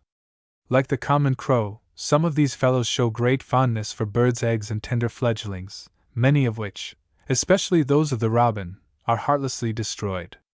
Coward-like, these villainous wretches lurk in the vicinity of the home they wish to pillage, until its occupants are safe out of sight, when they pounce upon it with great speed, seize an egg or a young bird, and beat a precipitate retreat. But wary and vigilant as they generally are, they are sometimes caught in the act, and forced to seek safety in flight from the impetuous attacks of the enraged owners. We have been aware of this fondness for eggs for many years, but the carnivorous propensity, which is doubtless the outgrowth of the other, has been observed by us frequently since 1876. Where the birds dwell together in well-regulated societies, there is no desire to interfere with their neighbors of different family connections who choose to take up their abodes within their territory. These assaults are always made by their less social brethren whose selfish propensities lead them to pass comparatively isolated lives. In the selection of a nesting tree very little time is wasted, the birds mostly visiting the same neighborhood year after year where not interfered with. The building of a home is a labor of more moment, and generally requires the united efforts of both sexes for a period of 6 days. The birds are diligent mechanics, and confine their operations to certain hours of the day, chiefly in the cool of the morning and late in the afternoon. The process of building being remarkably slow, the materials have time to dry out in a great measure when the female is ready to lay. Where the materials are somewhat free from mud, which sometimes happens, opposition commences on the day following the completion of the structure. Otherwise 3 or 4 days necessarily elapse before this business is assumed. The eggs are laid one at a time on each consecutive day. Incubation immediately follows, and is the sole work of the female for 16 days. The male contributes his part to the success of the wearisome undertaking by providing her with nourishment. At other times, he is in the immediate neighborhood, and warns her of danger. Should the nest be approached, the female glides out of it, and seeks, with the assistance of her partner, by loud clamors and angry gestures, to drive the intruder away. So venturesome do they become, that they have been seen to fly close to the head of an assailant, as though with fury-darting eyes and wide-open jaws they intended to resent the insult. Where the offender has been one in feathered dress, we have known several pairs to come to the assistance of their besieged friends, when the utmost confusion and excitement would prevail. Such is the bravery often displayed, in encounters with human foes, that victory has often crowned the efforts of the birds. In some sections of the country these birds are said to nest in low bushes, but we have invariably found them in tall trees, at heights varying from 50 to 60 feet. In the second volume of the American Naturalist, a nest is described by a writer residing in Newark, N.J., which was built inside the spire of a church, and also another which was placed in a martin house from which the lawful owners had been expelled. Wilson tells us that in his day it was quite a common occurrence for these birds to nidificate in the interstices of the nests of the fish-hawk, when the latter builds in localities which they frequent. Several pairs are said to occupy at the same time one of these structures, and the most perfect harmony to exist between them and their royal cousin. Audubon claims to have found nests of the grackle in hollow trees, which has also been the experience of William Brewster, Esq., in northern Maine, but it is highly probable that these accounts refer to the bronze grackle. The nest is usually placed in a crotch close to the main axis of the tree in which it is built, sometimes on a branch at some distance therefrom, and is held in situ by others. It is a bulky affair, irregular in shape, and has no claims to architectural beauty. It is coarsely but firmly built of twigs, dry plants, and other substances, interwoven with strong stems of grasses which have been picked up from pools of mud, considerable quantities of which being still adherent. This mud renders them exceedingly weighty, and besides serving to keep them in position, also tends to agglutinate the elements of composition more compactly together. Internally, a few fine grasses are found, which make a rather cozy chamber. The external diameter measures 7 inches, and the height about 6, while the cavity, which is very shallow considering the size of the birds, is 4 inches in width, and but 2 in depth. When the eggs are hatched, the event is hailed with demonstrations of joy, and the parents watch over their helpless charges with more than ordinary solicitude. Such vigorous feeders are they, that both the male and the female are frequently compelled to be absent from the nest simultaneously in the procurement of food. Grubs, earthworms, caterpillars, and berries of various kinds form a considerable part of their diet. It is only when the birds dwell in communities that both sexes are absent together. Where the pairs dwell singly, the one sex alternates with the other. When 16 days old, the young quit the nest, but are still cared for by the parents for an additional period of 10 days, when they are forced to seek their own livelihood. Both young and old continue together in the old haunts until the close of September, or the advent of October, when the changes which are everywhere visible throughout the domain of nature warn them that it is time to take their departure for milder regions. Accordingly, the small flocks which are everywhere to be seen gather into larger ones, and, as by a given signal, with many an expression of sorrow and regret, wend their way leisurely southward. Arriving in their winter homes, these bodies do not immediately break up into smaller parties, but maintain themselves intact. How long they thus continue, we are unable to say. Wilson met with one of these vast armies on the banks of the Roanoke River on the 20th of January. When surprised, it rose from the surrounding fields with a noise like thunder, and when settled down upon the road and fences, which they literally covered, gave everything the appearance of being invested with a mantle of black, and when they again rose and descended upon the skirts of high-timbered thickets, whole trees from their summits to the lowermost branches seemed draped as with mourning, while their notes and screaming resounded like the far-off murmurings of a huge cataract, but with a more musical cadence. In the autumn, according to some authorities, and also at the approach of winter, numerous flocks, which have been foraging in the distance during the day, may be seen returning to their homes in the reeds to roost.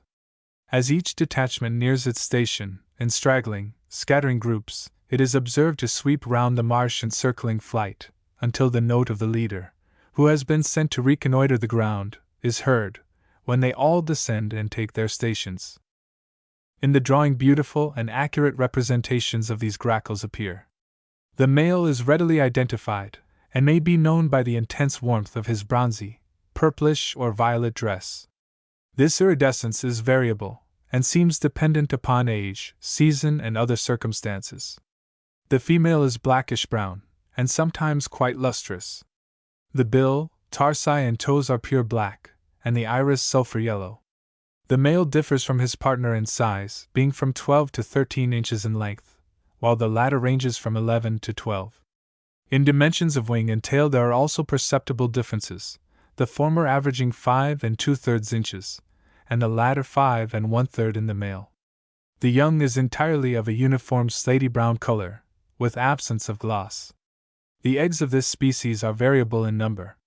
Nests with 4, 5, and 6 eggs have been found, but most generally the 2 former. The ground is also subject to changes, specimens being seen with a deep rusty brown color, and others with one of light greenish white. It is a rare occurrence to meet with the 2 forms in the same nestful, the latter being the predominant hue. Eggs with the brown background have, in addition to the black and dark brown streaks and dashes which cover the other type, chiefly about the larger extremity, a number of confluent, cloudy blotches of deeper shades of the same color. These markings are singularly grotesque in their pattern, and often bear strong resemblances to letters, figures, and other characters. In measurement, eggs from the same locality, and even from the same clutch, show considerable differences. In New England specimens are sometimes obtained which measure 1.30 by 0.88, and others 1.18 by 0.84 of an inch. Brewer gives the average size as 1.25 by 0.90. Specimens from eastern Pennsylvania offer as much variableness. A clutch before us shows the following dimensions: 1.18 by 0.86, 1.15 by 0.87, 1.15 by 0.87, 1.13 by 0.88, and 1.12 by 0.84. Other specimens from the same locality average 1.24 by 0.90. The purple grackle is quite easily tamed, and when confined to the cage utters its brief stock of notes with great freedom. It has also been taught to articulate certain words with considerable distinctness. Plate Sly. Astragallinus tristis, Linn., Cab. American goldfinch. The range of the American goldfinch is nearly coextensive with the vast continent of North America. Its range seems to be, in a great measure, determined by the presence of the cottonwood, willow, and the various compositaceous plants upon the seeds of which it largely depends for a living. From the Atlantic to the Pacific it is found, and northward from the Mexican borders to the fur countries of the British possessions. It is abundant both in Texas and the Indian Territory, but in the vicinity of Vera Cruz it seems to be a stranger, as no mention is made of it by Sumichrast. Dr. Newberry encountered it while passing through the inland portions of Oregon and California, remote from civilized life, and Dr. Cooper on the Columbia, and in maritime situations in close proximity to its mouth. Dr. Suckley was unable to find it about Puget Sound, although at infinite pains to discover its presence. Dr. Cowes failed to meet with it in Arizona, and Mr. Ridgway was surprised at the notable scarcity of it in Central California. For the hot interior valleys of this state, as well as the cooler mountain ranges, it seems to affect great dislike, although it was observed by Ridgway to be nesting in the Uinta Mountains. Generally, where it is found at all, it exists in great abundance. In some portions of its habitat it is not a permanent resident, but migrates southward with the approach of cold weather, only to resume its northern journey again with the recurrence of another spring. In British America it is a late summer visitor, and departs early in September. It is a migrant in the northern parts of New England, and the same may be true of places situated in corresponding latitudes, while in the southern districts it remains through the entire year. In eastern Pennsylvania, if the weather be not extremely severe, paired individuals, and even flocks of a half-dozen or more, may be met with in sheltered localities. In early autumn larger bodies of birds are met with, and the same is true in April, when there is an increased supply of food. When the ground is covered with snow, and the trees laden with ice and sleet, they lead very nomadic lives, and are often compelled to seek the habitations of man where they freely mingle with the snowbirds and sparrows, to receive their share of refuse from the kitchen. They now become exceedingly tame, and can be approached without difficulty. While partaking of our hospitalities, this finch disdains not its natural food. It will lay siege to a honeysuckle, if in fruit, and gorge itself to satiety, a berry for which it manifests great fondness. The seeds of the radish, and of the various species of amaranths and pigweeds that grow in our midst, are also sought after, and devoured in vast numbers. In woods various species of coniferous seeds, the mast of the black beech, and the seeds of grasses form an important part of its diet. When the red maples are in blossom, dozens of these birds will settle down in the trees, and feast for hours upon the tender stamens and pistils, and the small insects which are attracted thither. As the season advances, and the apple and cherry come into bloom, the same fate awaits them. To the gardener they are sources of annoyance. They visit the garden when the soil has been broken, apparently for the writhing, scampering beings unearthed, but avowedly for the freshly sown, delicious salad seeds, every grain of which they pilfer, unless driven away by force. Later on they revel in high life, for the dandelion, thistles, and sunflowers have perfected their fruits. Although chiefly a granivorous species, the goldfinch does not subsist entirely upon seeds, but destroys vast numbers of insects in all their different stages. Various measuring worms, diptera, ants, and plant lice are destroyed, which, doubtless, largely outweigh the mischief which they commit. Late in April the large flocks dissolve into smaller ones. It is a common thing to see 2 males and 1 female in company, the former lavishing the most endearing attentions upon the latter, and both, simultaneously, regaling her with the sweetest music. Thus affairs go on for some time, when, out of pure mischief, she selects one of the suitors, and just as he begins to feel his bosom glow with self-satisfied pride, she turns her back upon him, and flies to the other, who all the while has been pouring his soul away in the ecstasies of song. These cruel flirtations are kept up for a couple of days before a final choice is effected. It seems to require great effort and condescension upon the part of the successful suitor to retain his hold upon her affections, for she is likely to waver in the interval of time between mating and nidification, and give her heart to another. The labors of nest building so completely engross her thoughts, that the tendency to flirtation has not time to manifest itself, and soon disappears altogether. The wedded couple, however, do not seem to be in much haste about nesting, but ramble over the country in search of food, ever and anon, as though seeking rest from labor, perching upon a tree branch, where the male pours into the ear of his less favored partner, with all the impassioned eloquence of his being, the story of his love. While thus engaged, he is wont to turn towards the object of his affection, as if to ascertain the effects of his well-chosen roundelay. A low, soft note, expressed by the disyllabic word tuya, is her only response of recognition and approval. The song of the male is very difficult to convey in human language. It is loud and clear in intonation, and rivals the variously modulated strains of the canary. Like the latter, he has the faculty of lowering and raising the voice, so that one moment the notes seem borne from a great distance on the wings of gently murmuring zephyrs, while the very next they ring out upon the air with tenfold greater volume of tone and intensity. In confinement he becomes exceedingly familiar and tractable, and with proper care soon becomes a valuable singer.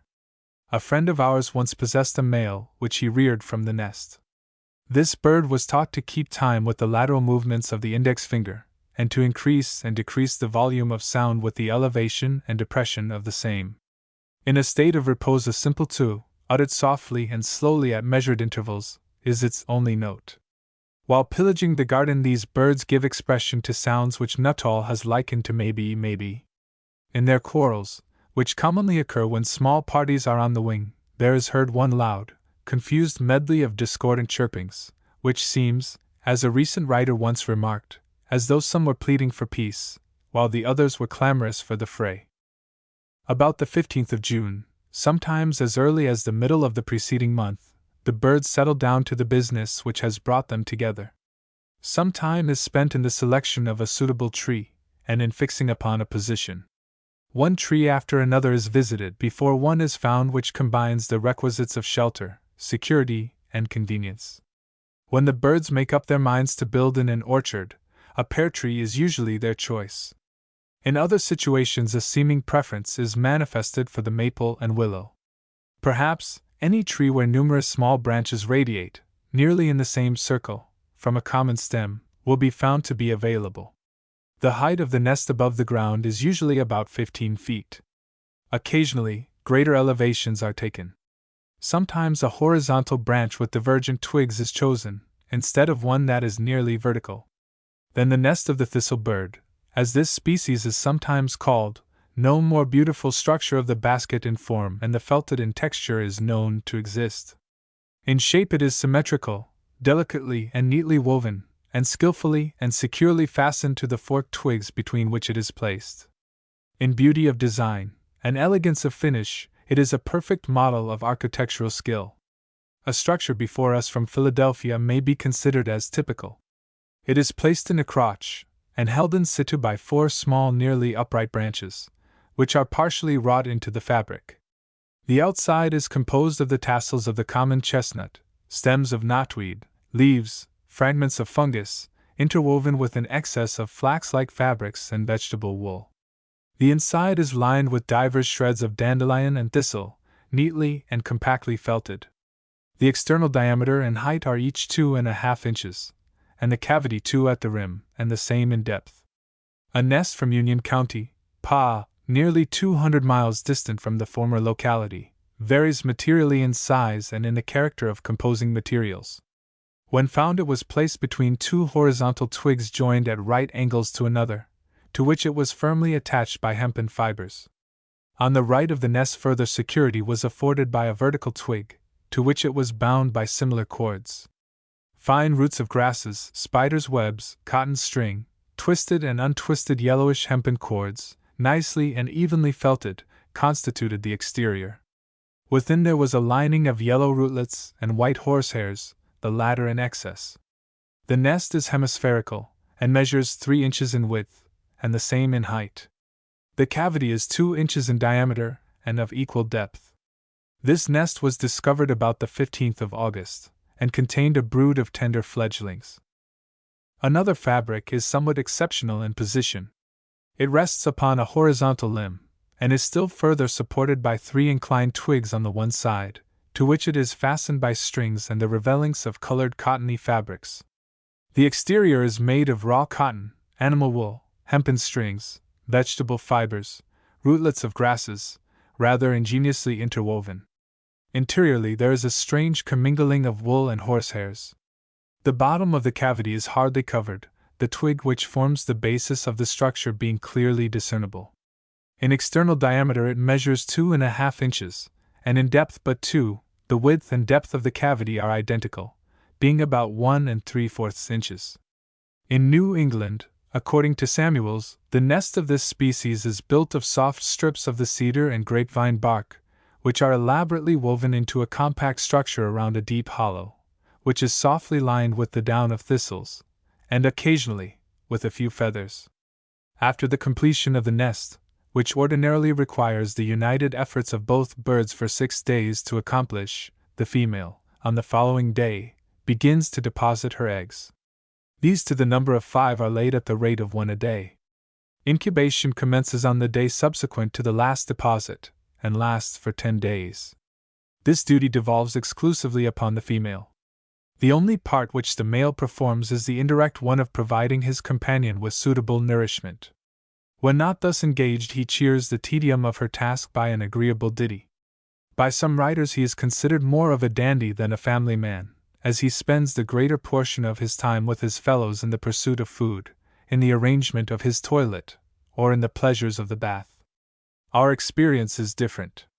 While he takes no direct part in the incubating process, his affection for his mate, and his constant desire to please her, prove him to be, in every sense, a model companion. When their home is assailed, he does not sneak away, and allow his partner to bear the brunt of the battle to be waged in its defense, but comes boldly to the front, and with loud clamors, angry gesticulations, and wide-open jaws, unites with her to expel the intruder. Where frequent interferences occur, the birds are often forced to forsake their nest, and seek other quarters. This perhaps will account for the fact that nests with eggs are sometimes found as late as the 15th of July, and others with young birds during the last week of August. Such delays are doubtless of common occurrence. The destruction of a nest while incubation is progressing most generally leads to the renewal of the attempt in some other place. The desire for offspring will often be found to triumph over the most insuperable difficulties. We have known instances where the same pair had been thwarted 4 times in succession, and as often renewed the attempt. An unfortunate male or female may sometimes be doomed to lead the life of a celibate, by reason of the scarcity of individuals of the opposite sex. Perhaps an event has occurred which has altered the status of affairs. A male has died, and his partner is compelled to break up housekeeping, or seek another. If she does the latter, her companion may be a widower, or one that has been unable to enter into matrimonial relations for the reasons already assigned. Not willing to father the responsibilities of another, the old home, and its once precious charges, if there be any, must be abandoned, and another domicile constructed and peopled. The mating being effected, a suitable spot chosen, a home prepared, and the subsequent duties of oviposition and incubation successfully passed through, all of which requiring time, it is not remarkable that nests should be found so late in the season. Coming back from this necessary digression, the young are from 11 to 12 days old when they leave the nest. The addition of a week or 10 days to this period finds them sufficiently matured to attend to their own wants. At first they are fed by the parents upon various soft-bodied insects, which they glean from the branches and foliage of trees, but later on, butterflies and various species of Arena and Halictus are brought to them. When able to provide for themselves, they consort with their parents, and subsist with them on various kinds of seeds and berries. The young do not acquire their full plumage until the following spring. Their characteristic dress in the fall nearly resembles that of the adult female. It is reddish olive above, and fulvous yellow below. Across the coverts there are to be seen 2 broad bands, and broad edges of pale rufous to the last half of the secondaries. The female is yellowish-gray above, greenish-yellow below, and is devoid of the black on the forehead. The adult male has a bright gamboge-yellow dress, which is in a great measure relieved of its sameness by the black crown, wings and tail. A still further variegation is noticeable in the lesser wing coverts, lower edges of the greater ones, ends of secondaries and tertiaries, inner margins of tail feathers, upper and lower tail coverts, and tibia, which are white. In the winter, a yellowish-brown color replaces the yellow, the wings and tail become browner, and the black of the crown is lacking. The under parts take on an ashy-brown hue, which passes into white behind, and yellowish along the throat. The entire length of the mature birds is 5¼ inches, while that of the wing is 3. The eggs of this species, when fresh, are white, with a slight roseate tinge. In blown specimens they show a faint bluish hue. Their nearest counterparts are Lawrence's goldfinch, from which they are scarcely distinguishable. They are usually 4 in number, although 5 sometimes occur, and in shape are oval. Their dimensions vary even in the same nestful. Specimens from New England vary from 0.68 by 0.53 to 0.63 by 50 inches. Others from California measure 0.60 by 50. Pennsylvania eggs have an average measurement of 0.66 by 0.53. Considerable diversity of opinion exists as to the number of broods annually raised. Nuttall alleges that they raise 2, but seems to base his assertion upon the fact that nests are found from the 1st of July to the middle of September, which in our estimation is wholly accounted for by explanations given above. The mass of writers, however, differ from him, and believe the species to raise but a single brood annually. In Pennsylvania and New Jersey, we can safely say that not a single case has occurred to us of double-broodedness. It may be thought strange that these birds should, as a rule, be so dilatory in their movements, so far as the assumption of matrimonial relations is concerned, being even behind the generality of our warblers, which are not so well adapted to the climate as they. An explanation of the matter has been attempted by Dr. Brewer. He seems to think that the cause is attributable to the scarcity of proper aliment for the young in early summer. The greater abundance of insects found in July, especially in their larval stages, which must necessarily constitute a fair percentage of their diet at first, would seem to contradict such a statement. Our experience goes to show that more nests with young birds are found from the middle of June to about the 10th of July than at any subsequent period, just at the time when insect life riots in luxuriance.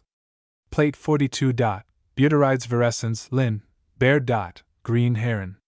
See untamed by man, and characterized by the most inappropriate and disgusting nickname, with which almost every one who is conversant with this species must be familiar. Our subject asks nothing at the hands of humankind, but rather avoids cultivated scenes, and seems to thrive best where civilization has neither sown nor reaped.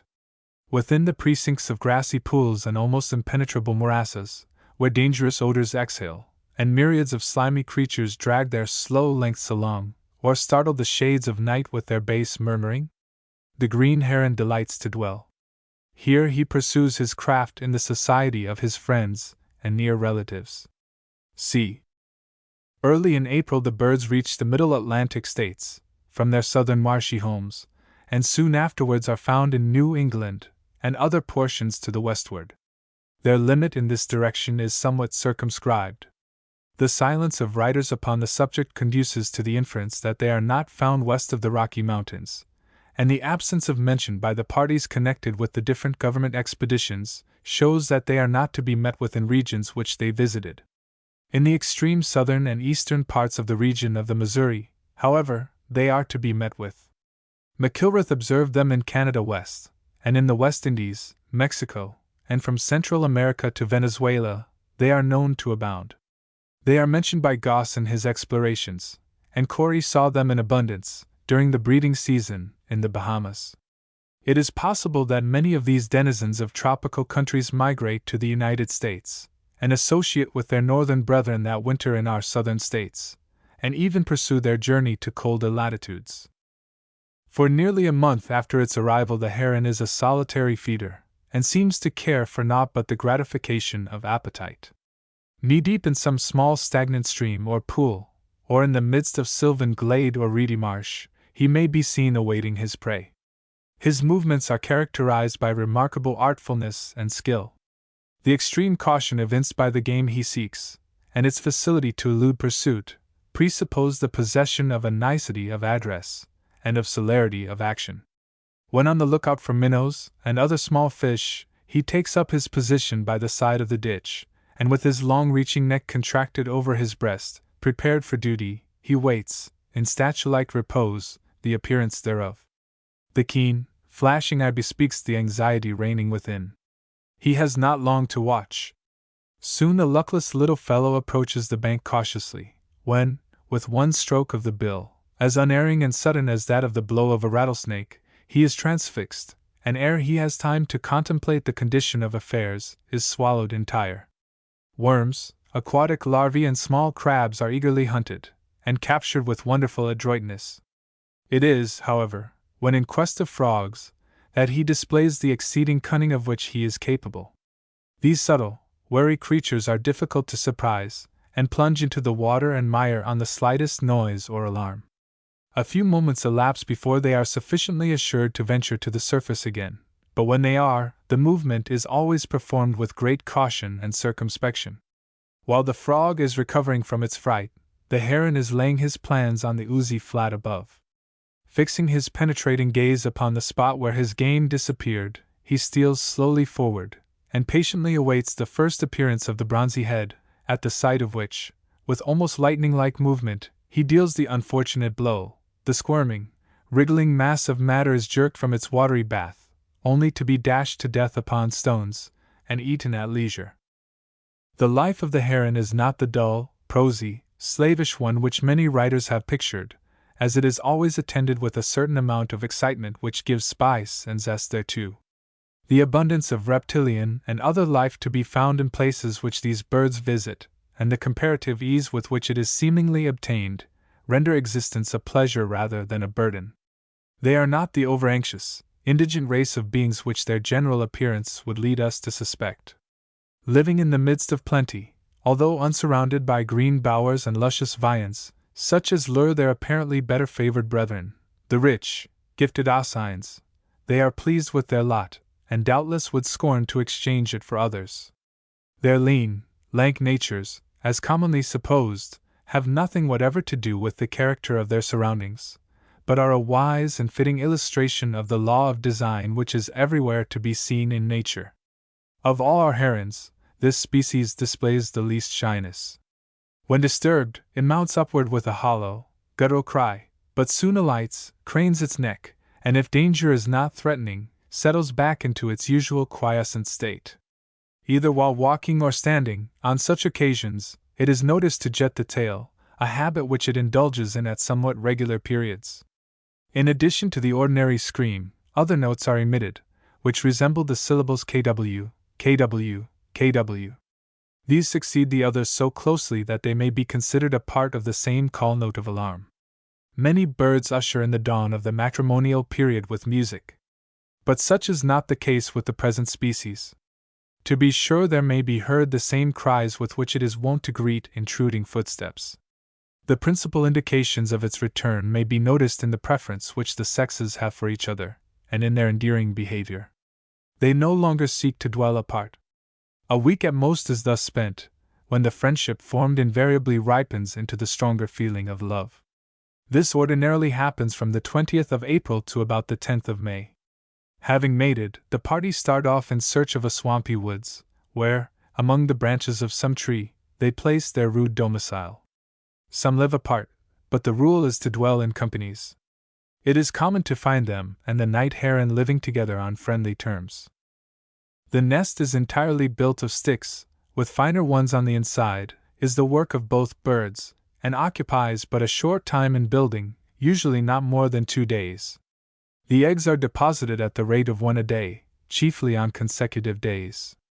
Incubation commences shortly after the eggs are laid, and is mainly the result of the female, who, for nearly 18 days, is a very assiduous sitter. While she is thus occupied, the male is a faithful guardian and protector. He administers to her his choicest captures, and warns her of coming danger. When the nest is molested, both birds hover near the tree, but beyond the reach of danger, and by the most deafening screams, seek to drive away the assailant, but they never venture upon an attack.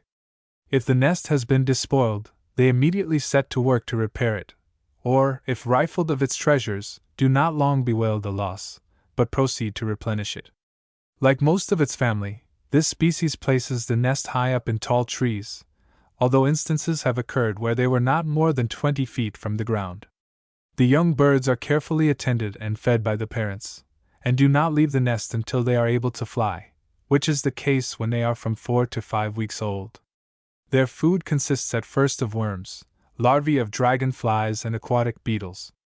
But as they increase in age, freshwater crabs, lizards, frogs, grasshoppers, etc., are brought to them in large numbers. They do not mature until the next season. At first they have the head less crested than the adult. The back is devoid of the characteristic long plumes, but has the same glossy greenish color. The neck is simply reddish-brown, while the entire underparts have the white somewhat variegated with dark brown. The eggs of these birds are from 3 to 4 in number, oblong-oval in form, and of a pale light blue color. The largest egg in a set of 4 before us measures 1.55 inches in length, and 1.19 in width, the smallest 1.50 in length, and 1.13 in width. Throughout its entire range the species is single-brooded. Plate 43. Cyanocida cristata, Linn., Strickle. Blue jay. His abundant, beautiful, and familiar bird is a resident of the eastern half of North America, from the Atlantic west to Kansas, eastern Nebraska and Dakota, and from Florida and Texas on the south to the 56th parallel of north latitude. Wherever met with it breeds in greater or less numbers, according as its presence is welcomed or rejected by the imperious lords of creation, and food is readily or with difficulty obtained. Few species show more striking peculiarities of conduct, and none scarcely exhibit as much sagacity and intelligence. Within its natural haunts it is exceedingly shy and suspicious, and is hardly approachable.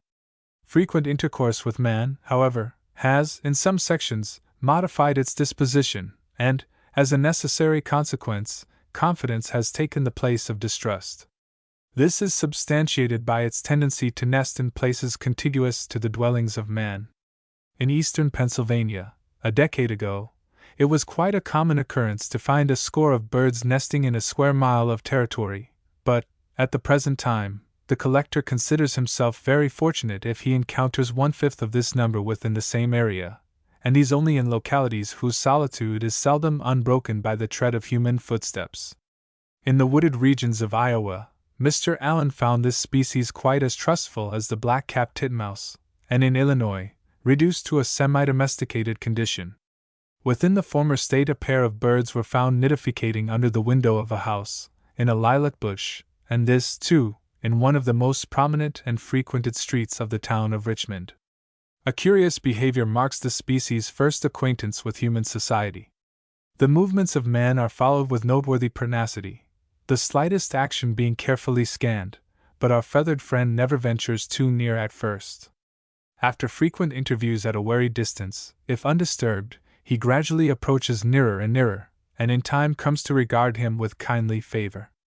Sometimes these advances are received with coldness, and the most bitter persecutions occur. When such is the case, the jay takes a dislike to man, and shuns his society.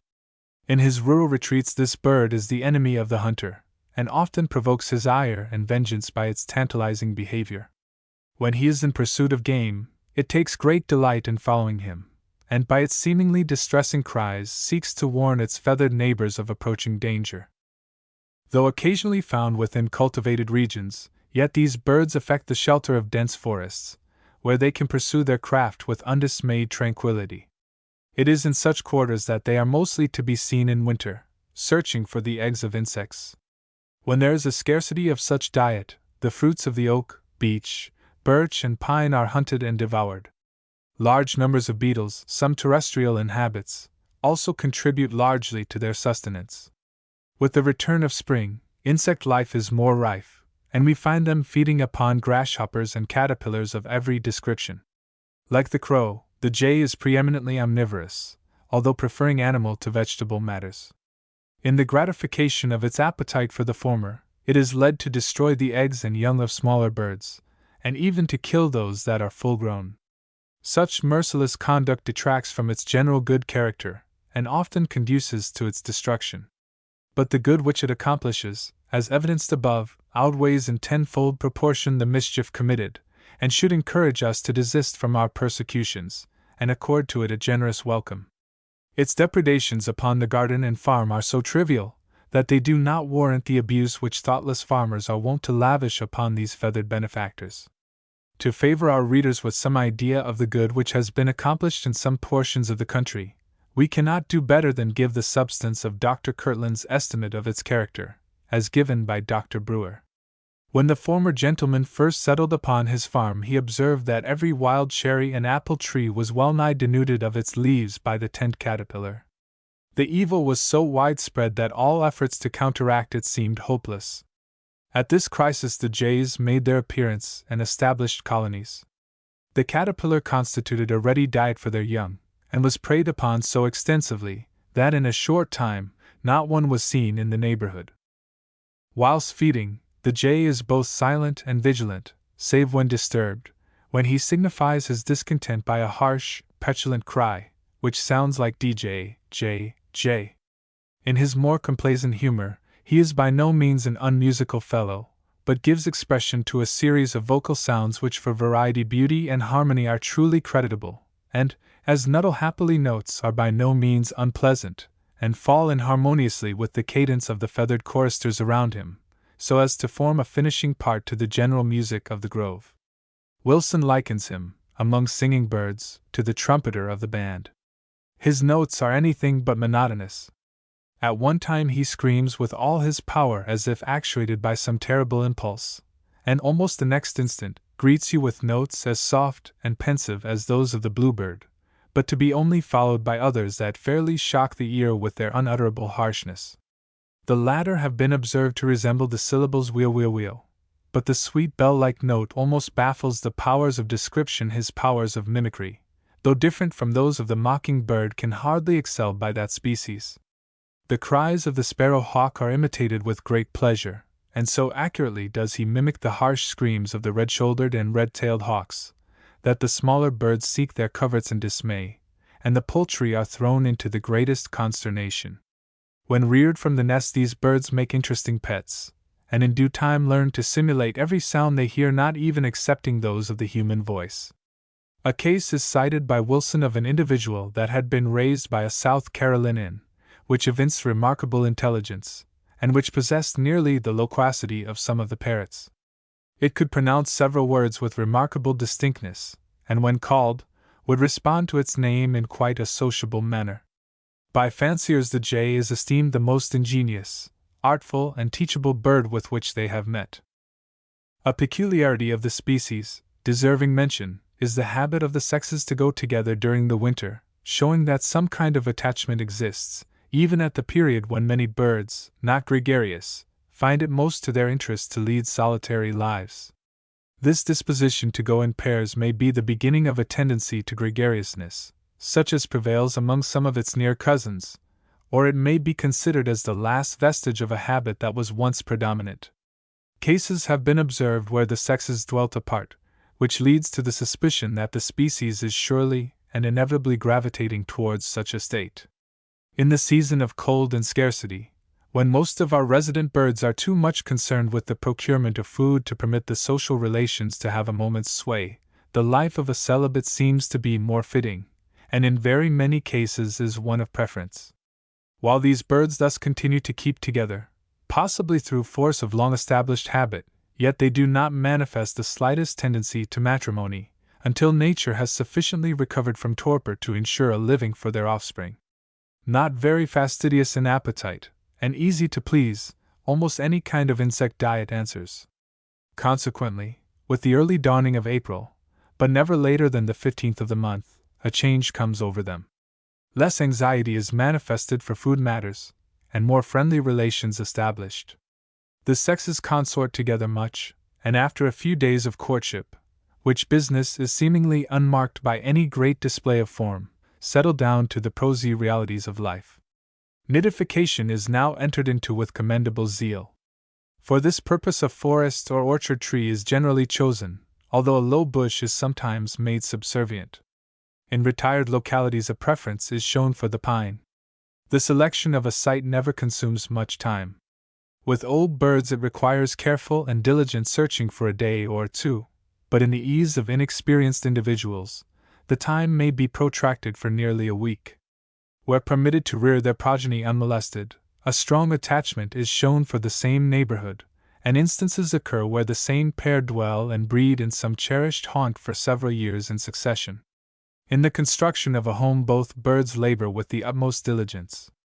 They are usually about 3 days thus occupied, each bird taking an equal share in the task. The nest is anything but elaborate in its mechanism, and has little to recommend it in artistic design and beauty. It is a strong, coarse structure, placed upon a branch over a crotch, sometimes held in position by adjoining twigs, and is composed of sticks rudely and firmly interwoven.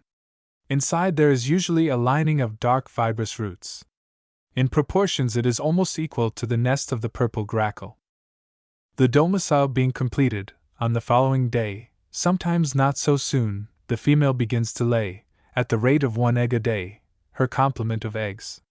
This is usually 5, although nests have been found with 6, and others more rarely with 4. Incubation is closely attendant upon oviposition, and generally dates from the day following the last deposit. This business is the sole labor of the female for about 17 days. While she is thus occupied, the male encourages her by his presence, or when not foraging, guards the spot from intrusion. He is a very jealous husband, and will not permit any of the feathered denizens of the woods to approach, without resenting it in the most determined manner, and inflicting severe punishment. Human interference is greeted with loud and angry cries, and the infuriated bird is with difficulty beaten off. In Texas, according to Dr. Lincecum, the nest is built of mud, a substance which is rarely utilized in more northern localities. In situations contiguous to houses, rags of calico, cotton thread, and other similar materials form a very cozy and suitable lining. Such places are chosen on account of the protection against hawks which they secure. A single brood is annually raised, and but 4 eggs constitute a setting. In the abdomen of a female which he dissected there were found 150 ova, and from this and the preceding datum, he was led to the inference that the natural life of the jay was 30 years. When the young birds make their appearance, they are welcomed with demonstrations of great joy by the parents. The latter manifest much solicitude for their safety, and attend to their demands with the most sedulous devotion. They watch over them with unwearying vigilance, and actually imperil their own lives when their helpless charges are in danger. Earthworms, caterpillars, moths of various kinds, beetles, grasshoppers, acorns, berries, etc., make a voluminous bill of fare, but they are always carefully chosen to suit the age and condition of life. Both birds are seldom absent together in search of food. When 3 weeks old, the young quit the nest, and a fortnight later, are able to gain their own living. In the drawing we have delineated the appearances which the sexes present when they have attained their full dress. The female, which is shown considerably in the background, is duller than her lord and, in the natural state, is somewhat smaller. The mature male is purplish-gray below, with a tendency to whitening on the throat, belly and crest. This is diversified by a black band across the lower throat, which is continued up the sides of the neck and head to a space behind the crest, and also by a black frontlet with a whitish border. The wings and tail are a rich blue, with bars of black. The greater wing coverts, secondaries and tail feathers, the central excepted, are broadly tipped with unsullied white, and the tail is much rounded. The bill and feet are black, and the iris of the eye of a hazel color. The length is about 12 1/4 inches, wing 5 13/20, and tail 5 3/4. The eggs are rounded oval in contour, obtuse, and pretty nearly equal at both extremities. They are brownish olive on the ground, in most cases, although some specimens show a decided olive drab color. A few darker olive-brown spots, however, relieve the monotony of the background. The average size is about 1.16 inches in length, and 0.85 in width. We have seen some that varied from 1.04 to 1.21 in length, and in breadth from 0.81 to 0.89 of an inch. Plate 44. Tomatidites palustris, Wills, Bear. Long-billed marsh wren. Teehee above species is restricted to eastern North America. It ranges from the Atlantic westward to the Missouri, and from Massachusetts to Florida. On our western shores, and in the middle provinces of the United States, a closely allied form takes its place. In Maine and New Hampshire it is notably absent, but in Massachusetts and Vermont, and thence southward through New England, where suitable localities exist, it is more or less common. Austin F. Park of Troy N.Y. gives it a common breeder in that locality, and the same may be affirmed, on the authority of Rathbun, to be the case in the central portions of the state. In Pennsylvania, New Jersey, and Delaware we have found it most abundant during the nesting season. Throughout the southern states some remain to breed, but the greater number go northward for this purpose. Ridgway states it to be an occasional resident, at least, in the southern counties of Illinois, but farther north a summer sojourner. In the vicinity of Cincinnati, according to Langdon, it seems to be merely a vernal migrant, but possibly spends its summer in the northern counties of Ohio, or in Michigan and Wisconsin. It cannot be denied admission to Minnesota, as is clearly proved by ornithologists from that section. Its occurrences have been noted in Kansas and Colorado by various parties, but it is likely that such references may be set down to the Tule wren. T. The longbill spends the winter on our southern border and southward, and only takes up its migratory course when the weather has settled into the blandishments of spring. The grand movement commences about the first week of April, and it is not long before the birds have spread themselves over the country. They reach the Potomac about the middle of the month, Pennsylvania towards the close, and New England about the 1st of May. When the season is forward, individuals are often met with in the latitude of Philadelphia and central New York early in April. Upon its arrival it seeks inland swamps, or the brackish marshes of the seashore, where, amid the splatterdocs of the former, and reeds of the latter, it finds suitable shelter. Here day in and day out, during their entire stay, these birds pursue the even tenor of their lives, happy and contented, never caring, like many of their remoter kin, for the charmed circle of man. Active, energetic, and buoyant with life and hope, they skip about the tall, rank vegetation, in every conceivable direction, in quest of insects. Their food consists of grasshoppers, small aquatic grubs, and such like, which they capture with considerable dexterity. If you should be unconsciously led to the favorite haunts of the species, you at once become aware of its presence by the lively, chattering song which emanates from within, and ere long, you are repaid, if you take any special pains to insinuate yourself within the reeds, by a sight of the quaint, little creature, as he dodges, like some grotesque apparition, in and out among the interlacing grasses. This song, which has been compared by Wilson to a low crackling sound, somewhat analogous to air bubbles forcing their way through boggy ground, and by Audubon, to the grating noise of a rusty hinge, is most difficult of expression. It resembles more nearly the sounds of an insect than those of a bird, and is a low, harsh cry, lacking both harmony and force of expression. As these birds reach their breeding grounds early in May, and instantly repair to nest building, it is safe to assume that mating had been celebrated in their far-off southern homes, or is a matter that is entered into with but little show or affectation. Frequent visits to their haunts, at such times when one would expect to gain information on this point, have always been rewarded by seeing the busy creatures at work upon their nest. Their early movements are so secret and mysterious that we hardly know anything of their presence except when they are colonized for the summer. The labor of building is entered into with considerable alacrity, and is mainly the result of the combined action of both birds, for a period of 5 or 6 days. The exact time is hard to estimate, and is dependent upon the character of the structure, position, and the industry and patience of the architects. When the nest is placed horizontally upon the ground in the midst of a clump of sedges, it is loosely constructed, and costs but 3 days of steady workmanship. But when elevated to the tops of tussocks, or to the branches of shrubs and trees, where more compactness and finish are necessary, the time is essentially protracted. The disposition to nest in trees and bushes, which is now a prominent feature of the species, looks, at first sight, as if there would be, at an early day, an abandonment of old sites, and the taking on of new relations. While the species has thus gained a great advantage in lifting up its nest beyond the power of the waters to do it harm, it has, by selecting such growths in close contiguity to marshes, shown its predilection for such places, by reason of the facilities which they afford for food detection. Brewer describes the nest as being placed in low bushes, at a height of but a few feet from the ground.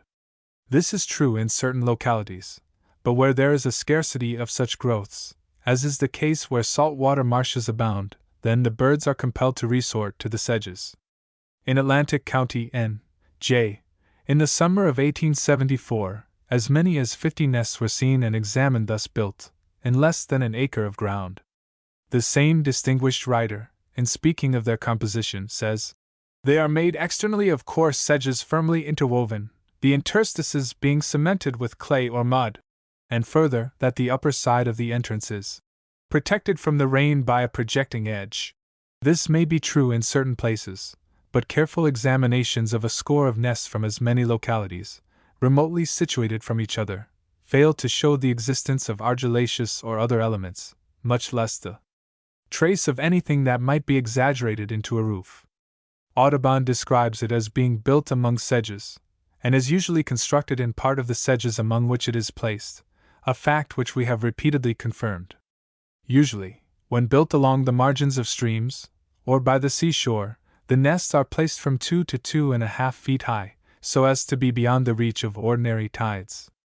Again, nidification commences at a time when there is little danger to be apprehended.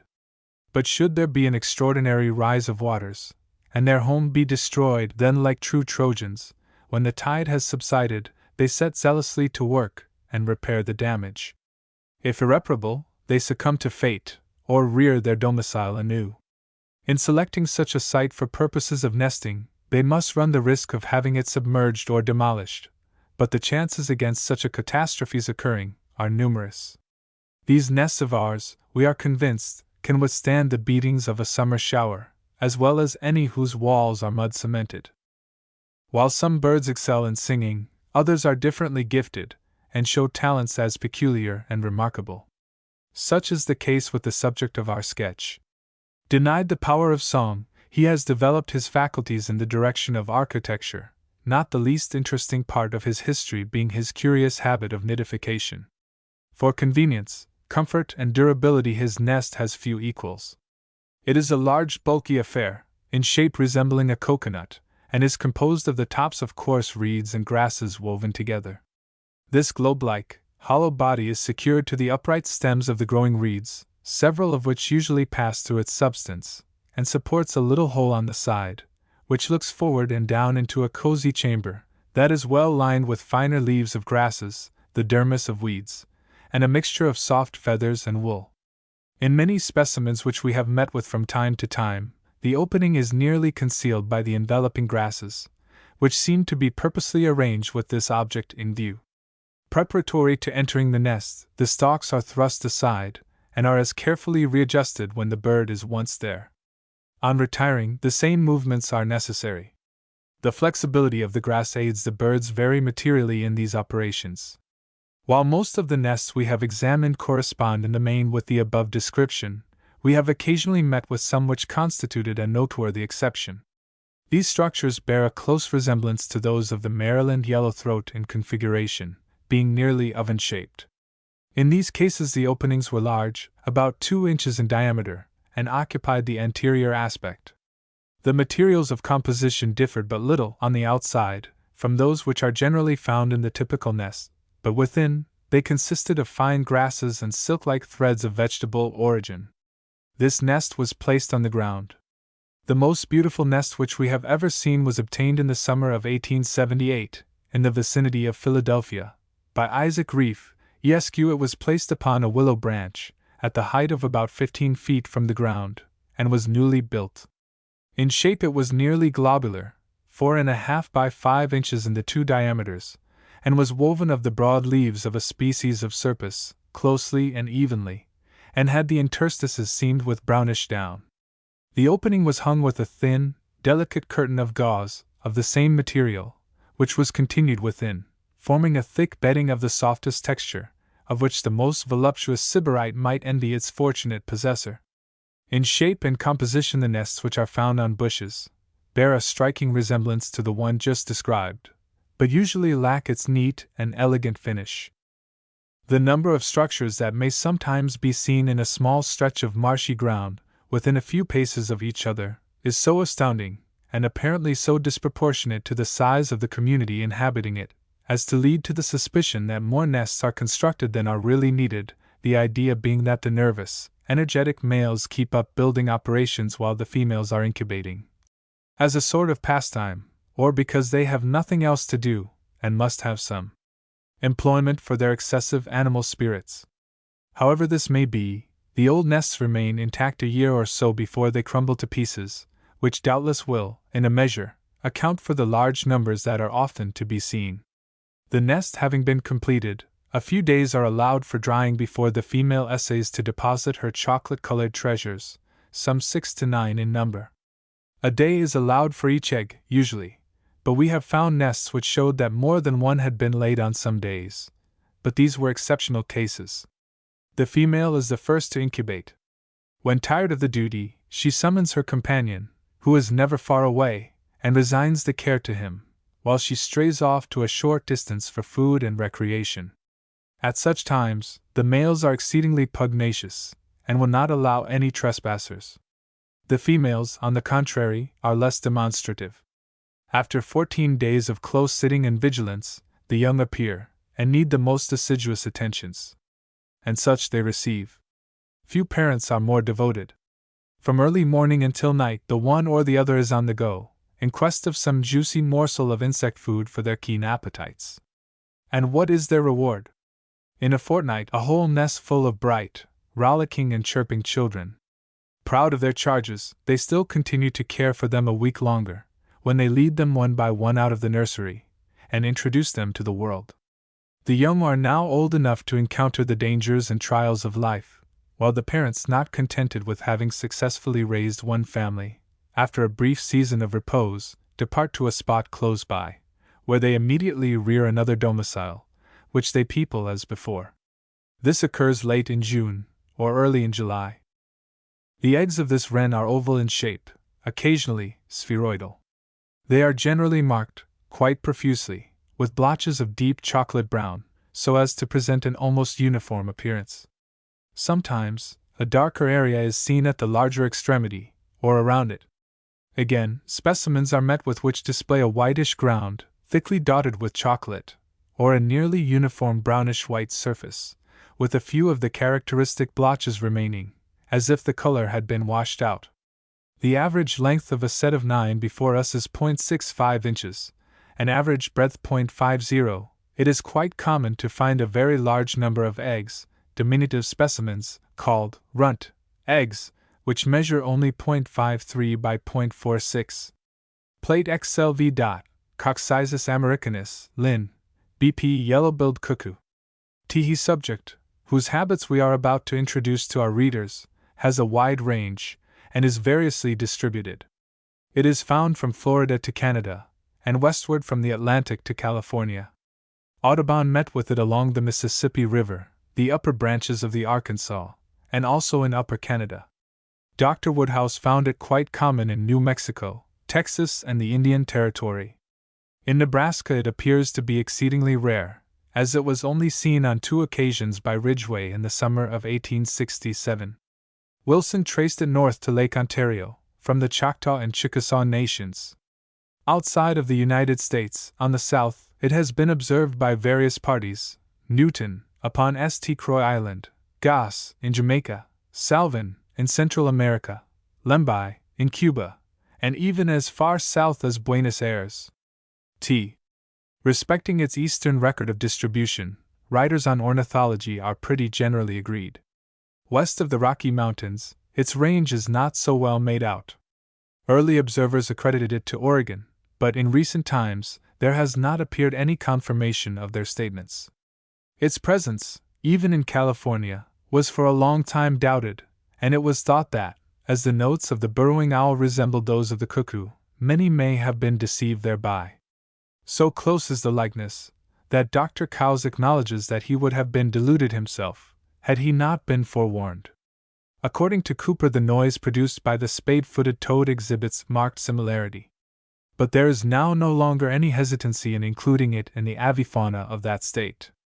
We are first apprised of the coming of this species into our midst by the peculiar notes which it emits.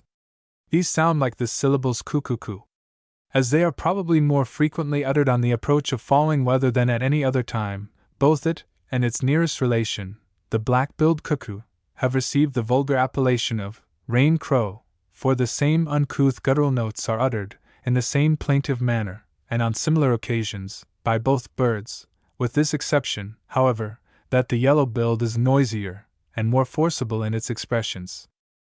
From its first advent late in April, or early in May, until it takes up the line of flight southward in September, this bird startles us by its eccentric behavior. Though remarkably shy and unsociable, it is less so than its congener. In eastern Pennsylvania, it seldom inhabits high, open woods, for which the latter has a fondness, but manifests a strong preference for low hedges along the borders of fields and public roads, or an isolated pine or apple tree in orchard or garden. In the latter place it is as often seen in the lower, as in the upper, branches. Places remote therefrom, in other states, show a marked change in this respect. Not only does it betray an instinctive dread of man, by seeking the summits of the tallest trees in loose woods, or those of large shade trees in our city parks, but it also studies how best to conceal itself from his gaze. Though ordinarily hidden birds, but when in search of the various winged insects which contribute to their sustenance, they show rather conspicuously. But they are oftener heard than seen. When ready to change their position, they maintain a long silence, and being assured that the coast is clear, stealthily glide from their perches, and on rapid, noiseless pinions, wend their flight to the coveted spot. On attaining which, they stand like statues for a long time, utter their famous cry, and when surfeited with the sights about them, renew their flight. Thus they keep it up until called to desist therefrom by household duties. Few species manifest more strongly the faculty of curiosity. When nestled in umbrageous security, so artfully concealed as to elude the keen gaze of detection, this bird is wont to eye everything with inquisitiveness and distrust. Peering down upon you through the dense foliage, there is nothing in its looks to command your pity, but you are reminded of one who has been guilty of wrong, and who fears the consequences. Where accustomed to man, a radical change seems to come over its demeanor. The eye looks out with a milder expression. When we remember that, like the jays, these birds are abandoned thieves who pilfer the eggs of other and weaker birds, and even devour their helpless offspring, we are not surprised that they should be so sneaking in their actions, and coward-like. But when the mating period arrives, one would think that the arousing of the hitherto dormant amatory forces into normal activity would tend to soften their natures, and call into play a better state of feelings. So it does, but only so far as to reconcile the sexes to each other, and force them to forsake their selfish lives. Towards other species they still preserve the same unfriendly relations. The male, who arrives 10 days before the female, is the first to experience a desire for a change of life. Tired of aimless wanderings, he goes off in search of a companion. He is not long in finding one. A recital of his love, in his own peculiar fashion, soon gains a willing listener, and business is settled in an instant. There is none of that amusing frivolity which is known to mark the actions of many of our feathered creatures. He proposes, she accepts, and the matrimonial knot is tied, at least for another season. While the sexes do not manifest any apparent regard for each other for 2 or 3 weeks after their first arrival, being chiefly absorbed in the procurement of food, yet they do not wholly desert each other, but feed within calling distance. From long observations, continued through nearly 2 decades, we are led to believe that the same birds mate annually, unless prevented by the death of one or the other. In the choice of a tree, these birds are somewhat fastidious in some localities. A preference is often manifested for some species of evergreen, but not unfrequently are they tempted to nest in an osage orange, a barberry bush, a thorn, or an apple. The kind of a bush or tree will doubtless be found to vary with locality. While engaged in looking for a suitable nesting place, the male is very attentive to his partner, and cannot brook her absence. He watches with jealous eye her every movement, and follows her in all her journeyings. Though usually quite cowardly, he is at these times very brave, and will venture to attack any bird that happens near. But as his cowardice is proverbial, He rarely succeeds with birds of his own size, and is often compelled to retire from the battle discomfited. When a tree is chosen, the happy pair proceed to build their loose, rickety dwelling upon a forked or horizontal branch, at elevations varying from 5 to seldom more than 20 feet, according to our experience. The nest may be compared to a miniature crow's. It is mainly composed of small sticks and some grasses, artlessly and loosely interlaced, and so unsubstantial that it scarcely survives the season. The cavity is quite shallow. The dimensions vary somewhat with the locality, but a specimen before us measures 7 inches in diameter, and about 3 in height. The cavity is nearly 4 inches wide, and less than 1 in depth. The construction of such a loose affair ordinarily requires but 2 days, and is the result of the united efforts of both birds, working with commendable patience and zeal, but not continuously. As soon as the domicile is finished, the female, after a day spent in congratulating her lord upon their combined success, proceeds to furnish it. This business continues for many days, varying according to the number of eggs laid, and the irregularity in time of laying, eggs being frequently deposited about the time that others are hatching. Nests are often found with a single fresh egg in each, another partly incubated, a newly hatched bird, and one or more young still further advanced. But, as a rule, only a single egg is daily deposited. Incubation, in the latitude of Philadelphia, often commences when only 2 eggs are deposited, but instances are recorded where such was the case after the first extrusion, the female depositing others as the process goes on. This seems like a strange fancy of hers, but evidently shows great forethought and prevision. The rude house which is built for the accommodation of the eggs, being open and much exposed, and made of seemingly unsuitable materials, fails to provide the necessary protection, and thus is necessitated close and arduous sitting by both birds. The hatching of a few young birds at the time when eggs are being laid secures the continued warmth necessary for development, and thus materially aids parental exertions. In many instances, the eggs are deposited before the incubating process has commenced. The time required for hatching is about 14 days. While this business is progressing, the male, when not upon the nest, seldom forsakes his partner, save to provide himself and her with food. Perched upon a small limb close by, he seems all vigilance, and is in constant readiness to reply to her calls. Feelings of the most devoted affection are mutually exchanged. If the eggs are handled, prior to the assumption of incubation, the birds are apt to desert the nest. But when this has commenced, the female is so attached to her young that she will almost permit herself to be captured rather than leave them.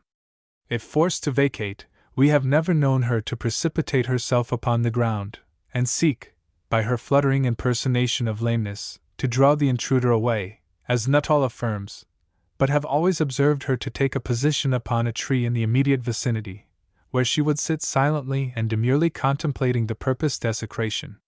Mr. Newton, in his paper on the habits of the birds of St. Croix Island, testifies to the conjugal affection which is evinced by these birds. On one occasion a male had been killed. The female, attracted by his shriek as he fell to the ground, appeared upon the scene, and showed the most intense anxiety. In the summer of 1872, a nest of this species was placed upon a tree within full view of our window, from which the minutest details of the everyday life of these birds could be closely studied.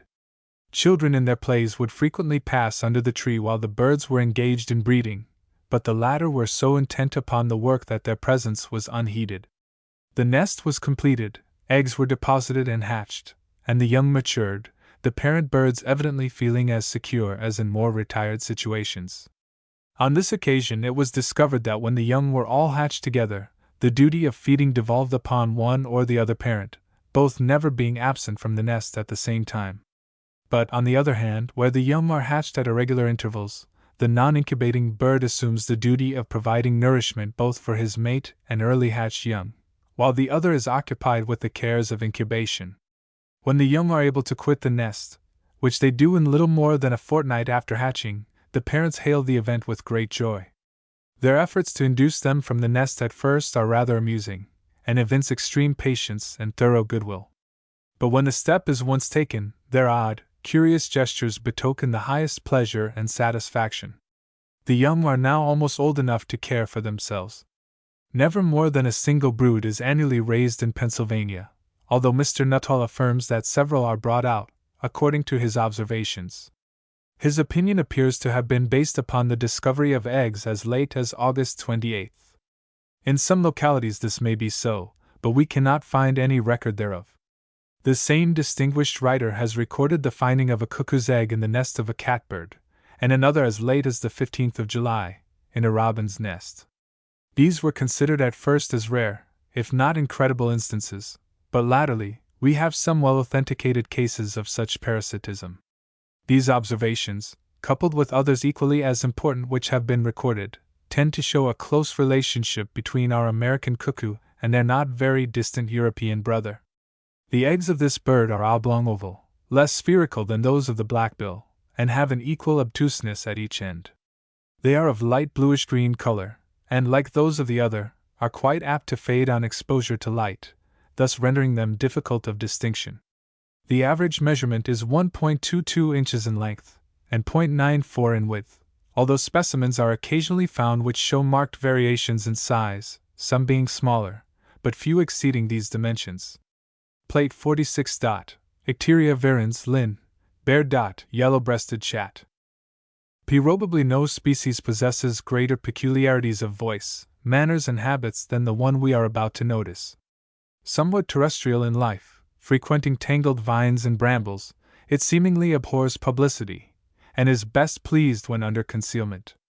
When hid away in its almost inaccessible retreats, it is hard to locate, and this difficulty is enhanced by its wonderful powers of ventriloquism.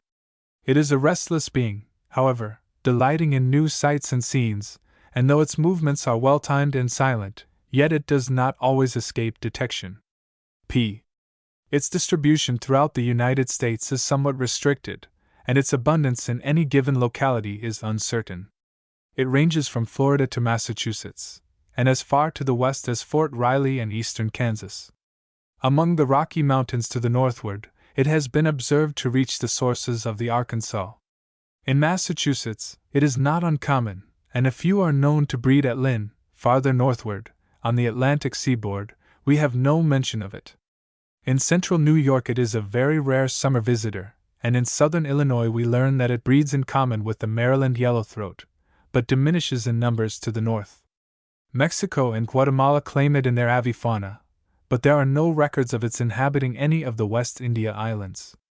From their winter resorts, long after the thrushes and sparrows have reached their summer homes, these chats, in the company of the vast army of warblers of which they are a part, take up their flight late in April, but it is not until the first week of May that they reach Pennsylvania. Other portions of their limited habitat are attained at nearly the same time. But it is the males who first appear. For reasons which we do not understand, the females are slow in making their appearance, and do not arrive until 3 days later.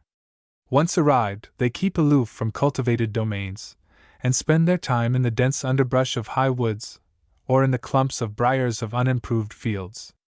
Few birds manifest greater shyness. Whether this character can be attributed to timidity, we cannot say, but we are rather prone to believe it is only assumed in order to conceal their purposes and doings the better. When nurseries of young trees are visited, even though they should be situated close by occupied dwellings, which is sometimes the case, we cannot perceive any difference in their conduct. Though coming in early May, when nature is fresh with verdure and buoyant with life, yet there is no desire shown for mating. The sole thought seems to be the acquirement of food. Its foraging is not wholly restricted to trees and shrubs, but the ground as well. While thus engaged, the bird is seen to the best advantage. There is noticeable a most remarkable agility combined with a certain degree of eccentricity. Squatting upon the ground, it keeps up a continual jerking movement of the tail, for a long time, but tired of this, it springs to the feet, and the most ridiculous and uncouth antics follow.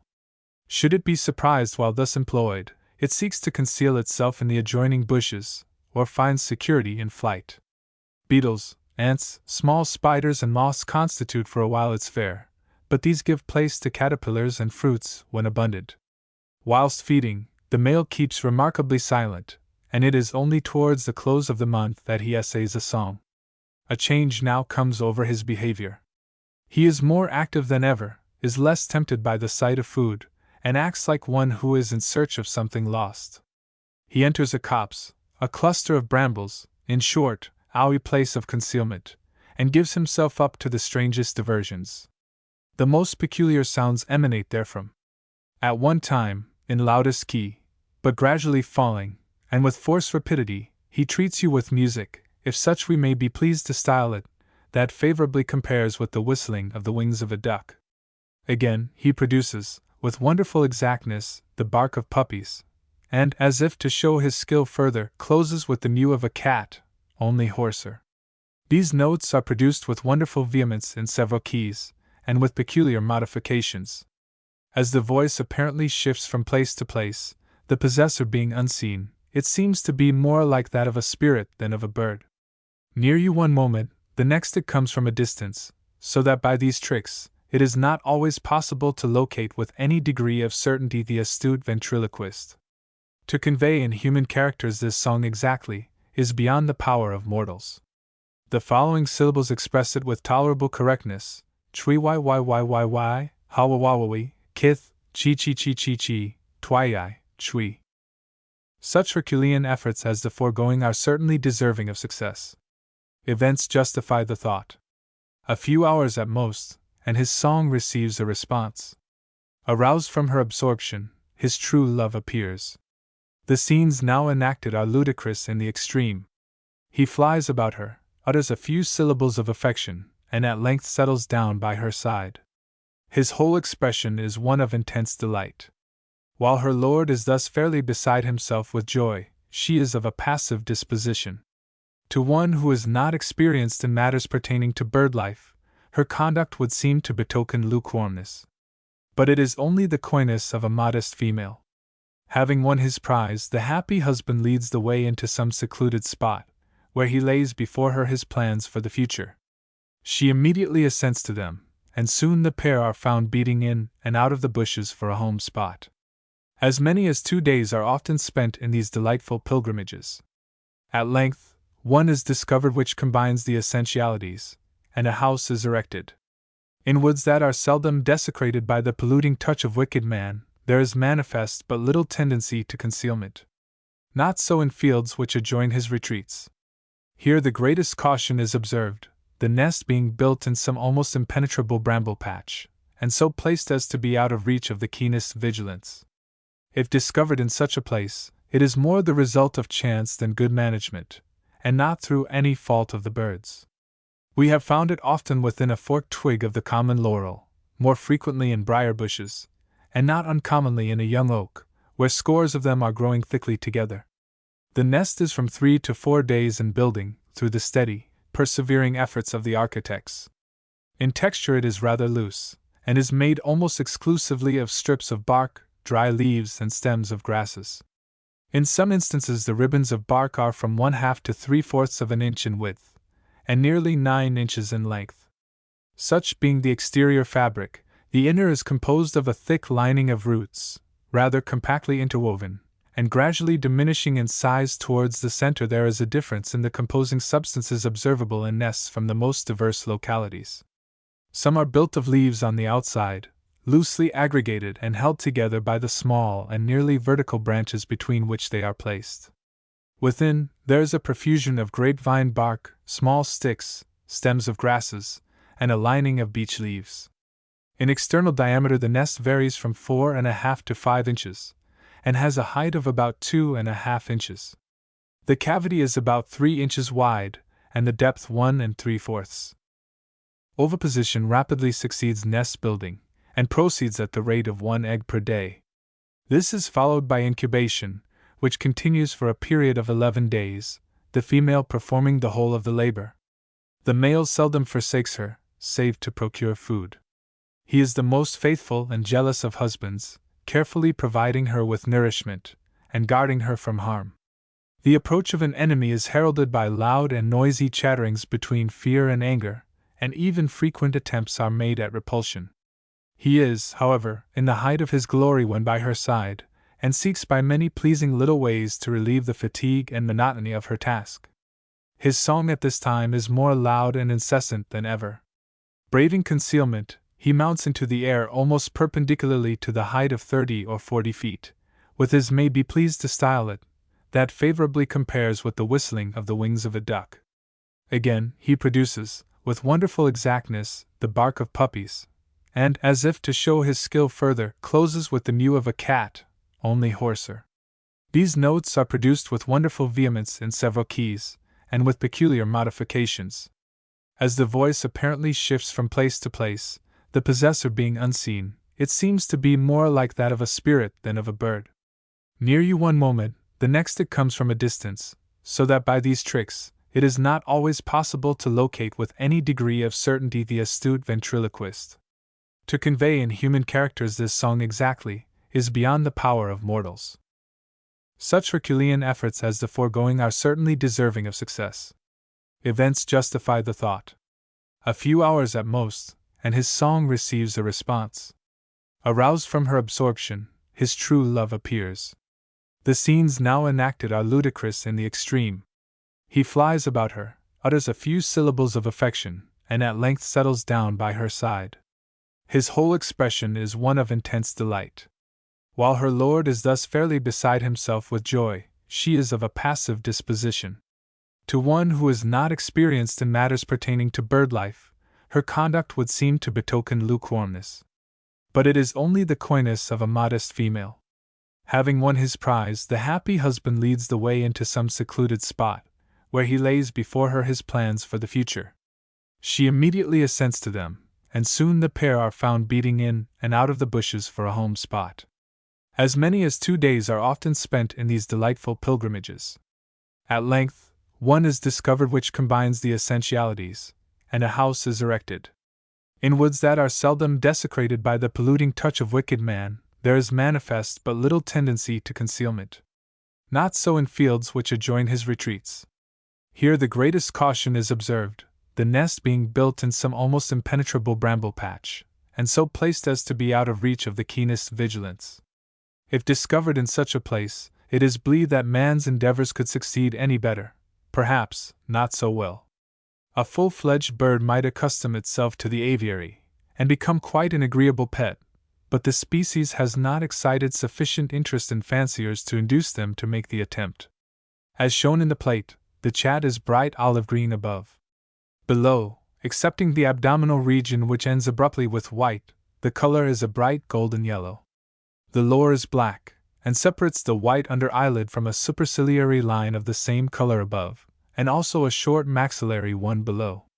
The wings and tail are unmarked, and glossed with olive, while the bill and feet are blue-black. The length varies from 7 to 7½ inches. The wing is about 3, and the tail 3 1/4. From the male, the female differs in being smaller, and in the indistinctness of her markings. The eggs are usually 4 in number. Nests, however, are sometimes found with 3 as a complement, and others with as many as 5, though rarely. In configuration they are slightly rounded oval. The ground color varies from a clear, snowy white to one in which a slight tinge of yellow is perceptible, and the markings are chiefly reddish-brown, interspersed with a few of a faint lilac color. In some specimens which we have examined, the spots are pretty uniformly distributed over the egg surfaces, and this seems to be the rule in the same nestful. Others have them arranged more especially about the larger half, leaving the smaller almost barren of them.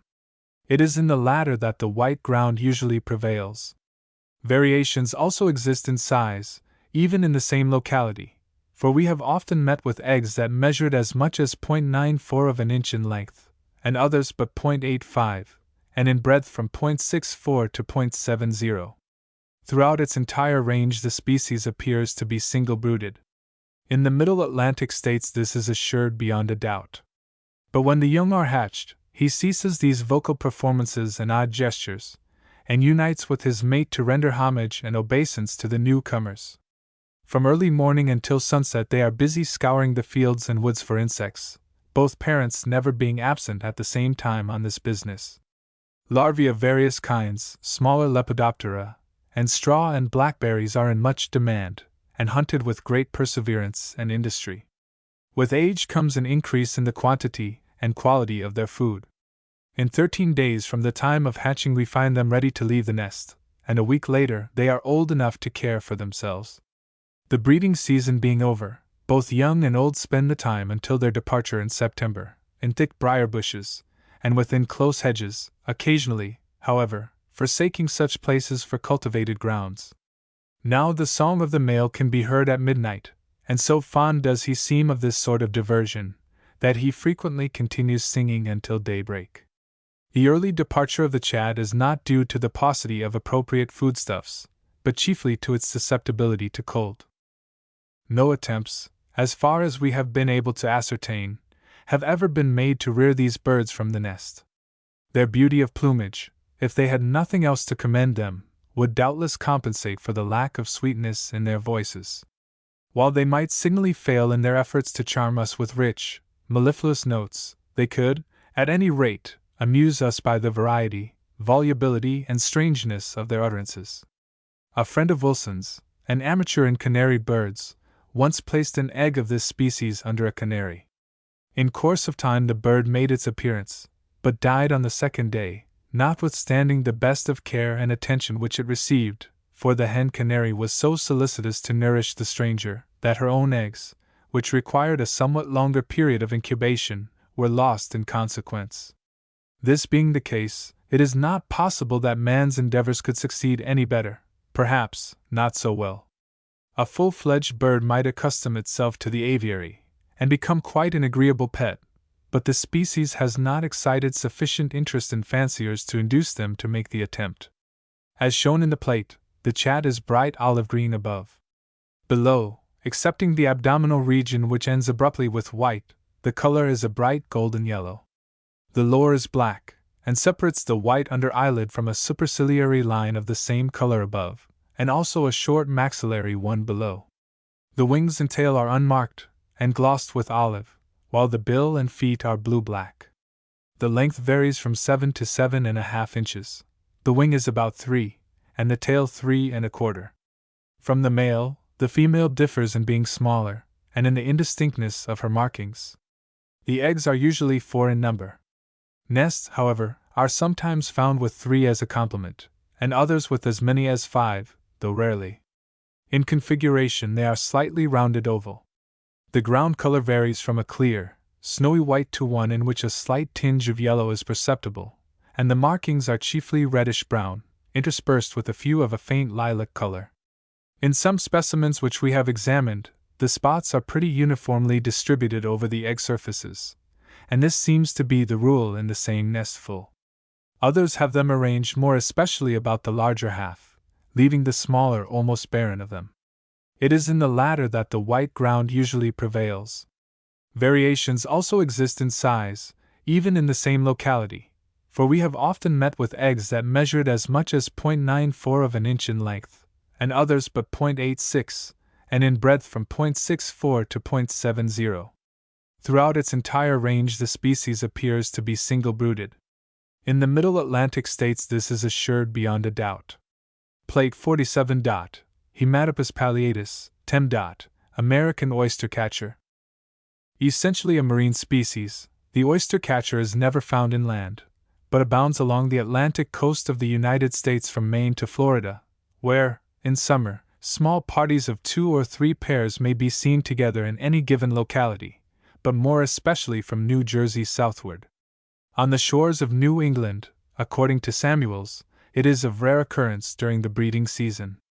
It is, however, in the Bahamas, a group of islands situated but a short distance from our Floridan peninsula, and in the Greater Antilles, that we meet with them in great abundance, frequenting the beaches or small sandbars, when exposed at low tide. Corey found them common enough on Andros Island in January, and quite unsuspicious, but in June, at Inagua, only a few were observed, and no eggs taken. But for all this the birds are known to breed in the Bahama Islands, as evidenced by the published observations of Dr. Bryant. Appearing along our coast from the 20th to the last of April, they manifest considerable timidity, and instantly take to flight when approached by man. Their vigilance is remarkable, and is seldom relaxed, not even while engaged in earnest pursuit of food. while walking along the shore in a dignified manner, with heads turned away, first this side and then that, they do not seem at all impressed with the business before them. But we must not delude ourselves with this idea. Like most of their brethren, when oppressed and persecuted by man, they have cultivated the habit of dividing their attention, and most admirably do they accomplish the difficult task. Do but watch their movements, in imagination, as the author unfolds to you what he has repeatedly observed. You station yourself upon the beach, out of gunshot reach, and await your opportunity. If you have been so fortunate as to select a well-known resort, and are in season, you may not have long to watch. But patience is sometimes necessary. If you have not this virtue, you must cultivate it. But we will suppose that you have hit upon an opportune moment, the hour when the birds have returned from the bath, or from a long aerial excursion of pleasure, tired and hungry. Their voices are heard in the distance. Your attention is awakened. You look up, and dimly perceive the moving objects. A few seconds expire, and if you are acquainted with the species, the glittering white of their wings, which show conspicuously, and orange-red bills and feet, tell you at once they are the oyster-catchers. But keep perfectly still, or you might affright them. They see you, an apparently motionless mass of flesh and spirit, and little daunting, pass over your head, and settle some 30 paces away, which is just what you hoped for. Had you perceptibly stirred, you might have been denied the privilege which ye now are supposed to enjoy. Do you perceive the stately, deliberate gait, the sideward glance, the statue-like repose? We know you do, and might have saved ourselves the question. But you must not grow impatient, but watch and wait with philosophic coolness for newer revelations. Convinced that nothing is to be feared from you, all heads are at once lowered, and the long, wedge-shaped bills thrust deep down into the moist, yielding sand in search of shellfish. You repair to the spot, for your curiosity is on tiptoe, and find the ground thickly perforated with oblong holes some 2 or 3 inches in depth. Further investigations will assure you that these holes are not made for any particular species of mollusks, but for other forms of life as well. Tired of the beach, these birds love to burrow in mud-bottomed inlets for the small crabs called fiddlers, which frequent such places. The immense numbers of these, together with mussels, solans, limpets, nereids, and marine insects which they daily devour, afford them a dainty, splendid, and luxurious living. Some writers assert that they visit the oyster beds for purposes of feeding, but this is probably a mistake, as they are strongly attached to scenes more contiguous to the ocean. On the high, dry, and level sands, just beyond the limits of the summer tides, usually where hundreds of drifted shells lie scattered about, they lay their eggs towards the close of May. Their nest is merely a slight depression in the sand, sometimes made by the female, oftener the result of some casualty of nature.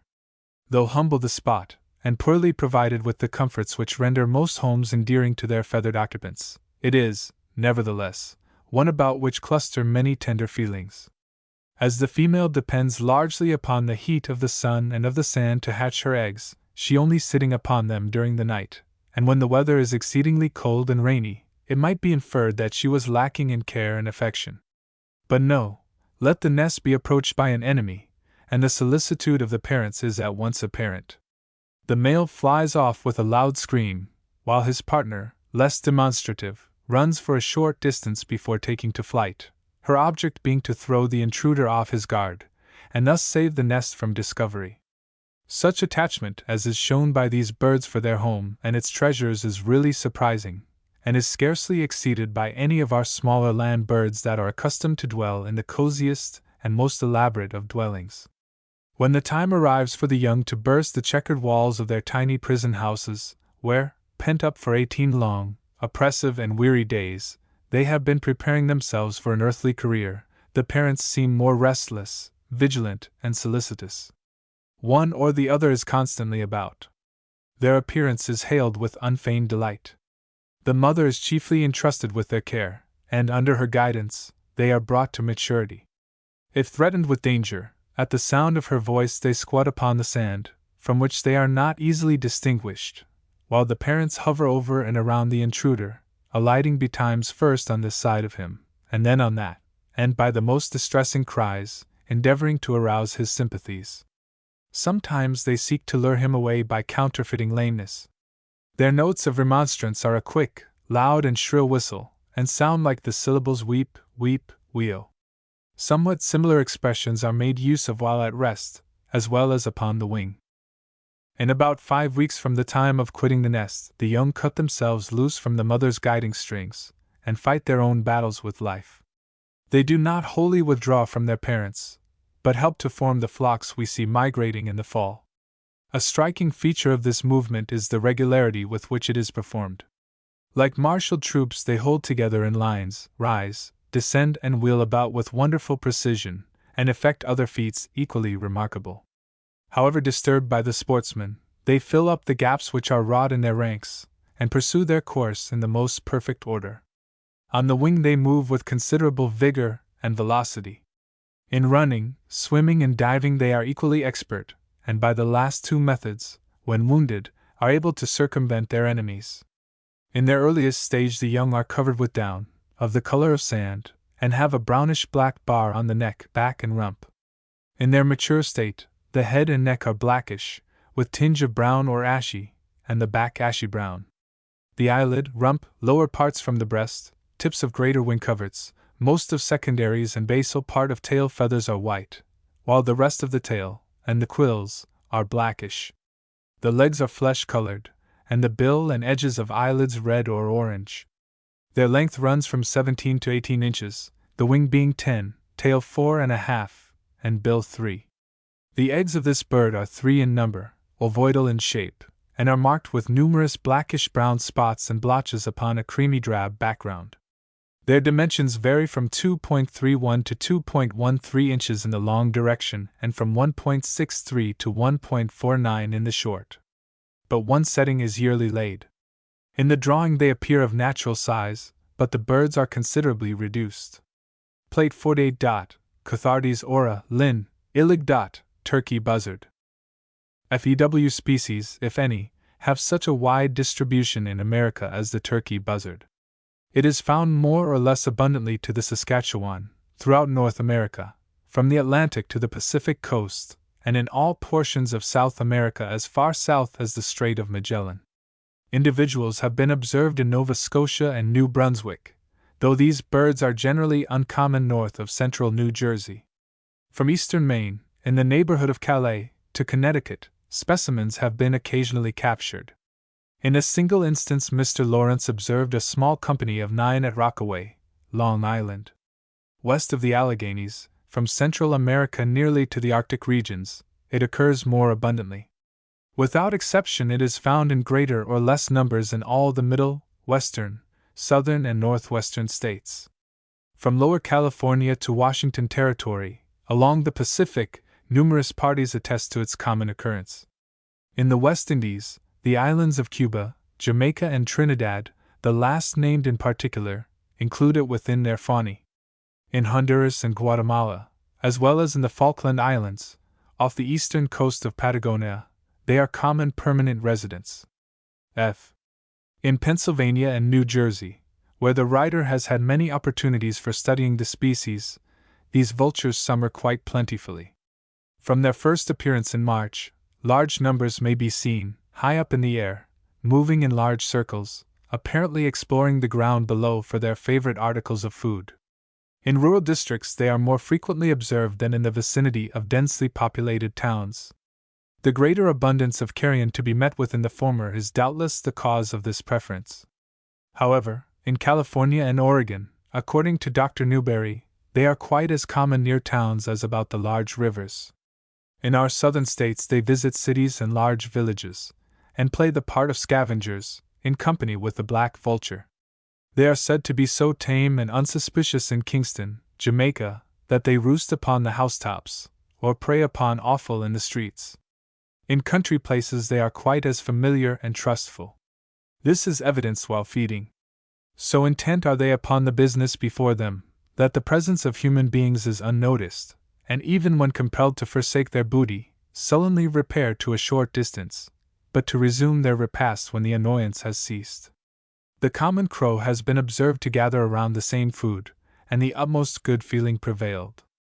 A small flock will often settle down upon a dead horse, around which several dogs are gathered.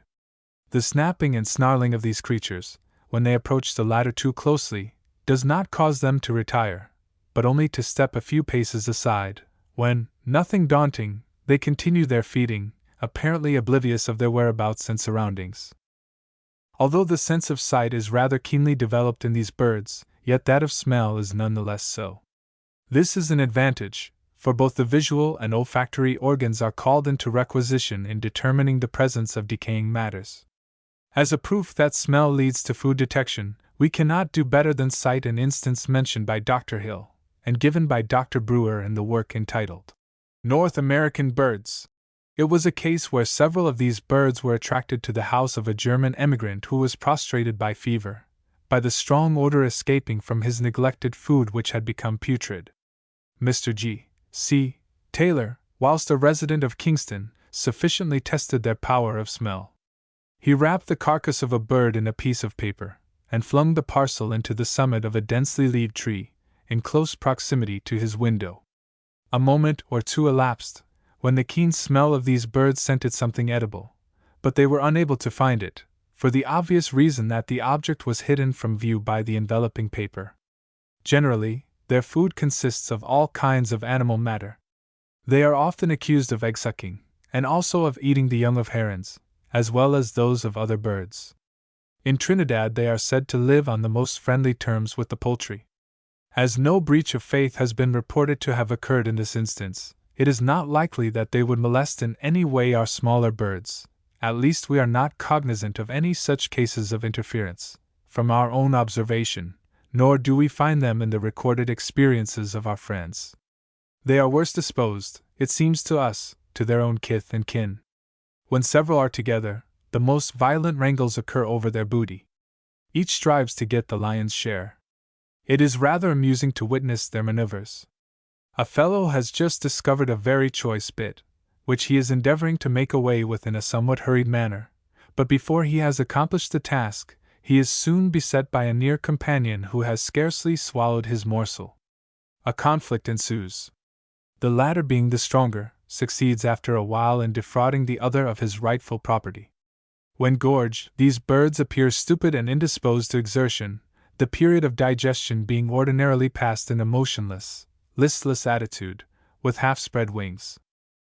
Recovered from their semi-stupid condition, they do not at once go to feeding again, but pass a long time in the healthful exercise of their volant appendages. Few birds are more graceful, easy and dignified while on the wing. On the ground they may seem awkward, but it is while soaring above the earth that they are seen in all their glory. When prepared for their lofty flights, they spring from the ground with a single bound, and, after a few quick flappings of the wings, move heavenward.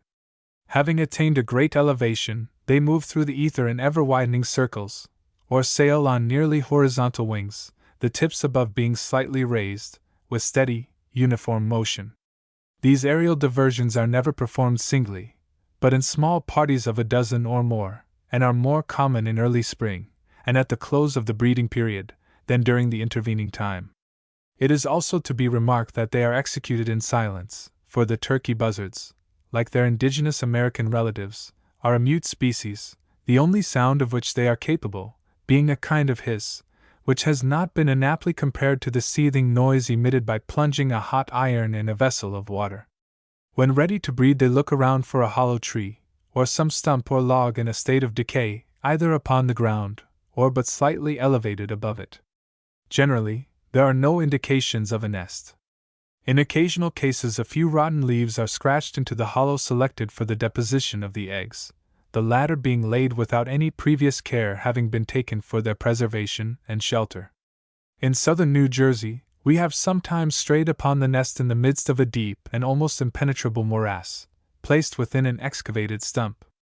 Within the rock caverns along the wide, shallow Susquehanna, as many as a dozen nests have been observed in a few hundred yards of space, often as early as the last week of March, when the weather was favorable, but generally not till the middle of April. A few individuals have been known to remain in the vicinity of their breeding quarters through the entire year, when the winters are not extremely rigorous.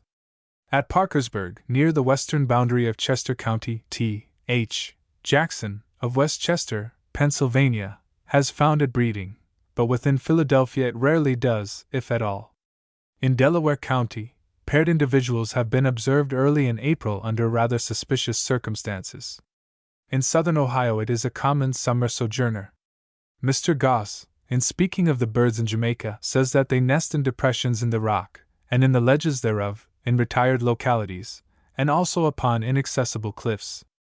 On Galveston Island, Audubon found the birds nesting in great numbers either under widespread cactus branches, or underneath low bushes, in the midst of tall grasses and level saline marshes. In the vicinity of Cheraw, S.C. Dr. C. Collick, as mentioned by Brewer, met with the black and our present species as quite frequent denizens of the interior of swamps and dense forests, where they congregate in vast numbers during the entire year. These places are commonly designated buzzards' roosts.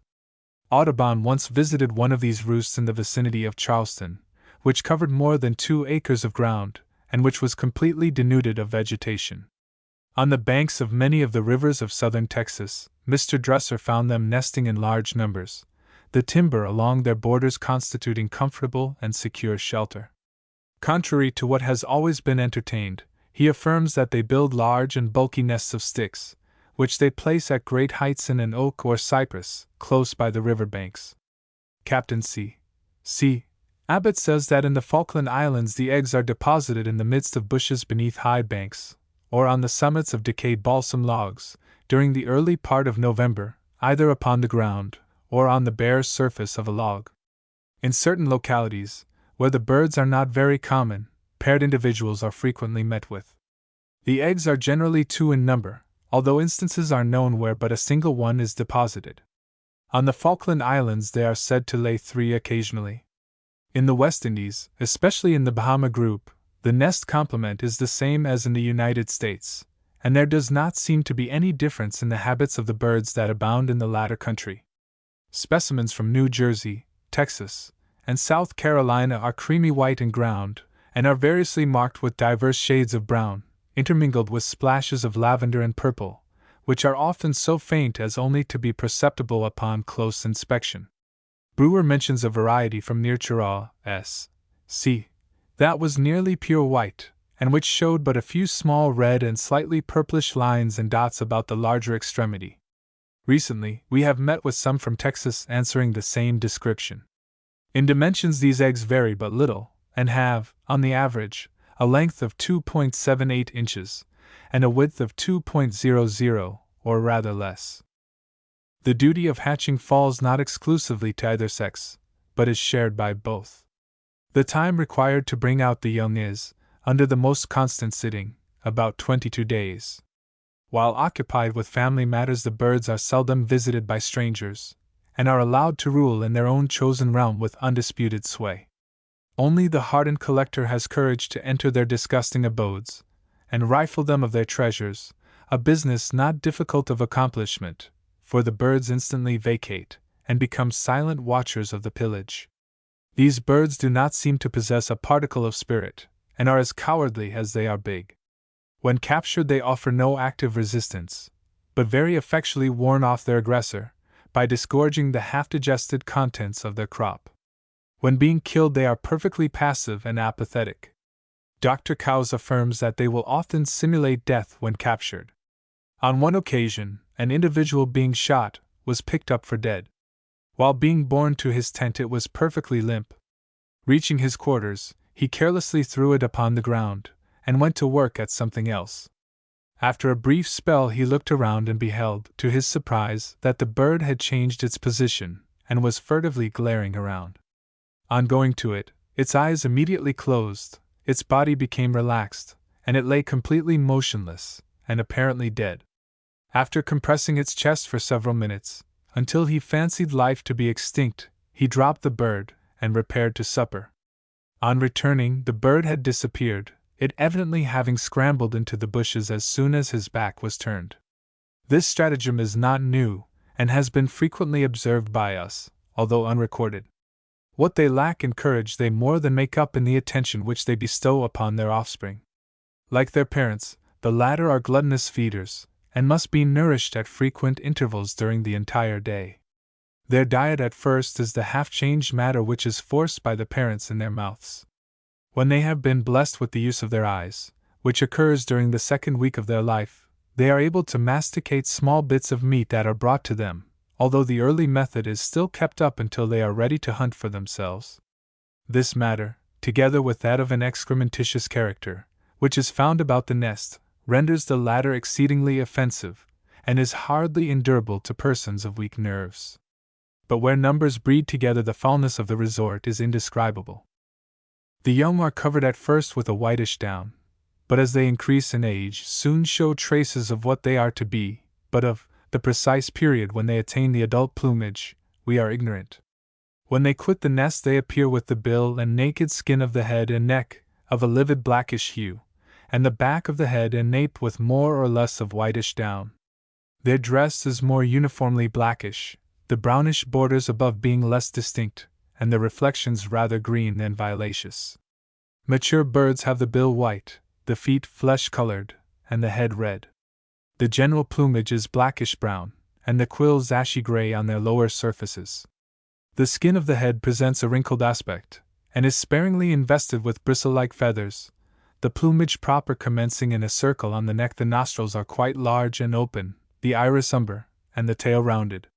In length they measure about 2.5 feet, and have an extent of nearly 6.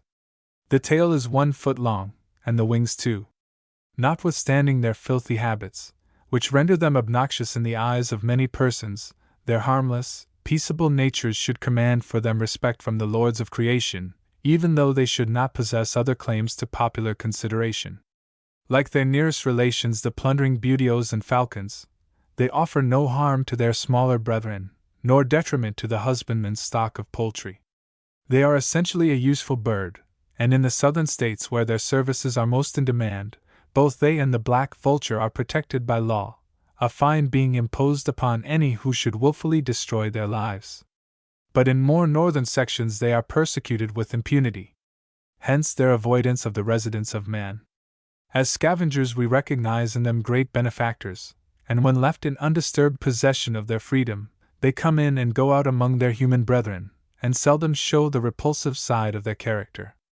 In not endowing these birds with the same great force of character which she has lavished upon the falcons, nature has provided them with a means of defense, which is as serviceable to them as the powerful talons and bill of their courageous brethren.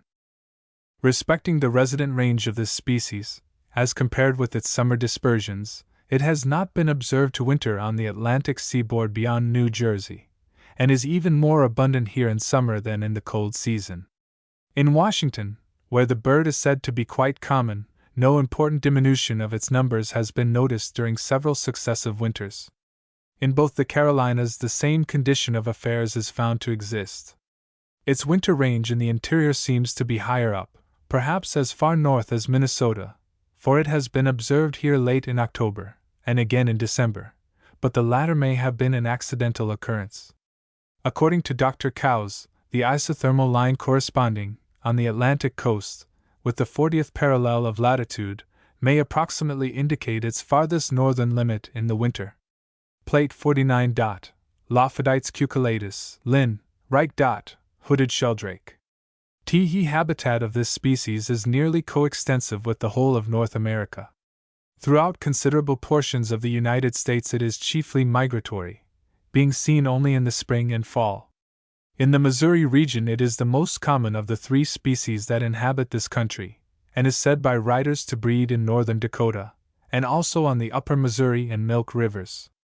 It was found along the banks of the Yellowstone by the party under Lieutenant Warren, and by later expeditions, on the Green River.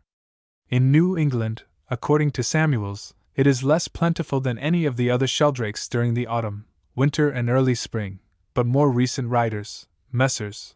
Rich and Dean, have found it a not uncommon breeder in hollow stumps on Lake Umbagog. In central New York, eastern Pennsylvania and New Jersey it is quite often seen in transitu, and in some localities a few are known to winter. But the majority, after spending the summer in the northern parts of the United States and the British possessions to their utmost limits, only quit these haunts when the streams have become frozen, for the creeks and rivers of our southern states, and the still warmer climes of Mexico and Cuba. E. W. Nelson says they are common winter residents upon Lake Michigan, and breed sparingly throughout the state of Illinois. T.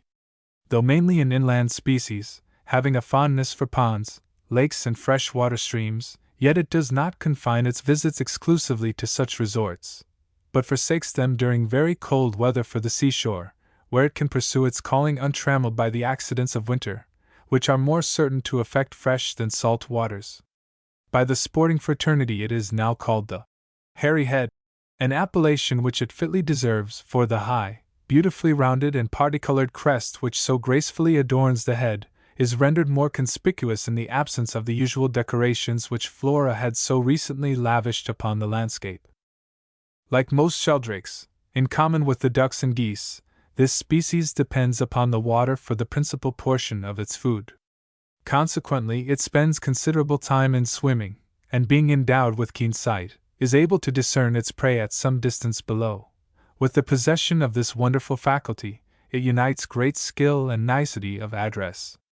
Its movements upon the glassy liquid surface are performed with silence and gracefulness, so as not to produce undue alarm to the finny tribes and creeping things that dart hither and thither, or crawl their slimy lengths along the oozy or pebbly bottom, and the stroke of the head, when one has crossed its line of vision, is as rapid and unerring as the swift motion of the heron when he deals the death-giving blow to some luckless reptile that has just emerged from its quiet retreats. In the case of the sheldrake, it is not merely the head and neck that are immersed, but often the entire body receives the watery bath, especially when the game is out of ordinary reach. These baths are enjoyed, for no sooner has the bird arisen with its feathers glistening in the sunlight like gem-bedecked armor, than, with one slight ruffle, the jewels are dashed to pieces, and it is ready again. Fish, small crabs, mollusks, sea worms, reptiles, and such like creatures as dwell in water, are eagerly hunted and eaten. On the dry log, beetles, grasshoppers, and Lepidoptera contribute their share to its varied and voluminous menu. When the spell of winter has been broken, and thousands of small birds are wending their way northward in April, the sheldrakes, catching the contagion of migration, leave their winter haunts, and following the great arteries of our continent, slowly journey northward. After a little they bid adieu to these essential guides, and betake themselves inland, where by the grassy margins of lakes, ponds, and small streams, in retired and unfrequented localities, in the declining days of May, or dawn of laughing June, they select their partners, and enter upon the duties of housekeeping. Around the bayous of the Ohio, on our northwestern lakes, by the borders of Hudson's Bay, and on the river St. Peters, they delighted to raise their numerous families in the happy days of Audubon, and there they still find suitable quarters, almost undisturbed by man and his minions. In our own beloved country they breed less abundantly, and only, as far as can be ascertained, in the regions, noted above, adjacent to British America. In the holes of tall dead trees, or on the tops of stubs, 20, 30, and 40 feet from the ground, seldom higher, the female places her nest, giving it a warm and cozy lining of soft grasses and feathers. She has everything her own way, the male seemingly manifesting little or no interest. Here she deposits her treasures, and relieved of her mate, who dwells by himself in some remote and secluded locality, instantly repairs to its precincts, and for nearly 3 weeks remains a very assiduous and persevering sitter. Like the wood duck, when about to leave the nest for food, she is careful to cover her eggs with some of the materials of the nest, to prevent them from becoming cold. Though not often constrained to leave them, but when she does, she is apt to remain away for a considerable time, but not long enough to endanger the developing life within. The eggs are thick-shelled, somewhat spherical, more so than any other species of duck, and a trifle more pointed at one extremity than the other. They are of a clean white color, but in some instances are made to appear somewhat yellowish on the surface, which is to be attributed to stains produced by moisture from the feet of the sitting bird. From the other sheldrakes they may be readily distinguished by color and size, but should these fail, which is not likely to prove the case, their identity may be recognized by a peculiar noise which is made when 2 of these eggs are struck together, the sound produced resembling nearly that of a couple of ivory balls when submitted to the same treatment. In size there is considerable variation, but in no instance will the eggs be found to rival the others in dimensions. The average length is 2.13 inches, and average breadth 1.72. Samuels mentions specimens that were 2.30 by 1.75, and others, more rounded, that measured 2.10 in transverse diameter, and 1.80 in the other direction. Though jealous of her treasures, yet the female is not known to risk her life to save them. If the nest is approached, she maintains the utmost silence, and only ventures out when terrified by heavy blows on the trunk of the tree which contains her nest. Driven out, she seeks the pond or stream close by, and from its bosom surveys the actions of the intruder, with not so much as a cry of remonstrance. If the latter is hidden from view by the dense vegetation, she quits the water, circles over and about him, and is always careful to keep out of reach of harm. Her quiet demeanor and intense watchfulness betoken the distress and anxiety that reign within, and to a person of the least particle of sympathy, are enough to cause him to give up his desire for pillage, forsake the scene, and leave that mute witness of his contemplated wrong in peaceful possession of her property. In course of time the young are hatched. Maternal joy is now at its height. However, the parent does not permit herself to be so completely carried away thereby, as to lose sight of their interests, but sets to work to remove them from their closely cooped quarters. If their home is some distance from the water, she carries them one by one in her mouth, and lays them down by its banks. In changing from one stream to another, where some space intervenes, this is her ordinary method of transportation in their early ages. Almost as soon as the chicks have been placed in sight of the water, they require no coaxing to induce them to enter, but impelled by feelings of instinct, they plunge into its depths, and act as though they had been there before. While disporting themselves in the aqueous fluid, the mother exercises a strict surveillance, to prevent being surprised. If taken unawares, she utters a chattering, guttural cry. The whole brood dive and swim off under water to the shore, and conceal themselves in the dense herbage. While the young are disappearing, the mother counterfeits lameness, and by every conceivable stratagem known to her, endeavors to lead the intruder away from the spot. Succeeding in this, she takes to wing and flies off. If apprised of the approach in season, before the person has advanced within gunshot distance, she swims away with great rapidity, her brood following after, until they have reached a bend in the stream. Here, out of sight of the pursuing party, they make for the shore, creep silently out of the water, and hide themselves until the object of their dread has disappeared. The female wood duck often encroaches upon the domains of this bird, and the most unhappy consequences follow. When the young are able to provide for themselves, the male emerges from his solitude, and consorts with his family. Both old and young hold together during the remainder of the season, and then unite with other small flocks to constitute the larger ones which are seen in migration in the month of October. Young birds, when about 2/3 grown, are in great demand for the table, as they are excellent eating. From their habit of flapping the wings on the water, when endeavoring to escape pursuit, they have been called flappers. It is probable that they do not attain their full plumage until the next spring. Nuttall says the upper plumage is browner than in the adult, and the white speculum and bands on the tertiaries less perfect. The black and white bars on the shoulders, and the white stripe behind the eye, are wanting. On the head, neck, and upper portions of the breast, a soiled pale brown color prevails, which is edged with whitish on the last. The chin is inclined to white.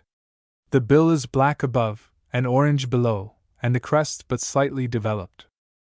The adult male is black above, with 2 crescent-shaped spots before the wings, and a bar across the speculum, of the same color.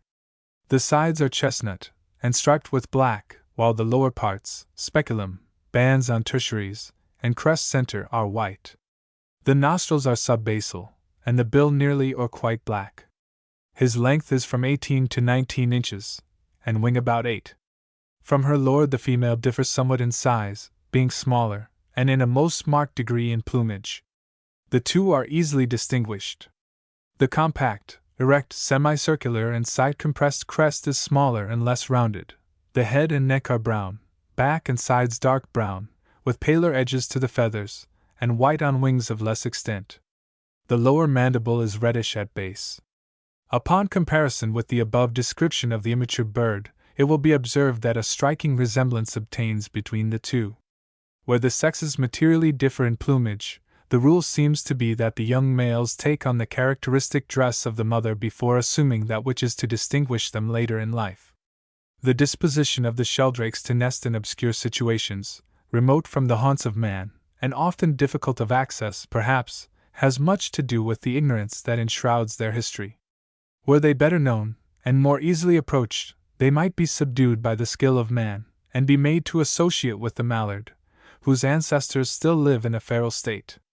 A little patience is all that is necessary to carry the project to completion, if it should be attempted, and reasoning from the success of the plan in the case of the wood duck, a species remarkably similar in general habits, we entertain no doubt as to its practicability.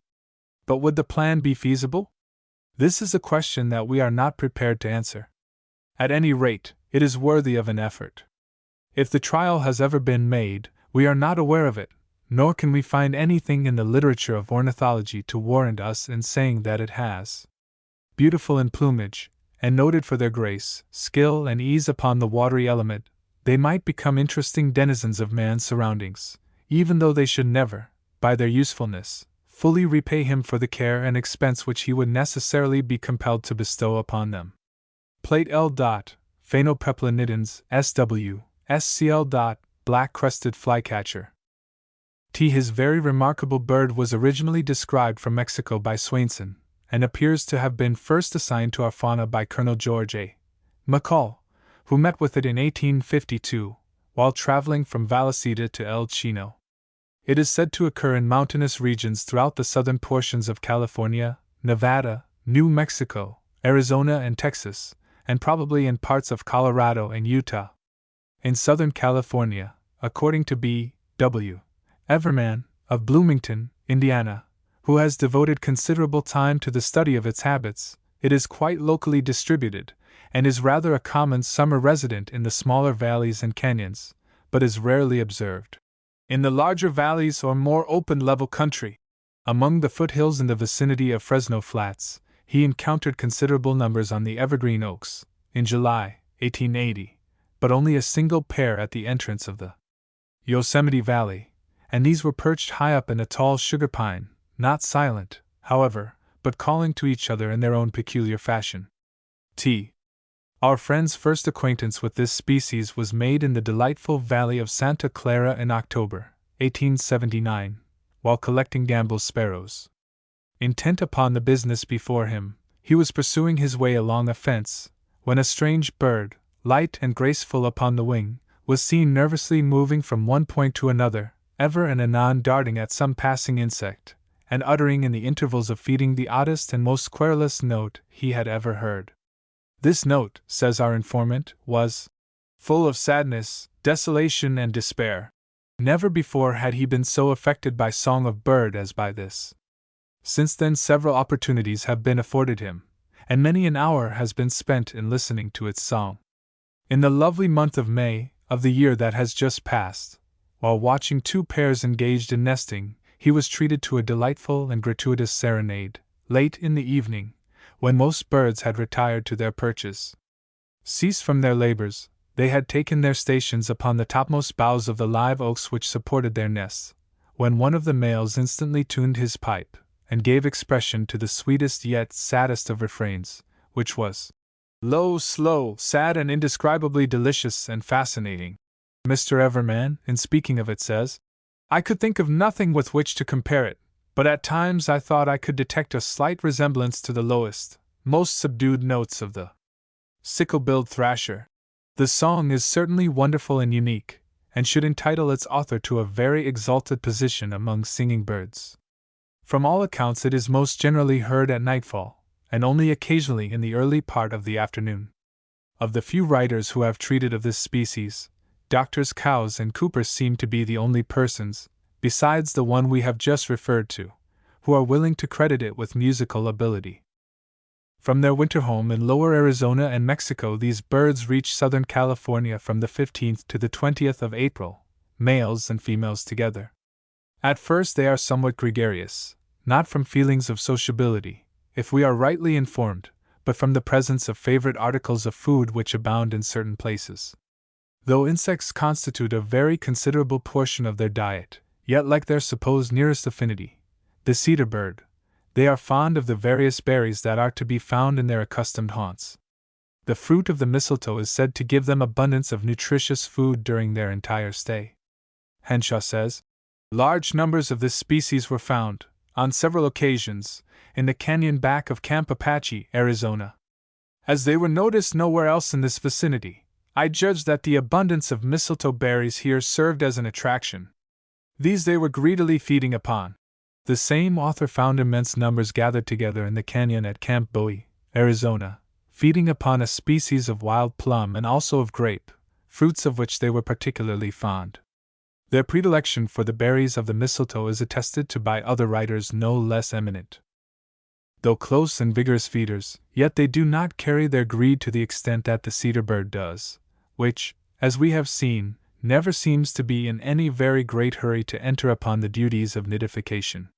The cares of the household early engross their attention.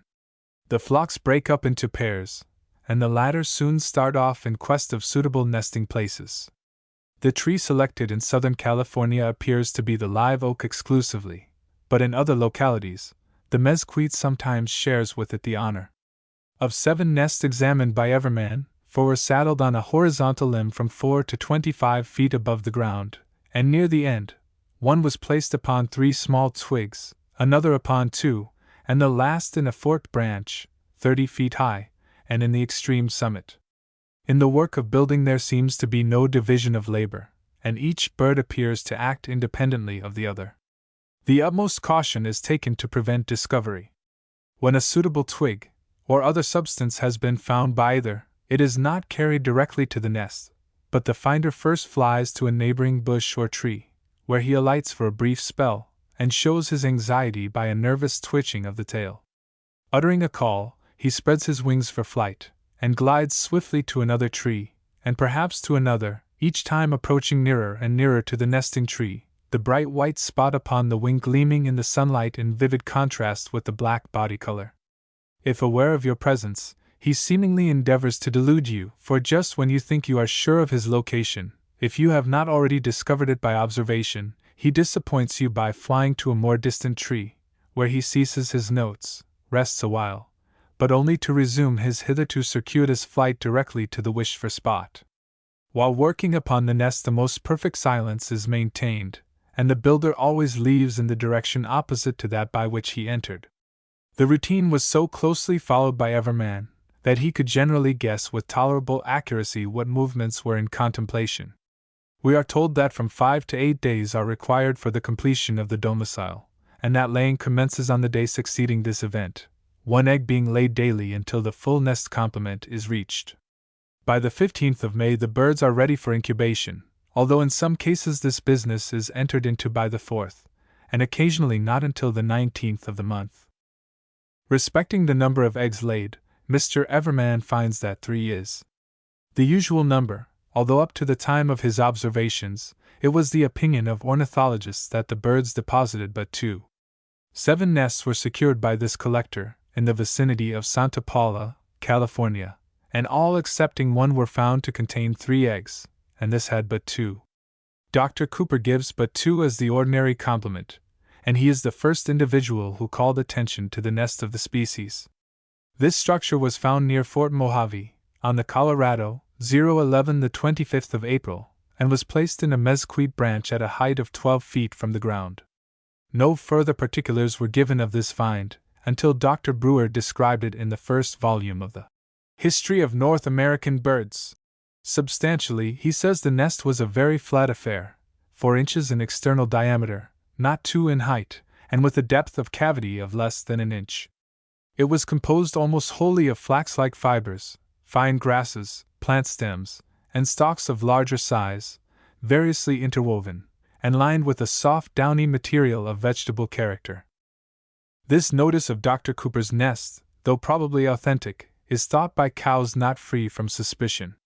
The material of Captain Bendire, which may be found described in the Proceedings of the Natural History Society of Boston, though ascribed by Brewer to Townsend's flycatcher, unquestionably belongs to the black-crested, for the nest and eggs of the former are too well known, through the exertions of Mr. Wilbur F.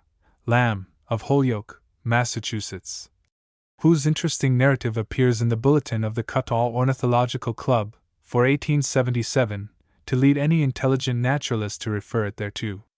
Recurring to the subject, in the appendix to the above history, Brewer redescribes the Bendire material, although in very unsatisfactory terms. He says the nest was found saddled, most generally, on a horizontal branch of a mesquite tree, and is a shallow, nearly flat structure, measuring 4 inches across, and having a cavity 2½ inches in diameter, and 1/2 inch in depth. Fine sticks and fibers of plants make up the external bulk, and within a little down of the cottonwood and a stray feather. The first nest, which was found May 16th, was mainly lined with the shells of empty cocoons. Though the captain met with more than a dozen nests with eggs and young, yet, astonishing to say, he never found more than 2 in a nest, a striking contrast to Everman's observations. In attempting to reconcile the difference, he honestly says, "The thing is perhaps accounted for, and I am very positive about my views being correct, that in California they, the black-crested flycatchers, raise only 1 brood, while in Arizona they raise 2 and 3.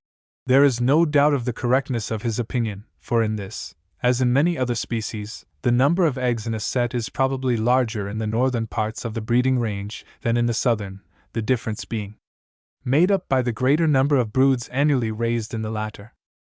There seems to be considerable uniformity in the character of the materials utilized in nesting. Before us are 6 nests from Southern California, and on close examination, each seems to be the exact counterpart of every other. Fine grass, small sticks, thin hairy stems, vegetable fibers and wool, empty cocoons and seed vessels, the latter attached to their stalks, curiously and ingeniously matted together, and presenting a rather even surface, considering the abundance of sticks utilized, make up nearly the entire structure. The cavity exhibits the same materials, but then they are more smoothly adjusted by the builders. None of the nests before us are perfectly round, such as we sometimes see in the wood pewee's lichen-clad home, but are somewhat eccentric in contour. The same irregularity is usually a conspicuous feature of the inside. In external diameter they are nearly 4 inches, and in length vary from 1½ to 2, one side being sometimes a ½ inch thicker than the other, not an accidental occurrence, but probably the result of design, due, no doubt, to the position of the nest upon the branch, the thicker part looking outwardly where exposure is the greater. The depression is 2½ inches wide, and the depth usually but a half, but varying from that to as much as an inch. In the plate it is represented natural in size, and saddled upon a horizontal branch of the live oak, a short distance in advance of the builders. The eggs, 2 or 3 in number, are of an oblong oval shape, and vary from a greenish-white to a lavender and a grayish-white ground color, and are rather strongly marked with small, distinct spots of diverse shades of brown, interspersed with fine dottings of slate, which are pretty uniformly diffused over the surface, although most abundant about the larger extremity. The distribution of these spots presents some marked variations, but, according to our experience, a uniformity prevails in eggs of the same clutch. A set of 3 before us shows the following measurements: 0.94 by 0.69, 0.94 by 0.68 and 0.93 by 0.68. Incubation begins immediately after the eggs are laid, according to Mr. Everman, and is the exclusive duty of the female for about 14 days. The young male partakes of the coloration of both parents, but the adult is a uniform lustrous black, the monotony of which is in a measure relieved by large white patches upon the wings, most of the inner web of each primary feather, excepting the first, showing this latter color. The female is brown, the white on the wings being much restricted, or obsolete. Their entire length is about 7½ inches, wing 3 3/5, and tail 4 1/4.